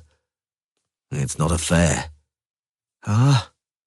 She also looked, standing up in the stirrups. It's not another execution, he confirmed. The most popular amusement since the war. What have we seen so far, Ciri? Desertion, treason, cowardice in the face of the enemy, she quickly recited, and financial cases. For supplying mouldy hardtack to the army. The Witcher nodded. The life of an enterprising merchant is tough in wartime. They aren't going to execute a tradesman here. Ciri reined back Kelpie, who was already submerged in the crowd as though in a rippling field of corn. Just look. The scaffold's covered in a cloth, and the executioner has a fresh new hood on. They'll be executing somebody important, at least a baron. So it probably is cowardice in the face of the enemy. Toussaint didn't have an army in the face of any foe. Geralt shook his head. No, Ciri. I think it's economics again. They're executing somebody for swindles in the trade of their famous wine, the basis of the economy here. Let's ride on, Ciri. We won't watch. Ride on? How exactly? Indeed, riding on was impossible. In no time at all, they had become stuck in the crowd gathered in the square and were mired in the throng. There was no chance of their getting to the other side of the square. Geralt swore foully and looked back. Unfortunately, retreat was also impossible, for the wave of people pouring into the square totally clogged up the street behind them. For a moment, the crowd carried them like a river, but the movement stopped when the common folk came up against the serried wall of halberdiers surrounding the scaffold. "They're coming!" somebody shouted, and the crowd buzzed, swayed, and took up the cry. "They're coming!" The clatter of hooves and the rattle of a wagon faded and was lost amidst the throng's bee-like humming. So they were astonished when a rack wagon pulled by 2 horses trundled out of a side street, and on it, having difficulty keeping his balance, stood... "Dandelion," groaned Ciri. Geralt suddenly felt bad. Very bad. "That's Dandelion," Ciri repeated in an unfamiliar voice. "Yes, it's him." It's unfair, thought the Witcher. It's one big bloody injustice. It can't be like this. It shouldn't be like this. I know it was stupid and naive to think that anything ever depended on me, that I somehow influenced the fate of this world, or that this world owes me something. I know it was a naive, arrogant opinion.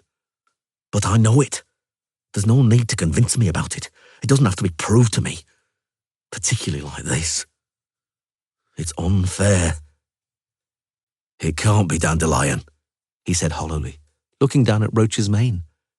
"It is Dandelion," Ciri said again. "Geralt, we have to do something." "What?" he asked bitterly. "Tell me what?" Some soldiers pulled Dandelion from the wagon, treating him, however, with astonishing courtesy, without brutality, with positive reverence, the most they were capable of. They untied his hands before the steps leading to the scaffold. Then he, nonchalantly, scratched his behind and climbed the steps without being urged. One of the steps suddenly creaked, and the railing, made of a rough pole, cracked. Dandelion almost lost his balance. "That needs fixing, damn it!" he yelled. "You'll see. One day somebody will kill themselves on these steps, and that wouldn't be funny." Dandelion was intercepted on the scaffolding by 2 hangman's assistants in sleeveless leather jerkins. The executioner, as broad in the shoulders as a castle keep, looked at the condemned man through slits in his hood. Beside him stood a character in a sumptuous, though funereally black outfit. He also wore a funereal expression. "Good gentlemen and burghers of Beauclair and the surroundings," he read thunderously and funereally from an unrolled parchment. "It is known that Julian Alfred Pancratz, Viscount de Littenhove, alias Dandelion—" "Pancratz what?" Ciri whispered a question.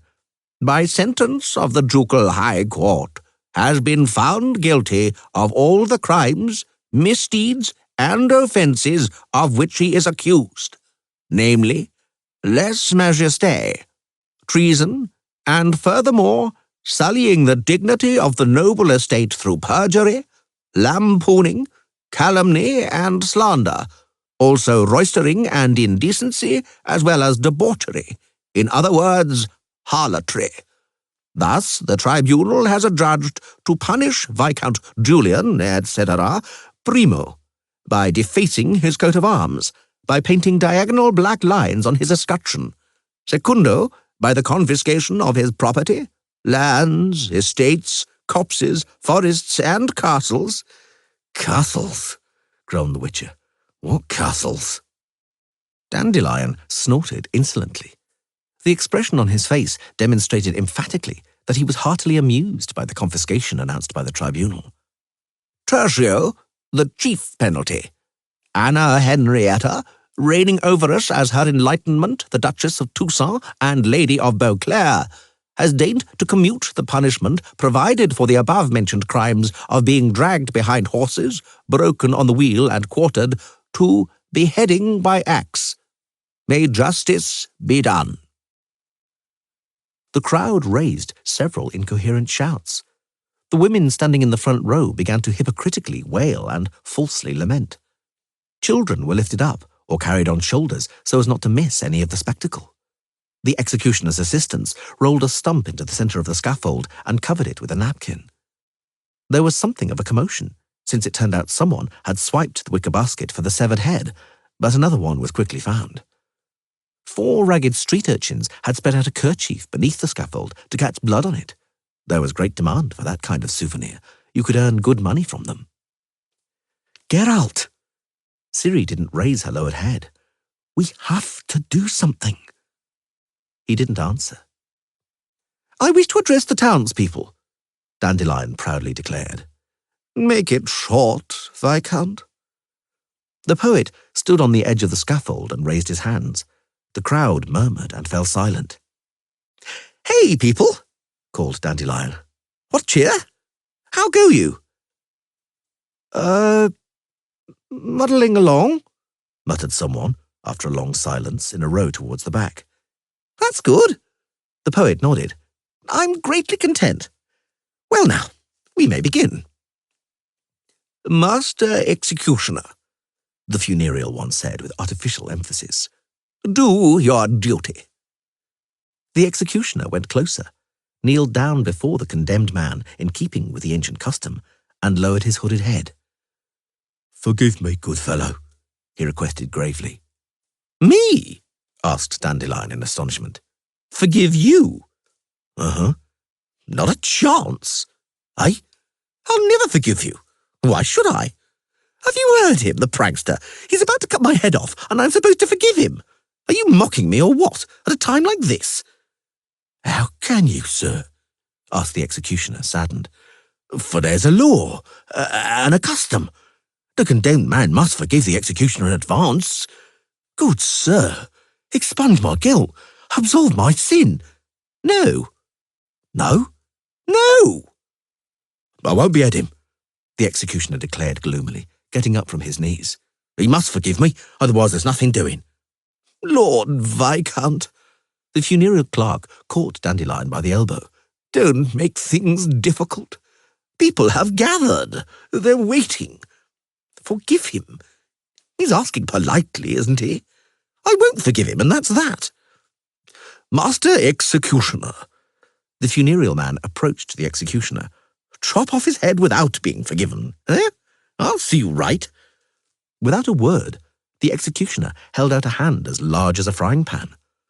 The funereal man sighed, reached into a pouch, and tipped some coins out into his hand. The executioner looked at them for a while, then clenched his fist. The eyes in the slits of his hood flashed malevolently. Very well, he said, putting the money away and turning towards the poet. Kneel down then, Mr. Stubborn. Put your head on the block, Mr. Spiteful. I can also be spiteful if I want to. I'll take 2 blows to behead you. 3, if I'm lucky. I absolve you, howled Dandelion. I forgive you. Thank you. Since he's forgiven you, said the funereal clerk gloomily, give me back my money. The executioner turned around and raised the axe. Step aside, noble sir, he said forebodingly in a dull voice. Don't get in the way of the tool, for where heads are being chopped off, if you get too close, you might lose an ear. The clerk stepped back suddenly and almost fell off the scaffold. Like this? Dandelion kneeled down and stretched his neck on the block. Master? Hey, Master? What? You were joking, weren't you? You'll behead me with 1 blow, with 1 swing? Well? The executioner's eyes flashed. Let it be a surprise, he snapped portentously. The crowd suddenly swayed, yielding before a rider bursting into the square on a foaming horse. Stop! Yelled the rider, waving a large roll of parchment hung with red seals. Stop the execution! By ducal order! Out of my way! Stop the execution! I bear a pardon for the condemned man. Not again, the executioner snarled, lowering the already raised axe. Another reprieve. It's starting to get boring. Mercy! Mercy! Bellowed the crowd. The matrons in the front row began to lament even louder. A lot of people, mainly youngsters, whistled and moaned in disapproval. Quieten down, good gentlemen and burghers, yelled the funereal man, unrolling the parchment. This is the will of Her Grace Anna Henrietta. In her boundless goodness, in celebration of the peace treaty which, as rumour has it, was signed in the city of Sintra, Her Grace pardons Viscount Julian Alfred Pancratz de Lettenhove, alias Dandelion, and his misdeeds, and waives his execution. Darling little weasel, said Dandelion, smiling broadly, ordering at the same time that the above-mentioned Viscount Julian Pancratz, etc., without delay doth leave the capital and borders of the Duchy of Toussaint, and never return, since he offends Her Grace, and Her Grace can no longer countenance him. You are free to go, Viscount. And my property? Yelled Dandelion. Eh? You can keep my chattels, copses, forests and castles, but give me back, sod the lot of you, my loot, my horse Pegasus, 140 tailors and 80 halers, my raccoon-lined cloak, my ring. Shut up! Shouted Geralt, jostling the fulminating and reluctantly parting crowd with his horse. Shut up and get down and come here, you blockhead. Ciri, clear the way. Dandelion, do you hear me?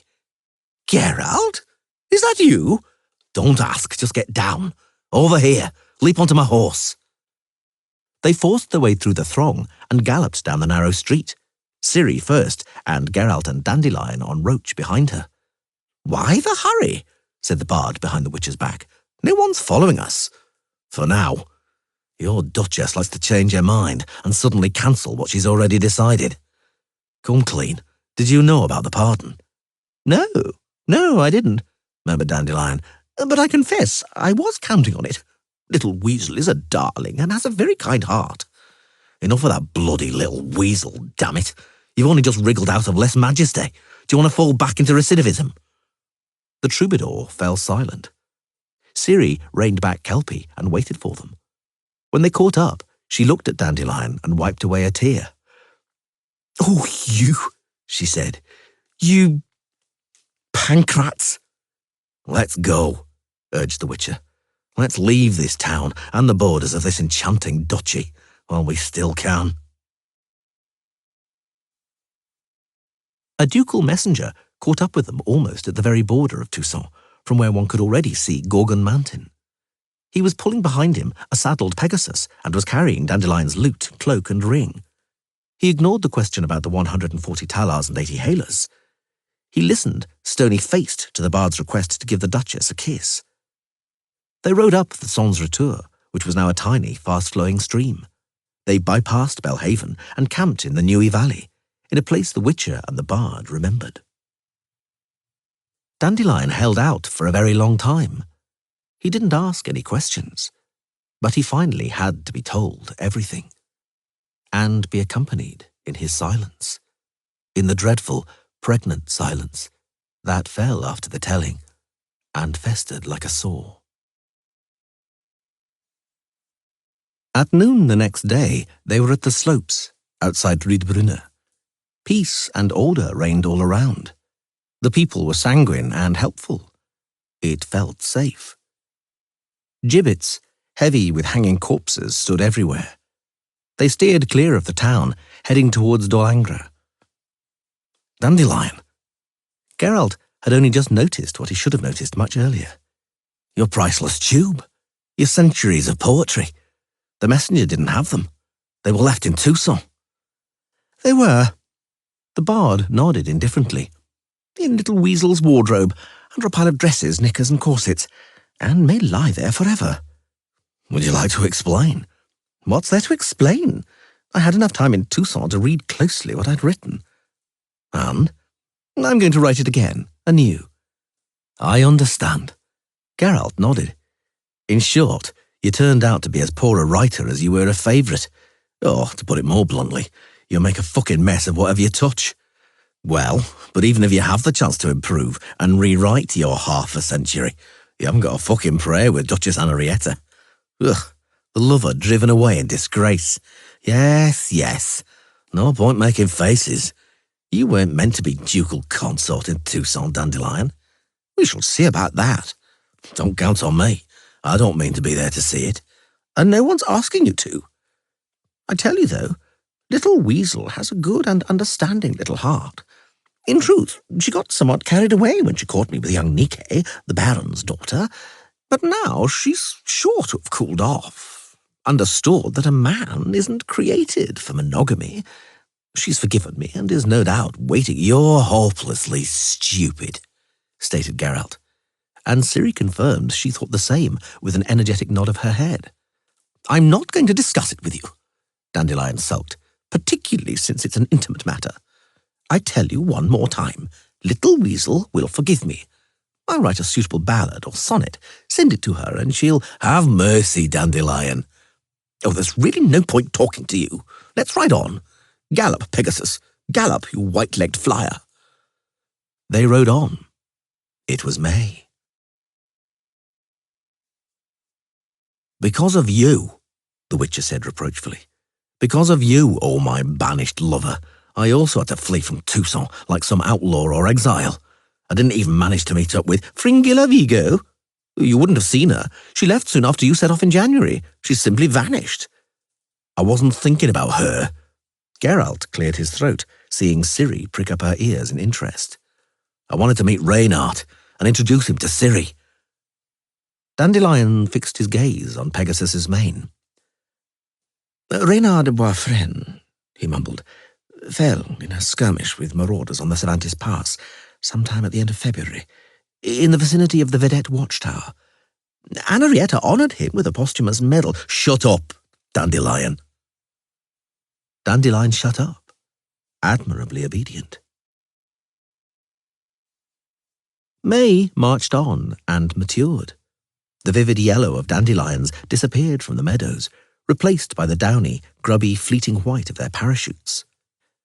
It was green and very warm. The air, if it wasn't freshened by brief storms, was thick, hot, and as sticky as mead. They crossed the Yaruga on the 26th of May, over a very new, very white bridge smelling of resin. The remains of the old bridge, black, scorched, charred timbers, could be seen in the water and on the bank. Ciri became anxious. Geralt knew. He knew her intentions, knew about her plans, about the agreement with Yennefer. He was ready, but in spite of that, the thought of parting stung him painfully, as though a nasty little scorpion had been sleeping in his chest, within him, behind his ribcage, and had now suddenly come awake. A spreading oak tree stood, as it had for at least 100 years actually, at the crossroads outside the village of Koprozhvanitsa, beyond the ruins of the burnt-down inn. Now, in the spring, it was laden with tiny buds of blossom. People from the whole region, even the remote Spala, were accustomed to using the huge and quite low boughs of the oak to hang up slats and boards bearing all sorts of information. For that reason, the oak tree that served for communication between people was called the Tree of Tidings of Good and Evil. Ciri, start on that side, ordered Geralt, dismounting. Dandelion, have a look on this side. The planks on the boughs swayed in the wind, clattering against each other. Searches for missing and separated families usually dominated after a war. There were plenty of declarations of the following kind. Come back, I forgive you. Plenty of offers of erotic massage and similar services in the neighbouring towns and villages, and plenty of announcements and advertisements. There were love letters. There were denunciations signed by well-meaning people, and poison pen letters. There were also boards expressing the philosophical views of their authors, the vast majority of them moronically nonsensical or repulsively obscene. Ha! called Dandelion. A witcher is urgently sought in Rustburg Castle. They write that good pay, luxurious accommodation, and extraordinarily tasty board are guaranteed. Will you avail yourself of it, Geralt? Absolutely not. Ciri found the information they were looking for, and then announced to the Witcher what he had been expecting for a long time. I'm going to Vengerberg, Geralt, she repeated. Don't make faces like that. You know I have to, don't you? Yennefer summoned me. She's waiting for me there. I know. You're going to Rivier, to that rendezvous you're still keeping a secret. A surprise, he interrupted. It's a surprise, not a secret. Very well, a surprise. I, meanwhile, will sort out what I need to in Vengerberg, pick up Yennefer, and we'll both be in Rivier in 6 days. Don't make faces, please. And let's not part like it was forever. It's just 6 days. Goodbye. Goodbye, Ciri. Rivier, in 6 days? She repeated once more, raining Kelpie around. She galloped away at once. She was out of sight very quickly, and Geralt felt as though a cold, awful clawed hand was squeezing his stomach.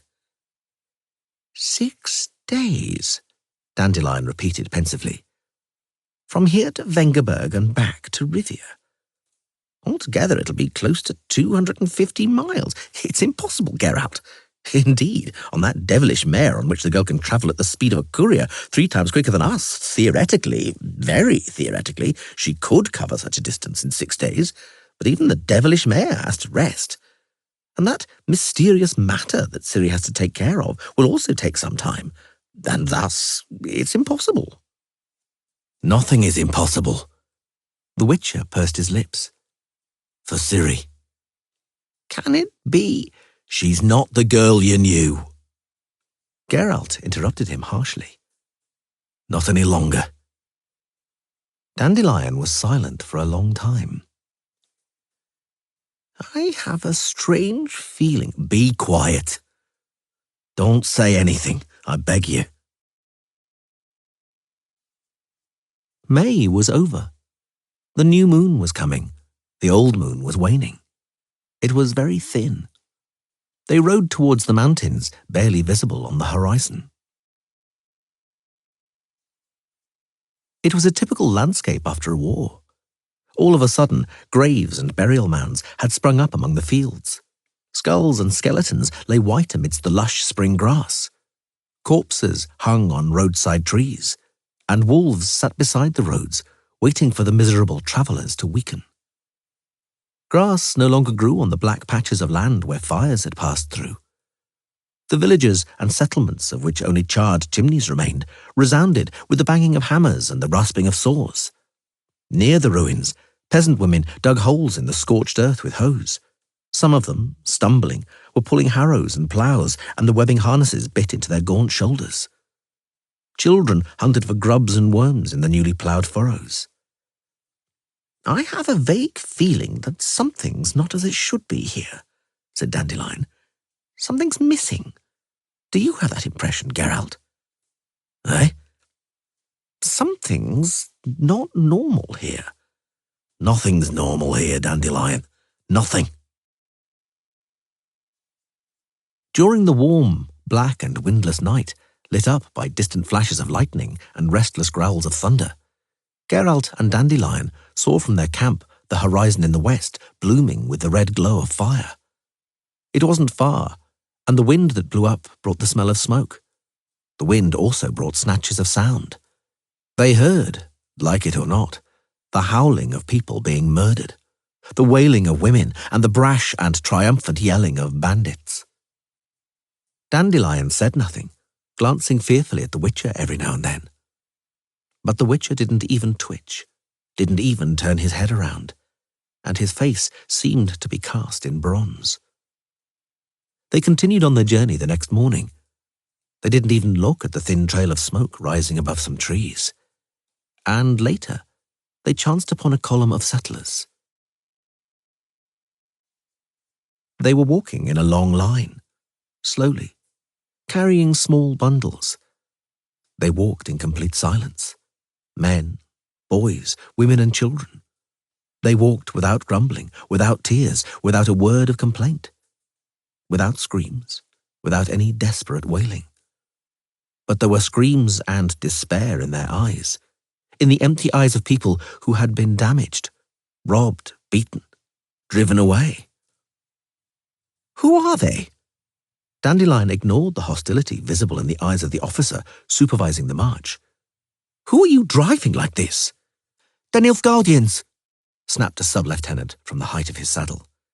He was a ruddy-faced stripling of no more than 18 summers. Nilfgaardian settlers. They appeared in our lands like cockroaches, and we'll sweep them away like cockroaches. So it was decided in Sintra, and so it was written in the peace treaty." He leaned over and spat. "And if it was up to me," he continued, looking defiantly at Dandelion and the Witcher, "I wouldn't let them get out of here alive, the rats." "And if it depended on me," said a non-commissioned officer with a grey moustache, in a slow, drawling voice, looking at his commander with a gaze strangely devoid of respect, "I'd leave them in peace on their farms. I wouldn't drive good farmers from the land. I'd be glad that agriculture was prospering, that there's something to eat." "You're as thick as pig shit, Sergeant," snapped the sub-lieutenant. "It's Nilfgaard. It's not our language, not our culture, not our blood. We'd be glad of the agriculture and nursing a viper in our bosom.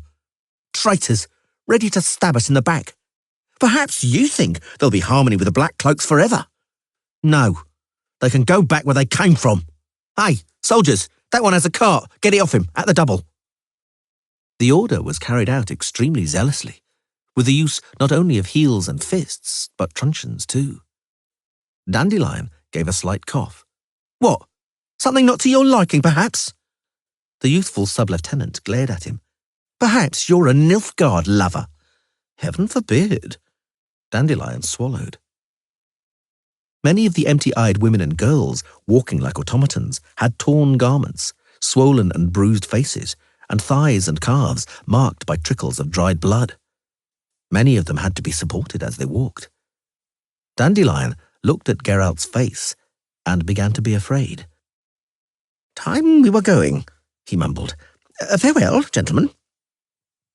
The sub-lieutenant didn't even turn his head around, preoccupied with checking that none of the settlers were carrying luggage larger than the peace of Sintra had determined. The column of settlers walked on. They heard the high-pitched, desperate screams of a woman in great pain. "Geralt, no," groaned Dandelion. "Don't do anything. I beg you. Don't get involved." The Witcher turned his face towards him, and Dandelion didn't recognize it. "Get involved," he repeated. "Intervene. Rescue somebody. Risk my neck for some noble principles or ideas. Oh no, Dandelion. Not any longer."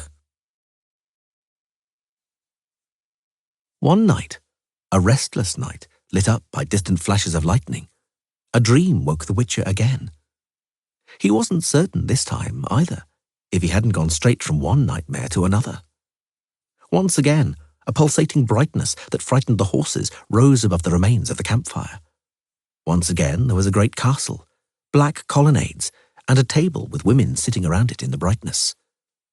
Two of the women weren't sitting but standing, one in black and white, and the other in black and grey. It was Yennefer and Ciri. The Witcher groaned in his sleep. Yennefer was right to quite categorically advise Ciri against wearing male clothing. Dressed like a boy, Ciri would have felt foolish here, now, in the hall among these elegant women sparkling with jewellery. She was pleased she'd agreed to dress in a combination of black and grey. It flattered her when she felt approving looks on her puffed, paned sleeves and high waist, on the velvet ribbon bearing the small rose-shaped diamond brooch. "Please, come closer." Ciri shuddered a little, not just at the sound of that voice. Yennefer, it turned out, had been right in one more thing. She had advised against a plunging neckline. Ciri, however, had insisted, and now had the impression the draft was literally raging over her chest, and her whole front, almost to her navel, was covered in gooseflesh. "Come closer," repeated the dark-haired, dark-eyed woman, whom Ciri knew and remembered from the Isle of Thanet. And although Yennefer had told her whom she would meet in Monte Calvo, had described them all and taught her all of their names, Ciri at once began to entitle her Madame Owl in her thoughts. "Welcome to the Monte Calvo Lodge," said Madame Owl. "Miss Ciri." Ciri bowed as Yennefer had instructed, politely, but more in the male fashion, without a ladylike curtsy, without a modest and submissive lowering of her eyes. She responded with a smile to Tris Merigold's sincere and pleasant smile, and with a somewhat lower nod of the head to Margarita Losantilla's friendly look. She endured the remaining 8 pairs of eyes, although they pierced like gimlets, stabbed like spear blades. "Please be seated," beckoned Madame Owl with a truly regal gesture. "No, not you, Yennefer. Just her. You, Yennefer, are not an invited guest, but a felon, summoned to be judged and punished. You will stand until the lodge decides on your fate." Protocol was over for Ciri in a flash. "In that case, I shall also stand," she said, not at all quietly. "I'm no guest either. I was also summoned to be informed about my fate. That's the first thing. And the second is that Yennefer's fate is my fate. What applies to her applies to me. We cannot be rent asunder, with all due respect." Margarita Lozantila smiled, looking her in the eyes. The modest, elegant woman with a slightly aquiline nose, who could only be the Nilfgaardian Azirava Anahid, nodded and tapped her fingers lightly on the table. "Philippa," said a woman with her neck wrapped in a silver fox-fur boa, "we don't have time to be so uncompromising, it seems to me. At least not today. Not right now. This is the lodge's round table. We sit at it as equals, even if we are to be judged. I think we can all agree about what we should—" She didn't finish, but swept her eyes over the remaining sorceresses. They, meanwhile, expressed their agreement by nodding. Margarita, Azira, Triss, Sabrina Glevisig, Kira Metz, and the 2 beautiful elf women.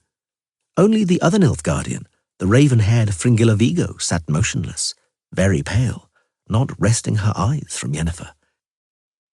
"Let it be so." Philippa Eilhart waved a ringed hand. "Sit down, both of you, despite my opposition. But the lodge's unity comes before everything. The lodge's interests before everything, and above everything. The lodge is everything, the rest nothing. I hope you understand, Ciri." "Very well." Ciri had no intention of lowering her gaze. "Particularly since I am that nothing." Francesca Finderbear, the stunning elf woman, gave a peal of resonant laughter. "Congratulations, Yennefer," she said in her hypnotically melodic voice. "I recognize an outstanding hallmark, the purity of the gold. I recognize the school." "It isn't difficult to recognize." Yennefer swept a passionate look around her. "For it's the school of Tessaya de Vries." "Tessaya de Vries is dead," Madame Owl said calmly. "She's not present at this table. Tessaya de Vries died, and the matter has been grieved and mourned. It was simultaneously a landmark and a turning point. For a new time has dawned, a new era has come, and great changes are coming. And fate has assigned you an important role in these transformations, Ciri. You, who once were Cyrilla of Cintra. You probably already know what role." "I know," she snapped, not reacting to Yennefer's restraining hiss. "Velgefortz explained it to me, while preparing to stick a glass syringe between my legs. If that's supposed to be my destiny, then I, respectfully, decline." Philippa's dark eyes flashed with a cold anger, but it was Charlotte de Tankerville who spoke. "You still have much to learn, child," she said, wrapping the silver fox-fur boa around her neck. "You will have to unlearn many things I see and hear, by your own efforts or with someone's help. You have lately come into possession, it can be gathered, of much evil knowledge. You have also certainly endured evil, experienced evil. Now, in your childish rage, you refuse to notice the good. You deny the good and good intentions. You bristle like a hedgehog, unable to recognize precisely those who are concerned with your good. You snort and bare your claws like a wild kitten without leaving us a choice. You need to be grabbed by the scruff of the neck. And we shall do that, child, without a second thought. For we are older than you. We are wiser. We know everything about what has been and what is, and we know much about what will be. We shall take you by the scruff of the neck, Kitty, so you may one day soon sit here among us at this table as an experienced and wise she-cat, as one of us. No, not a word. Don't you dare open your mouth when Charlotte de Tankerville is speaking." The voice of the Caviran sorceress, sharp and piercing like a knife scraping against iron, suddenly hung in mid-air over the table. Not only Ciri cowered. The other witches of the lodge shuddered slightly and drew their heads into their shoulders. Well, perhaps with the exception of Philippa, Francesca, and Azira, and Yennefer. You were right, continued Sheila, wrapping the boa around her neck, in thinking that you were summoned to Monte Calvo to be informed about your fate. You weren't right to think you are nothing, for you are everything. You are the future of the world. At this moment, naturally, you don't know that, can't know that. At this moment, you're a puffed-up and spitting kitten, a traumatized child who sees in everybody Emir va Emrys or Vilgefortz holding his inseminator. And there's no point now, at this moment, explaining to you that you are mistaken, that it concerns your good and the good of the world. The time will come for such explanations, one day. Now, hot under the collar, you don't want to listen to the voice of reason. Now, for every argument, you will have a riposte in the form of childish stubbornness and noisy indignation. Now, you will simply be grabbed by the scruff of the neck. I have finished. Inform the girl of her fate, Philippa. Ciri sat stiff, stroking the heads of the sphinxes carved into the armrests of the chair. You will go to Kovia with Sheila and I. Madame Owl broke the heavy and dead silence. To Point Varnis, the royal summer capital. Because you are no longer Cirilla of Cintra, you will be presented at the audience as a novice in magic, our pupil. At the audience, you will meet a very wise king, Esterad Tyson, of genuine royal blood. You will meet his wife, Queen Zuleika, a person of extraordinary nobility and goodness. You will also meet the royal couple's son, Prince Tancred. Ciri, beginning to understand, opened her eyes widely. Madame Owl noticed it. Yes, she confirmed. You must make an impression on Prince Tancred above all, for you will become his lover and bear his child. Were you still Cirilla of Cintra? Philippa took the conversation up after a long pause. Were you still the daughter of Pavetta and the granddaughter of Calanthe, we would make you Tancred's wedded wife, princess, and later queen of Kovia and Povis. Sadly, and I say this with real sorrow, fate has deprived you of everything, including the future. You will only be a lover, a favourite, by name and formally, interjected Sheila, for in practice we shall try hard for you to gain the status of princess by Tancred's side, and afterwards even of queen. Your help will be necessary, naturally. Tancred must desire you to be at his side, day and night. We'll teach you how to fuel such a desire, but whether the lesson is learned will depend on you. Those titles are essentially trifles, said Madame Owl. It's important that Tancred impregnates you as quickly as possible. Well, that's obvious, Ciri muttered. The lodge will provide for the future and position of your child. Philippa didn't take her eyes off Ciri. You deserve to know we're thinking here about matters of great note. You will be participating in it in any case, since, right after the birth of the child, you will begin to take part in our gatherings. You will learn, since you are, although it may be incomprehensible to you today, one of us. You called me a monster on the Isle of Thaneth, Madame Owl. Ciri overcame the constriction in her throat. And today, you tell me I'm one of you. There's no contradiction in that, resounded the voice of Enid Angleana, the daisy of the valleys, as melodic as the burbling of a stream. We, Meluned, are all monsters, each in our own way. Isn't that right, Madame Owl? Philippa shrugged. We shall disguise that hideous scar on your face with an illusion. Sheila spoke again, tugging at her boa, apparently indifferently. You will be beautiful and mysterious, and Tancred Tyson, I assure you, will lose his head for you. We'll have to invent some personal details for you. Cirilla is a nice name and is by no means so rare that you would have to give it up to remain incognito. But we have to give you a surname. I wouldn't protest if you chose mine. Or mine, said Madame Owl, smiling with the corners of her mouth. Cirilla Isleheart also sounds nice.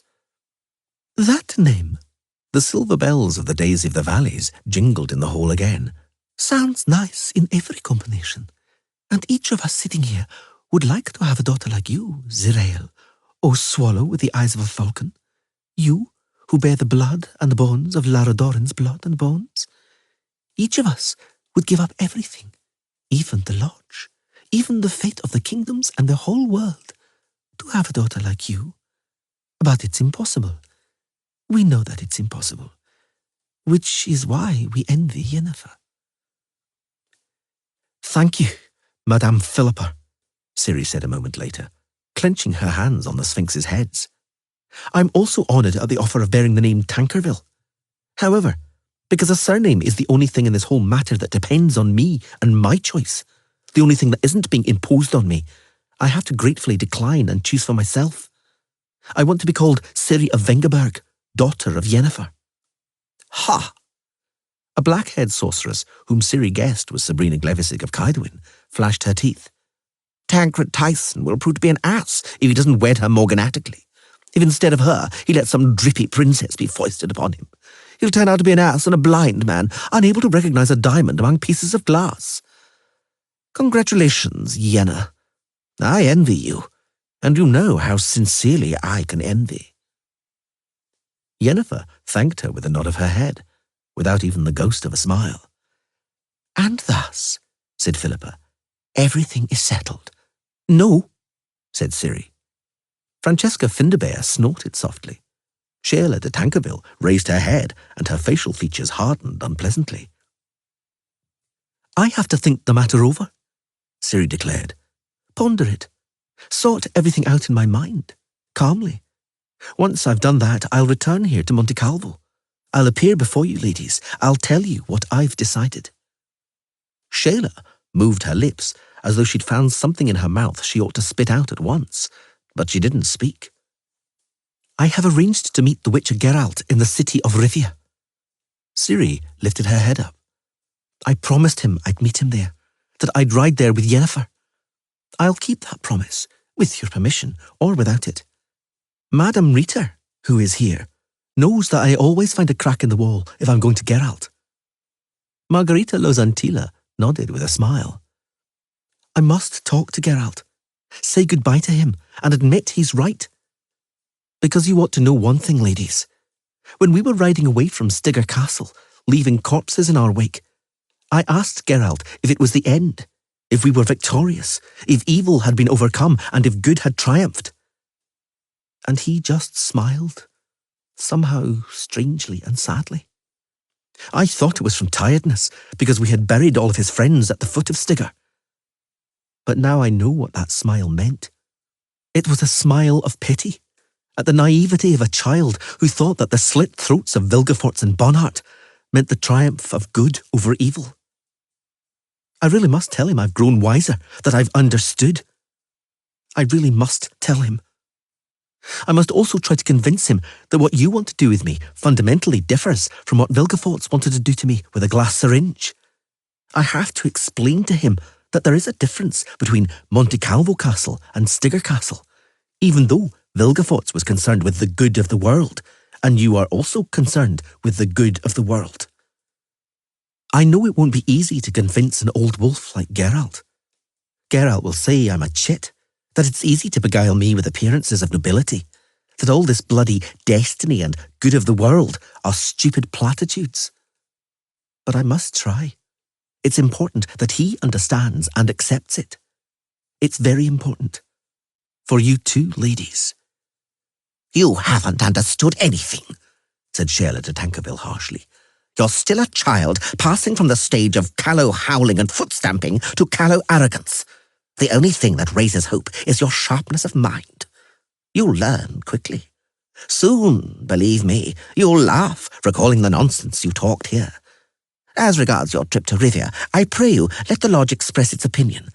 I'm expressing my firm opposition, for fundamental reasons, to prove to you that I, Sheila de Tankerville, never waste words, and am capable of making you bend your proud neck.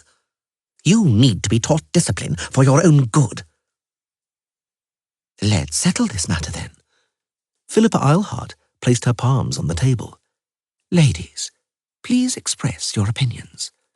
Are we to permit the haughty maid Ciri to ride to Rivia for a meeting with some witcher for whom there soon won't be a place in her life?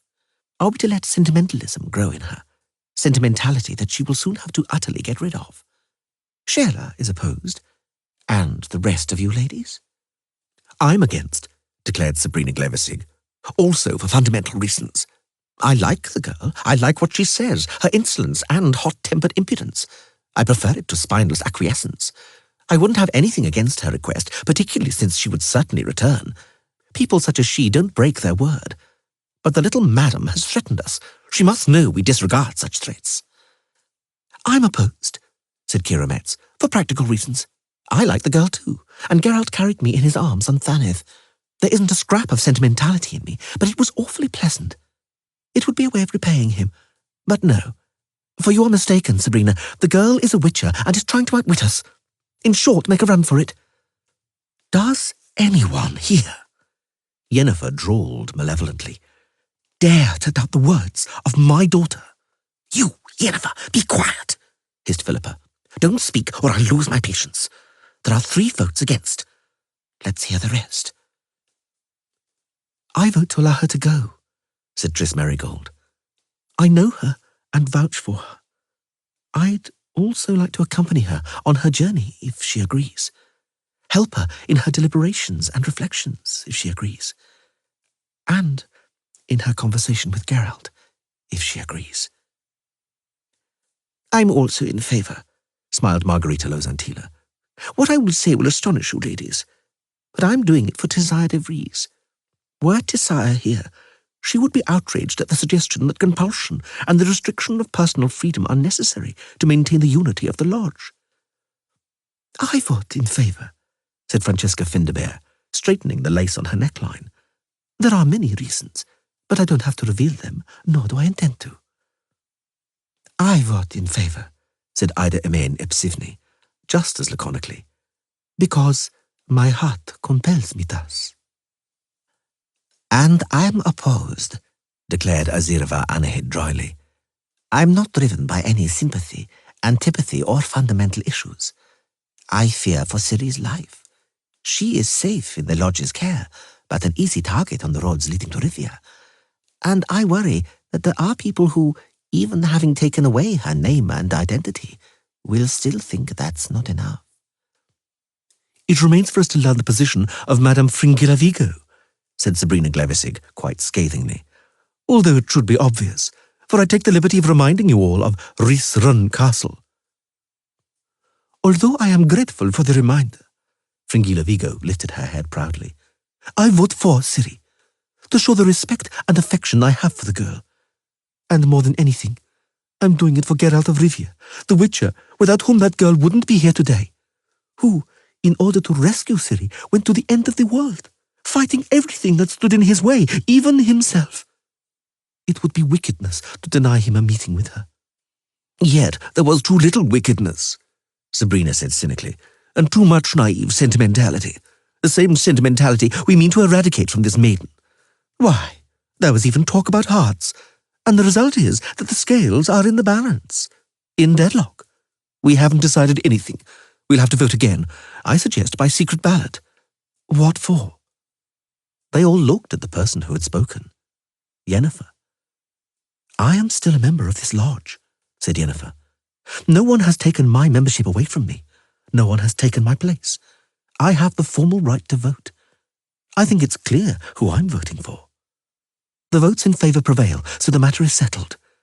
Your insolence, said Sabrina, locking her fingers, armed with onyx rings, borders on bad taste, Yennefer.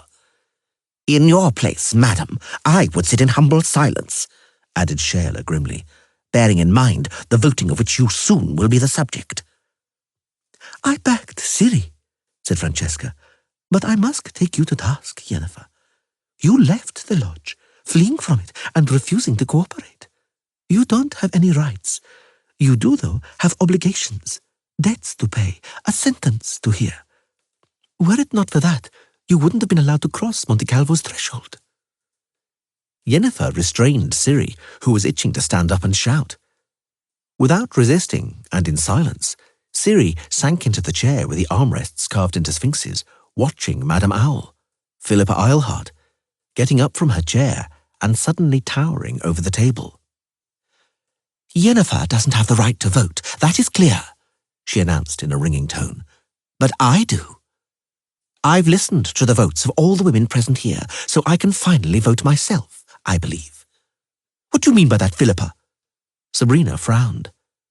Philippa Eilhart looked across the table. She met Ciri's eyes and looked into them. The bottom of the pool is made of a many-coloured mosaic, the tiles shimmering and seeming to move. The entire surface trembles, glimmering with light and shade. Carp and orf flash by under lily leaves as large as plates amidst green pondweed. The young girl's large dark eyes reflect in the water. Her long hair reaches down to the surface, floating on it. The girl, forgetting about the whole world, runs her little hands among the stems of water lilies and hangs over the edge of the pool surrounding the fountain. She would love to touch one of the small golden red fishes. The fish swim up to the girl's hands. They circle around her curiously, but they don't let themselves be seized.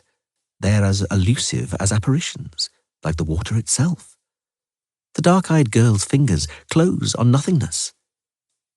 "Philippa!" It's her most favourite voice. In spite of that, the little girl doesn't react right away. She continues to look at the water, at the little fish, at the water lilies, and at her own reflection. "Philippa!" "Philippa!" Sheila de Tankerville's harsh voice shook her out of her reverie. "We're waiting." A cold spring wind blew in through the open window. Philippa Eilhart shuddered. "Death," she thought. "Death passed beside me." "This lodge," she finally said confidently, loudly and emphatically, "will decide the fates of the world, because this lodge is like the world, is its mirror. Good sense, which doesn't always mean cold wickedness and calculation, is balancing out sentimentality, which is not always naive. Responsibility, iron discipline, even if imposed by force, and aversion to violence. Gentleness and trust, the matter-of-fact coolness of omnipotence, and heart. I, casting my vote last, take one more thing into consideration," she continued into the silence that had descended on the colonnaded hall in Monte Calvo. "One that, though it doesn't balance out anything, counterbalances everything." Following her gaze, all the women looked at the wall, at the mosaic constructed from tiny coloured tiles depicting the snake Ouroboros grasping its tail in its teeth. "That thing is destiny," she continued, fixing her dark eyes on Ciri, "which I, Philippa Eilhart, have only recently begun to believe in. Which I, Philippa Eilhart, have only recently begun to understand.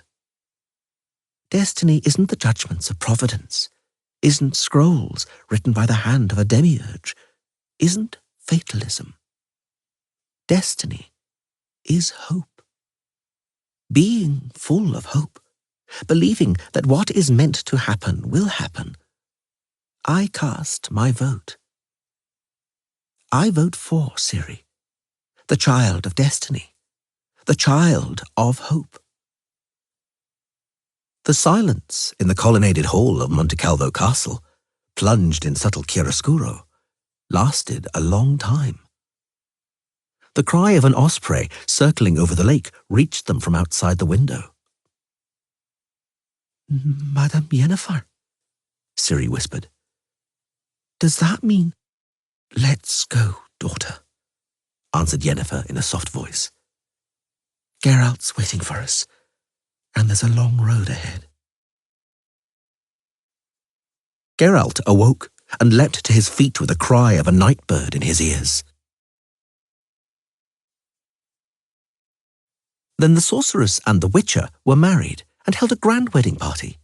I too was there, I drank mead and wine, and then they lived happily ever after, but for a very short time. He died, ordinarily, of a heart attack. She died soon after him, but of what the tale does not say.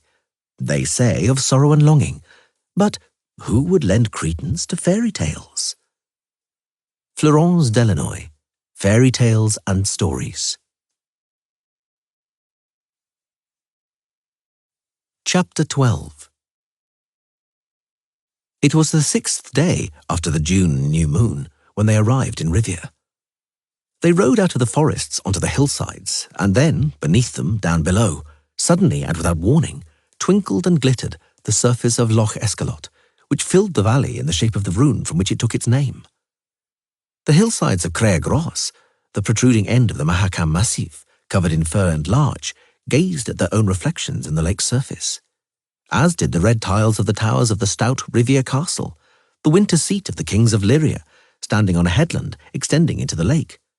And by a bay at the southern end of Loch Escalot lay the town of Rivia, with the bright thatch of the cottages around the castle and dark houses growing by the lakeshore like mushrooms. "Well, we seem to have arrived," Dandelion stated, shielding his eyes with his hand. "Now we've come full circle. We're in Rivia." "Strange, how strange are the twists of fate. I don't see blue and white pennants on any of the castle towers, and thus Queen Maeve is not residing at the castle. I don't suppose in any case that she still remembers our desertion."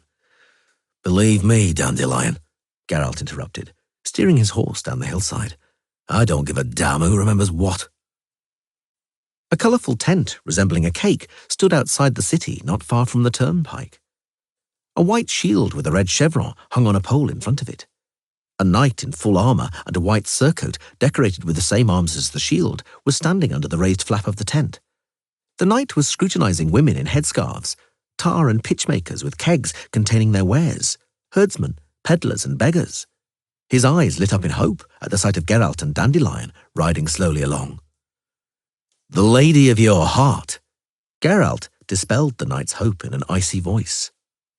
"Whoever she is the most beautiful and most virtuous virgin from the Yaruga to the Boina." "By my troth," the knight snapped back, "you speak the truth, sir." A fair-haired girl in a densely studded leather jacket vomited in the middle of the street, bent in two, holding onto the stirrup of a flea-bitten grey mare. The girl's two male companions, identically attired, carrying swords on their backs and wearing bands on their foreheads, cursed the passers-by filthily in somewhat incoherent voices.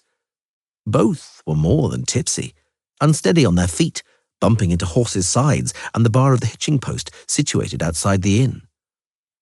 "Must we really go in there?" asked Dandelion. "There may be more nice lads like that inside." "I'm meeting someone here.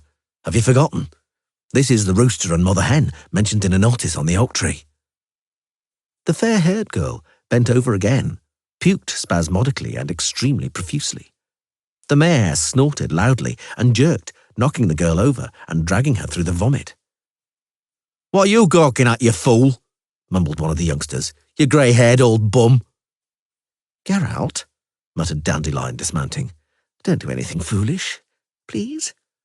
"Fear not, I won't." They tied their horses to the hitching post on the other side of the steps. The young men stopped paying attention to them and began insulting and spitting at a townswoman crossing the street with a child. Dandelion glanced at the witch's face. He didn't like what he saw. The first thing that stuck out after entering the inn was a sign. Wanted. Cook. The next was a large picture on a signboard made of planks of wood, portraying a bearded monster holding a battle-axe dripping blood. The caption announced, "The dwarf, a wretched, treacherous runt." Dandelion was right to be worried. In practice, the only guests in the inn, apart from a few seriously drunk drunks and two skinny prostitutes with dark circles around their eyes, were more lads dressed up in leather sparkling with studs, with swords on their backs. There were 8 of them, of both sexes, but they were making enough of a commotion for 18, shouting over each other and swearing. "I recognise you and know who you are, gentlemen." The innkeeper surprised them as soon as he saw them. "And I have news for you. You're to go to a tavern called Versings in Elm. "Oh," Dandelion cheered up. "That's good. I wouldn't know about that." The innkeeper went back to drying a mug on his apron. "If you disdain my establishment, that's your choice. But I'll tell you that Elm's a dwarven district where non-humans reside." "And what of it?" Geralt squinted his eyes. "Aye, I'm sure it doesn't bother you." The innkeeper shrugged. "Why, the one who left the news was a dwarf. Since you associate with such as he, that's your affair. It's your affair whose company you find more agreeable." "We aren't particularly fussy as regards company," announced Dandelion, nodding towards the youths in black jackets with bands around their pimply foreheads, yelling and wrestling at a table. "But I swear we aren't fond of that kind." The innkeeper put down the dry mug and glared at them unpleasantly. "You should be more understanding," he instructed with emphasis. "Youngsters have to let off steam. There's a certain saying youngsters have to let off steam. The war damaged them. Their fathers perished. And their mothers screwed around," finished Geralt, with a voice as icy as a mountain lake. "I understand, and I'm full of understanding. At least I'm trying hard to be. Let's go, Dandelion." "Be off with you, with respect," said the innkeeper, without respect. "But don't be complaining about what I warned you of. These days it's easy to get a sore head in the Dwarven district, if anything were to happen." "If what were to happen?" "How would I know? Is it any business of mine?" "Let's go, Geralt," urged Dandelion, seeing out of the corner of one eye that the war-damaged youngsters, those who were still reasonably conscious, were observing them with eyes shining with fish-tech. "Goodbye, Master Innkeeper. Who knows? Perhaps we'll visit your establishment one day, in a while, once those signs have gone from the entrance." "And which one don't you gentlemen like?" The innkeeper frowned and stood with legs aggressively apart. "Eh? The one about the dwarf, perhaps?" "No, the one about the cook." 3 youngsters got up from the table, slightly unsteady on their feet, clearly intending to bar their way. A girl and 2 boys in black jackets, with swords on their backs. Geralt didn't slow his stride. He walked on, and his face and eyes were cold and totally indifferent. Almost at the last moment, the striplings parted, stepping back. Dandelion smelled the beer on their breath, and sweat, and fear. "You have to get used to it," said the Witcher when they were outside. "You have to adapt." "It's hard sometimes." "That's no argument. That's no argument, Dandelion."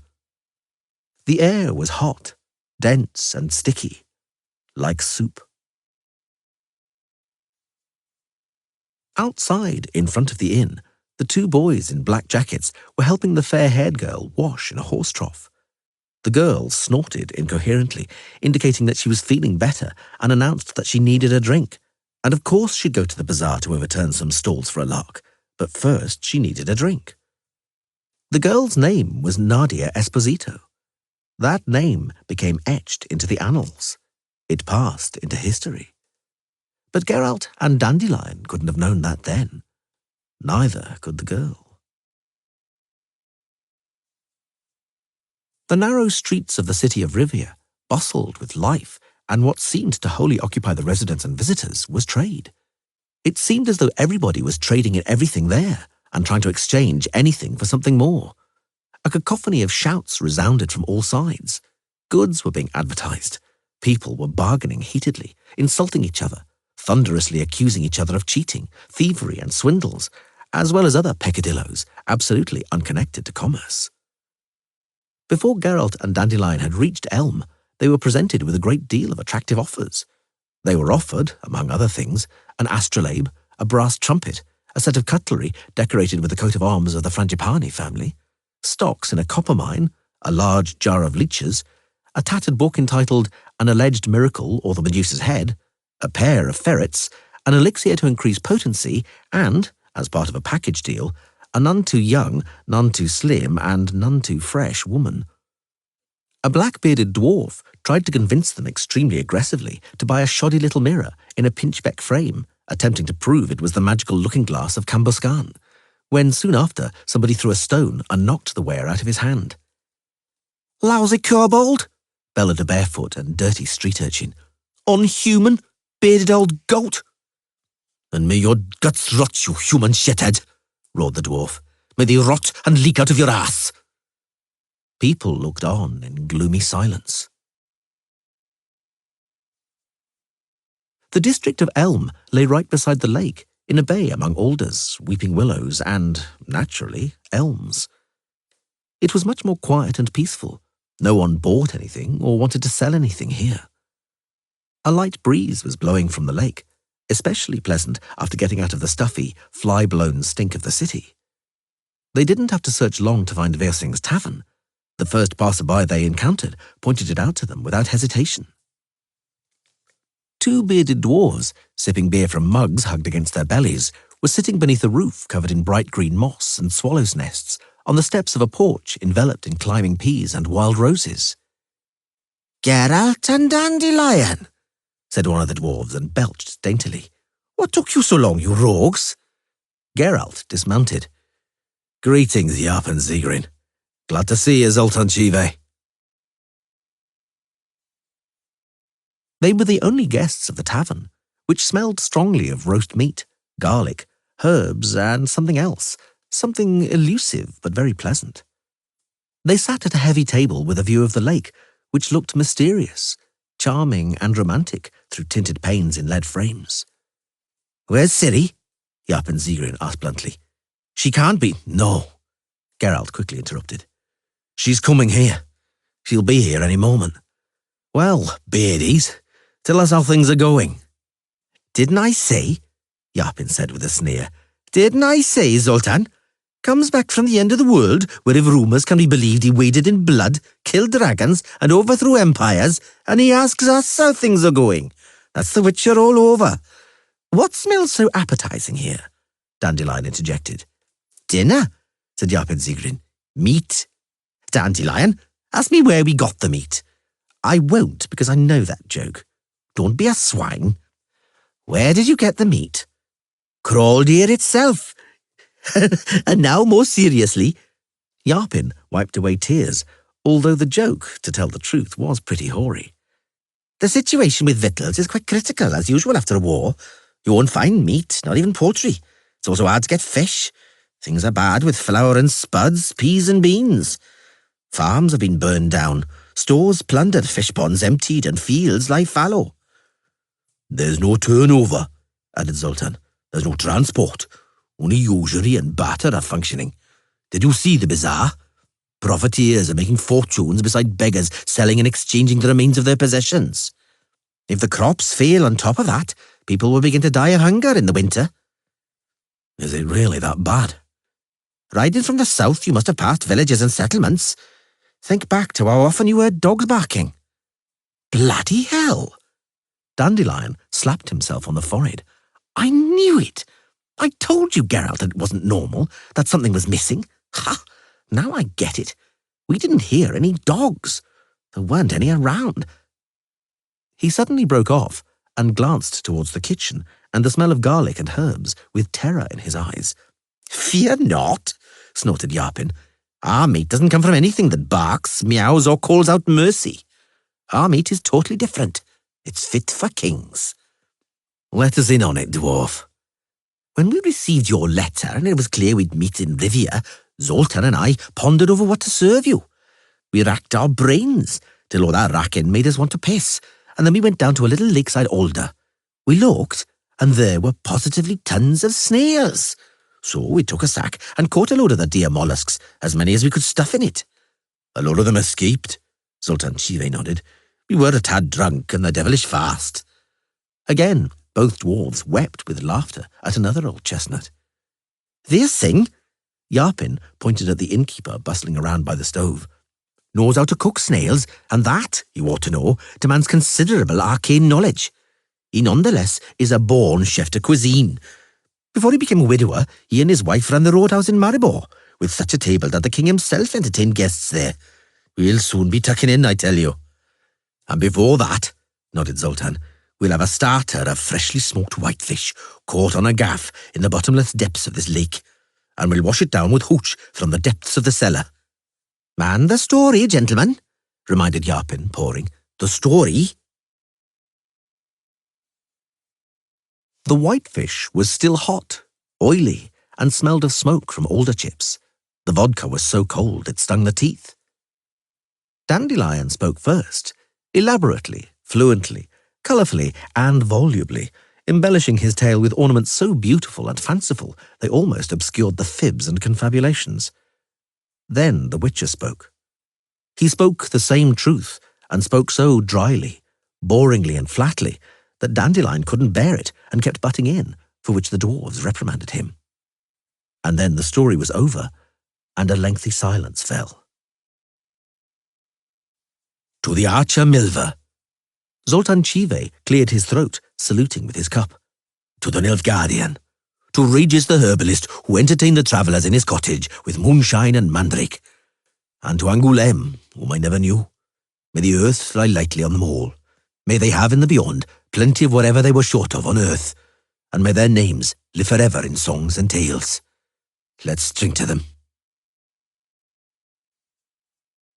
Versing, a grey-haired fellow, pale and thin as a rake, the sheer opposite of the stereotype of an innkeeper and master of culinary secrets, brought to the table a basket of snow-white aromatic bread, and after that a huge wooden dish of snails on a bed of horseradish leaves, sizzling and spitting garlic butter. Dandelion, Geralt and the dwarves set about eating with a will. The meal was exquisitely tasty, and at the same time extremely comical, considering the need to fiddle with bizarre tongs and little forks. They ate, smacked their lips, and caught the dripping butter on bread. They swore cheerfully as one snail after another slipped from the tongs. 2 young kittens had great fun rolling and chasing the empty shells across the floor. The smell coming from the kitchen indicated that Versing was cooking another batch. Jarpen Zegrin reluctantly waved a hand, but realized that the Witcher wouldn't give up. Nothing new with me by and large, he said, sucking out a shell. A bit of soldiering, a bit of politicking because I was elected vice starosta. I'm going to make a career in politics. There's great competition in every other trade, and there are no end of fools, bribe takers and thieves in politics. It's easy to make a name for yourself. Well, I don't have a flair for politics, said Zoltan Chive, gesticulating with a snail held in his tongs. I'm setting up a steam and water hammer works in partnership with Figs Maruzzo and Munro Broyce. Remember them, Witcher? Figs and Broyce? Not just them. Yes and Vada fell at the Battle of the Yaruga, Zoltan informed them dryly, pretty stupidly in one of the last skirmishes. Shame. And Percival Schuttenbach? The gnome? Oh, he's doing well. The crafty thing. He got out of the draft using some ancient gnomish laws as an excuse, claiming his religion forbade him from soldiering. And he managed it, even though everybody knows he'd give the whole pantheon of gods and goddesses for a marinated herring. He has a jeweller's workshop in Novigrad. Do you know, he bought that parrot Field Marshal Duda and turned the bird into a living advertisement after teaching it call Diamonds, Diamonds. And just imagine, it works. The gnome has lots of custom, hands full of work, and a well-stuffed safe. Yes, that's Novigrad. Money lies in the streets there. That's also why we want to start our hammerworks in Novigrad. People will be smearing shit on your door, said Jarpen, and throwing stones at the windows and calling you a filthy short ass. It won't help you at all that you're a war veteran, that you fought for them. You'll be a pariah in that Novigrad of yours. You're right, said Zoltan cheerfully. There's too much competition in Mahakam and too many politicians. Let's drink a toast, lads, to Caleb Stratton and Jason Vada. To Regan Dahlberg, added Jarpen, growing gloomy. Geralt shook his head. Regan, too? Aye, at Maena. Old Mrs. Dahlberg was left a widow. By the devil, enough of that, let's drink. And hurry with those snails. I see Versing's bringing another bowl. The dwarves, belts loosened, listened to Geralt's story about how Dandelion's ducal romance finished up on the scaffold. The poet pretended to be piqued and didn't comment. Jarpen and Zoltan roared with laughter. Yes, said Jarpen Zegrin at the end, grinning. As the old song goes, though man can bend rods of steel, women will always bring him to heel. Several wonderful examples of the aptness of that adage are gathered around one table today. Zoltan Chive springs to mind. When I told you what's new with him, I forgot to add he's taking a wife. And soon, in September, the lucky girl is called Eudora Breckakex. Breckenriggs, Zoltan corrected emphatically, frowning. I'm beginning to have enough of correcting your pronunciation, Zigrin. Take heed, for I'm liable to start cracking heads when I've had enough of something. Where's the wedding? And when exactly? Dandelion interrupted in mid-sentence placatingly. I'm asking because we might look in, if you invite us, naturally. It hasn't been decided what, where or how, or even if it's happening, Zoltan mumbled, clearly disconcerted. Yapin's getting ahead of himself. Eudora and I are engaged right enough, but who knows what might happen in these fuck-awful times. The second example of women's omnipotence, continued Yapin Zigrin, is Geralt of Rivia, the Witcher. Geralt pretended to be occupied with a snail. Yapin snorted. Having miraculously regained Ciri, he continued, he lets her ride off, agreeing to another farewell. He leaves her on her own again, although as somebody here rightly observed, the times are not too peaceful for fuck's sake. And said Witcher does all that because that's what a certain woman wants. The Witcher always does everything that woman, known to society as Yennefer of Vingerberg, wants. And if only said Witcher got any benefit from it. But he doesn't. Indeed, as King Desmond used to say when looking into his chamber pot after completing a motion, the mind is unable to grasp it. I suggest, Geralt raised his cup with a charming smile, we drink up and change the subject. Well said, said Dandelion and Zoltan in unison. Wirsing brought to the table a third and then a fourth great bowl of snails. Neither did he forget, naturally, about the bread and vodka. The diners had now eaten their fill, so it was no surprise that toasts were being drunk somewhat more frequently. Neither was it a surprise that philosophy crept into the discourse more and more often. The evil I fought against, repeated the Witcher, was a sign of the activities of chaos, activities calculated to disturb order. Since wherever evil is at large, order may not reign, and everything order builds collapses, cannot endure. The light of wisdom and the flame of hope, the glow of warmth, instead of flaring up, go out. It'll be dark, and in the darkness will be fangs, claws and blood. Yapin Zigrin stroked his beard, greasy from the herb and garlic butter that had dripped from the snails. Very prettily said, Witcher, he admitted. But, as the young Ciri said to King Vridenek during their first tryst, it's not a bad-looking thing, but does it have any practical use? The reason for existence. The Witcher didn't smile. And the raison d'etre of witches has been undermined since the fight between good and evil is now being waged on a different battlefield and is being fought completely differently. Evil has stopped being chaotic. It has stopped being a blind and impetuous force against which a witcher, a mutant as murderous and chaotic as evil itself, had to act. Today, evil acts according to rights because it is entitled to. It acts according to peace treaties because it was taken into consideration when the treaties were being written. He's seen the settlers being driven south, guessed Zoltan Chive. Not only that, Dandelion added grimly. Not only that. So what? Yapin Zigrin sat more comfortably, locking his hands on his belly. Everyone's seen things. Everybody's been pissed off. Everybody's lost his appetite for a shorter or a longer time. Or lost sleep. That's how it is. That's how it was. And how it's going to be. Like these shells here. I swear you won't squeeze any more philosophy out of it, because there isn't any more. What's not to your liking, Witcher? What doesn't suit you? The changes the world's undergoing? Development? Progress? Perhaps. Yapin said nothing for a long time, looking at the Witcher from under his bushy eyebrows. Progress, he said finally, is like a herd of pigs. That's how you should look at progress. That's how you should judge it. Like a herd of pigs trotting around a farmyard. Numerous benefits derived from the fact of that herd's existence. There's pork knuckle, there's sausage, there's fatback, there are trotters in aspic. In a word, there are benefits. There's no point turning your nose up at the shit everywhere.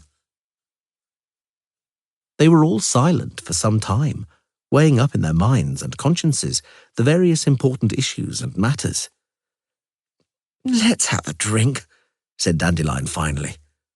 No one protested. "Progress," said Yapin Zigrin amidst the silence, "will eventually light up the darkness. The darkness will yield before the light, but not right away, and definitely not without a fight." Geralt, staring at the window, smiled at his own thoughts and dreams. "The darkness you're talking about," he said, "is a state of mind, not matter. Quite different witches will have to be trained to fight something like that. It's high time to start." "Start retraining? Is that what you had in mind?" "Not entirely. Being a witcher doesn't interest me any longer. I'm retiring." "Like hell." "I'm totally serious. I'm done with being a witcher." A long silence fell, broken only by the furious meowing of the kittens, which were scratching and biting one another under the table, faithful to the custom of that species for whom there's no sport without pain. "He's done with being a witcher," Yapin Zigrin finally repeated in a drawling voice. "Ha! I don't know what to think about it, as King Desmond said when he was caught cheating at cards. But one may suspect the worse. Dandelion, you travelled with him, spent a lot of time with him. Is he showing any other signs of paranoia?" Yes. Geralt was stony-faced. Joking aside, as King Desmond said when the guests at the banquet suddenly began to go blue and die, I've said what I intended to say. And now to action. He picked up his sword from the back of the chair. "This is your sile, Zoltan Chive. I return it to you with thanks and a low bow. It has served. It has helped. Saved lives and taken lives." "Witcher." The dwarf raised his hands in a defensive gesture. "The sword is yours. I didn't lend it to you. I gave it. Gifts, Quiet, Chive. I'm returning your sword. I don't need it any longer." "Like hell," repeated Yapin. "Pour him some vodka, Dandelion, because he sounds like old Schrader when a pickaxe fell on his head down a mine shaft. Geralt, I know you have a profound nature and a lofty soul, but don't talk such crap, please, because, as it's easy to see, neither Yennefer nor any other of your magical concubines are in the audience, just us old buggers. You can't tell old buggers like us that your sword's not needed, that witches aren't needed, that the world's rotten, that this, that, and the other. You're a witcher, and always will be." "No, I won't," Geralt responded mildly. "It may surprise you old buggers, but I've come to the conclusion that pissing into the wind is stupid, that risking your neck for anybody is stupid, even if they're paying, and existential philosophy has nothing to do with it. You won't believe it, but my own skin has suddenly become extremely dear to me.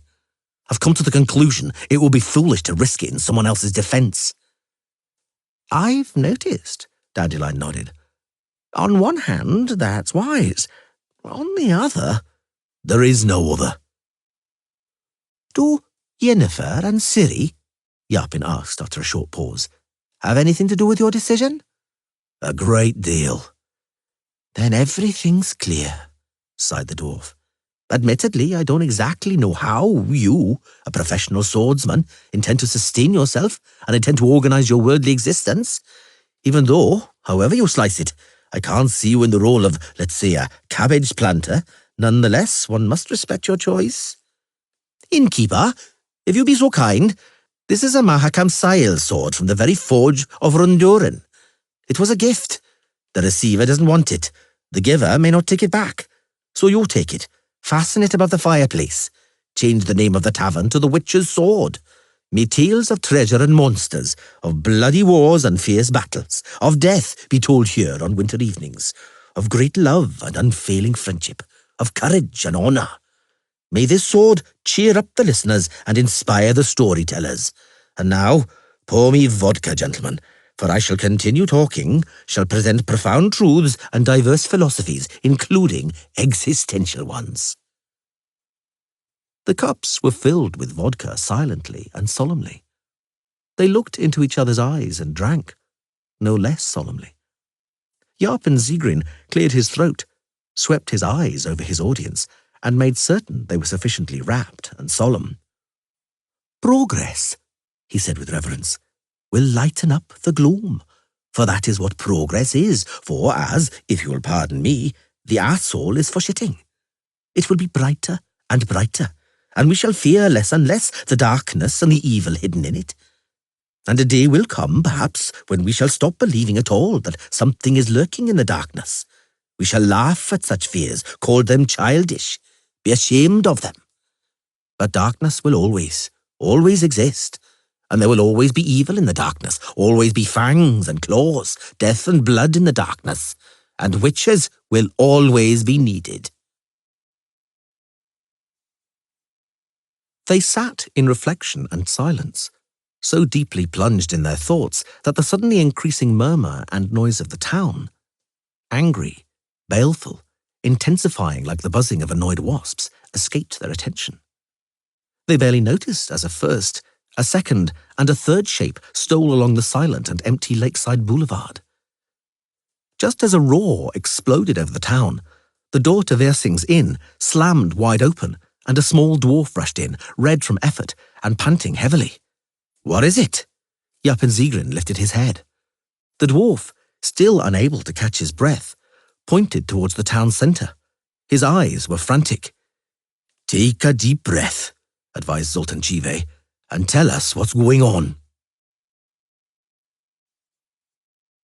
It was said later that the tragic events in Rivia were an absolutely chance occurrence, that it was a spontaneous reaction, a sudden and unpredictable explosion of justified anger, springing from the mutual hostility and dislike between humans, dwarves, and elves.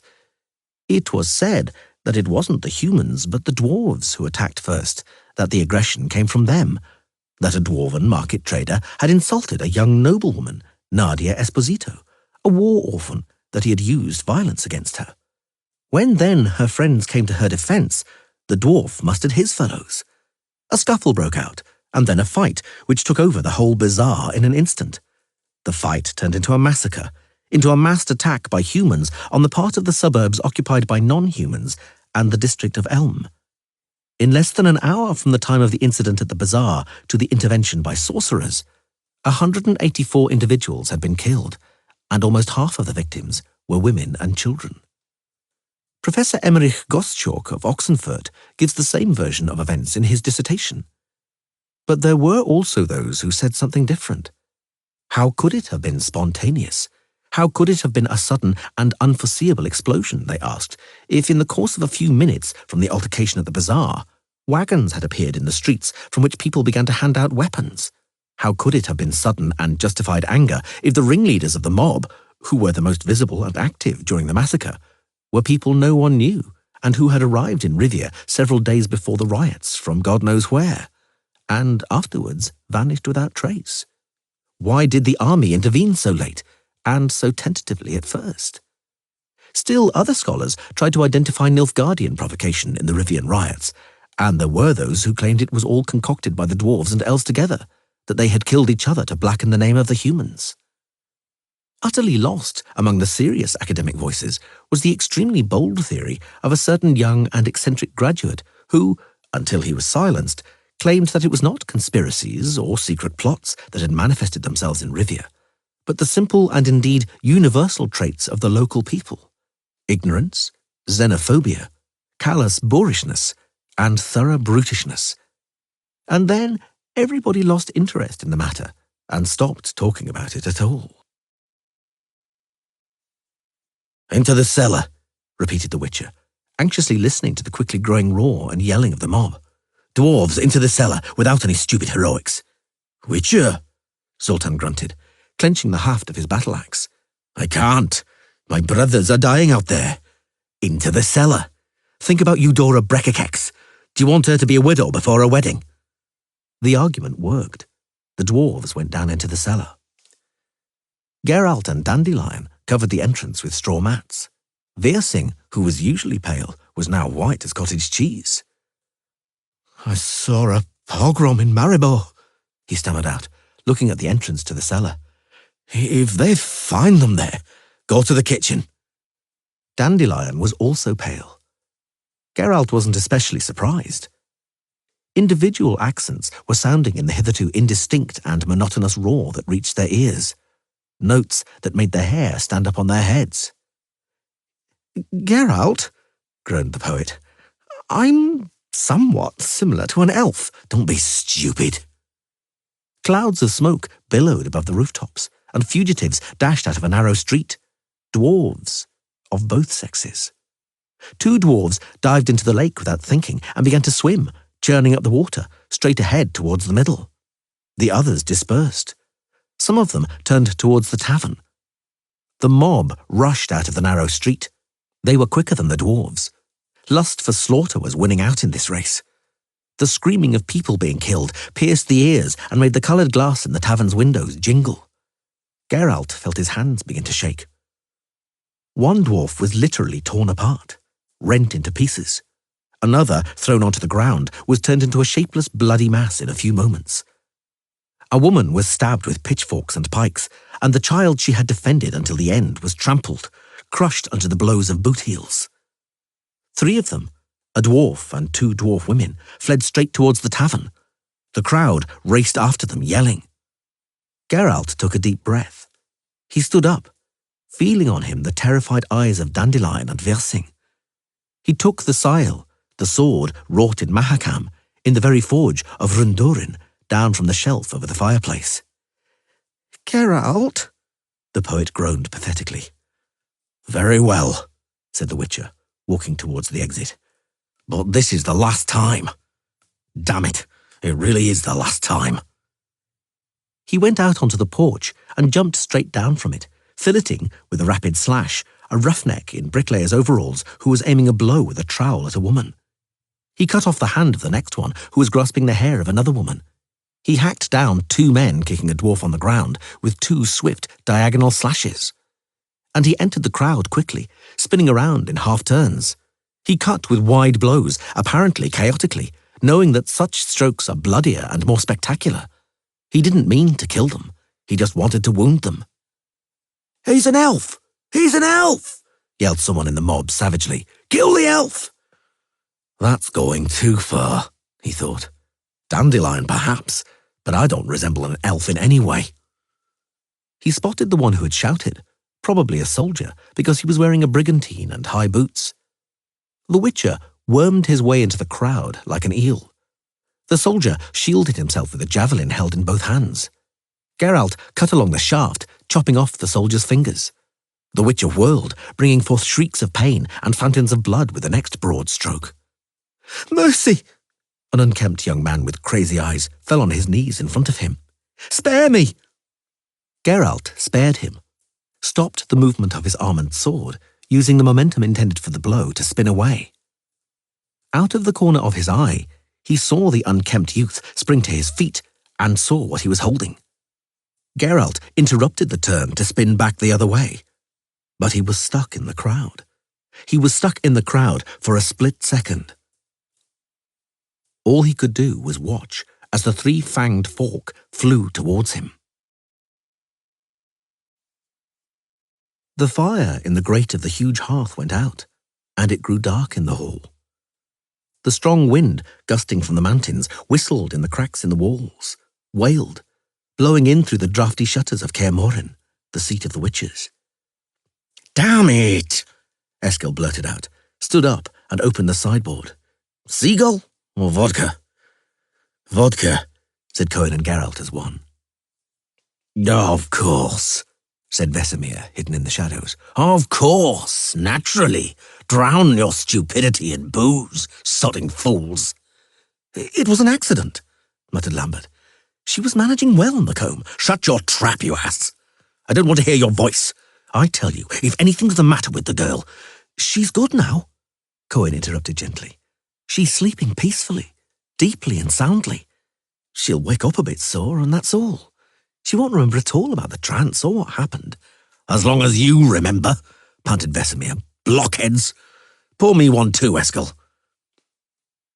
They were silent for a long time, engrossed in the howling of the wind. We'll have to summon someone, said Eskel finally. We'll have to get some witch to come. It's not normal what's happening to that girl. That's the third trance already, but it's the first time she's used articulated speech. Tell me again what she said, ordered Vesemir, emptying the goblet in one draught. Word for word.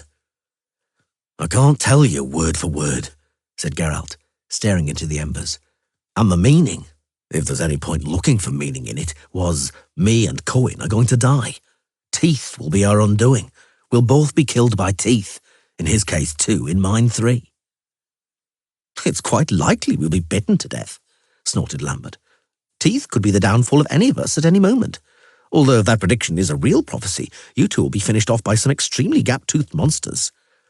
Or by purulent gangrene from rotten teeth, Eskel nodded, apparently serious. Except our teeth aren't rotting. I wouldn't make fun of the matter, said Vesemir. The witches said nothing. The wind howled and whistled in the walls of Kaer Morhen. The unkempt young man, as though horrified by what he'd done, dropped the shaft. The Witcher cried out in pain in spite of himself and bent over.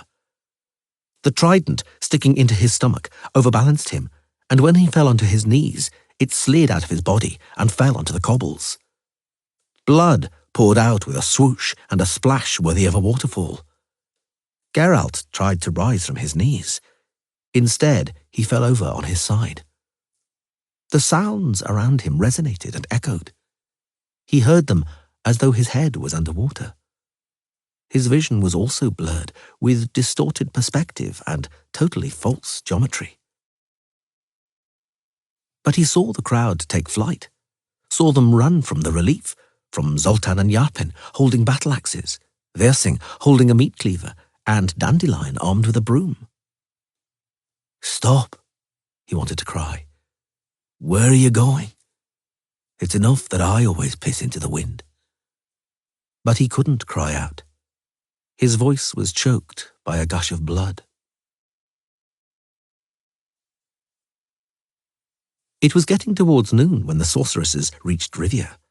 Down below, viewed from the perspective of the highway, the surface of Loch Escalot glittered with the sparkling reflections of the castle's red tiles and the town's roofs. Well, we've arrived, stated Yennefer. Rivia. How strange are the twists of fate. Ciri, who had been excited for a long time, made Kelpie dance and take short steps. Triss Merigold sighed imperceptibly. At least she thought it was imperceptible. Well, well. Yennefer glared at her. What strange sounds are lifting your virgin breast, Triss? Ciri, ride on ahead and see if you're already there. Triss turned her face away, determined not to provoke or give any pretext. She wasn't counting on a result. For a long time, she had sensed the anger and aggression in Yennefer getting stronger the closer they got to Rivia. You, Triss, Yennefer repeated scathingly. Don't blush, don't sigh, don't slaver, and don't wiggle your bum in the saddle. Do you think that's why I yielded to your request, agreed to you coming with us? For a languorously blissful meeting with your erstwhile sweetheart? Ciri, I asked you to ride on ahead a little. Let us have a talk. It's a monologue, not a talk, said Ciri impertinently. But she yielded at once, under the menacing violet glare, whistled at Kelpie, and galloped down the highway. You aren't riding to a rendezvous with your lover, Triss, Yennefer continued. I'm neither so noble nor so stupid as to give you the chance and him the temptation. Just this once, today, and then I'll make sure that neither of you has any temptations or opportunities. But today, I won't deny myself that sweet and perverted pleasure. He knows about the role you played and will thank you for it with his eyes, and I shall look at your trembling lips and shaking hands, listen to your lame apologies and excuses. And do you know what, Triss? I'll be swooning with delight. I knew you wouldn't forget what I did, that you would take your revenge, muttered Triss. I accept that, because I was indeed to blame. But I have to tell you one thing, Yennefer. Don't count too much on my swooning. He knows how to forgive. For what was done to him, indeed. Yennefer squinted her eyes. But he'll never forgive you for what was done to Ciri, and to me. Maybe. Triss swallowed. Maybe he won't. Particularly if you do your utmost to stop him. But he definitely won't bully me. He won't stoop to that. Yennefer swiped her horse with her whip. The horse whinnied, jumped, and cavorted so suddenly that the sorceress swayed in the saddle. That's enough of this discussion, she snapped. A little more humility, you arrogant slut. He's my man, mine and only mine. Do you understand? You're to stop talking about him. You're to stop thinking about him. You're to stop delighting in his noble character. Right away, at once. I feel like grabbing you by that ginger mop of hair. Just you try, yelled Triss. Just try, you bitch, and I'll scratch your eyes out. They fell silent, seeing Ciri hurtling towards them in a cloud of dust. They knew right away that something was afoot, and saw at once what it was, before Ciri even reached them. Tongues of flame suddenly shot up over the thatched roofs of the now nearby suburbs and over the tiles and chimneys of the city, and smoke belched in billows. Screaming, like the distant buzzing of annoying flies, like the droning of angry bumblebees, reached the sorceress's ears. The screaming grew. It increased, counterpointed by single, high-pitched cries. What the bloody hell is going on there? Yennefer stood up in the stirrups. A raid? A fire? Geralt! Ciri suddenly groaned, becoming as white as vellum. Geralt! Ciri? What's the matter with you? Ciri raised her hand, and the sorceresses saw blood dribbling over it, along the lifeline. The circle has closed, said the girl, closing her eyes. A thorn from Sheraweth pricked me, and the snake Ouroboros has sunk its teeth into its own tail. I'm coming, Geralt. I'm coming to you. I won't leave you alone. Before either of the sorceresses had time to protest, the girl had turned Kelpie around and galloped off at once. They had enough presence of mind to immediately urge their own horses into a gallop, but their steeds were no match for Kelpie. What is it? Screamed Yennefer, gulping the wind. What's happening? But you know, sobbed Triss, galloping beside her. Fly, Yennefer. Before they had dashed among the shacks of the suburbs, before they were passed by the first fugitives fleeing the town, Yennefer already had a clear enough picture of the situation to know that what was happening in Rivia wasn't a fire or a raid by enemy troops, but a pogrom. She also knew what Ciri had felt, where and to whom she was rushing so quickly. She also knew she couldn't catch up with her. There was no chance. Kelpie had simply jumped over the panicked people, crushed together into a crowd, knocking off several hats and caps with her hooves. She and Triss had had to rein in their steeds so abruptly they almost tumbled over their horses' heads. Ciri, stop! They suddenly found themselves amidst narrow streets full of the running and wailing mob. As she passed, Yennefer noticed bodies lying in the gutters, saw corpses hanging by their legs from posts and beams. She saw a dwarf lying on the ground being kicked and beaten with sticks, saw another being battered with the necks of broken bottles. She heard the shouts of the assailants, the screaming and howling of the beaten.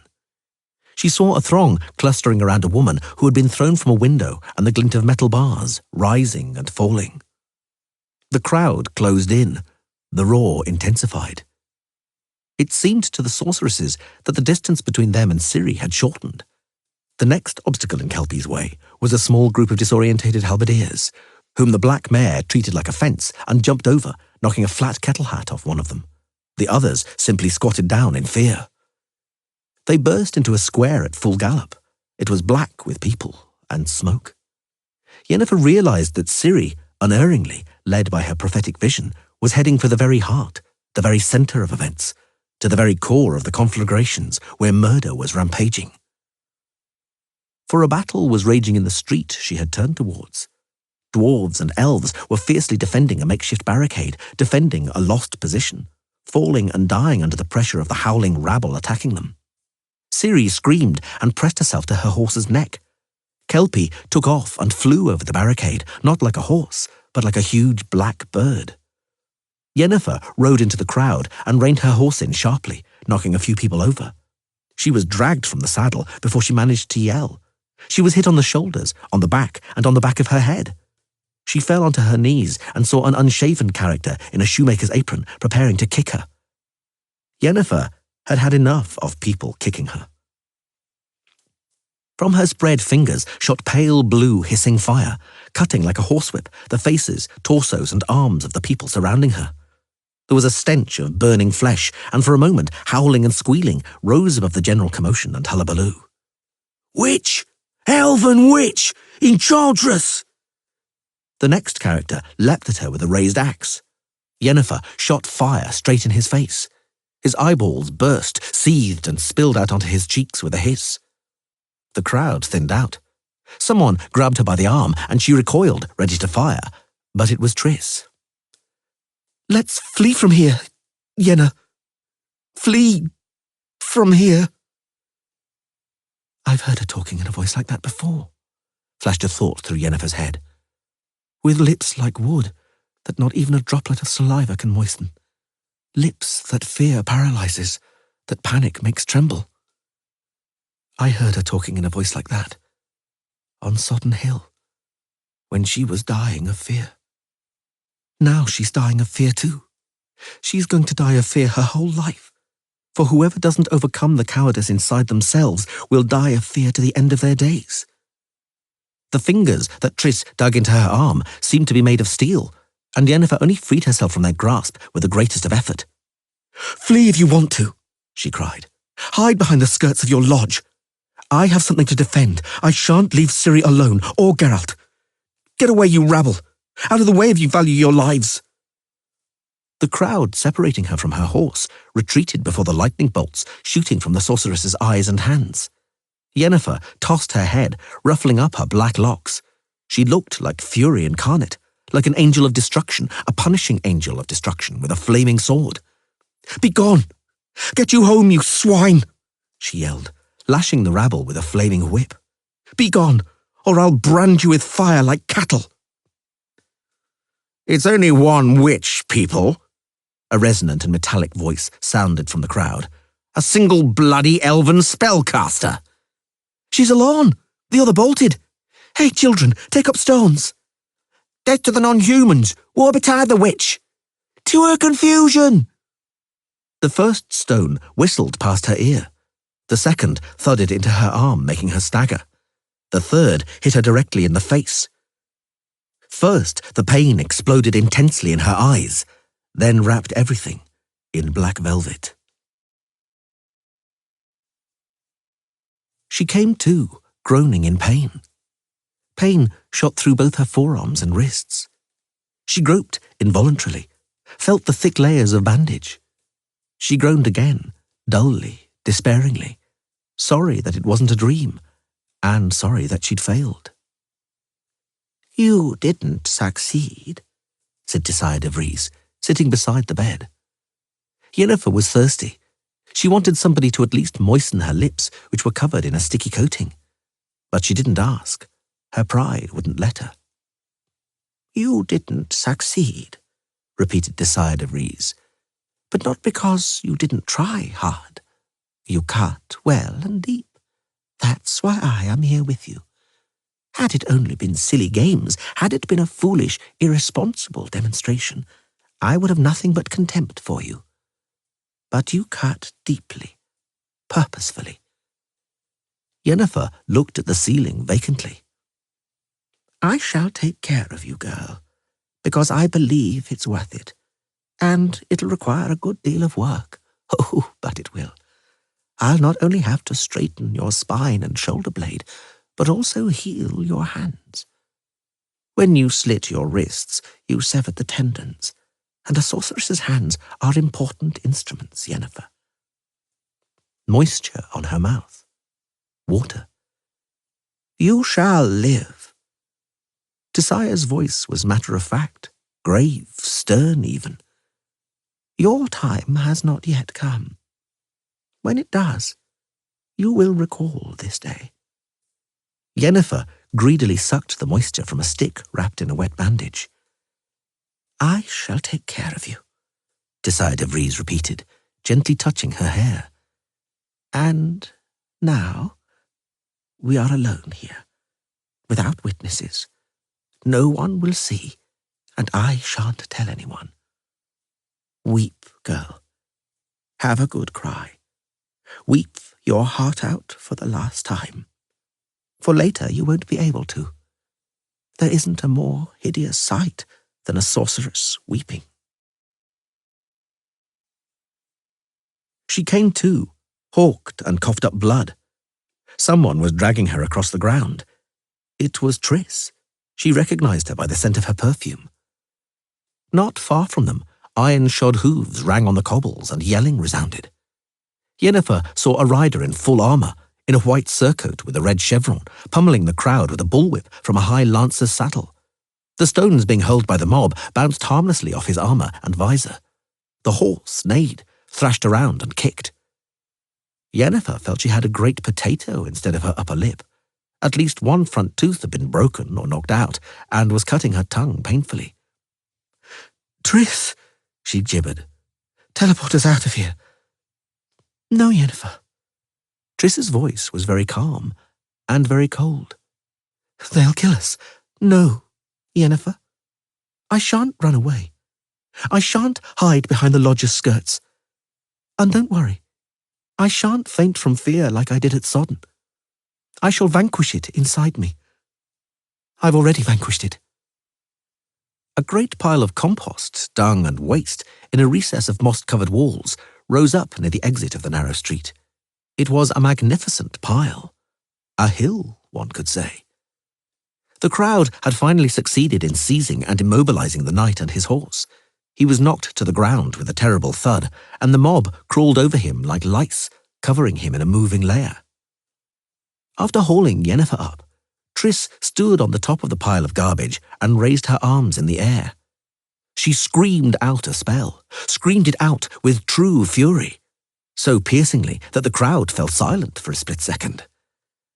"They'll kill us." Yennefer spat blood. "As sure as anything. Help me." Triss interrupted the incantation for a moment. "Help me, Yennefer. We'll cast Alzur's thunder at them." "And we'll kill about 5 of them," thought Yennefer. "Then the rest will tear us to pieces. But very well, Triss, as you wish. If you don't run away, you won't see me running away." She joined in the incantation. The 2 of them screamed. The crowd stared at them for a second, but quickly came to their senses. Stones whistled around the sorceresses again. A javelin flew just beside Triss's temple. Triss didn't even flinch. "It isn't working at all," thought Yennefer. "Our spell isn't working at all. We don't have a chance of casting anything as complicated as Alzur's thunder." Alzur, it is claimed, had a voice like a bell and the diction of an orator, and we're squeaking and mumbling, mixing up the words and the intonation pattern. She was ready to interrupt the chant and concentrate the rest of her strength on some other spell, capable either of teleporting them both away or treating the charging rabble, for a split second at least, to something unpleasant. But it turned out there was no need. The sky suddenly darkened, and clouds teemed above the town. It became devilishly sombre, and there was a cold wind. "Oh my," Yennefer groaned. "I think we stirred something up." "Marigold's Distractive Hailstorm," repeated Nimue. "Actually, that name is used illegally. The spell was never registered because no one ever managed to repeat it after Triss Marigold, for mundane reasons. Triss's mouth was cut, and she was speaking indistinctly. Malicious people claim, furthermore, that her tongue was faltering from fear." "It's hard to believe that." Condwiramures pouted her lips. "There's no shortage of examples of the venerable Triss's valour and courage. Some chronicles even call her the Fearless. But I want to ask about something else. One of the legend's versions says that Triss wasn't alone on the Rivian Hill, that Yennefer was there with her." Nimue looked at the watercolour, portraying the steep black razor-sharp hill against a background of deep blue clouds lit from below. The slender figure of a woman with arms outstretched and hair streaming around was visible on the hill's summit. The rhythmic rattle of the Fisher King's oars reached them from the fog covering the surface of the water. If anyone was there with Tris, they didn't endure in the artist's vision, said the Lady of the Lake. Oh, what a mess, Yennefer repeated. Look out, Tris. In a moment, hailstones, angular balls of ice the size of hen's eggs, plummeted onto the town from the black cloud billowing above Rivia. They fell so heavily that the entire square was immediately covered in a thick layer. There was a sudden surge in the throng. People fell, covering their heads. They crawled one under the other, ran away, falling over, crowding into doorways and under arcades, and cowering by walls. Not all of them were successful. Some remained, lying like fish on the ice, which was copiously stained with blood. The hailstones pelted down so hard that the magical shield Yennefer had managed to conjure up over their heads almost at the last moment trembled and threatened to break. She didn't even try any other spells. She knew that what they had triggered could not be halted, that they had unleashed by accident an element that had to run riot, that they had freed a force that had to reach a climax, and would soon reach that climax. At least so she hoped. Lightning flashed. There was a sudden peal of thunder which rumbled on and then gave a crack, making the ground tremble. The hail lashed the roofs and cobblestones. Fragments of shattering hailstones flew all around. The sky brightened up a little. The sun shone. A ray breaking through the clouds lashed the town like a horsewhip. Something escaped Triss's lips, neither a groan nor a sob. The hail was still falling, hammering down, covering the square in a thick layer of icy balls gleaming like diamonds.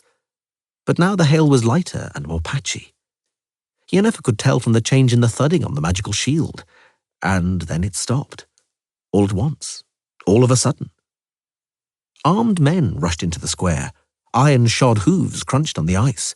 The mob roared and fled, whipped by knouts, struck by spear shafts and the flats of swords. Bravo, Triss, Yennefer croaked. I don't know what that was, but you did a nice job. There was something worth defending, croaked Triss Merigold, the heroine of the hill. There always is. Let's run, Triss, because it probably isn't over yet.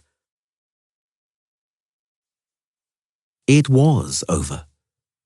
The hail that the sorceresses had unleashed on the town cooled down hot heads, enough for the army to dare to strike and bring order. The soldiers had been afraid before. They knew what they were risking with an attack on the enraged mob, on a rabble drunk on blood and killing, that feared nothing and would retreat before nothing.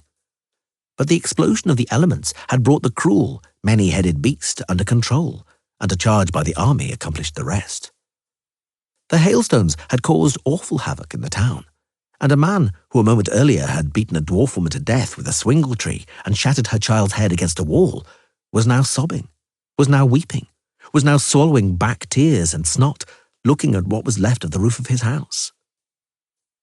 Peace reigned in Rivia. Were it not for the almost 200 mutilated corpses and a dozen burned-down homesteads, one might think nothing had happened. In the district of Elm, on Loch Escalot, over which the gorgeous arc of a rainbow was shining, weeping willows were reflected beautifully in the smooth, mirror-like water. Birds had resumed their singing, and it smelt of wet foliage. Everything looked pastoral. Even the Witcher, lying in a pool of blood, with Ciri kneeling over him. Geralt was unconscious, and as white as a sheet. He lay motionless, but when they stood over him, he began to cough, wheeze, and spit blood. He began to shake and tremble so hard, Ciri couldn't stop him. Yennefer kneeled down beside her. Triss saw that her hands were shaking.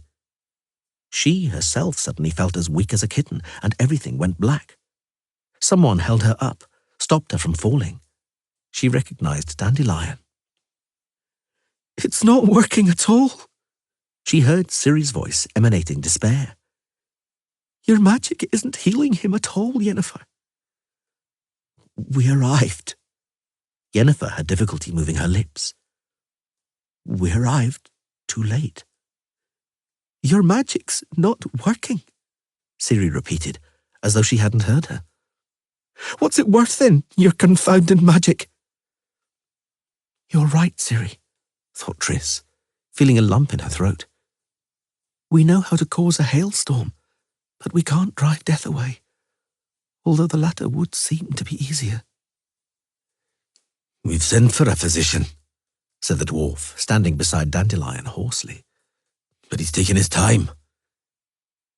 "It's too late for a physician," said Triss, surprising herself by the calm in her voice. "He's dying."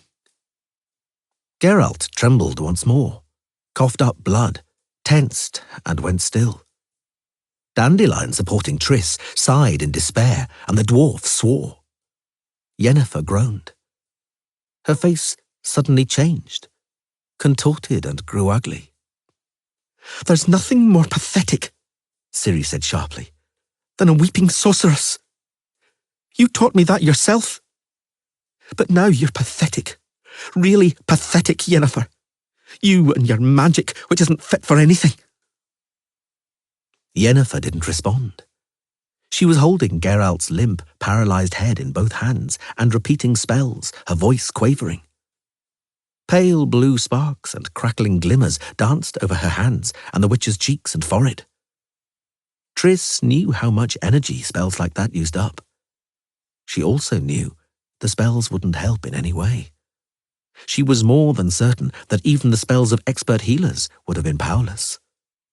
It was too late. Yennefer's spells were only exhausting her. Triss was amazed that the black-haired sorceress was holding out so long.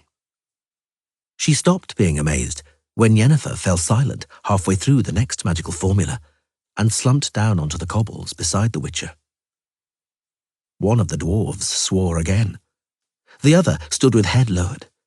Dandelion, still holding Triss up, sniffed. It suddenly became very cold. The surface of the lake, filled with fog like a sorceress's cauldron, became enveloped in mist. The fog rose swiftly, billowed over the water, and rolled onto the land in waves, enveloping everything in a thick white milk, in which sounds grew quieter and died away, in which shapes vanished and forms blurred. "And I once renounced my power," said Ciri slowly, still kneeling on the blood-soaked cobbles. "Had I not renounced it, I would have saved him now. I would have healed him. I know it. But it's too late. I renounced it, and now I can't do anything. It's as though I've killed him." The silence was first interrupted by Kelpie's loud neighing, then by Dandelion's muffled cry. Then they were all struck dumb. A white unicorn emerged from the fog, running very lightly, ethereally and noiselessly, gracefully raising its shapely head. There actually wasn't anything unusual in that. Everybody knew the legends, and they were unanimous about unicorns running very lightly, ethereally and noiselessly, and raising their heads with characteristic grace. If anything was strange, it was that the unicorn was running over the surface of the water, and the water wasn't even rippling. Dandelion groaned, but this time in awe. Triss felt herself being seized by a thrill, by euphoria. The unicorn clattered its hooves on the stone boulevard. It shook its mane, and neighed lengthily and melodically. "Wharahuax," said Ciri. "I'd hoped you'd come." The unicorn came closer, neighed again, tapped with a hoof, and then struck the cobbles hard. He bent his head. The horn, sticking out of his domed forehead, suddenly lit up with a bright glare, a brilliance that dispersed the fog for a moment. Ciri touched the horn. Triss cried out softly, seeing the girl's eyes suddenly lighting up with a milky glow, saw her surrounded by a fiery halo. Ciri couldn't hear her, couldn't hear anyone. She was still holding the unicorn's horn in one hand and pointed the other towards the motionless Witcher. A ribbon of flickering brightness that glowed like lava flowed from her fingers. No one could tell how long it lasted, because it was unreal. like a dream. The unicorn, almost blurring in the thickening fog, neighed, struck its hoof, and shook its head and horn as though pointing at something. Tris looked. She saw a dark shape on the water under the canopy of willow branches hanging over the lake. It was a boat. The unicorn pointed again with its horn and quickly began to vanish into the mist. "Kelpie," said Ciri. "Follow him." Kelpie snorted and tossed her head. She followed the unicorn obediently. Her horseshoes rang on the cobbles for a while, then the sound suddenly broke off, as though the mare had taken wing, disappeared, dematerialized. The boat was beside the very bank, and in the moments when the fog dispersed, Tris could see it clearly. It was a primitively constructed barge, as clumsy and angular as a large pig trough. "Help me," said Ciri. Her voice was confident and determined. No one knew at the beginning what the girl meant, what help she was expecting. Dandelion was the first to understand, perhaps because he knew the legend, had once read one of its poeticized versions. He picked up the still unconscious Yennefer. He was astonished at how dainty and light she was. He could have sworn somebody was helping him carry her. He could have sworn he could feel Kaia's shoulder beside his arm. Out of the corner of one eye, he caught sight of a flash of Milva's flaxen plait. When he placed the sorceress in the boat, he could have sworn he saw Angoulême's hands steadying the side. The dwarves carried the Witcher, helped by Tris, who was supporting his head. Jaap and Zigrin positively blinked on seeing both Dalberg brothers for a second. Zoltan Chive could have sworn that Caleb Stratton had helped him lay the Witcher in the boat. Tris Merigold was absolutely certain she could smell the perfume of litanade, also called coral. And for a moment she saw amidst the haze the bright yellow-green eyes of Cohen from Ger Morin. That was the kind of tricks played on the senses by the fog, the thick fog over Loch Escalot. "It's ready, Ciri," the sorceress said dully. "Your boat is waiting." Ciri brushed her hair back from her forehead and sniffed. "Apologize to the ladies of Monte Calvo, Tris," she said. "But it can't be otherwise. I cannot stay when Geralt and Yennefer are departing. I simply cannot. They ought to understand. They ought to. Farewell, then, Tris Merigold. Farewell, Dandelion. Farewell, all of you." "Ciri," whispered Tris. "Little sister, let me sail away with you." "You don't know what you're asking, Tris." "Will you ever—" "For certain," she interrupted firmly. She boarded the boat, which rocked and immediately began to sail away, to fade into the fog. Those that were standing on the bank didn't hear even the merest splash, didn't see any ripples or movements of the water, as though it wasn't a boat, but an apparition. For a very short time, they could still see Ciri's slight and ethereal silhouette, saw her push off from the bottom with a long pole, saw her urge on the already quickly gliding barge. And then there was only the fog. She lied to me, thought Tris. I'll never see her again. I'll never see her because Vaese Tereath ip again. Something ends. Something has ended, said Dandelion in an altered voice. Something is beginning, Jaap and Zigrin chimed in. A rooster crowed loudly somewhere in the direction of the town. The fog quickly began to rise. Geralt opened his eyes, irritated by the play of light and shadow through his eyelids. He saw leaves above him, a kaleidoscope of leaves flickering in the sun. He saw branches heavy with apples. He felt the soft touch of fingers on his temple and cheek. Fingers he knew. Fingers he loved so much it hurt. His belly and chest hurt. His ribs hurt, and the tight corset of bandages left him in no doubt that the town of Rivia and the three-fanged trident hadn't been a nightmare. Lie still, my darling, Yennefer said gently. Lie still. Don't move. Where are we, Yen? Is it important? We're together. You and me.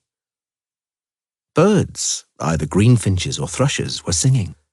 It smelled of grass, herbs and flowers, and apples. Where's Ciri? She's gone away. She changed her position, gently freeing her arm from under his head, and lay down beside him on the grass so that she could look in his eyes. She looked at him voraciously, as though she wanted to feast her eyes on the sight, as though she wanted to eat him up with her eyes, to store it away for the whole of eternity. He looked at her too, and longing choked him. We were with Ciri in a boat, he recalled. On a lake. Then on a river. On a river with a strong current. In the fog. Her fingers found his hand and squeezed it strongly. Lie still, my darling. Lie still. I'm beside you. It doesn't matter what happened. Doesn't matter where we were. Now I'm beside you, and I'll never leave you. Never. I love you, Yen. I know. All the same, he sighed. I'd like to know where we are. Me too, said Yennefer, quietly and not right away. And is that the end of the story? Galahad asked a moment later. Not at all, protested Ciri, rubbing one foot against the other, wiping off the dried sand that had stuck to her toes and the sole of her foot. Would you like the story to end like that? Like hell, I wouldn't. So what happened then? Nothing special, she snorted. They got married. Tell me. What is there to tell? There was a great big wedding. They all came. Dandelion, Mother Nenneker, Yoller and Yrnead, Yap and Sigrin, Vesemir, Eskel, Cohen, Melver, Angulem, and my missile. And I was there. I drank mead and wine, and they, Geralt and Yennefer, had their own house afterwards and were happy. Very, very happy. Like in a fairy tale. Do you understand? Why are you weeping like that, O Lady of the Lake? I'm not weeping at all. My eyes are watering from the wind, and that's that. They were silent for a long time, and looked as the red-hot glowing ball of the sun touched the mountain peaks. Indeed, Galahad finally interrupted the silence. It was a very strange story. Oh, very strange. Truly, Miss Ciri, the world you came from is incredible. Ciri sniffed loudly.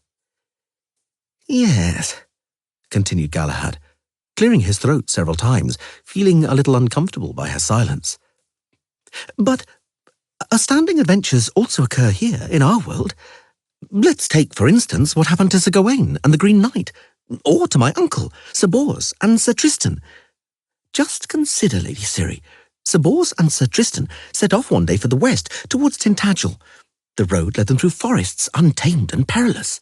They rode, and looked, and there stood a white hind, and beside it a lady dressed in black. Truly, a blacker black you couldn't even see in nightmares. And that comely lady, so comely you couldn't see a comelier one in the whole world. Well, apart from Queen Guinevere. That lady, standing by the hind, saw the knights, beckoned, and spake thus to them. Galahad. Yes? Be quiet. He coughed, cleared his throat, and fell silent. They were both silent, looking at the sun. They were silent for a long time. Lady of the Lake, I've asked you not to call me that. Lady Ciri. Yes? Ride with me to Camelot, O Lady Ciri. King Arthur, you'll see, will show you honour and respect, while I shall always love you and revere you. Get up from your knees at once. Or maybe not.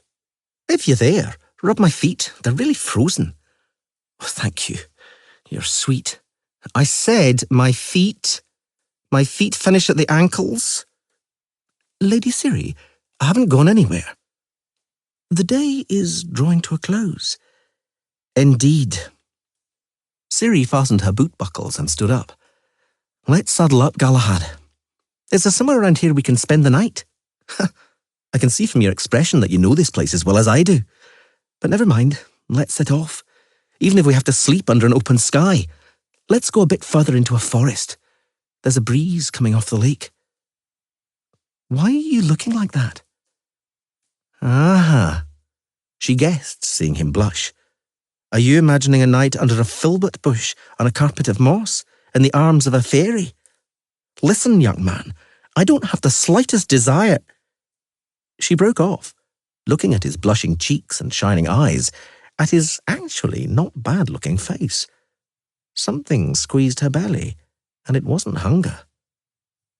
What's happening to me? She thought. What's happening to me?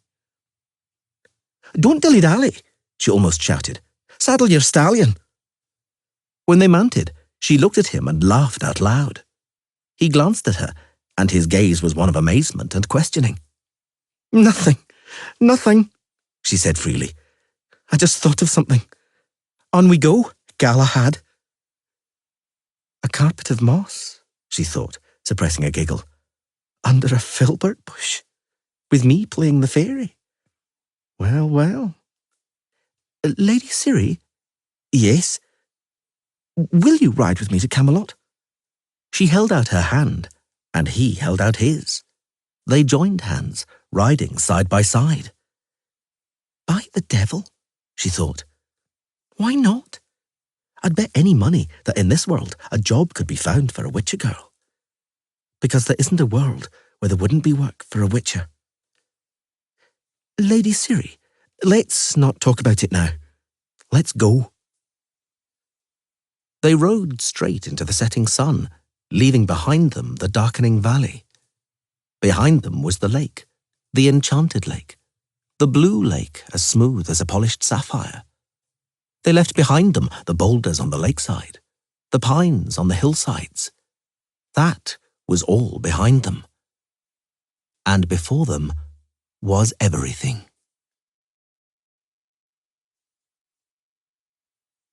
You have been listening to an Orion audiobook.